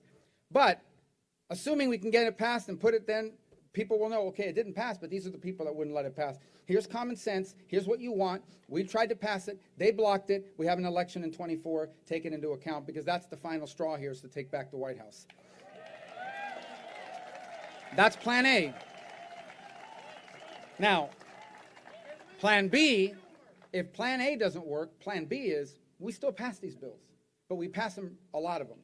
And so now that we have all these bills sitting on Joe Biden's desk, and he signs them by accident, a couple of them, because he gets confused. Oh, this one, sir, is, you know. And we're going to, you know, that's plan B. And I don't think, you know, we can maybe get 1 out of 10 in that way. Maybe more, it depends on the day. But the point is that's important. And the third is accountability. You know how much power resides in the hands of unelected bureaucrats whose names you've never heard? People that are there for 20, 30, 40 years. The pandemic revealed that to us. One guy, Dr. Fauci, had all that power to go on TV every day and tell us, by the way, different things. Like at the beginning, you know, this, you got to do this, you got to do that. And throughout, just one person. But there are thousands of people like that in the government that you've never heard of, who every single day, the Congress passes laws, and then they get to apply the law as they interpret it. They make these decisions every day, and they're unaccountable to anybody. And there has to be oversight hearings. And so what I would do, if I'm not in the House, so we don't have one of these, but what I would recommend to my House members is, you know, close down the January 6th Kangaroo Court Committee. Close that one down. And have a new committee on the riots of 2020, when they caused billions of dollars in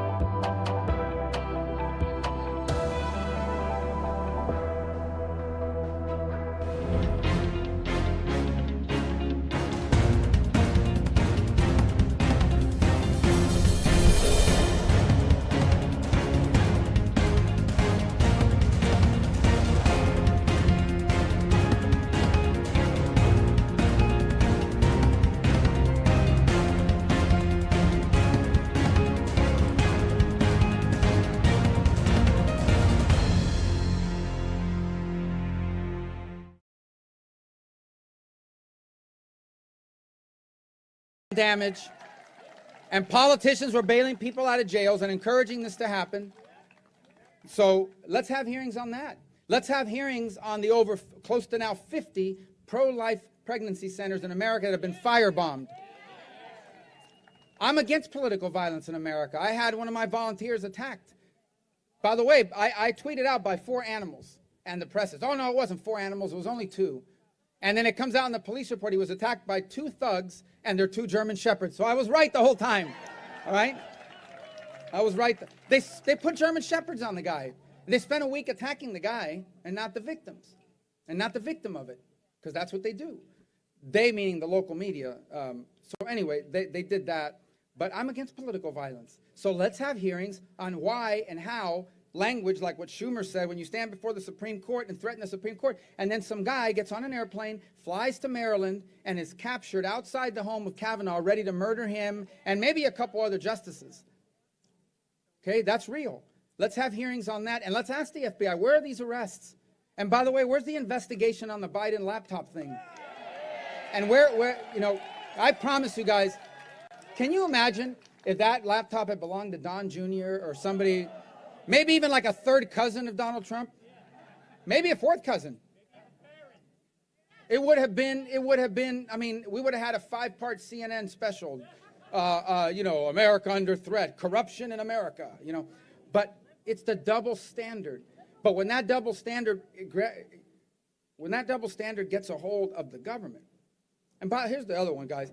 We just learned, you know, because somebody did the investigation on it, Congress should have the power, has the power to do it, and now will if we have a majority, to subpoena these records. And you learn that you have these people at Department of Homeland Security coordinating with the tech companies, having these meetings once a month about who are we going to label a liar, who are we going to have disinformation. Guys, do you know that a year and a half ago, if I stood here and said to you or put out a video saying, I think the virus could have come from a lab in China that would have taken down my post. Today, the consensus is that there's at least as good a chance that it came out of a lab accident as it did from some pangolin, whatever the hell a pangolin is. I've never seen a pangolin. I don't even, but whatever a pangolin is, I think the lab that happens to be the leading lab in the world doing this kind of research is just as likely. And now the experts will tell you that. That would have gotten you knocked off. The Biden thing, the Biden laptop thing, they shut it down. I've never seen the media circle the wagon and say, we won't even report on it. We'll shut it down because of it. All this has to be looked at. All of this has to be investigated. And this is not revenge. People think, oh, this is revenge, this is retribution. No, this is accountability. This is oversight. This is our job. That's what you're sending us there to do. So that's important. Because in the end, our responsibility is to leave our children what was left to us. I am under no illusions about where I live. And you know, I think I've lived here my whole life. I'm an American, born here. I know nothing but America. But I have been blessed with something other than being a U.S. citizen, which is an extraordinary blessing. I've been blessed to be raised by and around people that know what life is like in other places. And when you are raised by people, or when you are someone who knows what life is like in other places, you don't have time for silliness about how systemically evil America is or how terrible America is, because you know what terrible and evil looks like. And you understand is America, you know, like when they talk about our history, well, our history has blemishes. Yeah, nobody's history is perfect. I never said our history is perfect because our history was written by mortal men. Our history is not perfect. Our history is just better than anybody else's. By far, our history is better than anybody else's. You understand how blessed we are to live in a country where being an American, in a lot of other places in the world, being whatever the name of that country is, that it's a race. It's a skin color. It's an ethnicity. It's a common lineage. In America, American is not a skin color. American's not a race. American is not an ethnicity. American is people from everywhere, from all over the world, who live and share this blessed land and have done an extraordinary thing for 240 years. An extraordinary thing that's inspired and changed the world. And continue to do so. You ever watch the Olympics? You watch the Olympics and these athletes go on the podium and you realize right away, you know, and I'm not saying this as my observation is, there is an athlete from America representing virtually every other country we're competing against because their grandparents came here, their great-grandparents, their parents, whoever. That's an extraordinary thing. Now, there has to be rules for how you do it. There has to be a process. But that's an extraordinary achievement. But what's really extraordinary is that this country was founded on an idea that mankind had never heard about for 5,300 years of recorded history. No one had ever tried to run a country on the idea that you had rights that came from God, not from government. No one understood that. But this country was founded on that powerful principle. And it has spent 240 years perfecting it. Do you recognize that every single great movement in American history, every one, slavery ended, women got the right to vote, the end of segregation and organized discrimination and legalized discrimination, all of the progress was all built on the bedrock of someone demanding that we live up to our founding principles. Even Dr. King, when he gave his speeches, he would talk about live up to the promise of our Declaration of Independence and our founding. Not get rid of the Constitution, not pack the Supreme Court, not, that was the powerful principle upon all progress in this country. And it's extraordinary, and it's special, and it's worth fighting for and protecting. But it's not automatic, because the freedoms that are given to us from our Creator are natural, but they don't come natural to man. Man, because of its fallen nature, is inclined to tyranny. Mankind, because we are fallen creatures, are inclined towards trying to govern over others, the powerful over the weak, and tell people what to do. We saw that firsthand during the pandemic. There are people that were fired. There are people in our military that have lost their positions or are about to. There are people whose businesses were ruined because they wanted to tell people what to do. And we're not anarchists. We have to have rules. But we can't do that at the expense of our liberty that made our God-given rights possible. And so this is the nation that we now fight to preserve. And that's something that should unify all Americans. And it's worth fighting for and protecting, because if America is no longer the greatest nation on earth, and what we lose here, if America is no longer special, because it is possible for America to continue to be a rich country and a powerful one, but not a special one, then we will be the first generation of Americans whose children and grandchildren did not inherit a country better than the one that was left to us. And I want no part of that. You want no part of that. Most of us want no part of that. And that's why we have to fight to ensure that people that don't understand that do not have their hands on the levers of power in this country. And that's what drives me. That's what drives me every single day. So at the end of the day, I say this to you. We love this country with all of our heart. It's a country worth fighting for. If you don't love America and you don't like it, you have the freedom to leave. You can leave. No one ever does. Well, except for like Hollywood actors that get on Twitter after they lose an election and they get all freaked out. I'm leaving America. I'm renouncing my citizenship. Nobody ever follows up on it, by the way. They never do. And the couple that did is because they didn't want to pay taxes, so they became citizens of the Bahamas or one of these tax havens. But they never leave. They never leave. I've never heard, have you ever heard of a boatload of American refugees arriving in Cuba? I've never heard of it. Fugitives, maybe fugitives leave. Yeah, there's no doubt about that. There's a bunch of people that stole money from Medicaid and Medicare that are hiding in Cuba, but not Americans that are seeking a better life, like, oh, we're going to get on a raft and we're going to go somewhere else. It doesn't happen. And there's a reason for it. It's amazing. These people, you listen to them. America has so many problems. It's so evil. It's so bad. But somehow, 5,000 people a day break the law and try to get in here somehow to this horrible place. How ridiculous is that notion? But if they don't like it, they don't have to stay. We can't force anyone to be a part of it. I'm not asking them to leave. I'm just saying you're welcome to. And, well, I did ask some people to leave once. So I'll be honest with you. Well, so what happened was that there was these protests in Cuba demanding liberty, and that scam Black Lives Matter organization put up on Twitter their support for the Castro evil regime. And I said, I am going to offer the assistance of my office to process the visas and immigration paperwork of any member of this group that would like to leave to Cuba. They haven't taken me up on it yet. Because first, the leader would have to sell the mansion she bought with the money from Nike. So anyway, going back to all of this that I'm saying, this is an extraordinary country and it's worth preserving and fighting for. And if you don't like it, you don't have to be here. But we're not going to let anyone destroy it. We're never going to allow anyone to destroy the greatest country in the history of the world. And that's what these elections are about. And we are blessed not just to live in a great country, but in a free one, where our voice is going to be heard. It's being heard now by voting. It'll be heard on Tuesday night. Let's win. Let's win big. Because when you win big, you send a message. And the message is this: we love America. You will not destroy it. We want common sense back in our politics. And we want to leave our children what our parents left for us, the greatest nation in the history of mankind. Thank you, guys. God bless you. Let's go win. Thank you.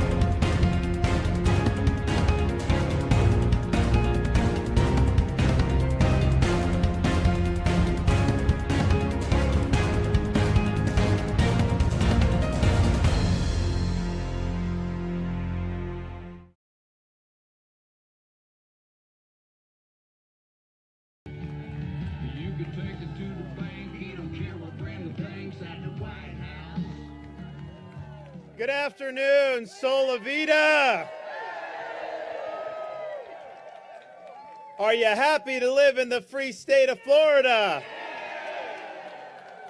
We got to make sure on November 8th you vote so we can keep it that way.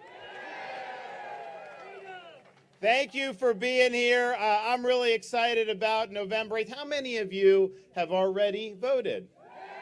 Okay. How many of you are waiting till Election Day to vote? How many of you are going to vote before Election Day but haven't voted yet? Early? Anybody? We got some. Okay. Well, did anyone not raise their hand?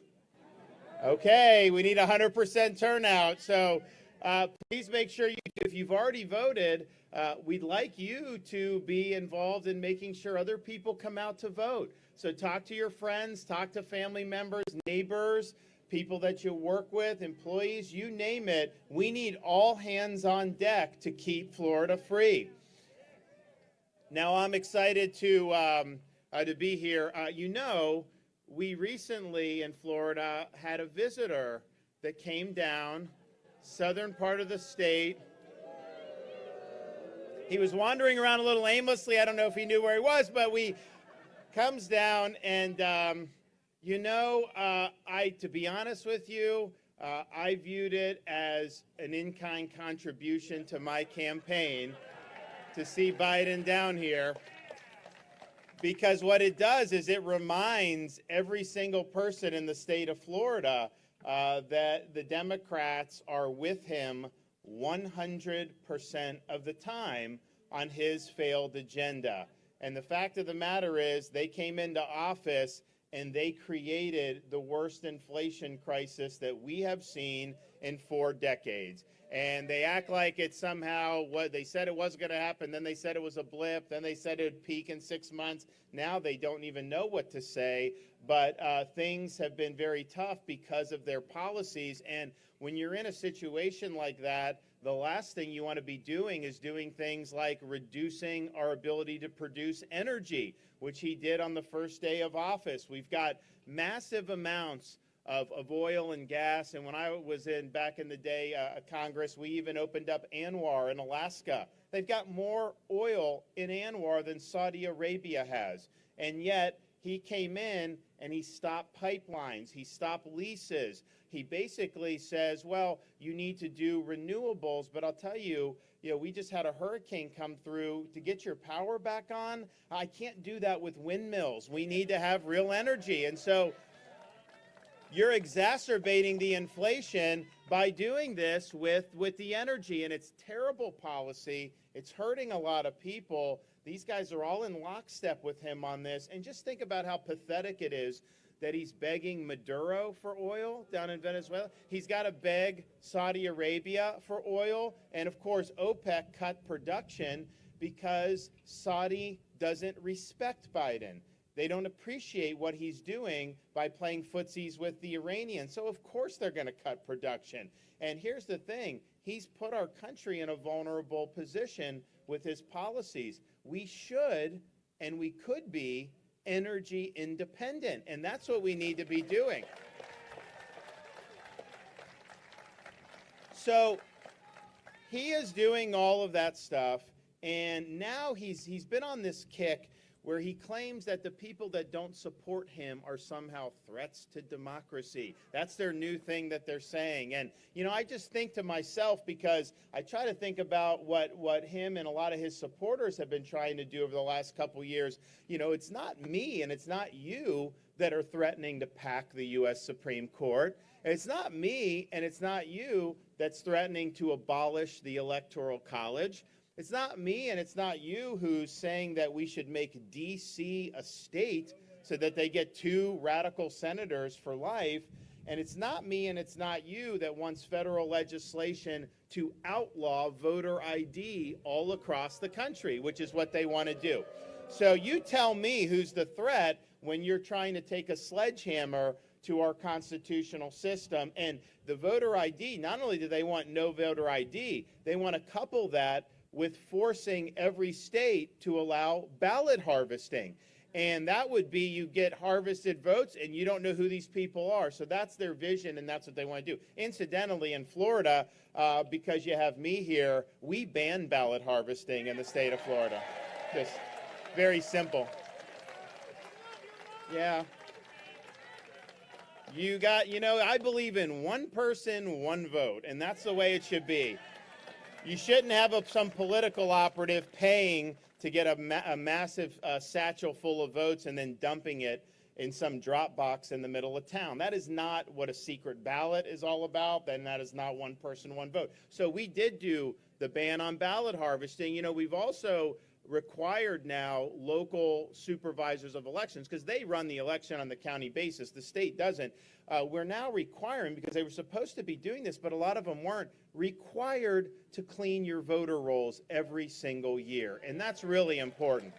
In California, they will send out mail ballots. You don't even ask for ballots. They'll just send mail ballots out. And there will be people who haven't lived in California for 10 years, and they will get mail ballots sent in like Nebraska or New York or all these other places. And that's because they don't clean their voter rolls. And so we're now doing that, and I think that's very, very important. We also did something that some states have now followed, but I think every state needs to do, and that's ban Zuckerbucks in the state of Florida.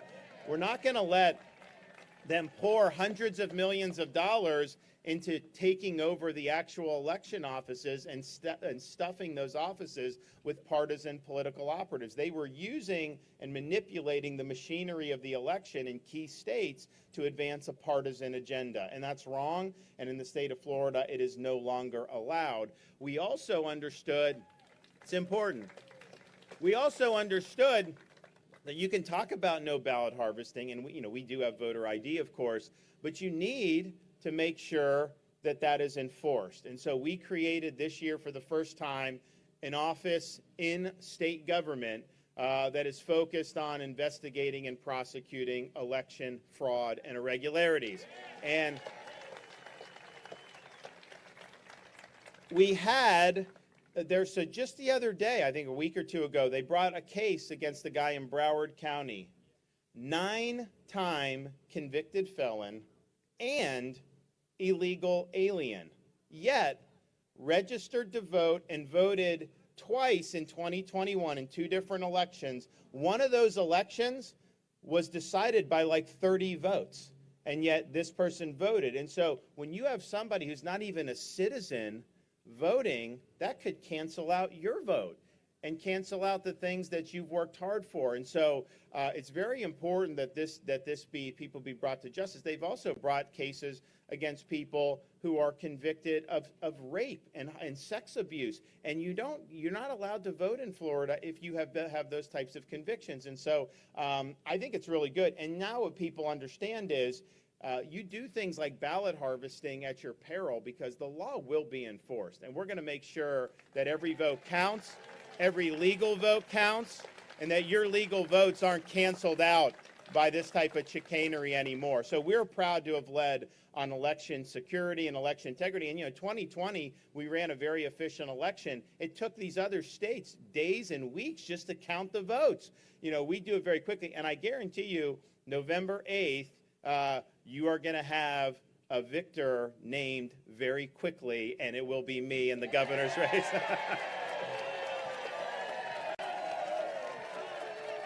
So, only if you guys all vote. That's the only way we win is if you all vote. So we're going to do that. And, I think Republicans are going to win the House and the Senate. I think they're going to do both. I'm worried, though, a little bit about some of these states and whether they're going to actually count the votes and report them on election night.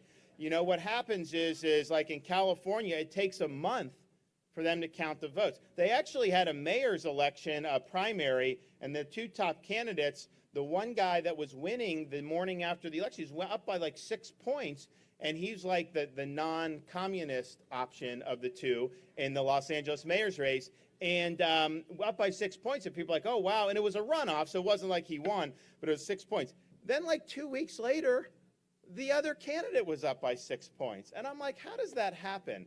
And, I was helping the candidate, our governor candidate up in New York, Lee Zeldin, with that race.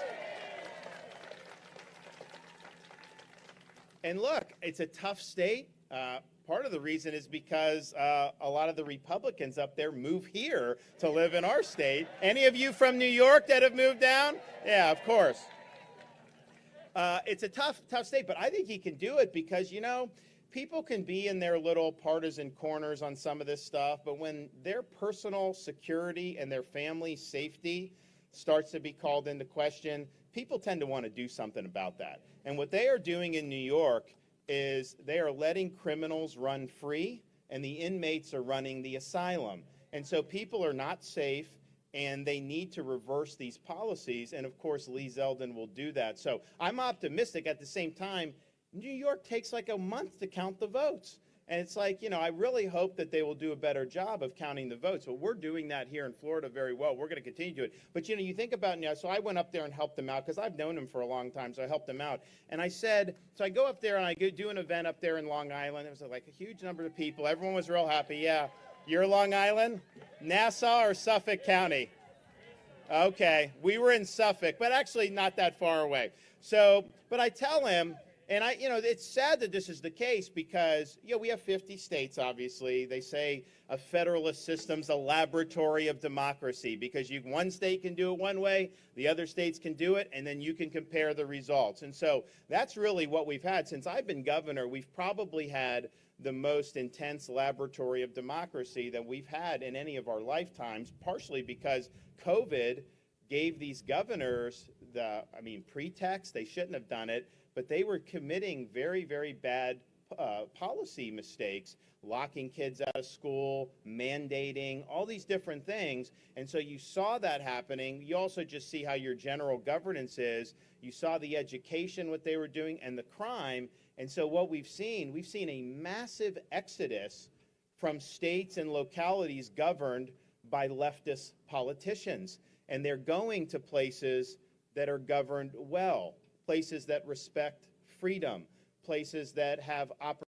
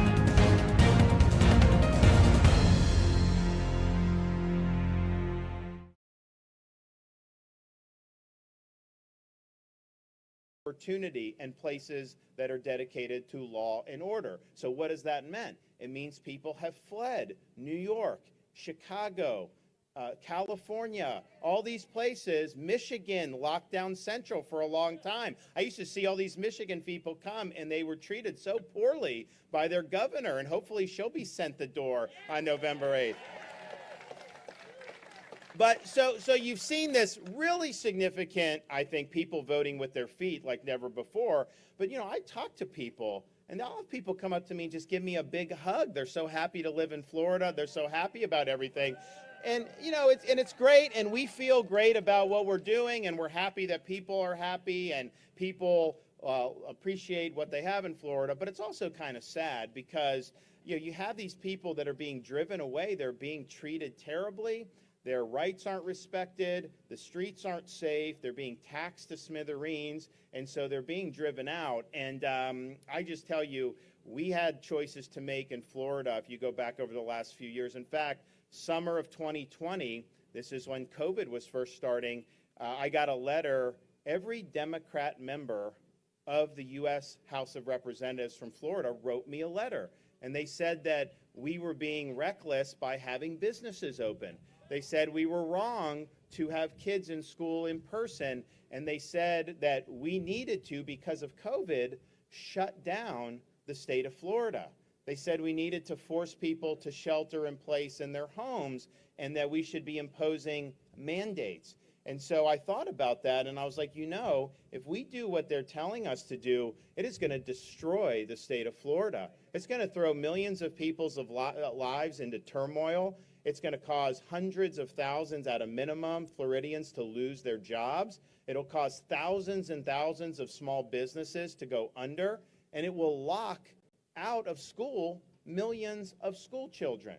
And so I thought about that, and I was getting hammered by the media, by the left. Even some of the Republicans were attacking me because they were drinking the Fauci Kool-Aid, and that's what they wanted to do. And Fauci was attacking me as well, of course. He did that a lot. And so we're doing that, and, you know, and I'm taking the incoming, but, you know, at the end of the day, a leader's job is not to worry about protecting his own job. It's about worrying about protecting your jobs and your freedom. And if I have to take the arrows, then so be it. If it doesn't work out politically for me, so be it. It's not about saving your own hide. And so I was mindful of that. And I was mindful of not just following conventional wisdom, and I was mindful of making sure we were standing by people. So I took that letter, I crumpled up the letter, and I threw it in the trash can where it belonged. And so we've been fortunate that the state has done well. People have responded. We have the second lowest tax burden in the United States of all 50 states. We have the second lowest debt per capita ratio of all 50 states. We have no state income tax, and we won't as long as I'm around. And our budget in Florida, so I was in New York there, we have millions of more people than they do now, and yet our budget is less than half the size of their budget. But yet the New Yorkers tell me we have better roads, we have better services, and we do have higher performing education. K through 12, we're number 3 and number 4 in the country, respectively, in 4th grade reading and 4th grade math. They're not anywhere close to that, and they're spending a lot more money. So we're doing it well. We're focusing, respecting you as taxpayers, but in the process of having no income tax, second lowest tax burden, and we did record tax relief, we had a $102 billion budget ending last fiscal year with a $22 billion surplus, the biggest in history. Nobody has ever seen a surplus that big in Florida. So you see that, and that would not have happened if I had listened to these Democrats and not allowed the economy to be open and not protected people's jobs. And so we're happy to do that. We're also very happy about what we did for education, because there were a lot of places that denied kids the ability to access education at all, keeping them out of school. A lot of teachers' unions refused to have kids in school in places like Chicago and Los Angeles. And these are mostly lower income, working class families. You know, the people that lock the kids out of school who have power almost always would send their kid in person to school at a private school or private tutoring. So they wanted different sets of rules for themselves than they wanted to apply on the rest of the people. And so we understood that wasn't going to work in Florida. So we were the first big state to say schools will be open. Kids will be going.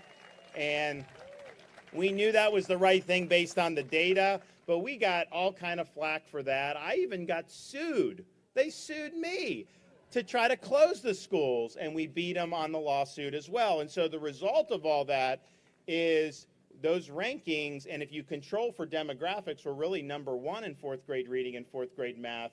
When you do that, that would not have happened if these kids were not able to be in school. And so we're proud of what we've been able to do on education.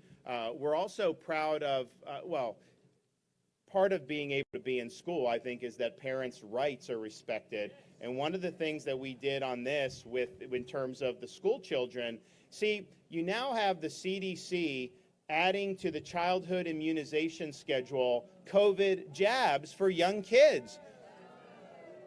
And so, the fear is, and I think it's a well-placed fear, is because CDC has done that, school districts around the country and states are going to use that as a pretext to impose mandates on school children for COVID jabs. And I think that's a very, very real threat to parents and to children. But fortunately for Florida, you have me, and I think ahead. And so we saw what they were trying to do with this a long time ago. So last year, we had the legislature come in, and the legislature prohibited schools from mandating COVID shots on students. And so that's a parent's decision.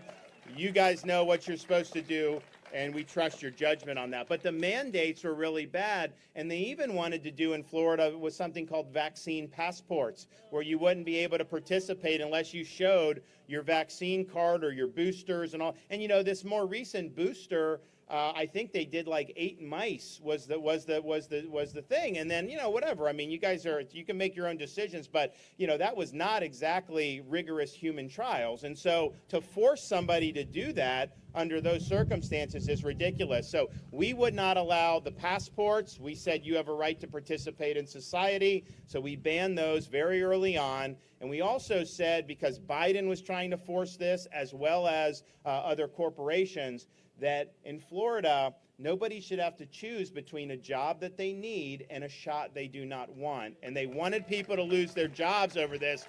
They wanted to fire police officers and nurses and firefighters, and we said, not on our watch, that's not going to happen. And so we stood up against all of that, and as a result, we are the freest state in these United States.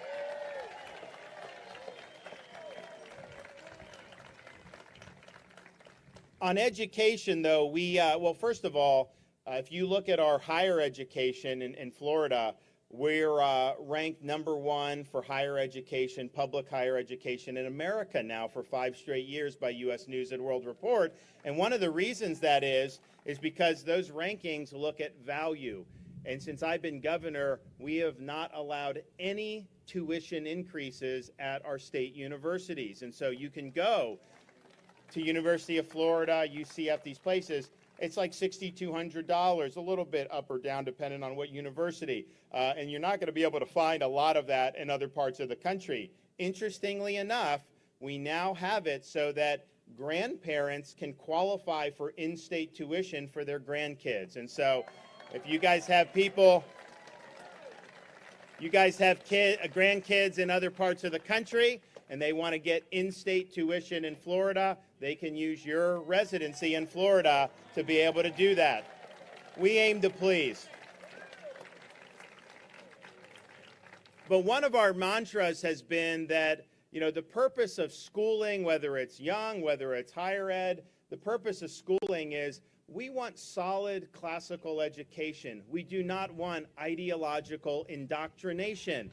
And that's what we're working for. And part of with that is, so for the universities, what we just did this year is I signed legislation now.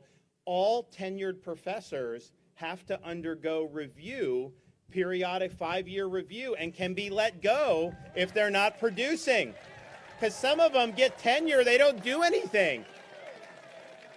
Your job is to teach and to do things that matter to the university, not to politic and do other stuff. So we're happy to be able to do that, and we're going to do a lot more in that realm because it's very, very important. And a lot of parents are like, man, you raise your kids right and then you send them to university and they get concerned about what is being done. And the role of the university is to, help people learn how to think and understand things. It's not to try to impose one specific worldview on the student body. And so that's what we're going to be working for in Florida. But it's also true in the K through 12.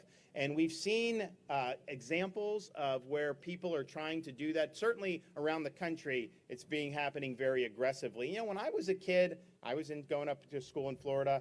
I don't remember these agendas in school. I mean, we just had school. I mean, it just was what it was. Now, people are trying to put agendas in. And so in Florida, we said, that's not going to fly here. So we stood up. We fought back, and because we did, we have banned critical race theory in our K through 12 schools.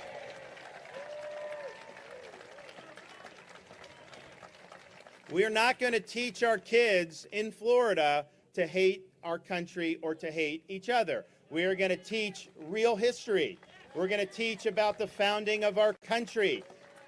We're going to teach about our Constitution and our Bill of Rights. We're going to teach about what it means to be an American citizen. We're going to teach about the sacrifices that people have made to fight for our freedoms over the years. And we are going to do that with honor and integrity. And we also did, not only are we doing that, we signed legislation this year. From now on, November 7th, every year in Florida, is a day for people throughout Florida to reflect on, but for school kids to learn about in school about the victims of communist regimes throughout history. We're going to teach the truth about Marxism, Leninism. And so my wife and I think many of you know our First Lady. She's really fantastic. She's many people have been praying for her over the year and a half, and we really appreciate it. She's doing very, very well, and I think you saw she did a commercial recently for us, and she and we talked about it. We wanted her to do it, so she had a concept in mind, and she's like, I want you to review this because I want to make sure you're good with it. And I'm like, I'm not reviewing it. She's like, why not? I said, because I trust you. And I want you to just say what's on your mind and speak from your heart. Don't let anyone tell you what you should say. I trust what you're going to do. So she went in, and when they do these these commercial shoots, there's cameras, there's staff, there's all these people milling about. So she kicked everybody out of the room except for one cameraman. She got rid of the script, and she just spoke to the camera straight from the heart. And that's why it was such a good ad, because people see how genuine she was.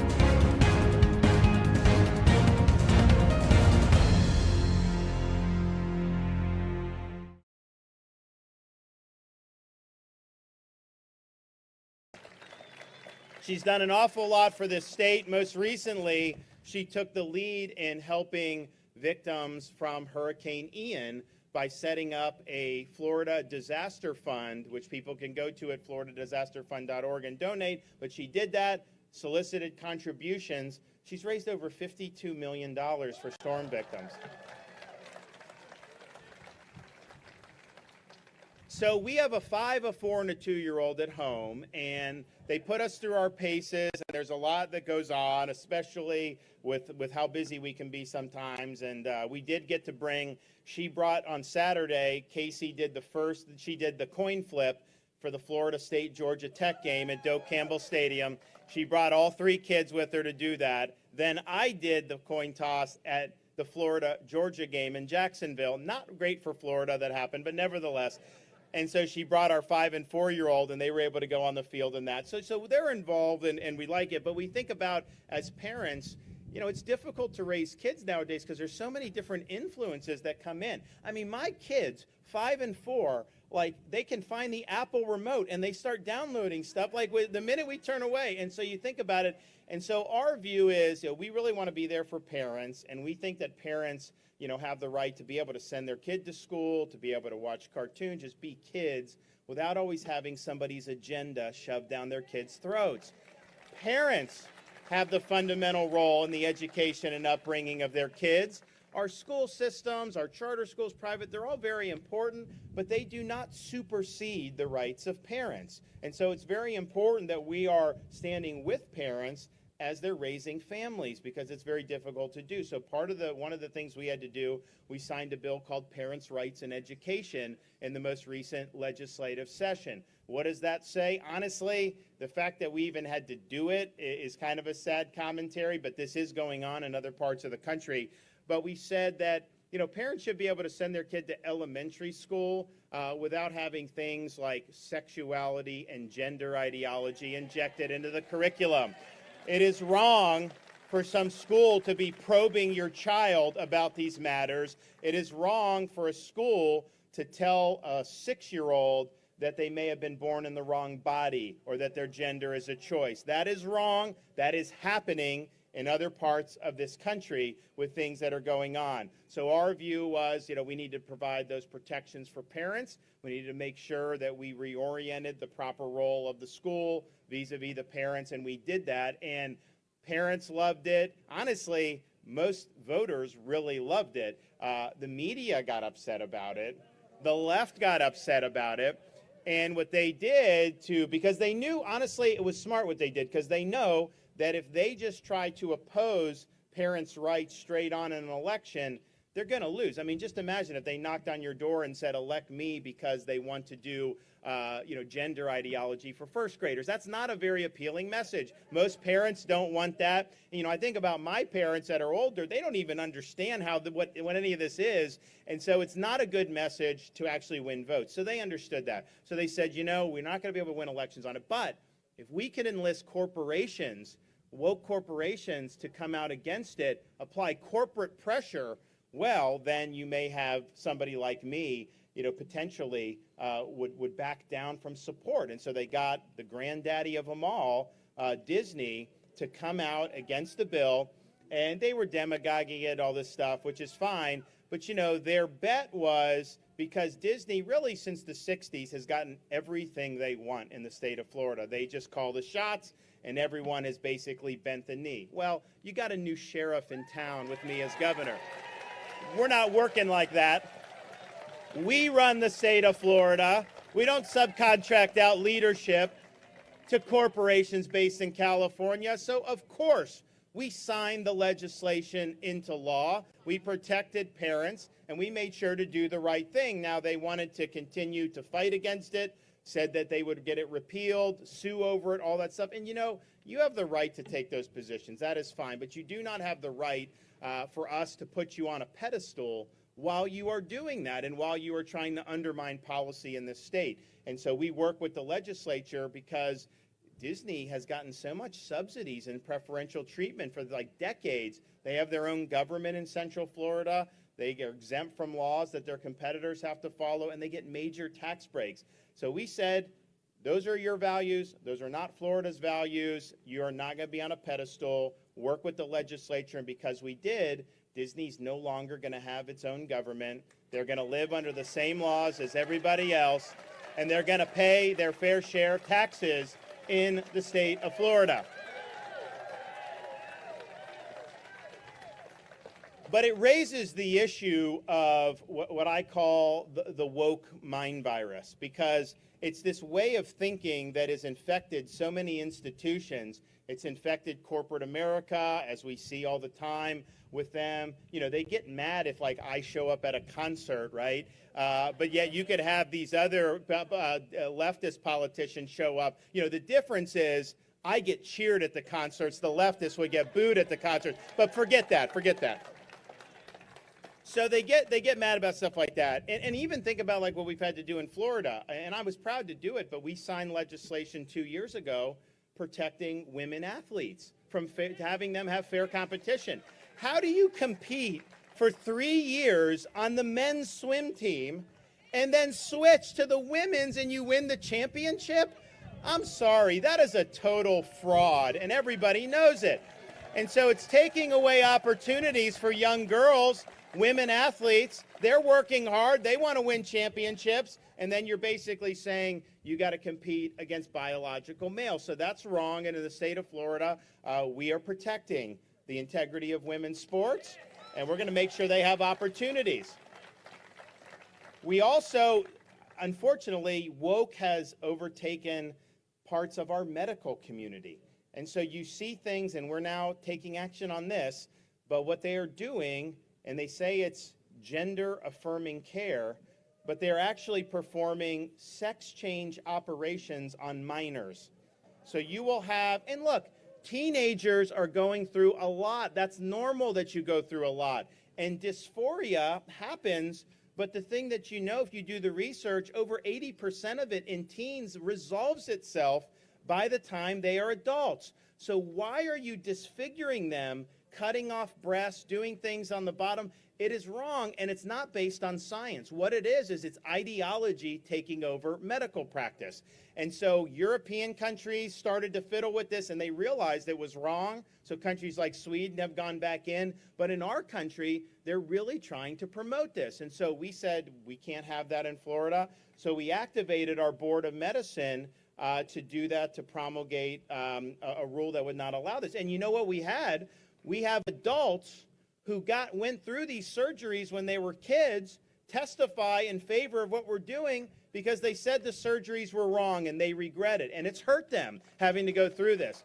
So the fact that we even have to do that, so we now have a rule put in place in Florida. If you are mutilating kids, you're going to lose your medical license in our state. I'm sorry. Got to do it. So you see that, and you're like, man, I mean, how is it coming to that? The other thing you see with woke ideology, this is harming people. I mean, let's just be honest. It's harming people. Another place you see woke ideology is in the crime wave that you see throughout the country. This whole idea of defund police was born out of the BLM riots of 2020. They were attacking law enforcement. They were going around saying that their budget should be slashed and that you should give the money to social workers. Well, let me tell you this, if somebody's robbing you at gunpoint, is a social worker going to help you out at that point? No. You need law enforcement. So they went after the police. They attacked police, and morale is really low around the country now because of what they've done. Incidentally, morale's very high in Florida because we treat them well. And we actually saw that what was going on, so I just instituted a program here. Not only do we treat well, if you come from one of these other jurisdictions where they're not treating you well, like NYPD or these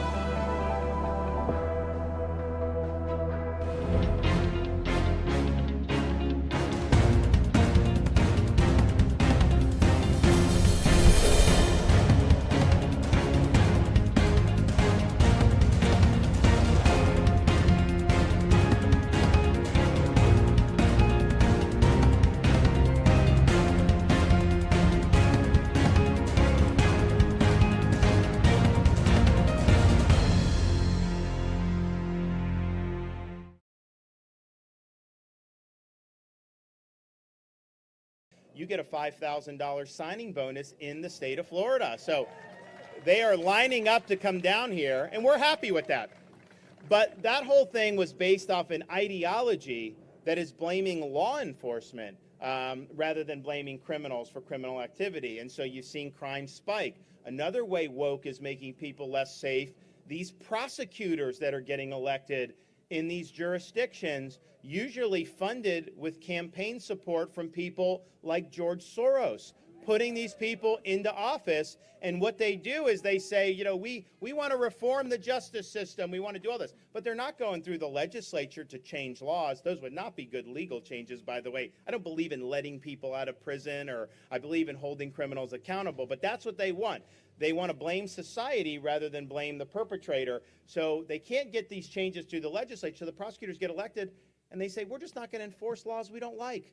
So you go to like San Francisco, they can rob stores blind and not even get prosecuted. People assume their car is going to get broken into and that the law enforcement's not going to do anything about it. And you absolutely have had way more murders and other types of very serious criminal offenses because of this soft on crime posture. So woke ideology is destructive. It is motivating disastrous policies in our country and other parts of the state and other parts of the United States. And I have acted on this issue such that in the state of Florida, we are the place where woke goes to die.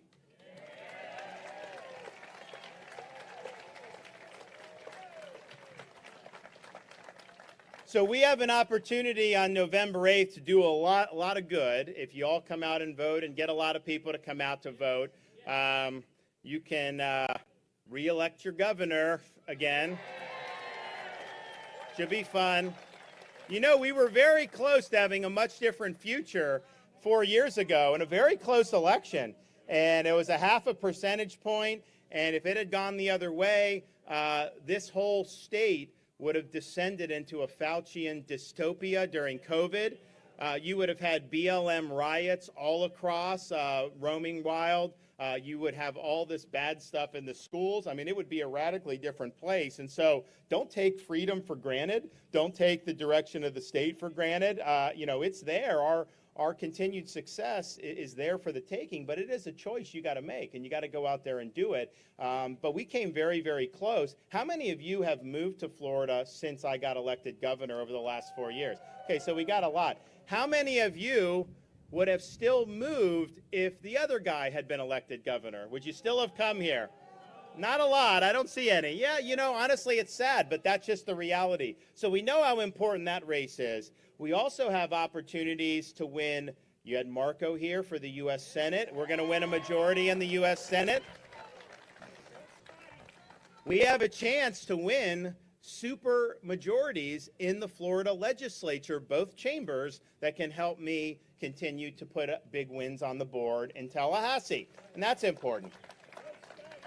We could also add at least 4 members of Congress as Republicans from Florida above what we already have. We have 16.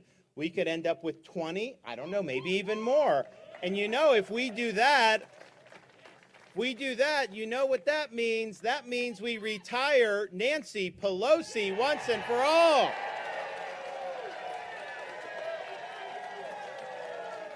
Yeah. And we're happy to do that. We're happy to work hard, and, you know, we're helping to get out the vote, and we will do that. But, you know, the fact that we have to do that, you know, to win the big election after decades and decades of her being up there, what it shows you, though, we need term limits for members of Congress.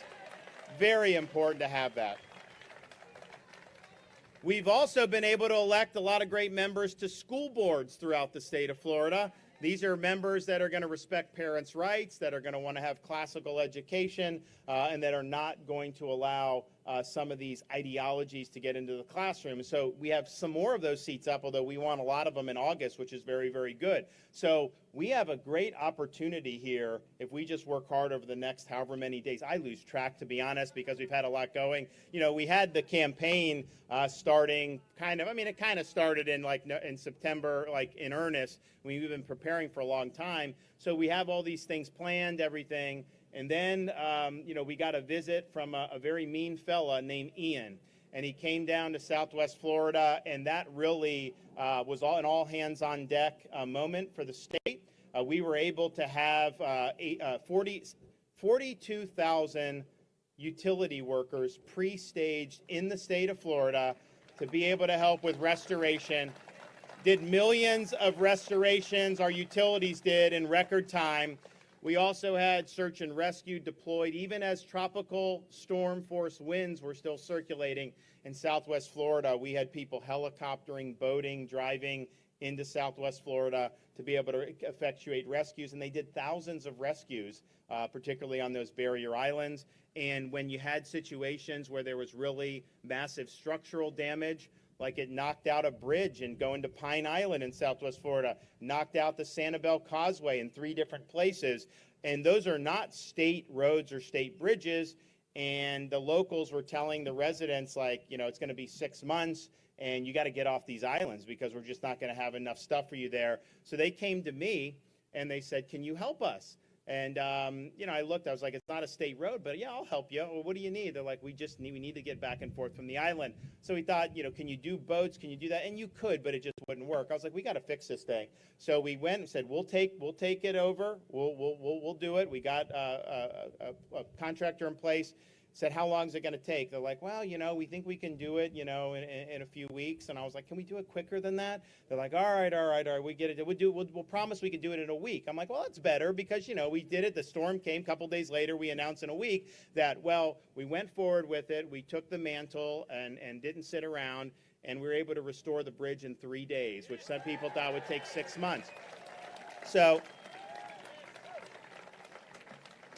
and then we did the Sanibel Causeway, 3 breaks in that, and less than 2 weeks after it opened, or after it was broken, we were able to do a massive convoy of electrical trucks, debris removal, like 500 trucks, kind of a one-time deal. Then we had to patch it up.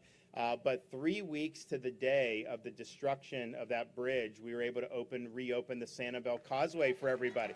And people thought that was going to take forever. So it just shows you that leadership does matter, and you want somebody that's not just going to sit on their hands, but it's going to be very proactive, somebody that's going to run into these fires and do everything he can to do things better for Floridians. And I think if you looked at me for the last 4 years, I don't shy away from issues. I dive headfirst into issues. We've led the country on so many different issues in the state of Florida. And it's just about the leadership. It's what it's all about. Thank you.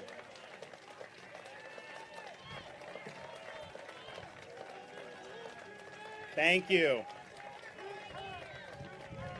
We are getting things done. That's right. We've delivered, and we'll continue to do. We got a lot more on our agenda. Big tax relief, more infrastructure. We're going to do more on education. And I actually have other proposals that because of the hurricane I wasn't able to formally unveil. We will do that probably before the legislative session next winter. But I'm reminded in thinking about kind of the state of Florida and how fortunate we are to live in Florida, how fortunate we are that our state is viewed as the citadel of freedom for not just for our nation. There's people around the world who are looking to Florida for inspiration because of what we've been able to accomplish here. And it just shows you that you see what's going on with our country, with Washington bungling every single thing that they touch. I think Joe Biden is like King Midas in reverse. King Midas would touch, it turns to gold. Biden, he touches it, it turns into something much worse than that. And so it's frustrating. And a lot of people, the vast majority of Americans, they think that the country has seen its best days. They think that we're clearly on the wrong track. But, I think Florida provides the blueprint that other states can follow. we're going to continue to do well here. But I think all of these things can be solved. And I'm reminded of a scene at the end of the Constitutional Convention back in 1787. You had 55 delegates. They were working in Philadelphia to create a constitution. It almost failed multiple times because there was a lot of thorny issues, and you're taking 13 colonies and trying to make them one country. A lot of them wanted to be very independent, and so there was a give and take on all this stuff. And so at the end of the convention, they're signing their names to the Constitution, and Benjamin Franklin stands up, and he looks to the front of the convention hall, and there was the chair that George Washington was the president of the Federal Convention. There was a chair that had a sun kind of peeking up from the back of the chair, and it was like you could see half the sun. And so Franklin said, Mr. President, I've been looking at that sun throughout the course of these proceedings, and I've been trying to figure out and racking my brain about whether that sun is a rising sun or whether that sun is a setting sun. And he's like, well, I know with what we've been able to accomplish today, we are providing a foundation for future generations to live as free people. I know that that is a rising sun. The state of Florida is our nation's rising sun. We've got work to do to make sure we continue to lead the way. So will you help me keep Florida free on November 8th? Thank you, guys. God bless you all. Thank you.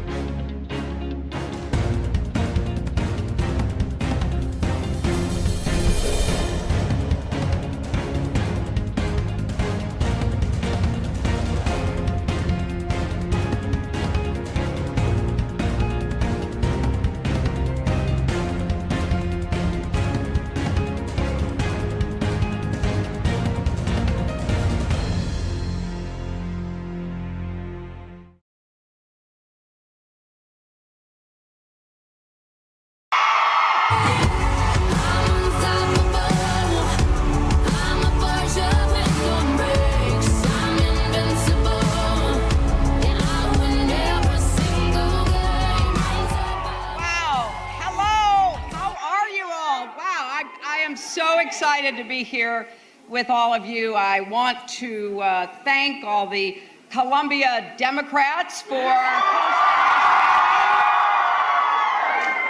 it is so good to be back at Barnard and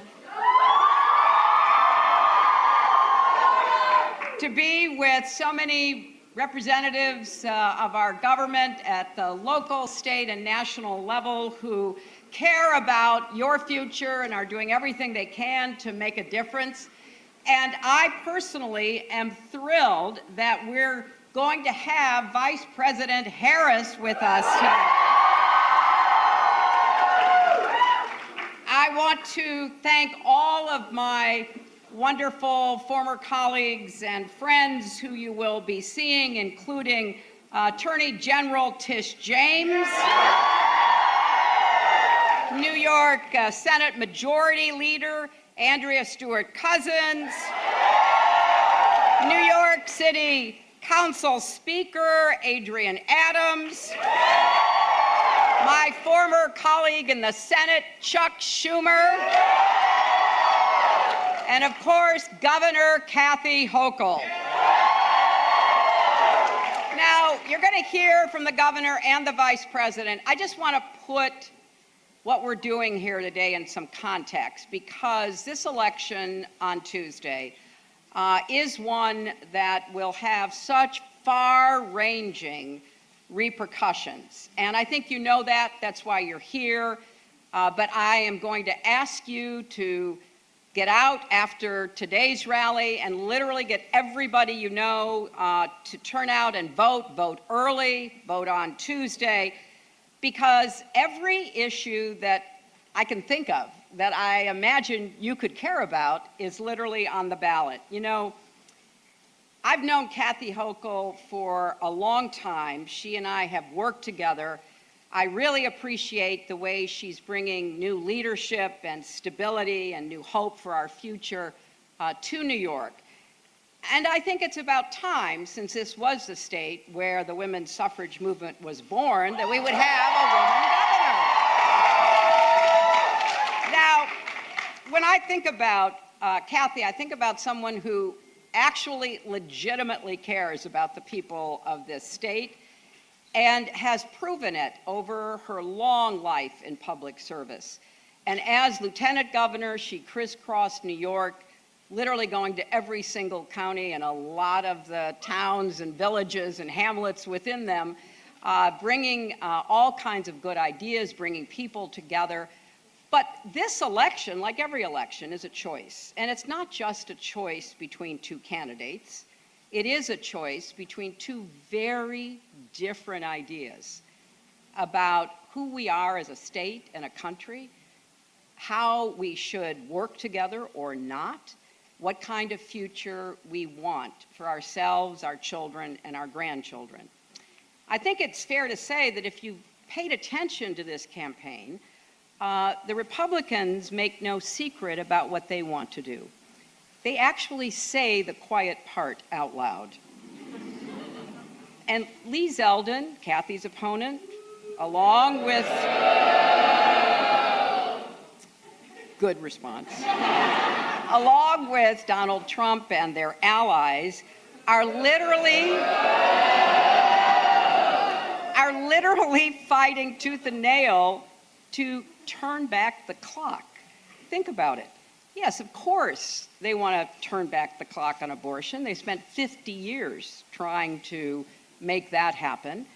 But they want to turn back the clock on women's rights in general, on civil rights, on voting rights, on gay rights. They are determined to exercise control over who we are, how we feel and believe and act in ways that I thought we had long left behind. But they have gone even further. They want to put more guns on our streets, more pollution in our air and our water, more power for the super rich and less for everybody else. That is their vision. And it shouldn't be a surprise to anybody who's actually paid attention. And so we have to hold them accountable for that. And one of the ways of doing it is by making sure that Kathy Hochul remains our governor. Now, she's already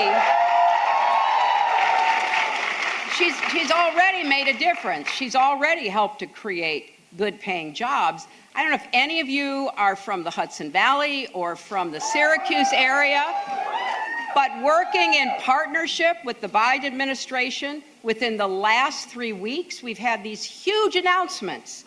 $100 billion by Micron outside of Syracuse. $100 billion. $20 billion by IBM in the Hudson Valley. Why? because the Biden administration and the Democratic Congress passed a law that finally said, we're going to get serious about advanced manufacturing, chips, and everything else that makes the modern economy run. And so Kathy Hochul got on the phone and started calling companies that she knew were on the brink of making big decisions about where to put these advanced manufacturing plants. And she made the case for New York. And it was a case that, you know, she made with passion. She's from New York. She's from the Buffalo area. She gets the fact that upstate New York really began the Industrial Revolution in America,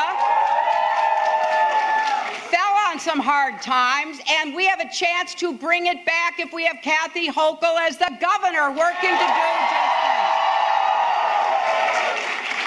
So, you know, when I think about what the Republicans intend to do, and I pay attention, because I can remember not so long ago I was telling people they're going to stack the Supreme Court and they're going to overturn Roe v. Wade, and I have faint memories of people saying, oh, that's so exaggerated.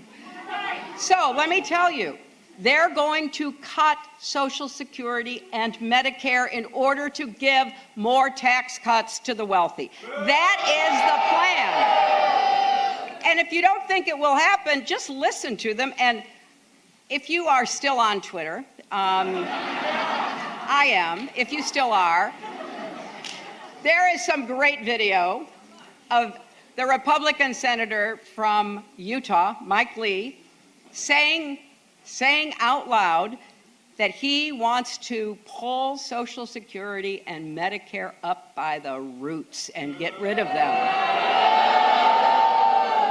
Now, I don't know about you, but I can't imagine that that's a popular opinion if people actually hear it. So make sure everybody you know hears it for the next couple of days.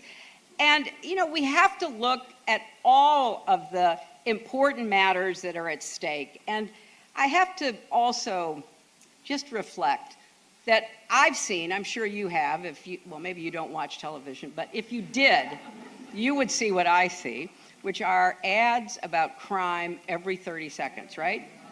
No solutions, but just a lot of really fearful, scary pictures and scary music. And of course, I want everybody to be safe. Honestly, who's against that? But then a terrible crime happens in San Francisco. An intruder hits an 82-year-old man in the head with a hammer who happens to be married to the Speaker of the House, and the Republicans joke about it. The woman running for governor in Arizona jokes about it. Now, why would any sensible person want to give power to somebody who thinks it's funny that a person gets assaulted in his own home? So, you know, they don't care about keeping you safe. They want to keep you scared so that you can't think straight and you end up voting against your interests. So, just look at Lee Zeldin's record. He voted against equal pay for women, against renewing the Violence Against Women Act, against access to abortion and even birth control, against raising the minimum wage, and funding Medicare. So I don't know why any sensible person who cares about the economy, who cares about the cost of living, who cares about, you know, how to get ahead, would vote for someone who votes against them and their families.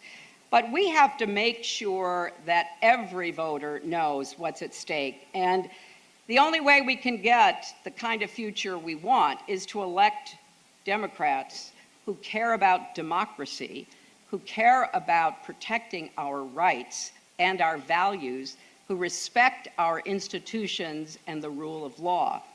And one of those is our current governor, who I believe should be our next governor. So please join me in welcoming Governor Kathy Hochul.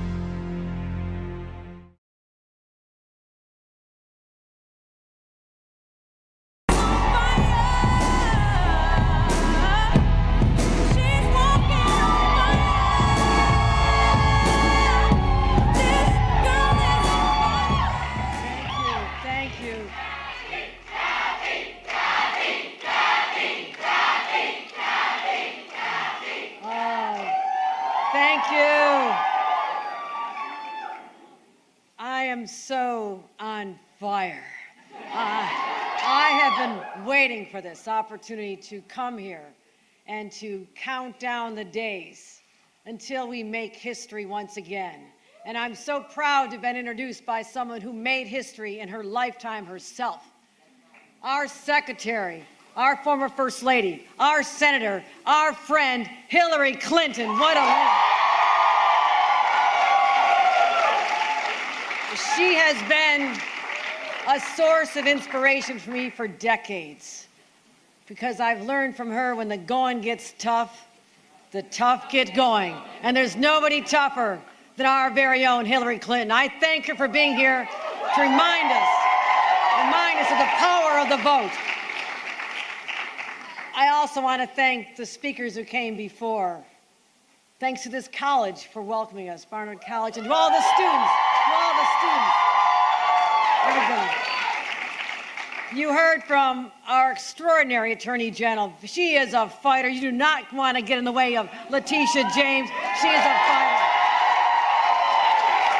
You heard from our Majority Leader, Chuck Schumer, who's been delivering for us, bringing back the money from Washington right here in New York State so we can spend it to lift up all of our citizens. Let's give a round of applause.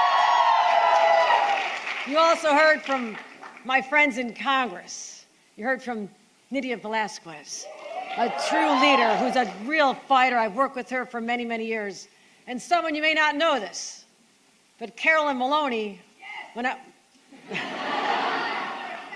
I was running for Congress a decade ago, when no one thought I could possibly win in the most Republican district in the state of New York, they said, no way, no how, won't happen, and a lot of people walked away from me. Carolyn Maloney used to call me every single day and leave a voicemail. If I didn't answer, she said, Kathy, you're a winner. And then she'd hang up. Kathy, you're a winner. Then she'd hang up. Kathy, you're a winner. And then when I went to Congress, because no one thought I'd win, I didn't even have a place to stay. I literally shared the bedroom next to her. We shared a bathroom for 6 weeks because she's that close to me. And I want to thank her for her extraordinary leadership in our House, Carolyn Maloney. And my supporters and friends in Albany, Andrea Stewart Cousins, no longer.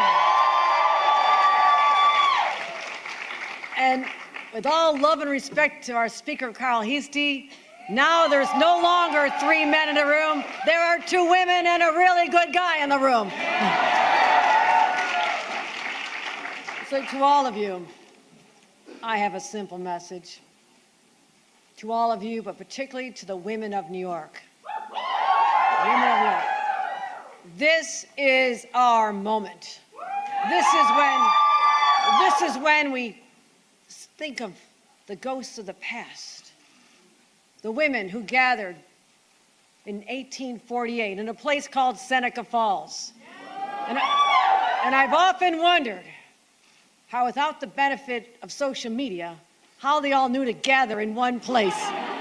300 people found their way to a place that became the intersection of rights. Native American rights, abolitionists, women's rights. It all came together in this small community in upstate New York. And if you've not been there, you need to go there. You need to go there. But I think about it often, and we were there recently, Hillary Clinton and I, talking about the legacy we've inherited. What is on our shoulders as the women of today. Because those women back then were so brave and so audacious. They went against the tides of their time. They were ridiculed and spit upon and jailed because they had the audacity to say, we have rights and we have a right to fight for them. And if you read the Declaration of Sentiments, it's written on the wall. And you can feel their disdain dripping with every word, saying, we are sick and tired of being the properties of men. We want to have the chance to be free. We want to vote. And that happened nowhere else but right here in the state of New York. Right here in New York. And it was a long journey for that right to vote. Many, many decades. But New York was one of the first, 3 years ahead of the rest of the nation, to say that women would have the right to vote in this state. And again, later, Finally, women of all colors could vote as well. It took till 1964. We finally achieved that goal that was so elusive for so long. And when it came to other rights, reproductive freedom, the right to decide whether you can make a decision about your own body, New York, again, was 3 years ahead of the rest of the nation. It took till Roe v. Wade. We were already 3 years ahead.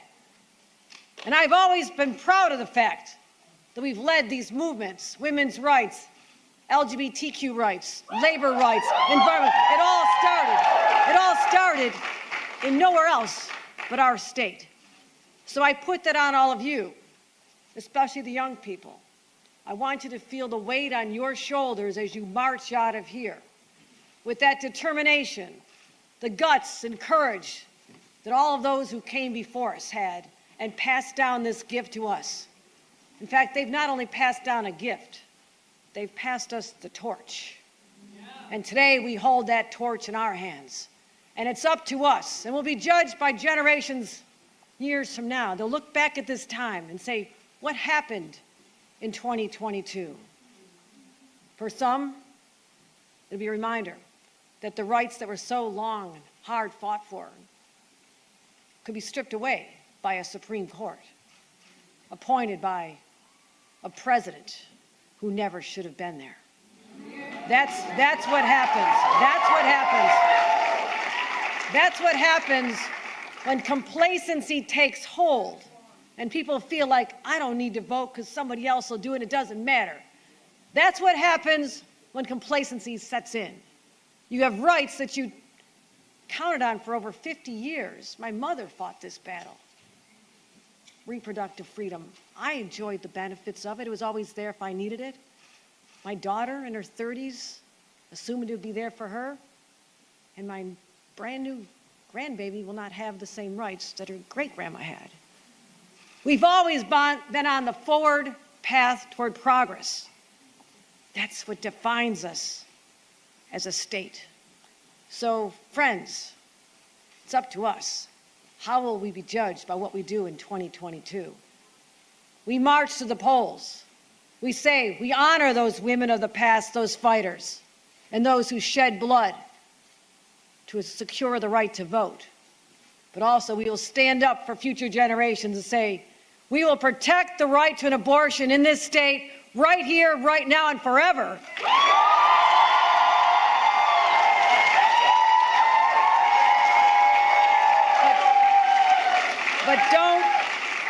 But don't take it for granted, because I've heard my opponents say, oh, don't worry.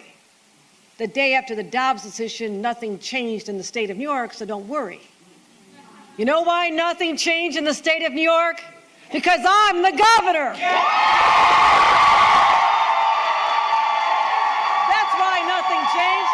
That's why nothing changed. I'm the governor.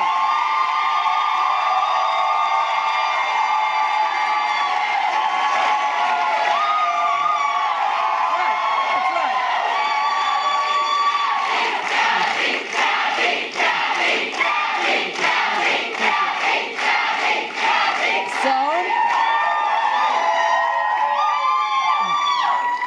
So you want to protect that right. You want to continue having gun safety laws on the books and don't agree that every teacher should be armed and we should have people with guns on the subways. You believe that we should have common sense laws to protect our citizens from being killed in our streets. If you believe that, if you believe that we should continue investing in our people, investing in education, your education, making sure that you have this shot at the New York dream that we cherish, then you need to make sure that I'm still the governor on Wednesday.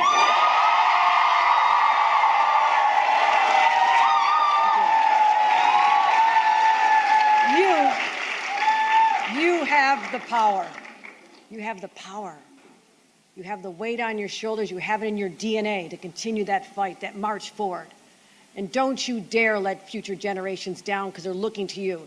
Just like we stand on the shoulders of people like Hillary Clinton and Kamala Harris, who both made history being the first, our first female vice president of the United States. You have witnessed history, my friends, but don't just watch it. Go out forth and make history yourselves. Make history yourselves. And people have pointed the fact, and so many moms and dads come up to me with their little daughters, and they want me to bend down and talk to them.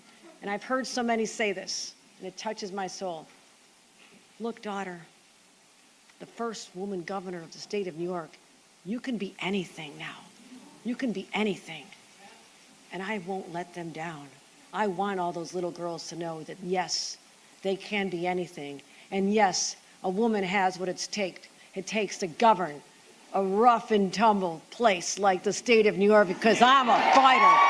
I'm a fighter. I say bring it on. I love a good fight. Bring it on. Bring it on. I'll take it down.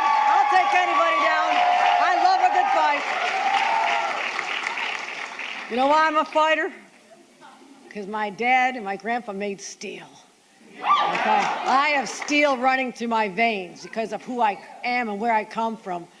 I come from Buffalo, New York. I am a fighter. So, I leave you with this. Are you ready? Are you ready? Are you ready to take it to the streets?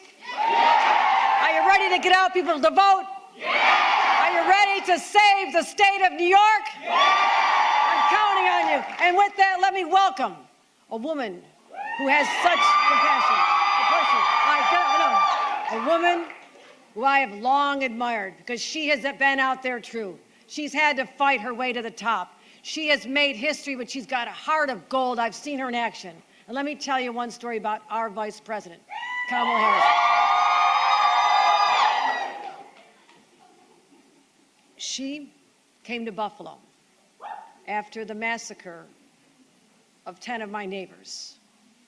A white supremacist radicalized on social media decided that he would take arms because at the time you could be 18 years old on your birthday and walk in the store and buy an AR-15.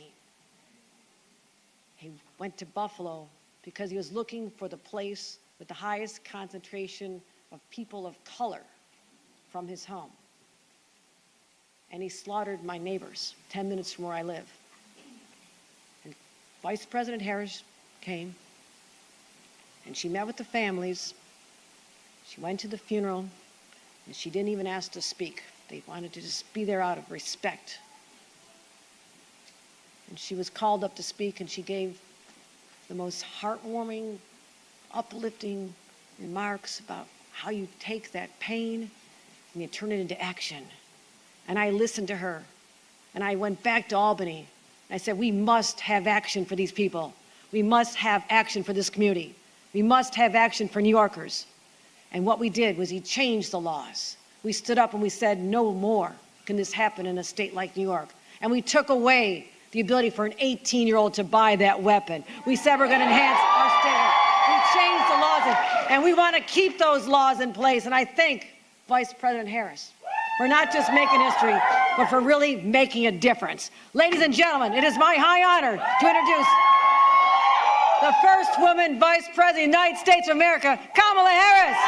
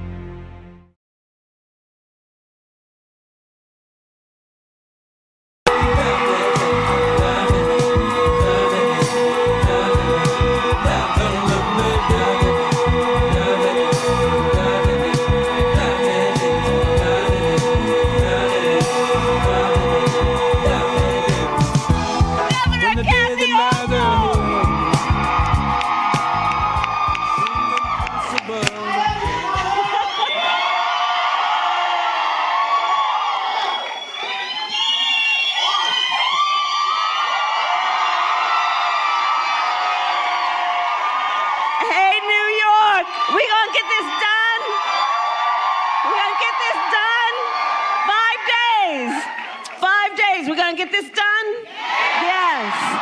We're gonna give it everything we've got? No sleep? Okay, I'm gonna hold you to that. It's good to be with all these leaders. It is so good to be with all these leaders. Listen, let's just get right down to business, because we do have 5 days. And sometimes 5 days can seem like a lot of time, but in this case, we don't have a lot of time to do something very big, which is to elect Kathy Hochul the next and continuing governor of the state of New York. 5 days. 5 days. And Secretary Clinton said it, Tish James said it, the governor herself said it, everything is on the line. And the thing about Kathy Hochul is she has shown you who she is. She has shown you what she cares about. She has shown you how hard she will work for the people of New York. And I believe that when you know what you stand for, you know what to fight for.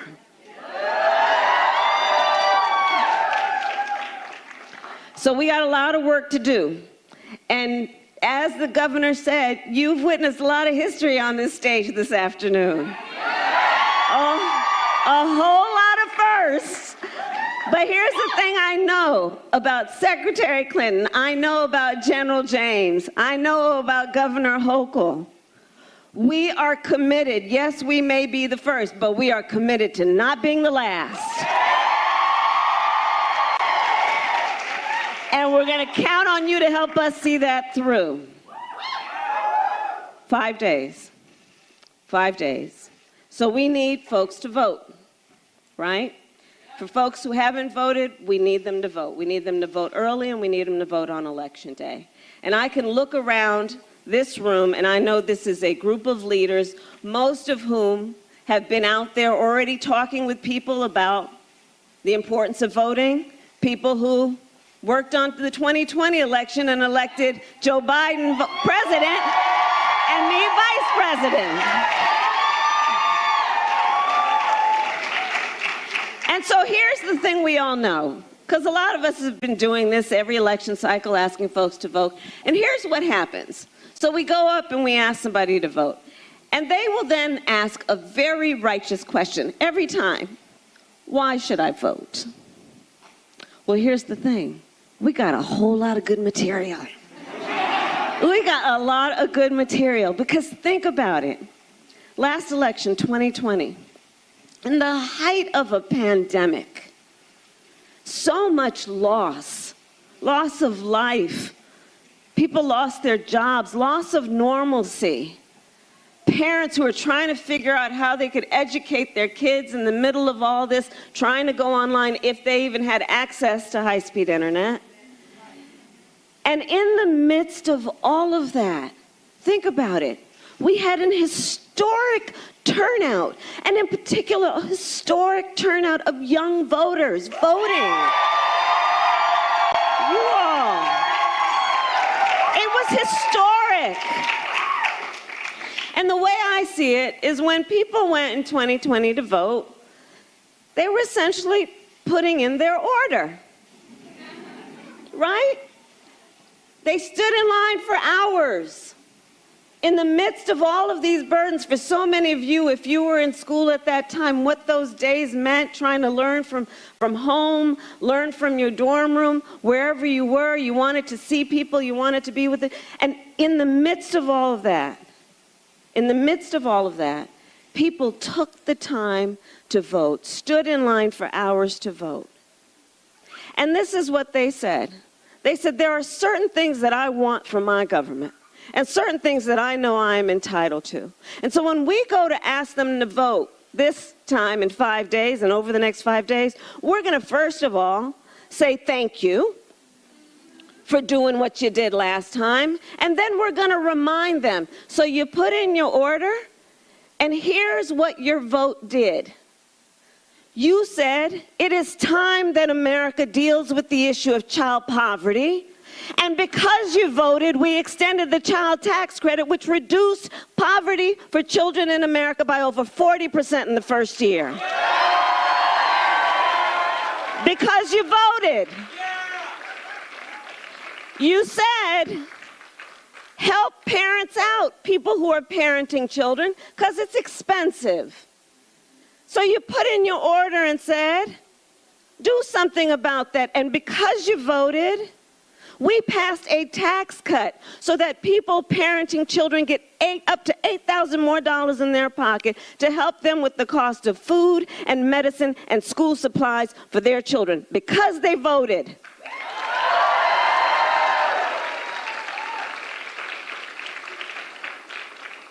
Because people voted and said, look, I'm going to put in my order. I want y'all to deal with this climate crisis because we value the importance of drinking clean water and breathing clean air and saving this beautiful planet upon which we live.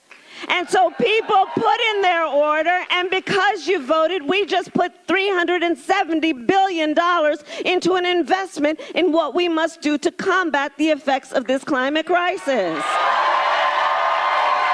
Because you voted. Because you voted. We're going to go up to people and we're going to ask them, and they're going to say, well, why should I vote? And we're going to say, because the last time you said, you know what, y'all need to deal with the potholes and deal with the fact that America's infrastructure is about 150 years old, and we need to fix these bridges and we need to fix these roads. And because they voted, LaGuardia is now going to get $30 million for upgrades. Because they voted, we're going to have electric MTA buses and put $110 million into doing it. Because they voted, 2nd Avenue Subway is going to get $400 million. Because they put in their order. Because you voted. And you said, you know what? It's about time we had a black woman on the United States Supreme Court.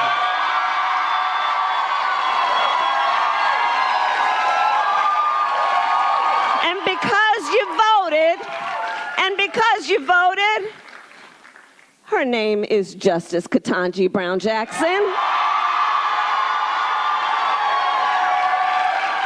Because you voted.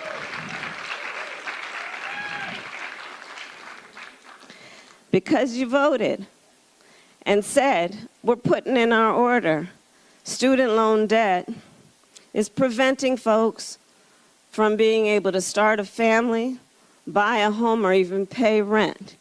And because you voted, in spite of all of the criticism, we are canceling debt of up to $20,000 of student loan debt because people voted.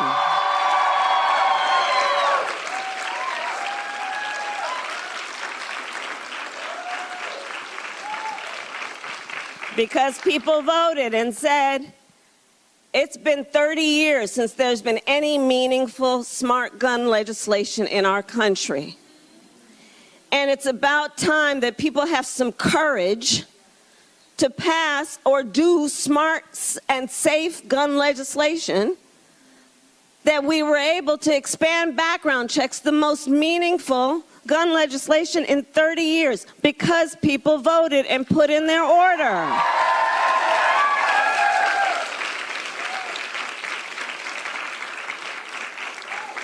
People said, you know, you guys did a great job in 2008 and during those years reforming the healthcare system, but it's still really expensive to buy medication. And so people took the time and stood in line for hours to vote and said, can you do something about that? They said, you know, I got a lot of relatives who have diabetes. Black people in America are 60% more likely to be diagnosed with diabetes. Latinos, 70% more likely to be diagnosed with diabetes. Why do I know seniors who have diabetes who have to make a decision about whether they're going to fill a prescription that a doctor ordered because it will save their life versus being able to buy food or pay their rent.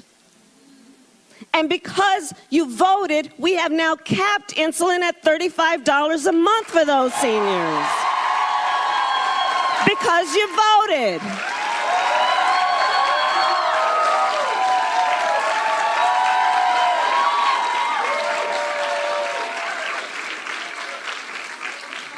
Because you voted and you said, you know what?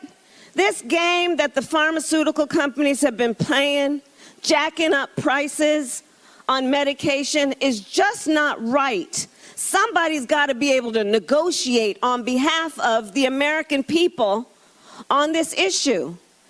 And so, long time in coming, but because you voted, we are now allowing Medicare to negotiate against the pharmaceutical companies on behalf of 60 million Americans.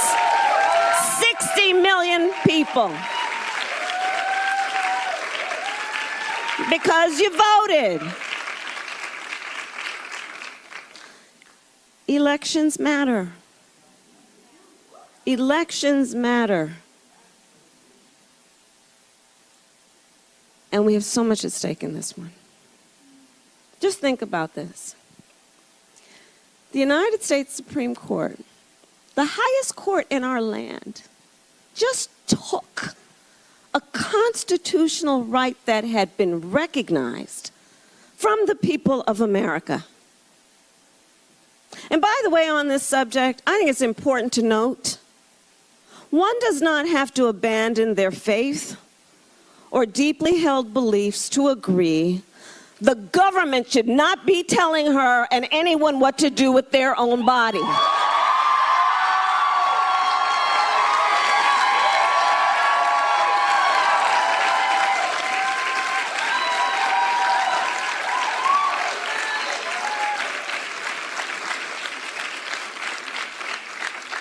But now, with the Dobbs decision, we are seeing states around our country pass or propose laws that will criminalize doctors and nurses and healthcare providers. Literally are providing for jail time for healthcare providers. Proposing and passing laws for which there is no exception for rape or incest. When I was a courtroom prosecutor, I specialized in crimes against women and children, and in particular child sexual assault. Let me tell you guys, the idea that anyone who proposes or professes to be a leader would suggest that there would be no exception after an individual has endured and survived an act of violence and violation, and then suggest to them they will not have the autonomy after that violation of their body to make a decision about what next happens to their body. It is immoral. Immoral. It is unconscionable. Here's the other thing about that decision. So the proponent said, well, you know, let's just let the states decide. Right? Let's just let the states decide. Okay, well, those same people are some of the same people who in the states are intentionally making it more difficult for people to vote. And because it has now been pushed to the states, your governor, who has stood strong and firm her entire career, her position on this issue becomes even more important. Because listen, guys, if this happens as these Republicans are trying to push, so many of their leaders, they have said there will be a national ban on abortion. And we're going to need people in the State House and at a local level who have the courage to stand up and push back against what is happening in our country. And then that way, who is your governor matters. Who is your attorney general matters. Who is your lieutenant governor matters. Because they will be the last line of defense with what we're seeing happen around our country. Elections matter. And what we are also seeing is that if you look at, you know, I like Venn diagrams, okay? So if you look, I do. And if you look at the intersection on some of these issues, it's pretty profound and very clear. And by the way, Clarence Thomas said the quiet part out loud. Now, at risk, an individual's right to contraception. An individual's right to marry the person they love is now at risk.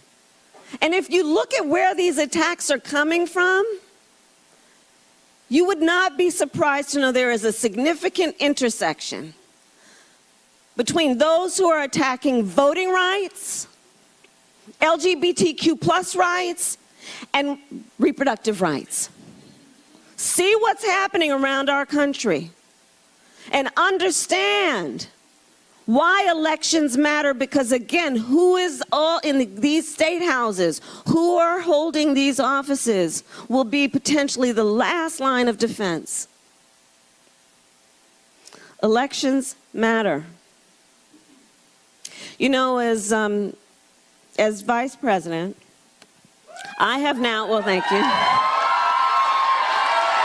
That's me.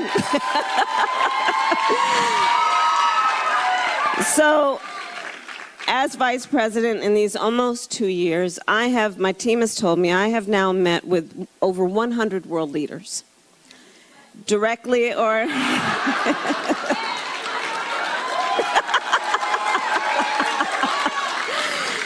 so directly or by phone, presidents, prime ministers, chancellors, and kings.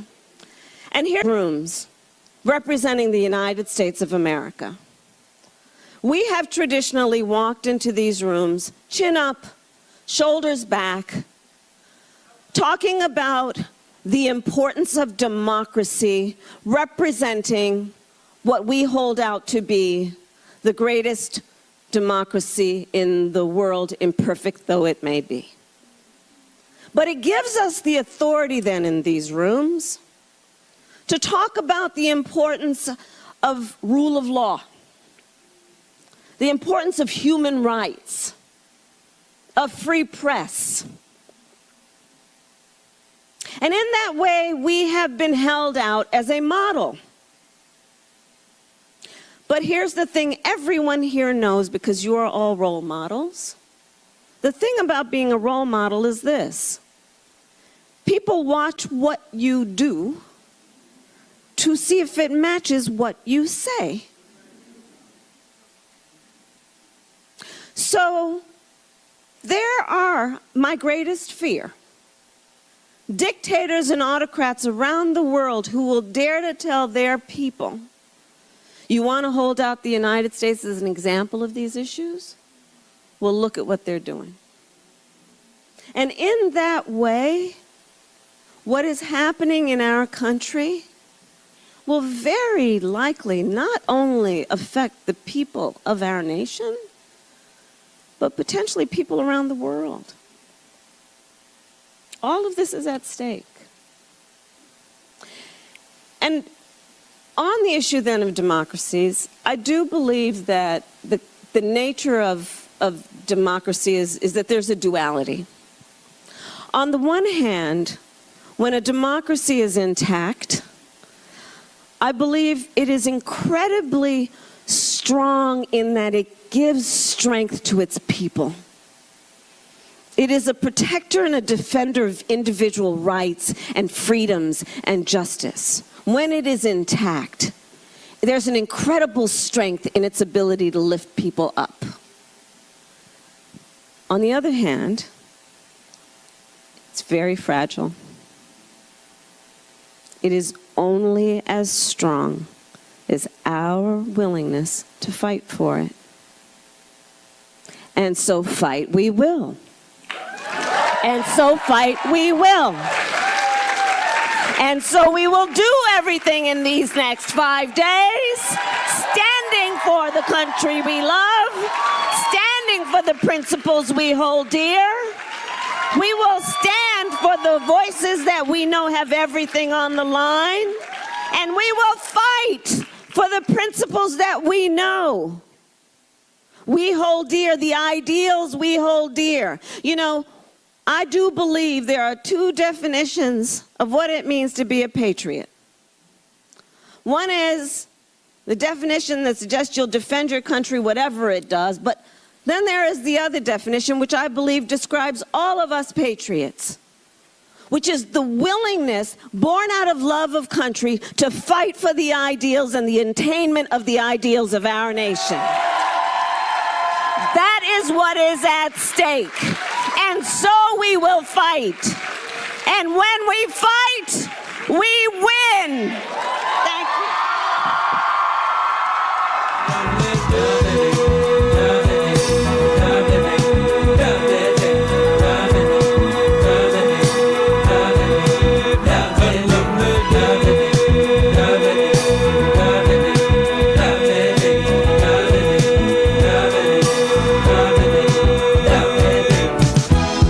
When the day that lies ahead of me seems impossible to face, when someone else instead of me always seems to know the way, then I look at you and the world's all right with me. Just one look at you and I know it's gonna be a lovely day.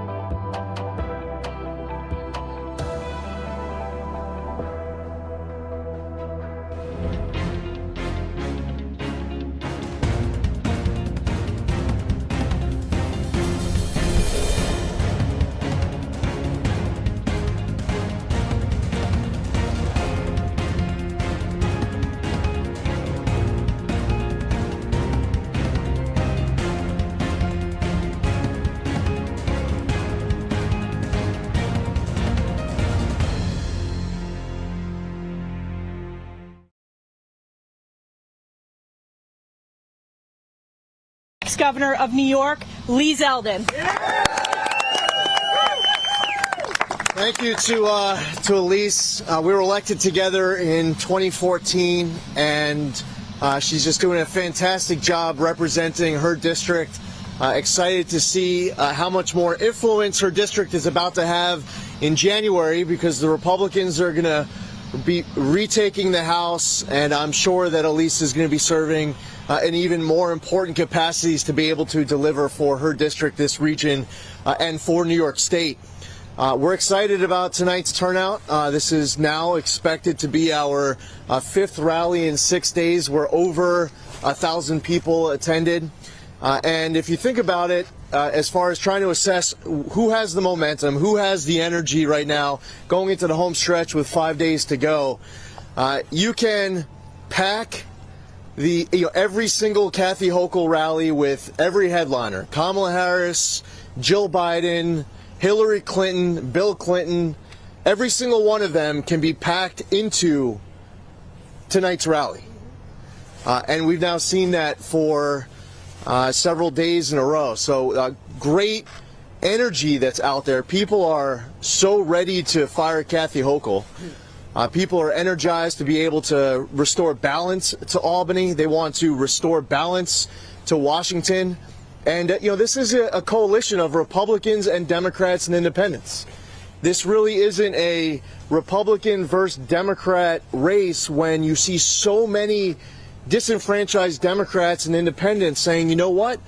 I want safety and security on my street. I want balance. My party's gone too far left. We can reduce energy costs and reverse the state's ban on the safe extraction of natural gas. There are these pipeline applications up in Albany that, instead of getting delayed and denied, should instead be getting approved.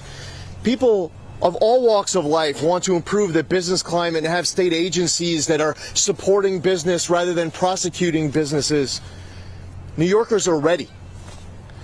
And we've had periods over the course of decades where that moment in time the state was at a crossroads and everyone stepped up united as New Yorkers to take control of our destiny as a state. And this is one of those moments where everyone's just decided we're going to work together and get this done. We'll have an important message, obviously, Tuesday night to share with New Yorkers. I would say for right now, we need everybody to get out and vote. And we often talk about this, we all talk about this as we travel along. It is a right to vote that we are given. It's our duty. Anyone out there who wants to claim to be a proud American, I would argue it's your obligation, it's your responsibility. We're going into a midterm election, and usually the midterm elections have lower turnouts than presidential elections. And what we're seeing is that there are these places throughout the state where I wouldn't be surprised if you see presidential level turnouts. And there are people who view voting as a game day decision. And for all of our supporters out there, we need every single one of you to show up. We are sure that we win this race on Tuesday as long as all of our supporters do everything in their power wherever they are across New York, taking absolutely nothing for granted. There's a big, as long as. The great news is that that's what we're seeing. And there are a lot of great candidates who are here running for office, statewide office, local office, Congress, state Senate, state assembly, local races for judge and whatnot. This is one team. This is one ticket, top down, bottom up. We're all working together. We have shared goals for this state. And, with all apologies to Prince, as I thought of a few days ago, I think New York is ready to party like it's 1994. Governor Pataki's been out on the trail. He's seeing the flashbacks. And the last few polls before that race all had him down. Every poll. The last 6 public polls that last week, 4 of the 6 had him down by double digits. The Daily News poll at the time was considered the poll that always determined which one was going to be the winner. And he was really hoping that that poll was going to come back and show him up, and it said that he was down by 14 points. The average was 11.5. He won by 3.5. And by all accounts, no one's estimating that this is going to be a double-digit loss. And as the polls get closer, Election Day gets closer, the polls get tighter and tighter. And now we're starting to see some polls that are showing it dead heat or even a little bit up. Kathy Hochul has not gotten any stronger at any point during this route. It's just been us creeping up to what is right now a dead heat. And the goal is that you peak on Election Day. And that's what we plan on doing. And I look forward to working with all New Yorkers to get to work right away. Regardless of whether you are the furthest left member of the state legislature or the furthest right, Republican, Democrat, it doesn't matter. More access for the media, for you to be able to ask what questions that you want to ask of us. More of a seat at the table for all state legislators, regardless of whether you're a majority or minority. And I look forward to working with Chairwoman Stefanik, or whatever else her colleagues decide to ask her to serve in, whichever capacity that is.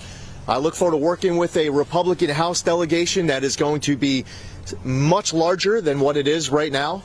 And that congressional delegation hopefully will be including Liz Joy. Liz is running a fantastic campaign here in the Capital Region. And there are a lot of races that people are now seeing. As you look at the House field, you have New York 1, 2, 3, 4, 11, 17, 18, 19, 21, 22, 23, 24. And there are two other surprises on the map that some people don't even see coming. You're seeing it in New York 20 with Liz Joy's race. You're also seeing it in New York 25 with Joe Morelli's race. Doing the rough math, that means that the New York congressional delegation could very well be split evenly in January. These are great candidates running fantastic campaigns, and we're going to break the supermajority in the state Senate and state Assembly. And I'll tell you what, if it's that good of a night on Tuesday, do not be surprised if you start talking about the state Senate actually changing hands. Now, this is a difficult road to hoe. But if you think about it right now, if the Republicans hold what they have 18 state Senate seats. The field is actually 16, although if you ask the Democrats, they'll try to convince you that it's as close to zero as possible. But we see it. We see it right on Long Island. At least 8 of the 9 seats, I believe, will be in Republican hands.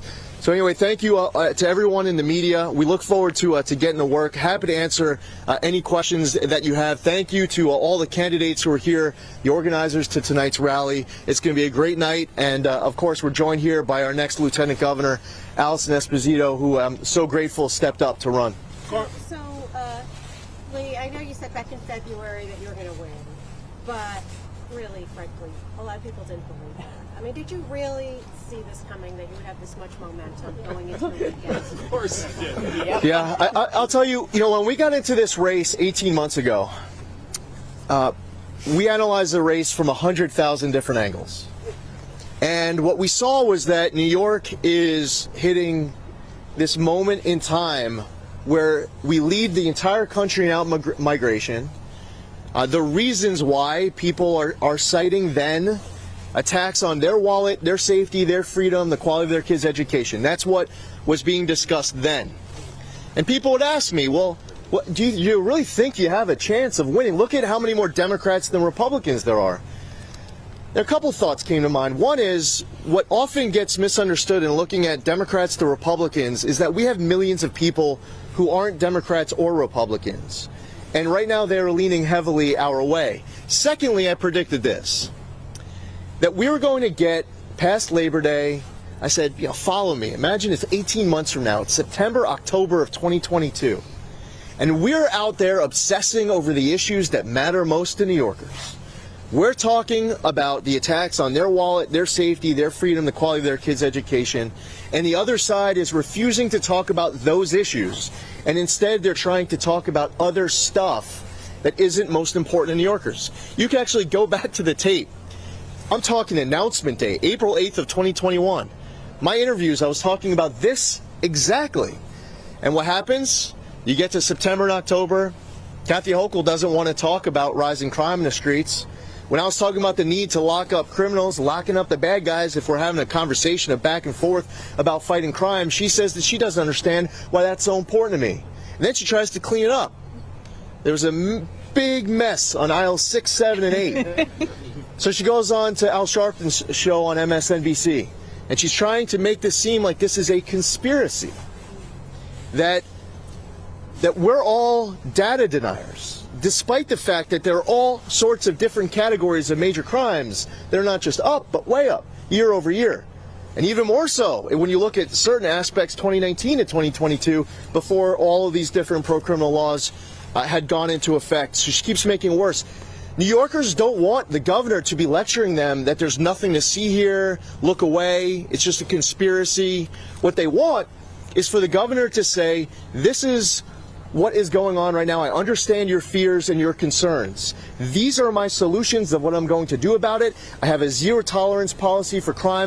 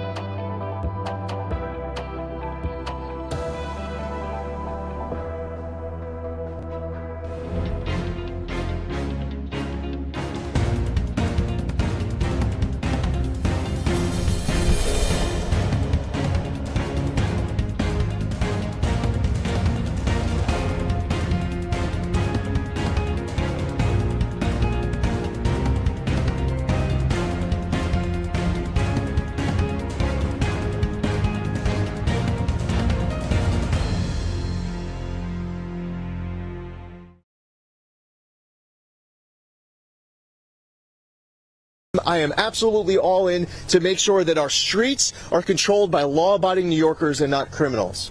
She chose the opposite path. And when you all are writing your stories after next Tuesday, the post-mortem, it's some type of a Guinness Book of World Record list of mistakes of how not to run a campaign.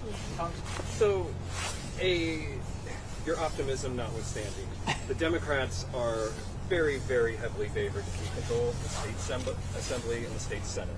Now, majorities, even if they lost their supermajorities, could override vetoes. Majorities could still do a lot to thwart the governor's agenda. They could overturn the crime emergency that you said you would declare on day one by a majority vote on day two. They could even impeach you if things got heated. So, what would you say to New Yorkers that are concerned that electing a Republican is just a recipe for chaos and gridlock and all this? I want balance.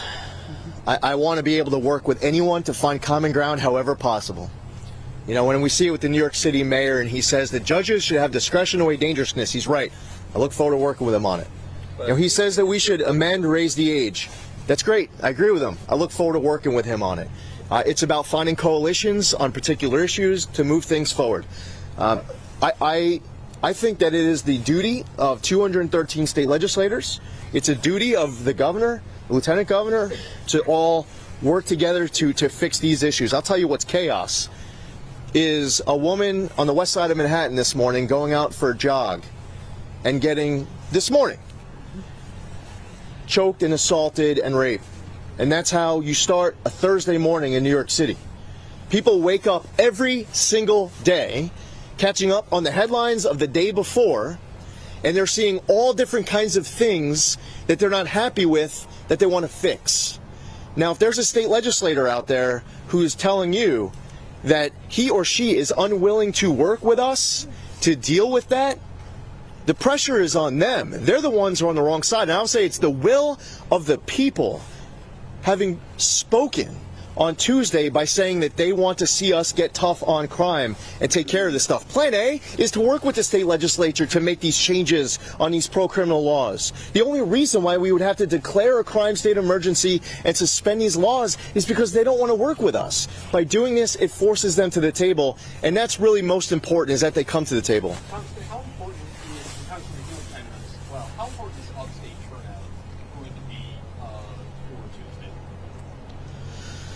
I mean, quite frankly, turnout throughout the entire state is important of our supporters. I mean, you can even look in the 5 boroughs, and it's going to be important to see, that turnout on Staten Island. When we got into this race, we saw Bay Ridge, Brighton Beach, Middle Village. It's now increased. You're going to see very red dots in Borough Park, in Williamsburg, in Crown Heights, and some of these other areas. We are crushing the vote with, well, I'll let the Democrats see that the hard way on Tuesday. There are some other groups and areas where they're going to be very surprised by some very red dots on the map. Upstate, around the rest of the state, they're ready. They're ready to fire Kathy Hochul. They talk about the attacks. They talk about the economic impacts more than anybody else. It hits us close to home. And I'll defer to Elise to be able to talk about what she's seeing and hearing. As you know, there's that saying, the full Schumer. In one calendar year, you have to visit every county at least once in the calendar year. That's the full Schumer. If you go now at least twice in 6 months to every county in the state, it's now called the full Zeldin. You can tell Schumer I said that. I've spent a lot of time throughout this entire state, and I'm telling you, it's not like we should be wondering whether or not they are ready to take the hill. If you look up, they're already 3/4 of the way up. They're ready. They can't wait for Tuesday. I want to echo what Lee Zeldin said. Turnout is important across the state, but specifically upstate New York, and I want to speak to all of the constituents in upstate New York. This is the most important election we will have in a generation in New York State. This is our best opportunity to save our state. Lee Zeldin has been crisscrossing. You asked about, did he see this coming last February? Let me tell you what, upstate New York saw this coming. He has worked hard. I have seen him and Allison in county after county after county in the North Country and upstate New York, the Capital District, the Hudson Valley, Western New York.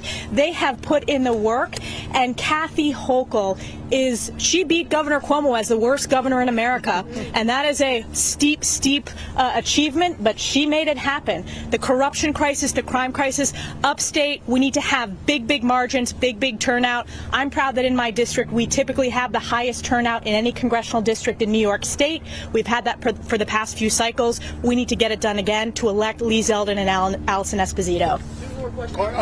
Congressman, the gasoline tax holiday, which is temporary, expires at the end of December, so it's less than 2 months. I did a story on this a couple of weeks ago. Several Republicans said they supported extending it. Governor Hochul's office said, well, we'll take a look at it in the budget. You'll know when we put out the budget. So do you have any thoughts now about extending the gas tax? So you're highlighting, this is one of the other reasons when you write your post-mortem as to why Kathy Hochul lost, is that she wants you to elect her to find out what her position on all these different issues are in January. Cashless bail, another example. I could think of a whole bunch. I'll just tell you that I absolutely support extending the gas holiday. It is one component of the solution. The solution must also include reversing the state's ban on the on the safe extraction of natural gas. We should be approving new pipeline applications as well. We need to focus on the transportation of energy throughout this entire state. The energy policy in this state is causing, we're on a pathway for a real headache because you set bold goals wanting to be emissions free, and despite the absolute best of intent, what you have to be very careful of is that you don't want to cause pain to the people who can least afford it. So when Williams Pipeline was going to come into New York and you block it, and then National Grid and Con Ed says no gas hookups for new construction, and then the New York City Council says no gas hookups for new construction, and now the people up in Albany, they want to do it statewide, no gas hookups for new construction. You know, if you're PJ Wendell out in Chautauqua County, see Marcus Molinaro is here as well. He's going to be the next congressman from New York 19. We were together on the southern tier at Ann's Pancakes, where they ran out of electric when we were walking in, and everybody was hungry. It was a breakfast meet and greet at a pancake house. They got their pancakes. Why? It's because they have natural gas. So the energy policy in this state needs to be looked at as more than just extending the gas holiday, but to directly answer your question. Why? Because you deserve a straight answer. And your readers deserve a straight answer. That is why I'm telling you exactly where I stand, as opposed to Kathy Hochul, who told you that you have to elect her to find out what her position on it might be in January. Final question. NTA, this could go for both of you. You mentioned that you want to support, or you want to see state agencies supporting business. One, would you classify the MTA as that kind of agency, and do you want it to remain under state control? I missed the first part. Of what kind of an agency? You want state agencies to be more supportive of business, right? That's part of your campaign. Right. Do you think the MTA does that in its current function? I mean, that is a transportation system. I'm talking about the relationship between DEC and business, the Department of Financial Services and employers, State Liquor Authority and employers, Department of Labor and employers. So as far as state agencies go, they need to overhaul the culture where they are looking at businesses as their job is to support them. The MTA's job is to get people from point A to point B with exceptional service, to get them from point A to point B on time, safely, responsibly to make sure that the budget is responsible, to make sure that they are operating with long-term vision where they don't, they show up at Lee Stefanik's door and say, give me $5 billion and I promise you all of your wildest dreams will come true. We'll never ask you for any money again. And then you get the money. And then the next day they wake up and they go back to the congressional representatives. They say, all right, I need $5 billion more. And I promise you that if you give me $5 billion more, this time I really mean it, all of your wildest dreams come true. And it's actually a money pit.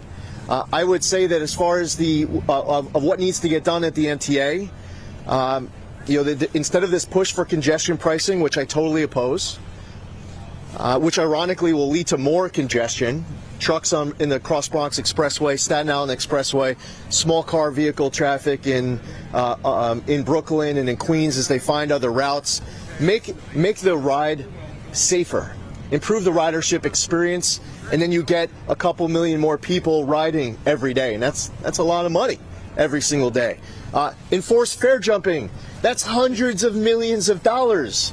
Alvin Bragg comes in, day one memo. He says he's not going to enforce fare jumping. That's a lot of money. So as far as the MTA goes, what I want them to do is to run the greatest transportation system in the entire world. I want it to be top-notch with regards to safety. I want them to be far better with their economics and their budgeting to make sure it's fantastic service. But it's not necessarily an entity that exists as far as their relationship with individual businesses. So my point was specifically with regards to state agencies. I want the MTA to focus on some of these other priorities first and foremost. Would you both describe mail-in voting in New York as safe and secure? I see that your campaign's been doing social media ads for it. Do you think people can have 100% confidence that if they vote by mail, it's going to be counted and there won't be any issues? I would strongly encourage anybody who cannot vote in person to make sure they request an absentee ballot and get that ballot in.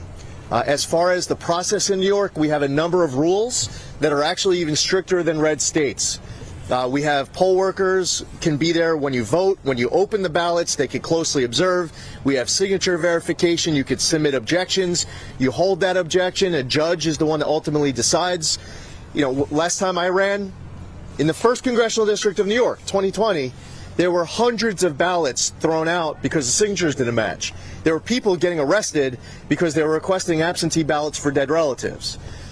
That was another issue. And there was a unique issue in 2020 because for a few days they opened up this absentee ballot portal and people were able to request absentee ballots for other people. That whole process is different than legislative law and intent. In the Constitution, you need an excuse in order to request an absentee ballot.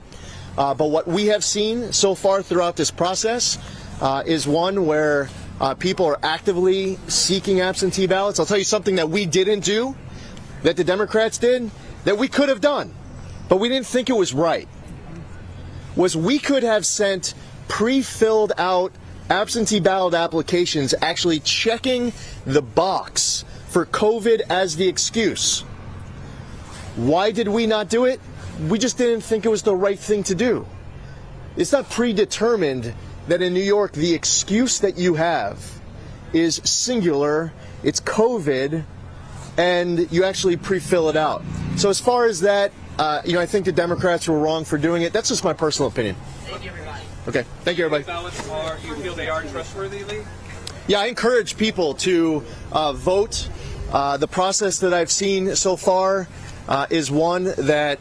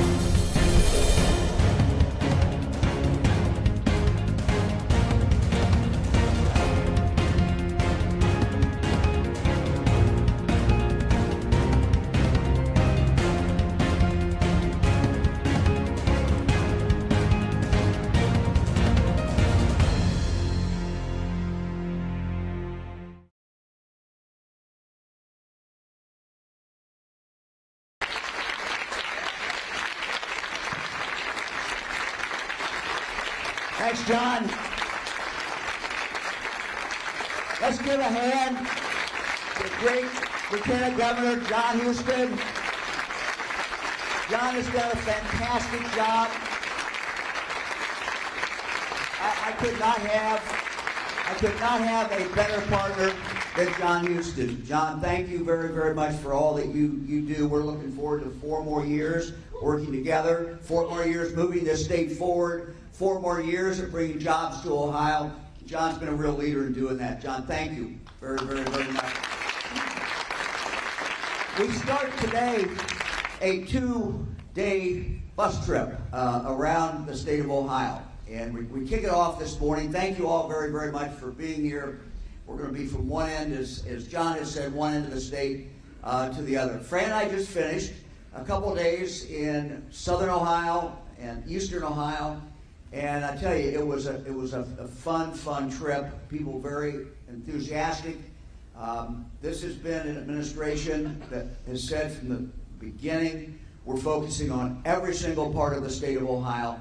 And I think the people in Appalachia, where we just were, get that, they understand that, and there was a great deal of enthusiasm there. Right before that, Fran and I were in Cleveland. One of the things that we do the end of every campaign, we try to stand in front of the Browns and Bengals game. Well, of course, they were playing together. All you Browns fans are pretty happy with that. I see there.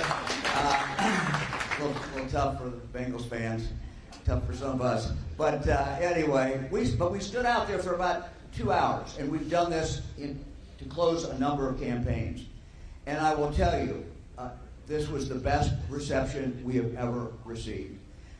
It was not universal, but it was a great reaction, and we kind of do our own, what we call our Cleveland Browns Bengals poll, and it was pretty good. I want to say something about my bride here. Fran has been campaigning, and she achieved something the other day. You were in your 88th county, 88th county. She finished, she's done every county. Now and what she's really been doing, she may talk about me once in a while, no, but what she's really been doing is promoting the Dolly Parton Imagination Library. And you have some good news about that. You want to share the news? Well, we're over 50% now statewide. We're 50.3%. We've got 374,000 kids that are getting the books every single month. So. Look, this is our time in Ohio. This is Ohio's time. It really, really is. For a number of things are coming together. We've been able to keep our taxes down. In fact, we've lowered our taxes. When companies look to Ohio, they look at a state where we now have the best bond rating we've had since the 1970s because of the way that we have conducted things. It is a state that is growing jobs. We're seeing companies like Intel make decisions. They could have picked any state of the union. They could have gone any place. In fact, there was 39 other locations they were looking at. They picked Ohio. And they picked Ohio because of the business climate, the stability in Ohio, the hard workers that we have, the colleges, the universities that we have, the abundance of water we have, the fact we take care of our water. All of those things come together. And also, we like to think a little bit because we were pretty darn aggressive, not only going after Intel, but going after other companies and bringing these jobs in here. What we know that we also are doing that is so very, very important, and in the second term, we're going to continue to do that. And we're actually in the process now of working on the budget. But I said, when I first talked to the state legislature, and they've been a great, great partner, I said to the legislature, look, I'm going to be asking you to invest in people. I'm going to ask you to invest in the people of the state of Ohio. And I'm going to ask you to invest sometimes in things where we're not going to see the results overnight.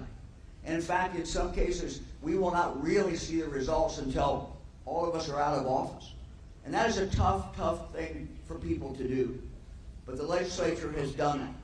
We've invested, for example, in Lake Erie, a long-term project to make sure that not only Lake Erie, but our other waters around the state are in good condition. We call it H2 Ohio. And it was interesting when we were talking to Intel, one of the things they mentioned is we like what you're doing in regard to what you call H2 Ohio. But that long-term investment, and there's nothing more important than long-term investment in reaching children early. So Dolly Parton Imagination Library is one example of that. But we've doubled the emphasis and the money and the resources that we put in prenatal care, postnatal care, visiting, family visitings and help for families to get a good start. We want kids to get to kindergarten and to be there and ready to go. But it's not just that. It is what happens after that. Fran and I, and John, I know, spent a lot of time doing it as well, have traveled around the state going to our career centers. We've invested more in our career centers. We've invested more in our community colleges. And in the second term, you're going to see that continue. Again, why? Because we want every single child to be able to live up to their God-given potential. We want every Ohioan to have the opportunity to live whatever their version of the American dream is. That's what we want. And it's not just our young people. A program that John wanted us to start, and we did, called Tech Cred, where we basically tell companies, if you've got an employee and he or she needs to have their skills taken up, and it's an industry-recognized credential, guess what? We'll pay for it. And now we've had, John, over 50,000 Ohioans who've taken advantage of it, and they have better jobs, they're making more money, and things are moving forward. It is so exciting to go into career centers and to go and talk to these young people, and they tell you what they're excited about. And some of them tell us, look, I wasn't too excited about school before. I'm doing something I love. And I know how much money I'm going to make. And I just love it. And when you talk to those kids, it just makes you feel good. And it also tells you this is where Ohio's future is. We're investing in these kids. We're investing in young people. We're investing in our workers.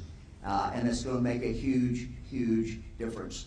Look, we're moving in Ohio. This truly, for many, many reasons, is our time in history. Where we're not going in the right direction, I think, is pretty clear, and that is in Washington, D.C. But we have a candidate. We have a candidate for the United States Senate who is going to take Ohio and our messages and the people of Ohio and what we care about to Washington, D.C. This is someone who's a conservative who's going to be a strong Ohio voice in Washington, D.C. We need him. J.D. Vance I've known for a number of years. He brings a unique background to this position. He's someone who will be our advocate. And look, we don't know how these other races are going to turn out around the country. We only can deal with one. We only have impact on one. But we have an obligation because this seat in Ohio may determine which party controls the United States Senate. I've had the opportunity to serve in the House and in the Senate with Chuck Schumer. Look, the choice is pretty clear. This man may decide who the next majority leader is.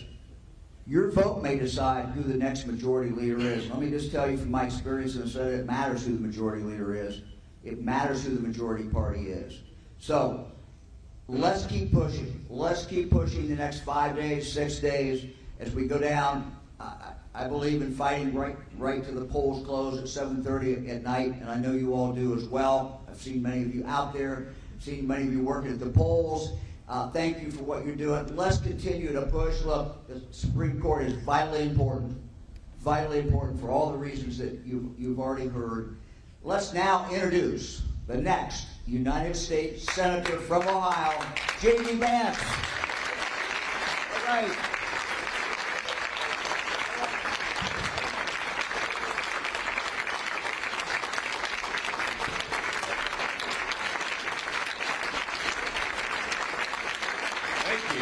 Great to be here.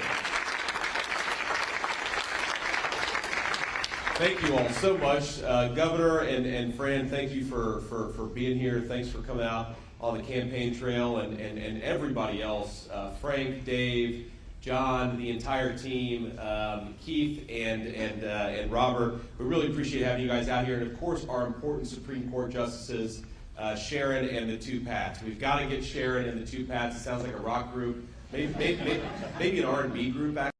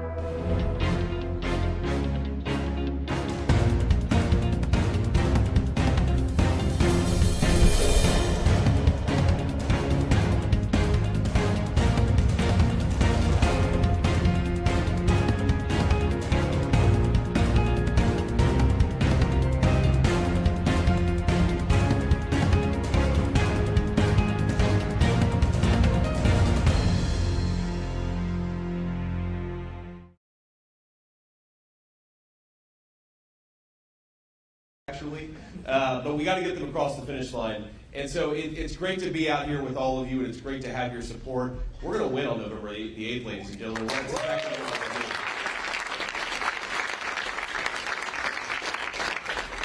You know, I want to tell you a story about a guy who passed away recently, and he went up to the pearly gates, and he was talking with St. Peter, and St. Peter said, "Would you like to go to heaven, or would you like to go to hell?" And the guy said, "Well, honestly, I've never been to either place. Can I check them out?"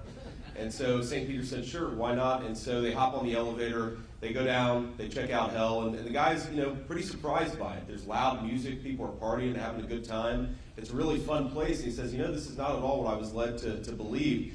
Can I go check out heaven?" And so they hop back on the elevator, they go up, and heaven's a beautiful place filled with very friendly people, but the guy looks at St. Peter and says, "You know, this is pretty unconventional, but I actually think that I prefer to go to hell." And St. Peter says, "Well, look, man, that's your choice." So they hop back down on the elevator, they go down, down, down, the door opens, it's hot, it's smelly, people are complaining and bothered, and the guy sees the devil over in the corner and he says, "Hey man, what's going on? This is not at all what I was led to expect." And the devil says, "Well, when you were down here a couple hours ago, I was out on the campaign trail." So you know who told me that joke was Herschel Walker, the Senate candidate in Georgia. So I think about that a lot. But look, we've got such a great slate of candidates, and let me tell you just a little bit about myself. So I was raised by my working class grandparents, my mama and papa, and a lot of you know my story, and a lot of you probably don't. And so, you know, my story is really the story of the American dream and the story of what happens when our state and when our country works for our young people. You heard the governor talk about giving every kid an opportunity in the state of Ohio, and that's ultimately what we're trying to do. I was raised by a woman who didn't go to high school. She was an unusual woman in a lot of ways. She was a woman of very, very deep Christian faith. Even though she hadn't graduated from high school, she was the most thoughtful Christian that I ever met. She also really loved the F word, so there was sort of a contrast. You know, Mamaw had both things going on at the exact same time. But that discipline and that love and that dedication is what was necessary for me to be able to live my dreams and to have a good chance. And, you know, when I was a kid, all I really wanted to do was be a good husband and a good father. I wanted to be able to give my kids the things that I didn't have. And that's the way in which the state of Ohio, and that's the way in which this country has been so good to me, is it's given me the opportunity to provide for my family in a way that we maybe didn't have when I was growing up in a working class family in Middletown, Ohio. And that's what we want, and that's what we're fighting for every single child in the state of Ohio, and that's what is on the ballot on November the 8th. Now let's just talk about, you know, what's going on in the state of Ohio versus what's going on in Washington, and why it's so important for us to win this race, and why it's so important for us to protect the American dream to the next generation, for our kids and our grandkids. Think about what our grandparents and our great-grandparents gave us, and think about what we risk squandering unless we get better leadership in Washington, D.C. You just heard the governor talk about how much the Intel facility means to the state of Ohio, and it's not really just the state of Ohio.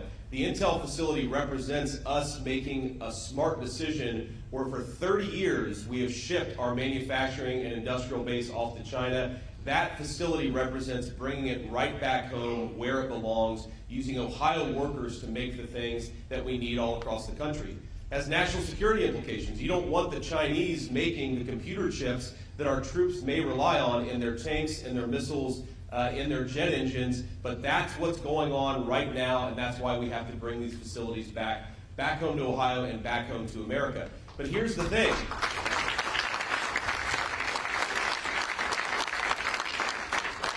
But here's the thing about that. You can't manufacture computer chips or anything else unless you have high quality energy, low cost energy, and ladies and gentlemen, we've got plenty of it. Right here in the state of Ohio, we've got plenty of it here, right here in the United States of America, and yet we have a president who goes to every tin-pot dictator in the world and begs for energy when we've got plenty of it here in our own home. Let's get it out of the ground and refine it with Ohio workers and Ohio men. Let's stop begging other people for it.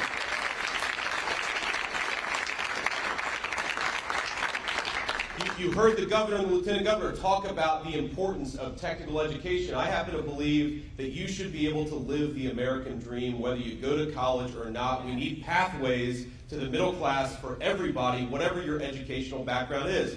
And the governor and lieutenant governor deserve a lot of credit for that. But still right now in Washington, we spend so much more money on the traditional 4-year degree program and so little money on the technical colleges that are preparing people for the skills of tomorrow and the jobs of tomorrow. That needs to stop. If we want to invest in technical education, we need the federal government to do a better job, and that's exactly what we're going to do in the United States Senate. Now here's the worst of all. It's not just about investing in the future. It's not just about being proactive. We need to do that. And I appreciate what the governor said, that you need to make investments where you won't see the return for 10 or 20 years. That's how you govern a country effectively. That's how you govern a state effectively.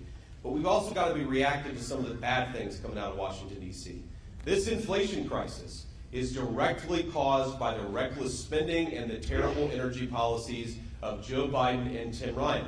Okay? We know it. We know what happens when you go to war against your own energy sector. You put a lot of your workers out of job and you raise prices for everybody else. That is a disaster, ladies and gentlemen, and the middle class is paying the price. Remember when Joe Biden ran for president, he said he wouldn't raise taxes on the middle class, yet the average Ohio middle class family is paying thousands more today for the same life that they were paying 18 months ago. Right? That's crazy, and that's a tax. Whatever they want to call it, that is a tax on our middle class. We need to stop it. Here's the other thing. When I was growing up in a poor family in Middletown, we didn't have a whole lot of money, but you know what we had? We had safety and security. Because we lived in a country that recognized you need to put violent criminals in prison, and you need to empower law enforcement to do their job. We all believe in second chances. We all believe in rehabilitation, but there is no second chance without consequences first. And if you violate the law and you commit violence on your fellow citizens, you need to go to prison, and you need to go there for at least a little while. And what we've done in this country with federal policy, we've flipped this on its head. We've threatened our police as they do the work of keeping us safe. We've let a lot of violent criminals out of prison. Let's do the exact opposite. Let's put the violent criminals in prison and support our police officers as they keep us safe.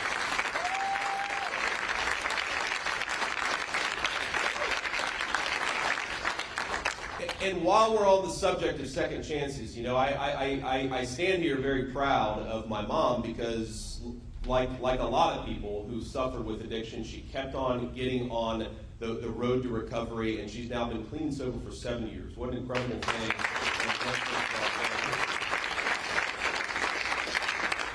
We have talked to a lot of people in the state of Ohio in the last year and a half, and a lot of grandparents and a lot of parents have come up to me and told me about their own kids who were deprived an opportunity of that second chance because the poison that's on the streets of the state of Ohio in 2022 is more dangerous than anything that's been on our streets in our history as a country or as a state. And why? Because Joe Biden and Tim Ryan decided to throw open the American southern border and let the Mexican drug cartels put this poison into the life stream of our community. Ladies and gentlemen, why don't we close the southern border, finish the border wall, and declare those cartels a terrorist organization so they stop killing our people? That's what we need to do, and that's what I will work towards in the United States.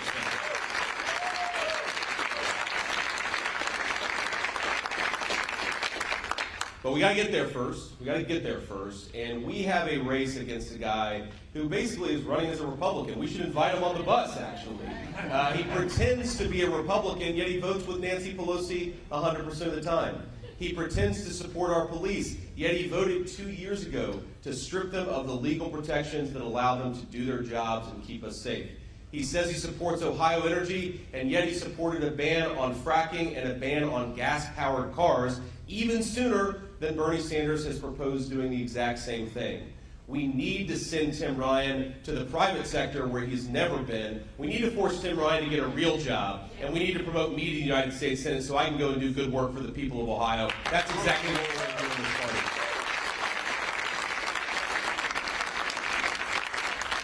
So here's my request to all of you and to all of your friends and to everybody you can get. Let's get to the polls over the next 5-6 days, okay? I feel like we're winning. I think up and down the ticket we've got great candidates. We're ahead and we've got the momentum. As our state chairman, Bob Paduchik, often tells me, you can tell the difference between a winning campaign and a losing campaign because a winning campaign is a lot of fun. And we're having a lot of fun right now. But when you're winning, the worst thing that you can do is to fumble the football, okay?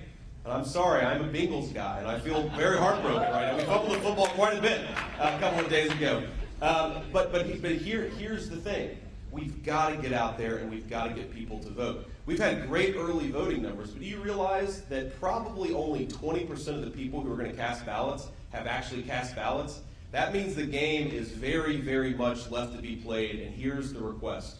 Get out there, text as many people as you can, talk to as many people as you can, make as many phone calls, talk to people at the grocery store, at your kid's school. Hopefully by Tuesday, everybody you know says, this weirdo won't stop talking to me, telling me to get out to vote. Because that's what we need to do. We need to constantly hammer that message. And 2 messages: tell them why you're voting for J.D. Vance, tell them why you're not voting for Tim Ryan, tell them why you're voting for our Republican Supreme Court justices and you're not voting for the alternative. If we do that, ladies and gentlemen, we are going to win this race, and that's exactly what we're going to do. Thank you, guys. God bless you. Let's get to work.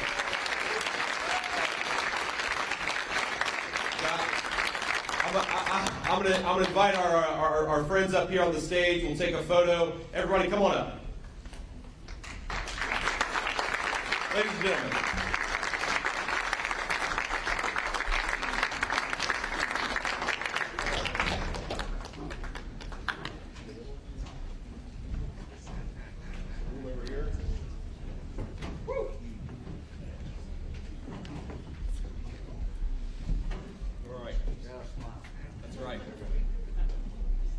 Victory. Right. Thank you.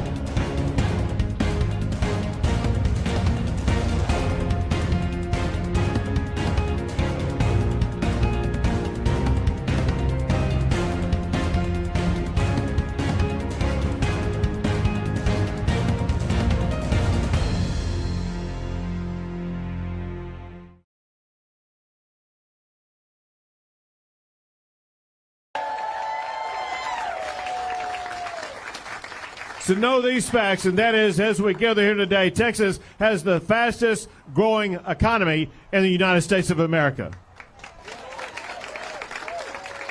And since you all last re-elected me, Texas has added far more jobs than any other state in the entire country. I will run for re-election to keep Texas the #1 economy in the United States of America. So listen, one reason why our economy is so strong is because Texas ranks #1 in the country for #1 for oil and gas production. In fact, if we were our own country, we would rank like 3rd or 4th in the entire world for oil and gas production.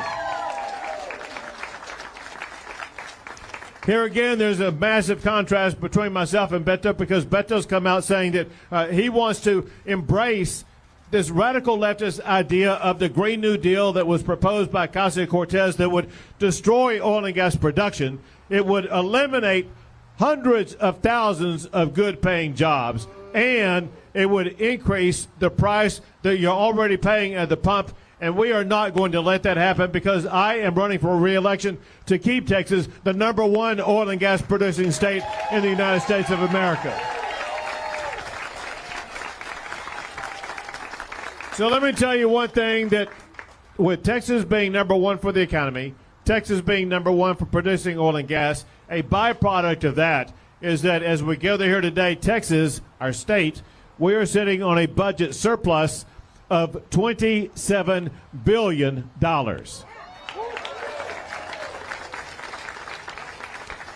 I know there's a lot of people here, there's so many people here that I can't even see all the way to the back of who all is here. I want to make sure they knew that what I said, that the budget surplus that we have is not $27 million, it's $27 billion of what we have.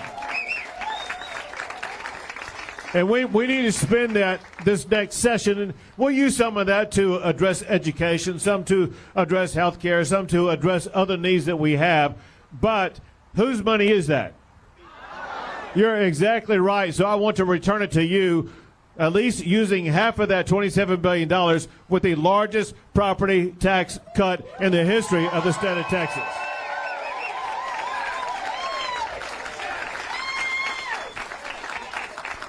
And listen, this is a very important issue in this election, because Beto, when he was on the city council, he raised property taxes 3 times. We do not need a property tax raiser in the governor, in both ways. In the governor's office, well, you need to reelect me to cut your property taxes, period.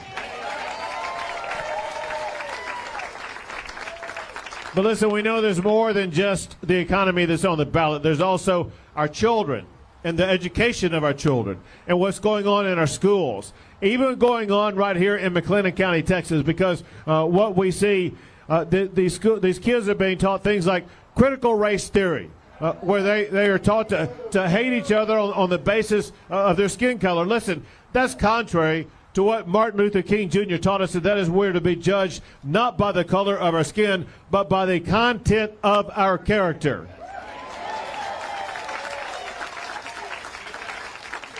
I am the only candidate running for governor who is against the teaching or use of critical race theory in our schools. And I will not use your taxpayer dollars to teach our kids to hate each other or to hate our country. We got to get back to teaching the fundamentals, reading and writing and math and science. And we need to educate our kids, maybe most importantly, on one thing. Why and how did America become the greatest country in the history of the world? And teach them what we need to do to make sure we remain the greatest country in the history of the world. So looking around the audience right now, I can just see by some of the hats that some of the people are wearing that some of the people are with us here today who did make America the greatest country by serving in the mightiest military in the history of the world. If you've ever worn the uniform of the United States military, wave your hand so we can see you and recognize you.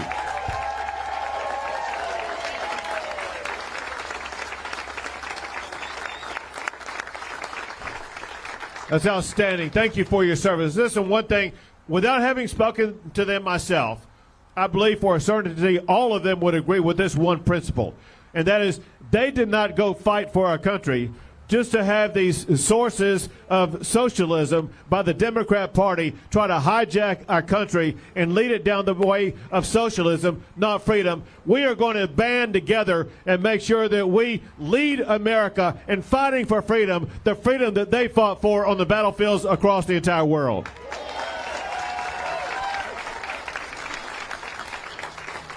Another thing we got to do, we got to make sure that we have people in office who are going to keep our communities safe. Here again, there's a massive difference between myself and Beto. Have you seen the way that some of these cities are being overrun across the United States of America because these cities have adopted a concept of defunding the police as if having less law enforcement is going to make a community safer? Well, here again, there's a vast contrast in this race because Beto came out in favor of defunding our police. Listen, in Texas, we do not defund our law enforcement. We support our law enforcement officers, period. So we're working with Doc Anderson and Brian Birdwell this past session. We drew a line in the sand, and we said, in Texas, we're not going to let that happen. So I signed a law that will defund any city that defunds their police.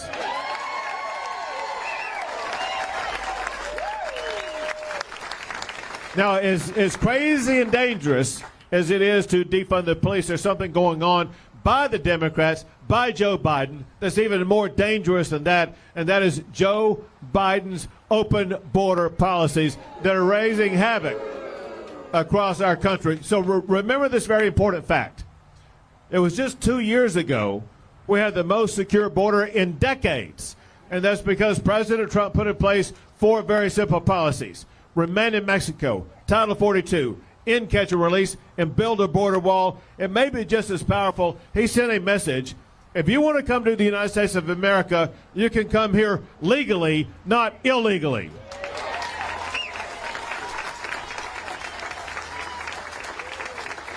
But under Joe Biden, it's gotten so bad this past year alone, more than 2.2 million people came across the border illegally. Put this in context. In the city of Houston, Houston has a population of about 2.3 million people. We had a Houston come across our border in just this year. Listen, let me tell you something. It's starting to rain, so I'm going to talk real quick. I am running to secure our border. Beto would keep our borders open. We cannot allow that to happen.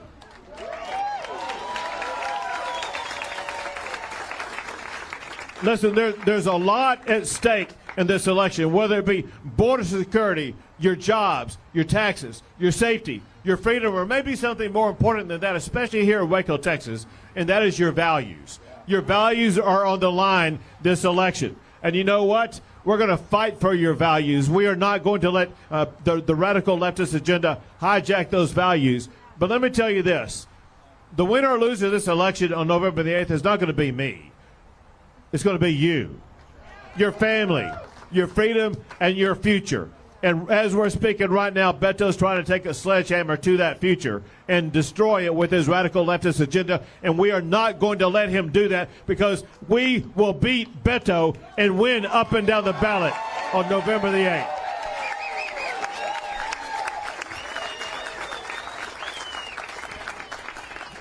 And so I need you to do one thing. I need you to go vote. I know many of you here have already voted. If you have not yet voted, I need you to leave here today. We're going to go inside and we're going to go inside and take pictures in 1 minute.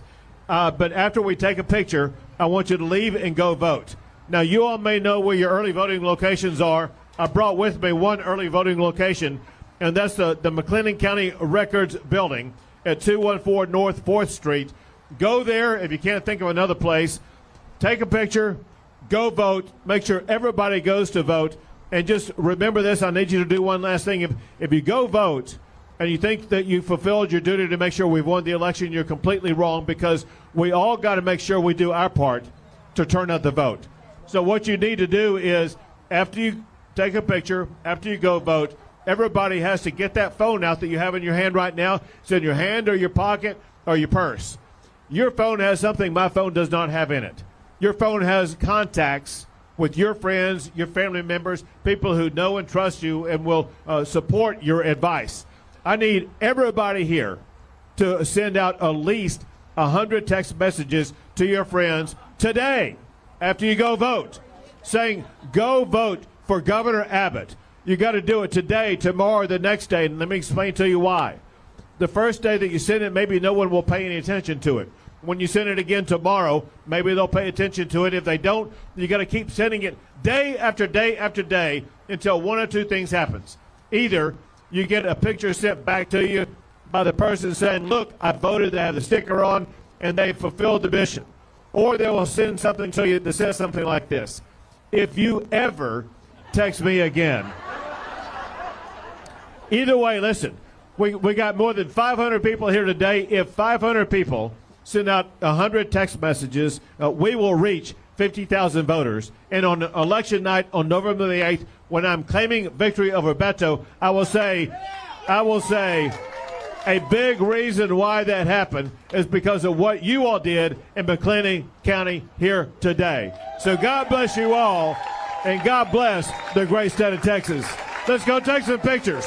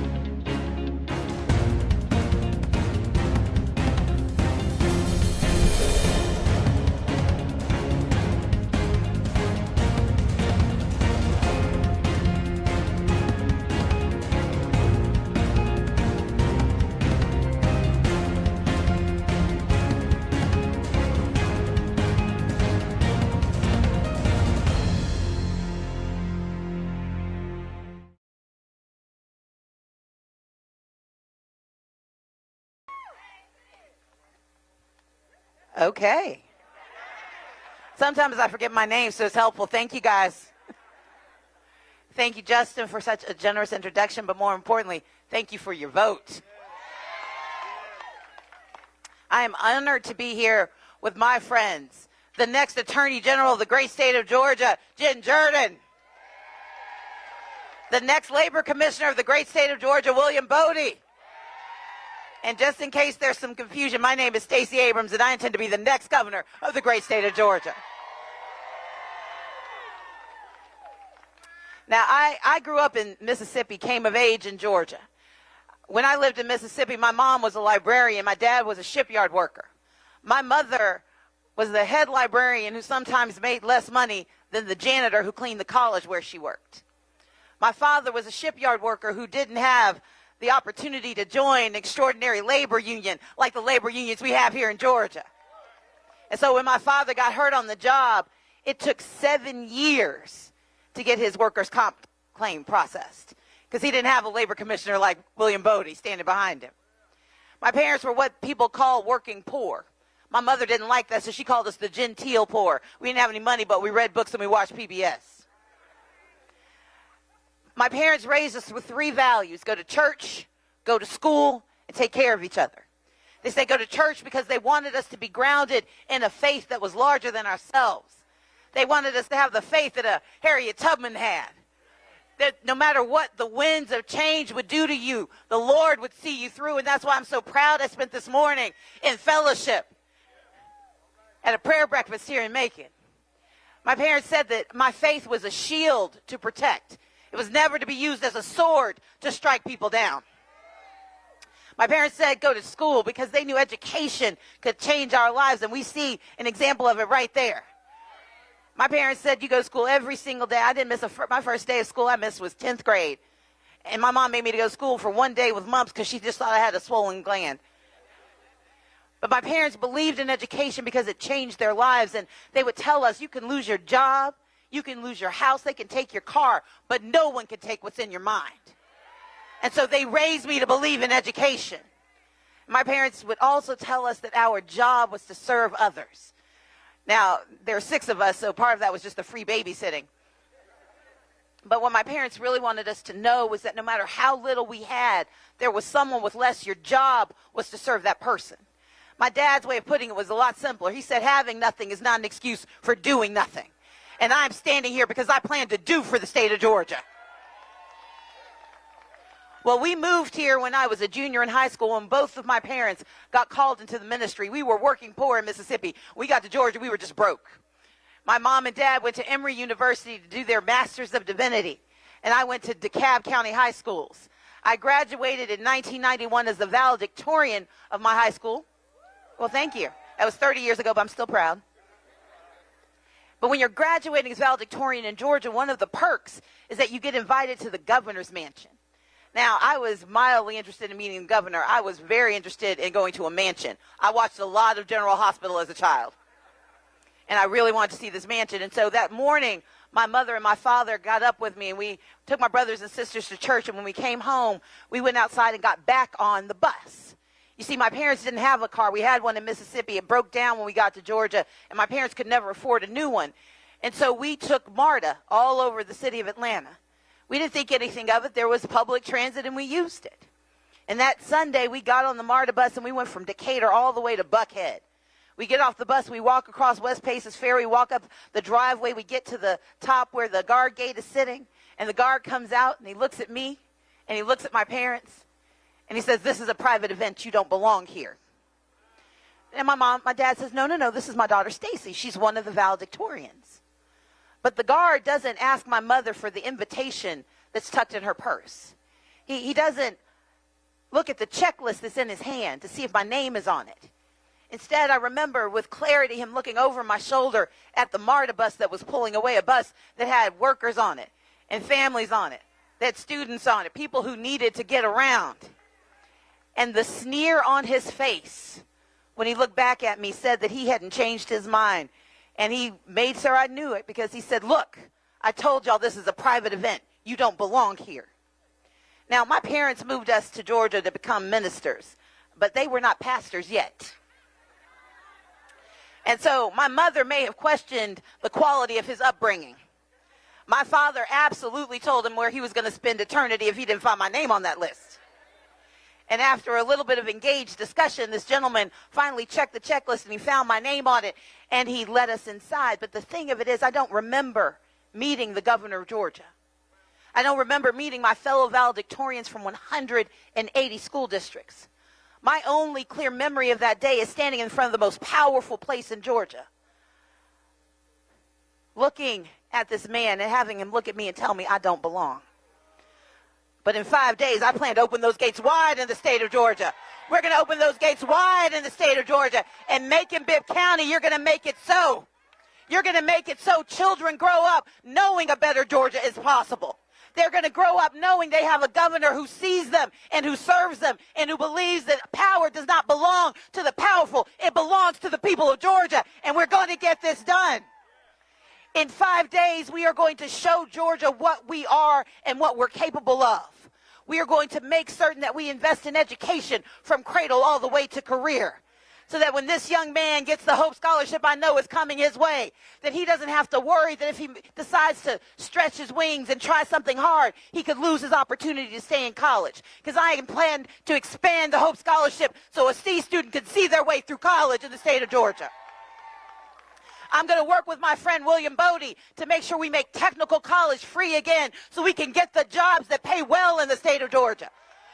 And I'm going to make sure we have apprenticeships, 20,000 of them, working with our labor unions, working with our friends, so children can earn while they learn and build the skills they need for the future. That's what we can do in the great state of Georgia. I'm going to make sure we have access to health care in the state of Georgia. On Tuesday, instead of standing in front of an extraordinary place like this museum, and I've had the opportunity to tour it before, this time on Tuesday, I was standing in front of what used to be known as the Atlanta Medical Center. What had been known before that as Georgia Baptist. This is a hospital that sits in the home district of Martin Luther King Jr. This is a hospital that survived 120 years. It survived recessions and depressions. It has survived economic turmoil, but it could not survive 4 years of Brian Kemp. And the problem, Middle Georgia, is that the shutting down of this hospital means that Georgia has 4 level 1 trauma centers and only 1 in metro Atlanta. So from the Tennessee border to Atlanta, there is no other level 1 trauma center besides Grady, which has been diverting ambulances every single day for the last few years. And it used to be that those ambulances could go over to AMC. Well, now they've got to come to Atrium because the closest level 1 trauma center from metro Atlanta is right here in Macon. And I drove down this morning. I don't know that people have an hour and 45 minutes when their lives are on the line. And Brian Kemp doesn't care. He is sitting on $3.5 billion, money that right now could be saving lives in Georgia. And he is refusing the money, but the confounding thing is the hypocrisy of Brian Kemp. You see, Brian Kemp is campaigning this week with Mike Pence, who is governor of Indiana, expanded Medicaid and created 30,000 jobs and did not lose 6 hospitals. He's campaigning with Chris Christie, who expanded Medicaid as the governor of New Jersey, created 50,000 jobs, and did not lose 6 hospitals. He's campaigning with Doug Ducey, who is the governor of Arizona, who said he was going to eliminate Medicaid expansion when he got elected and quietly decided not to because he knows it works. And so if Doug Ducey and Chris Christie and Mike Pence all think Medicaid expansion works, what is wrong with Brian Kemp? I'm here to tell you math doesn't work differently in Georgia than it works in any other state. And his refusal to accept Medicaid expansion has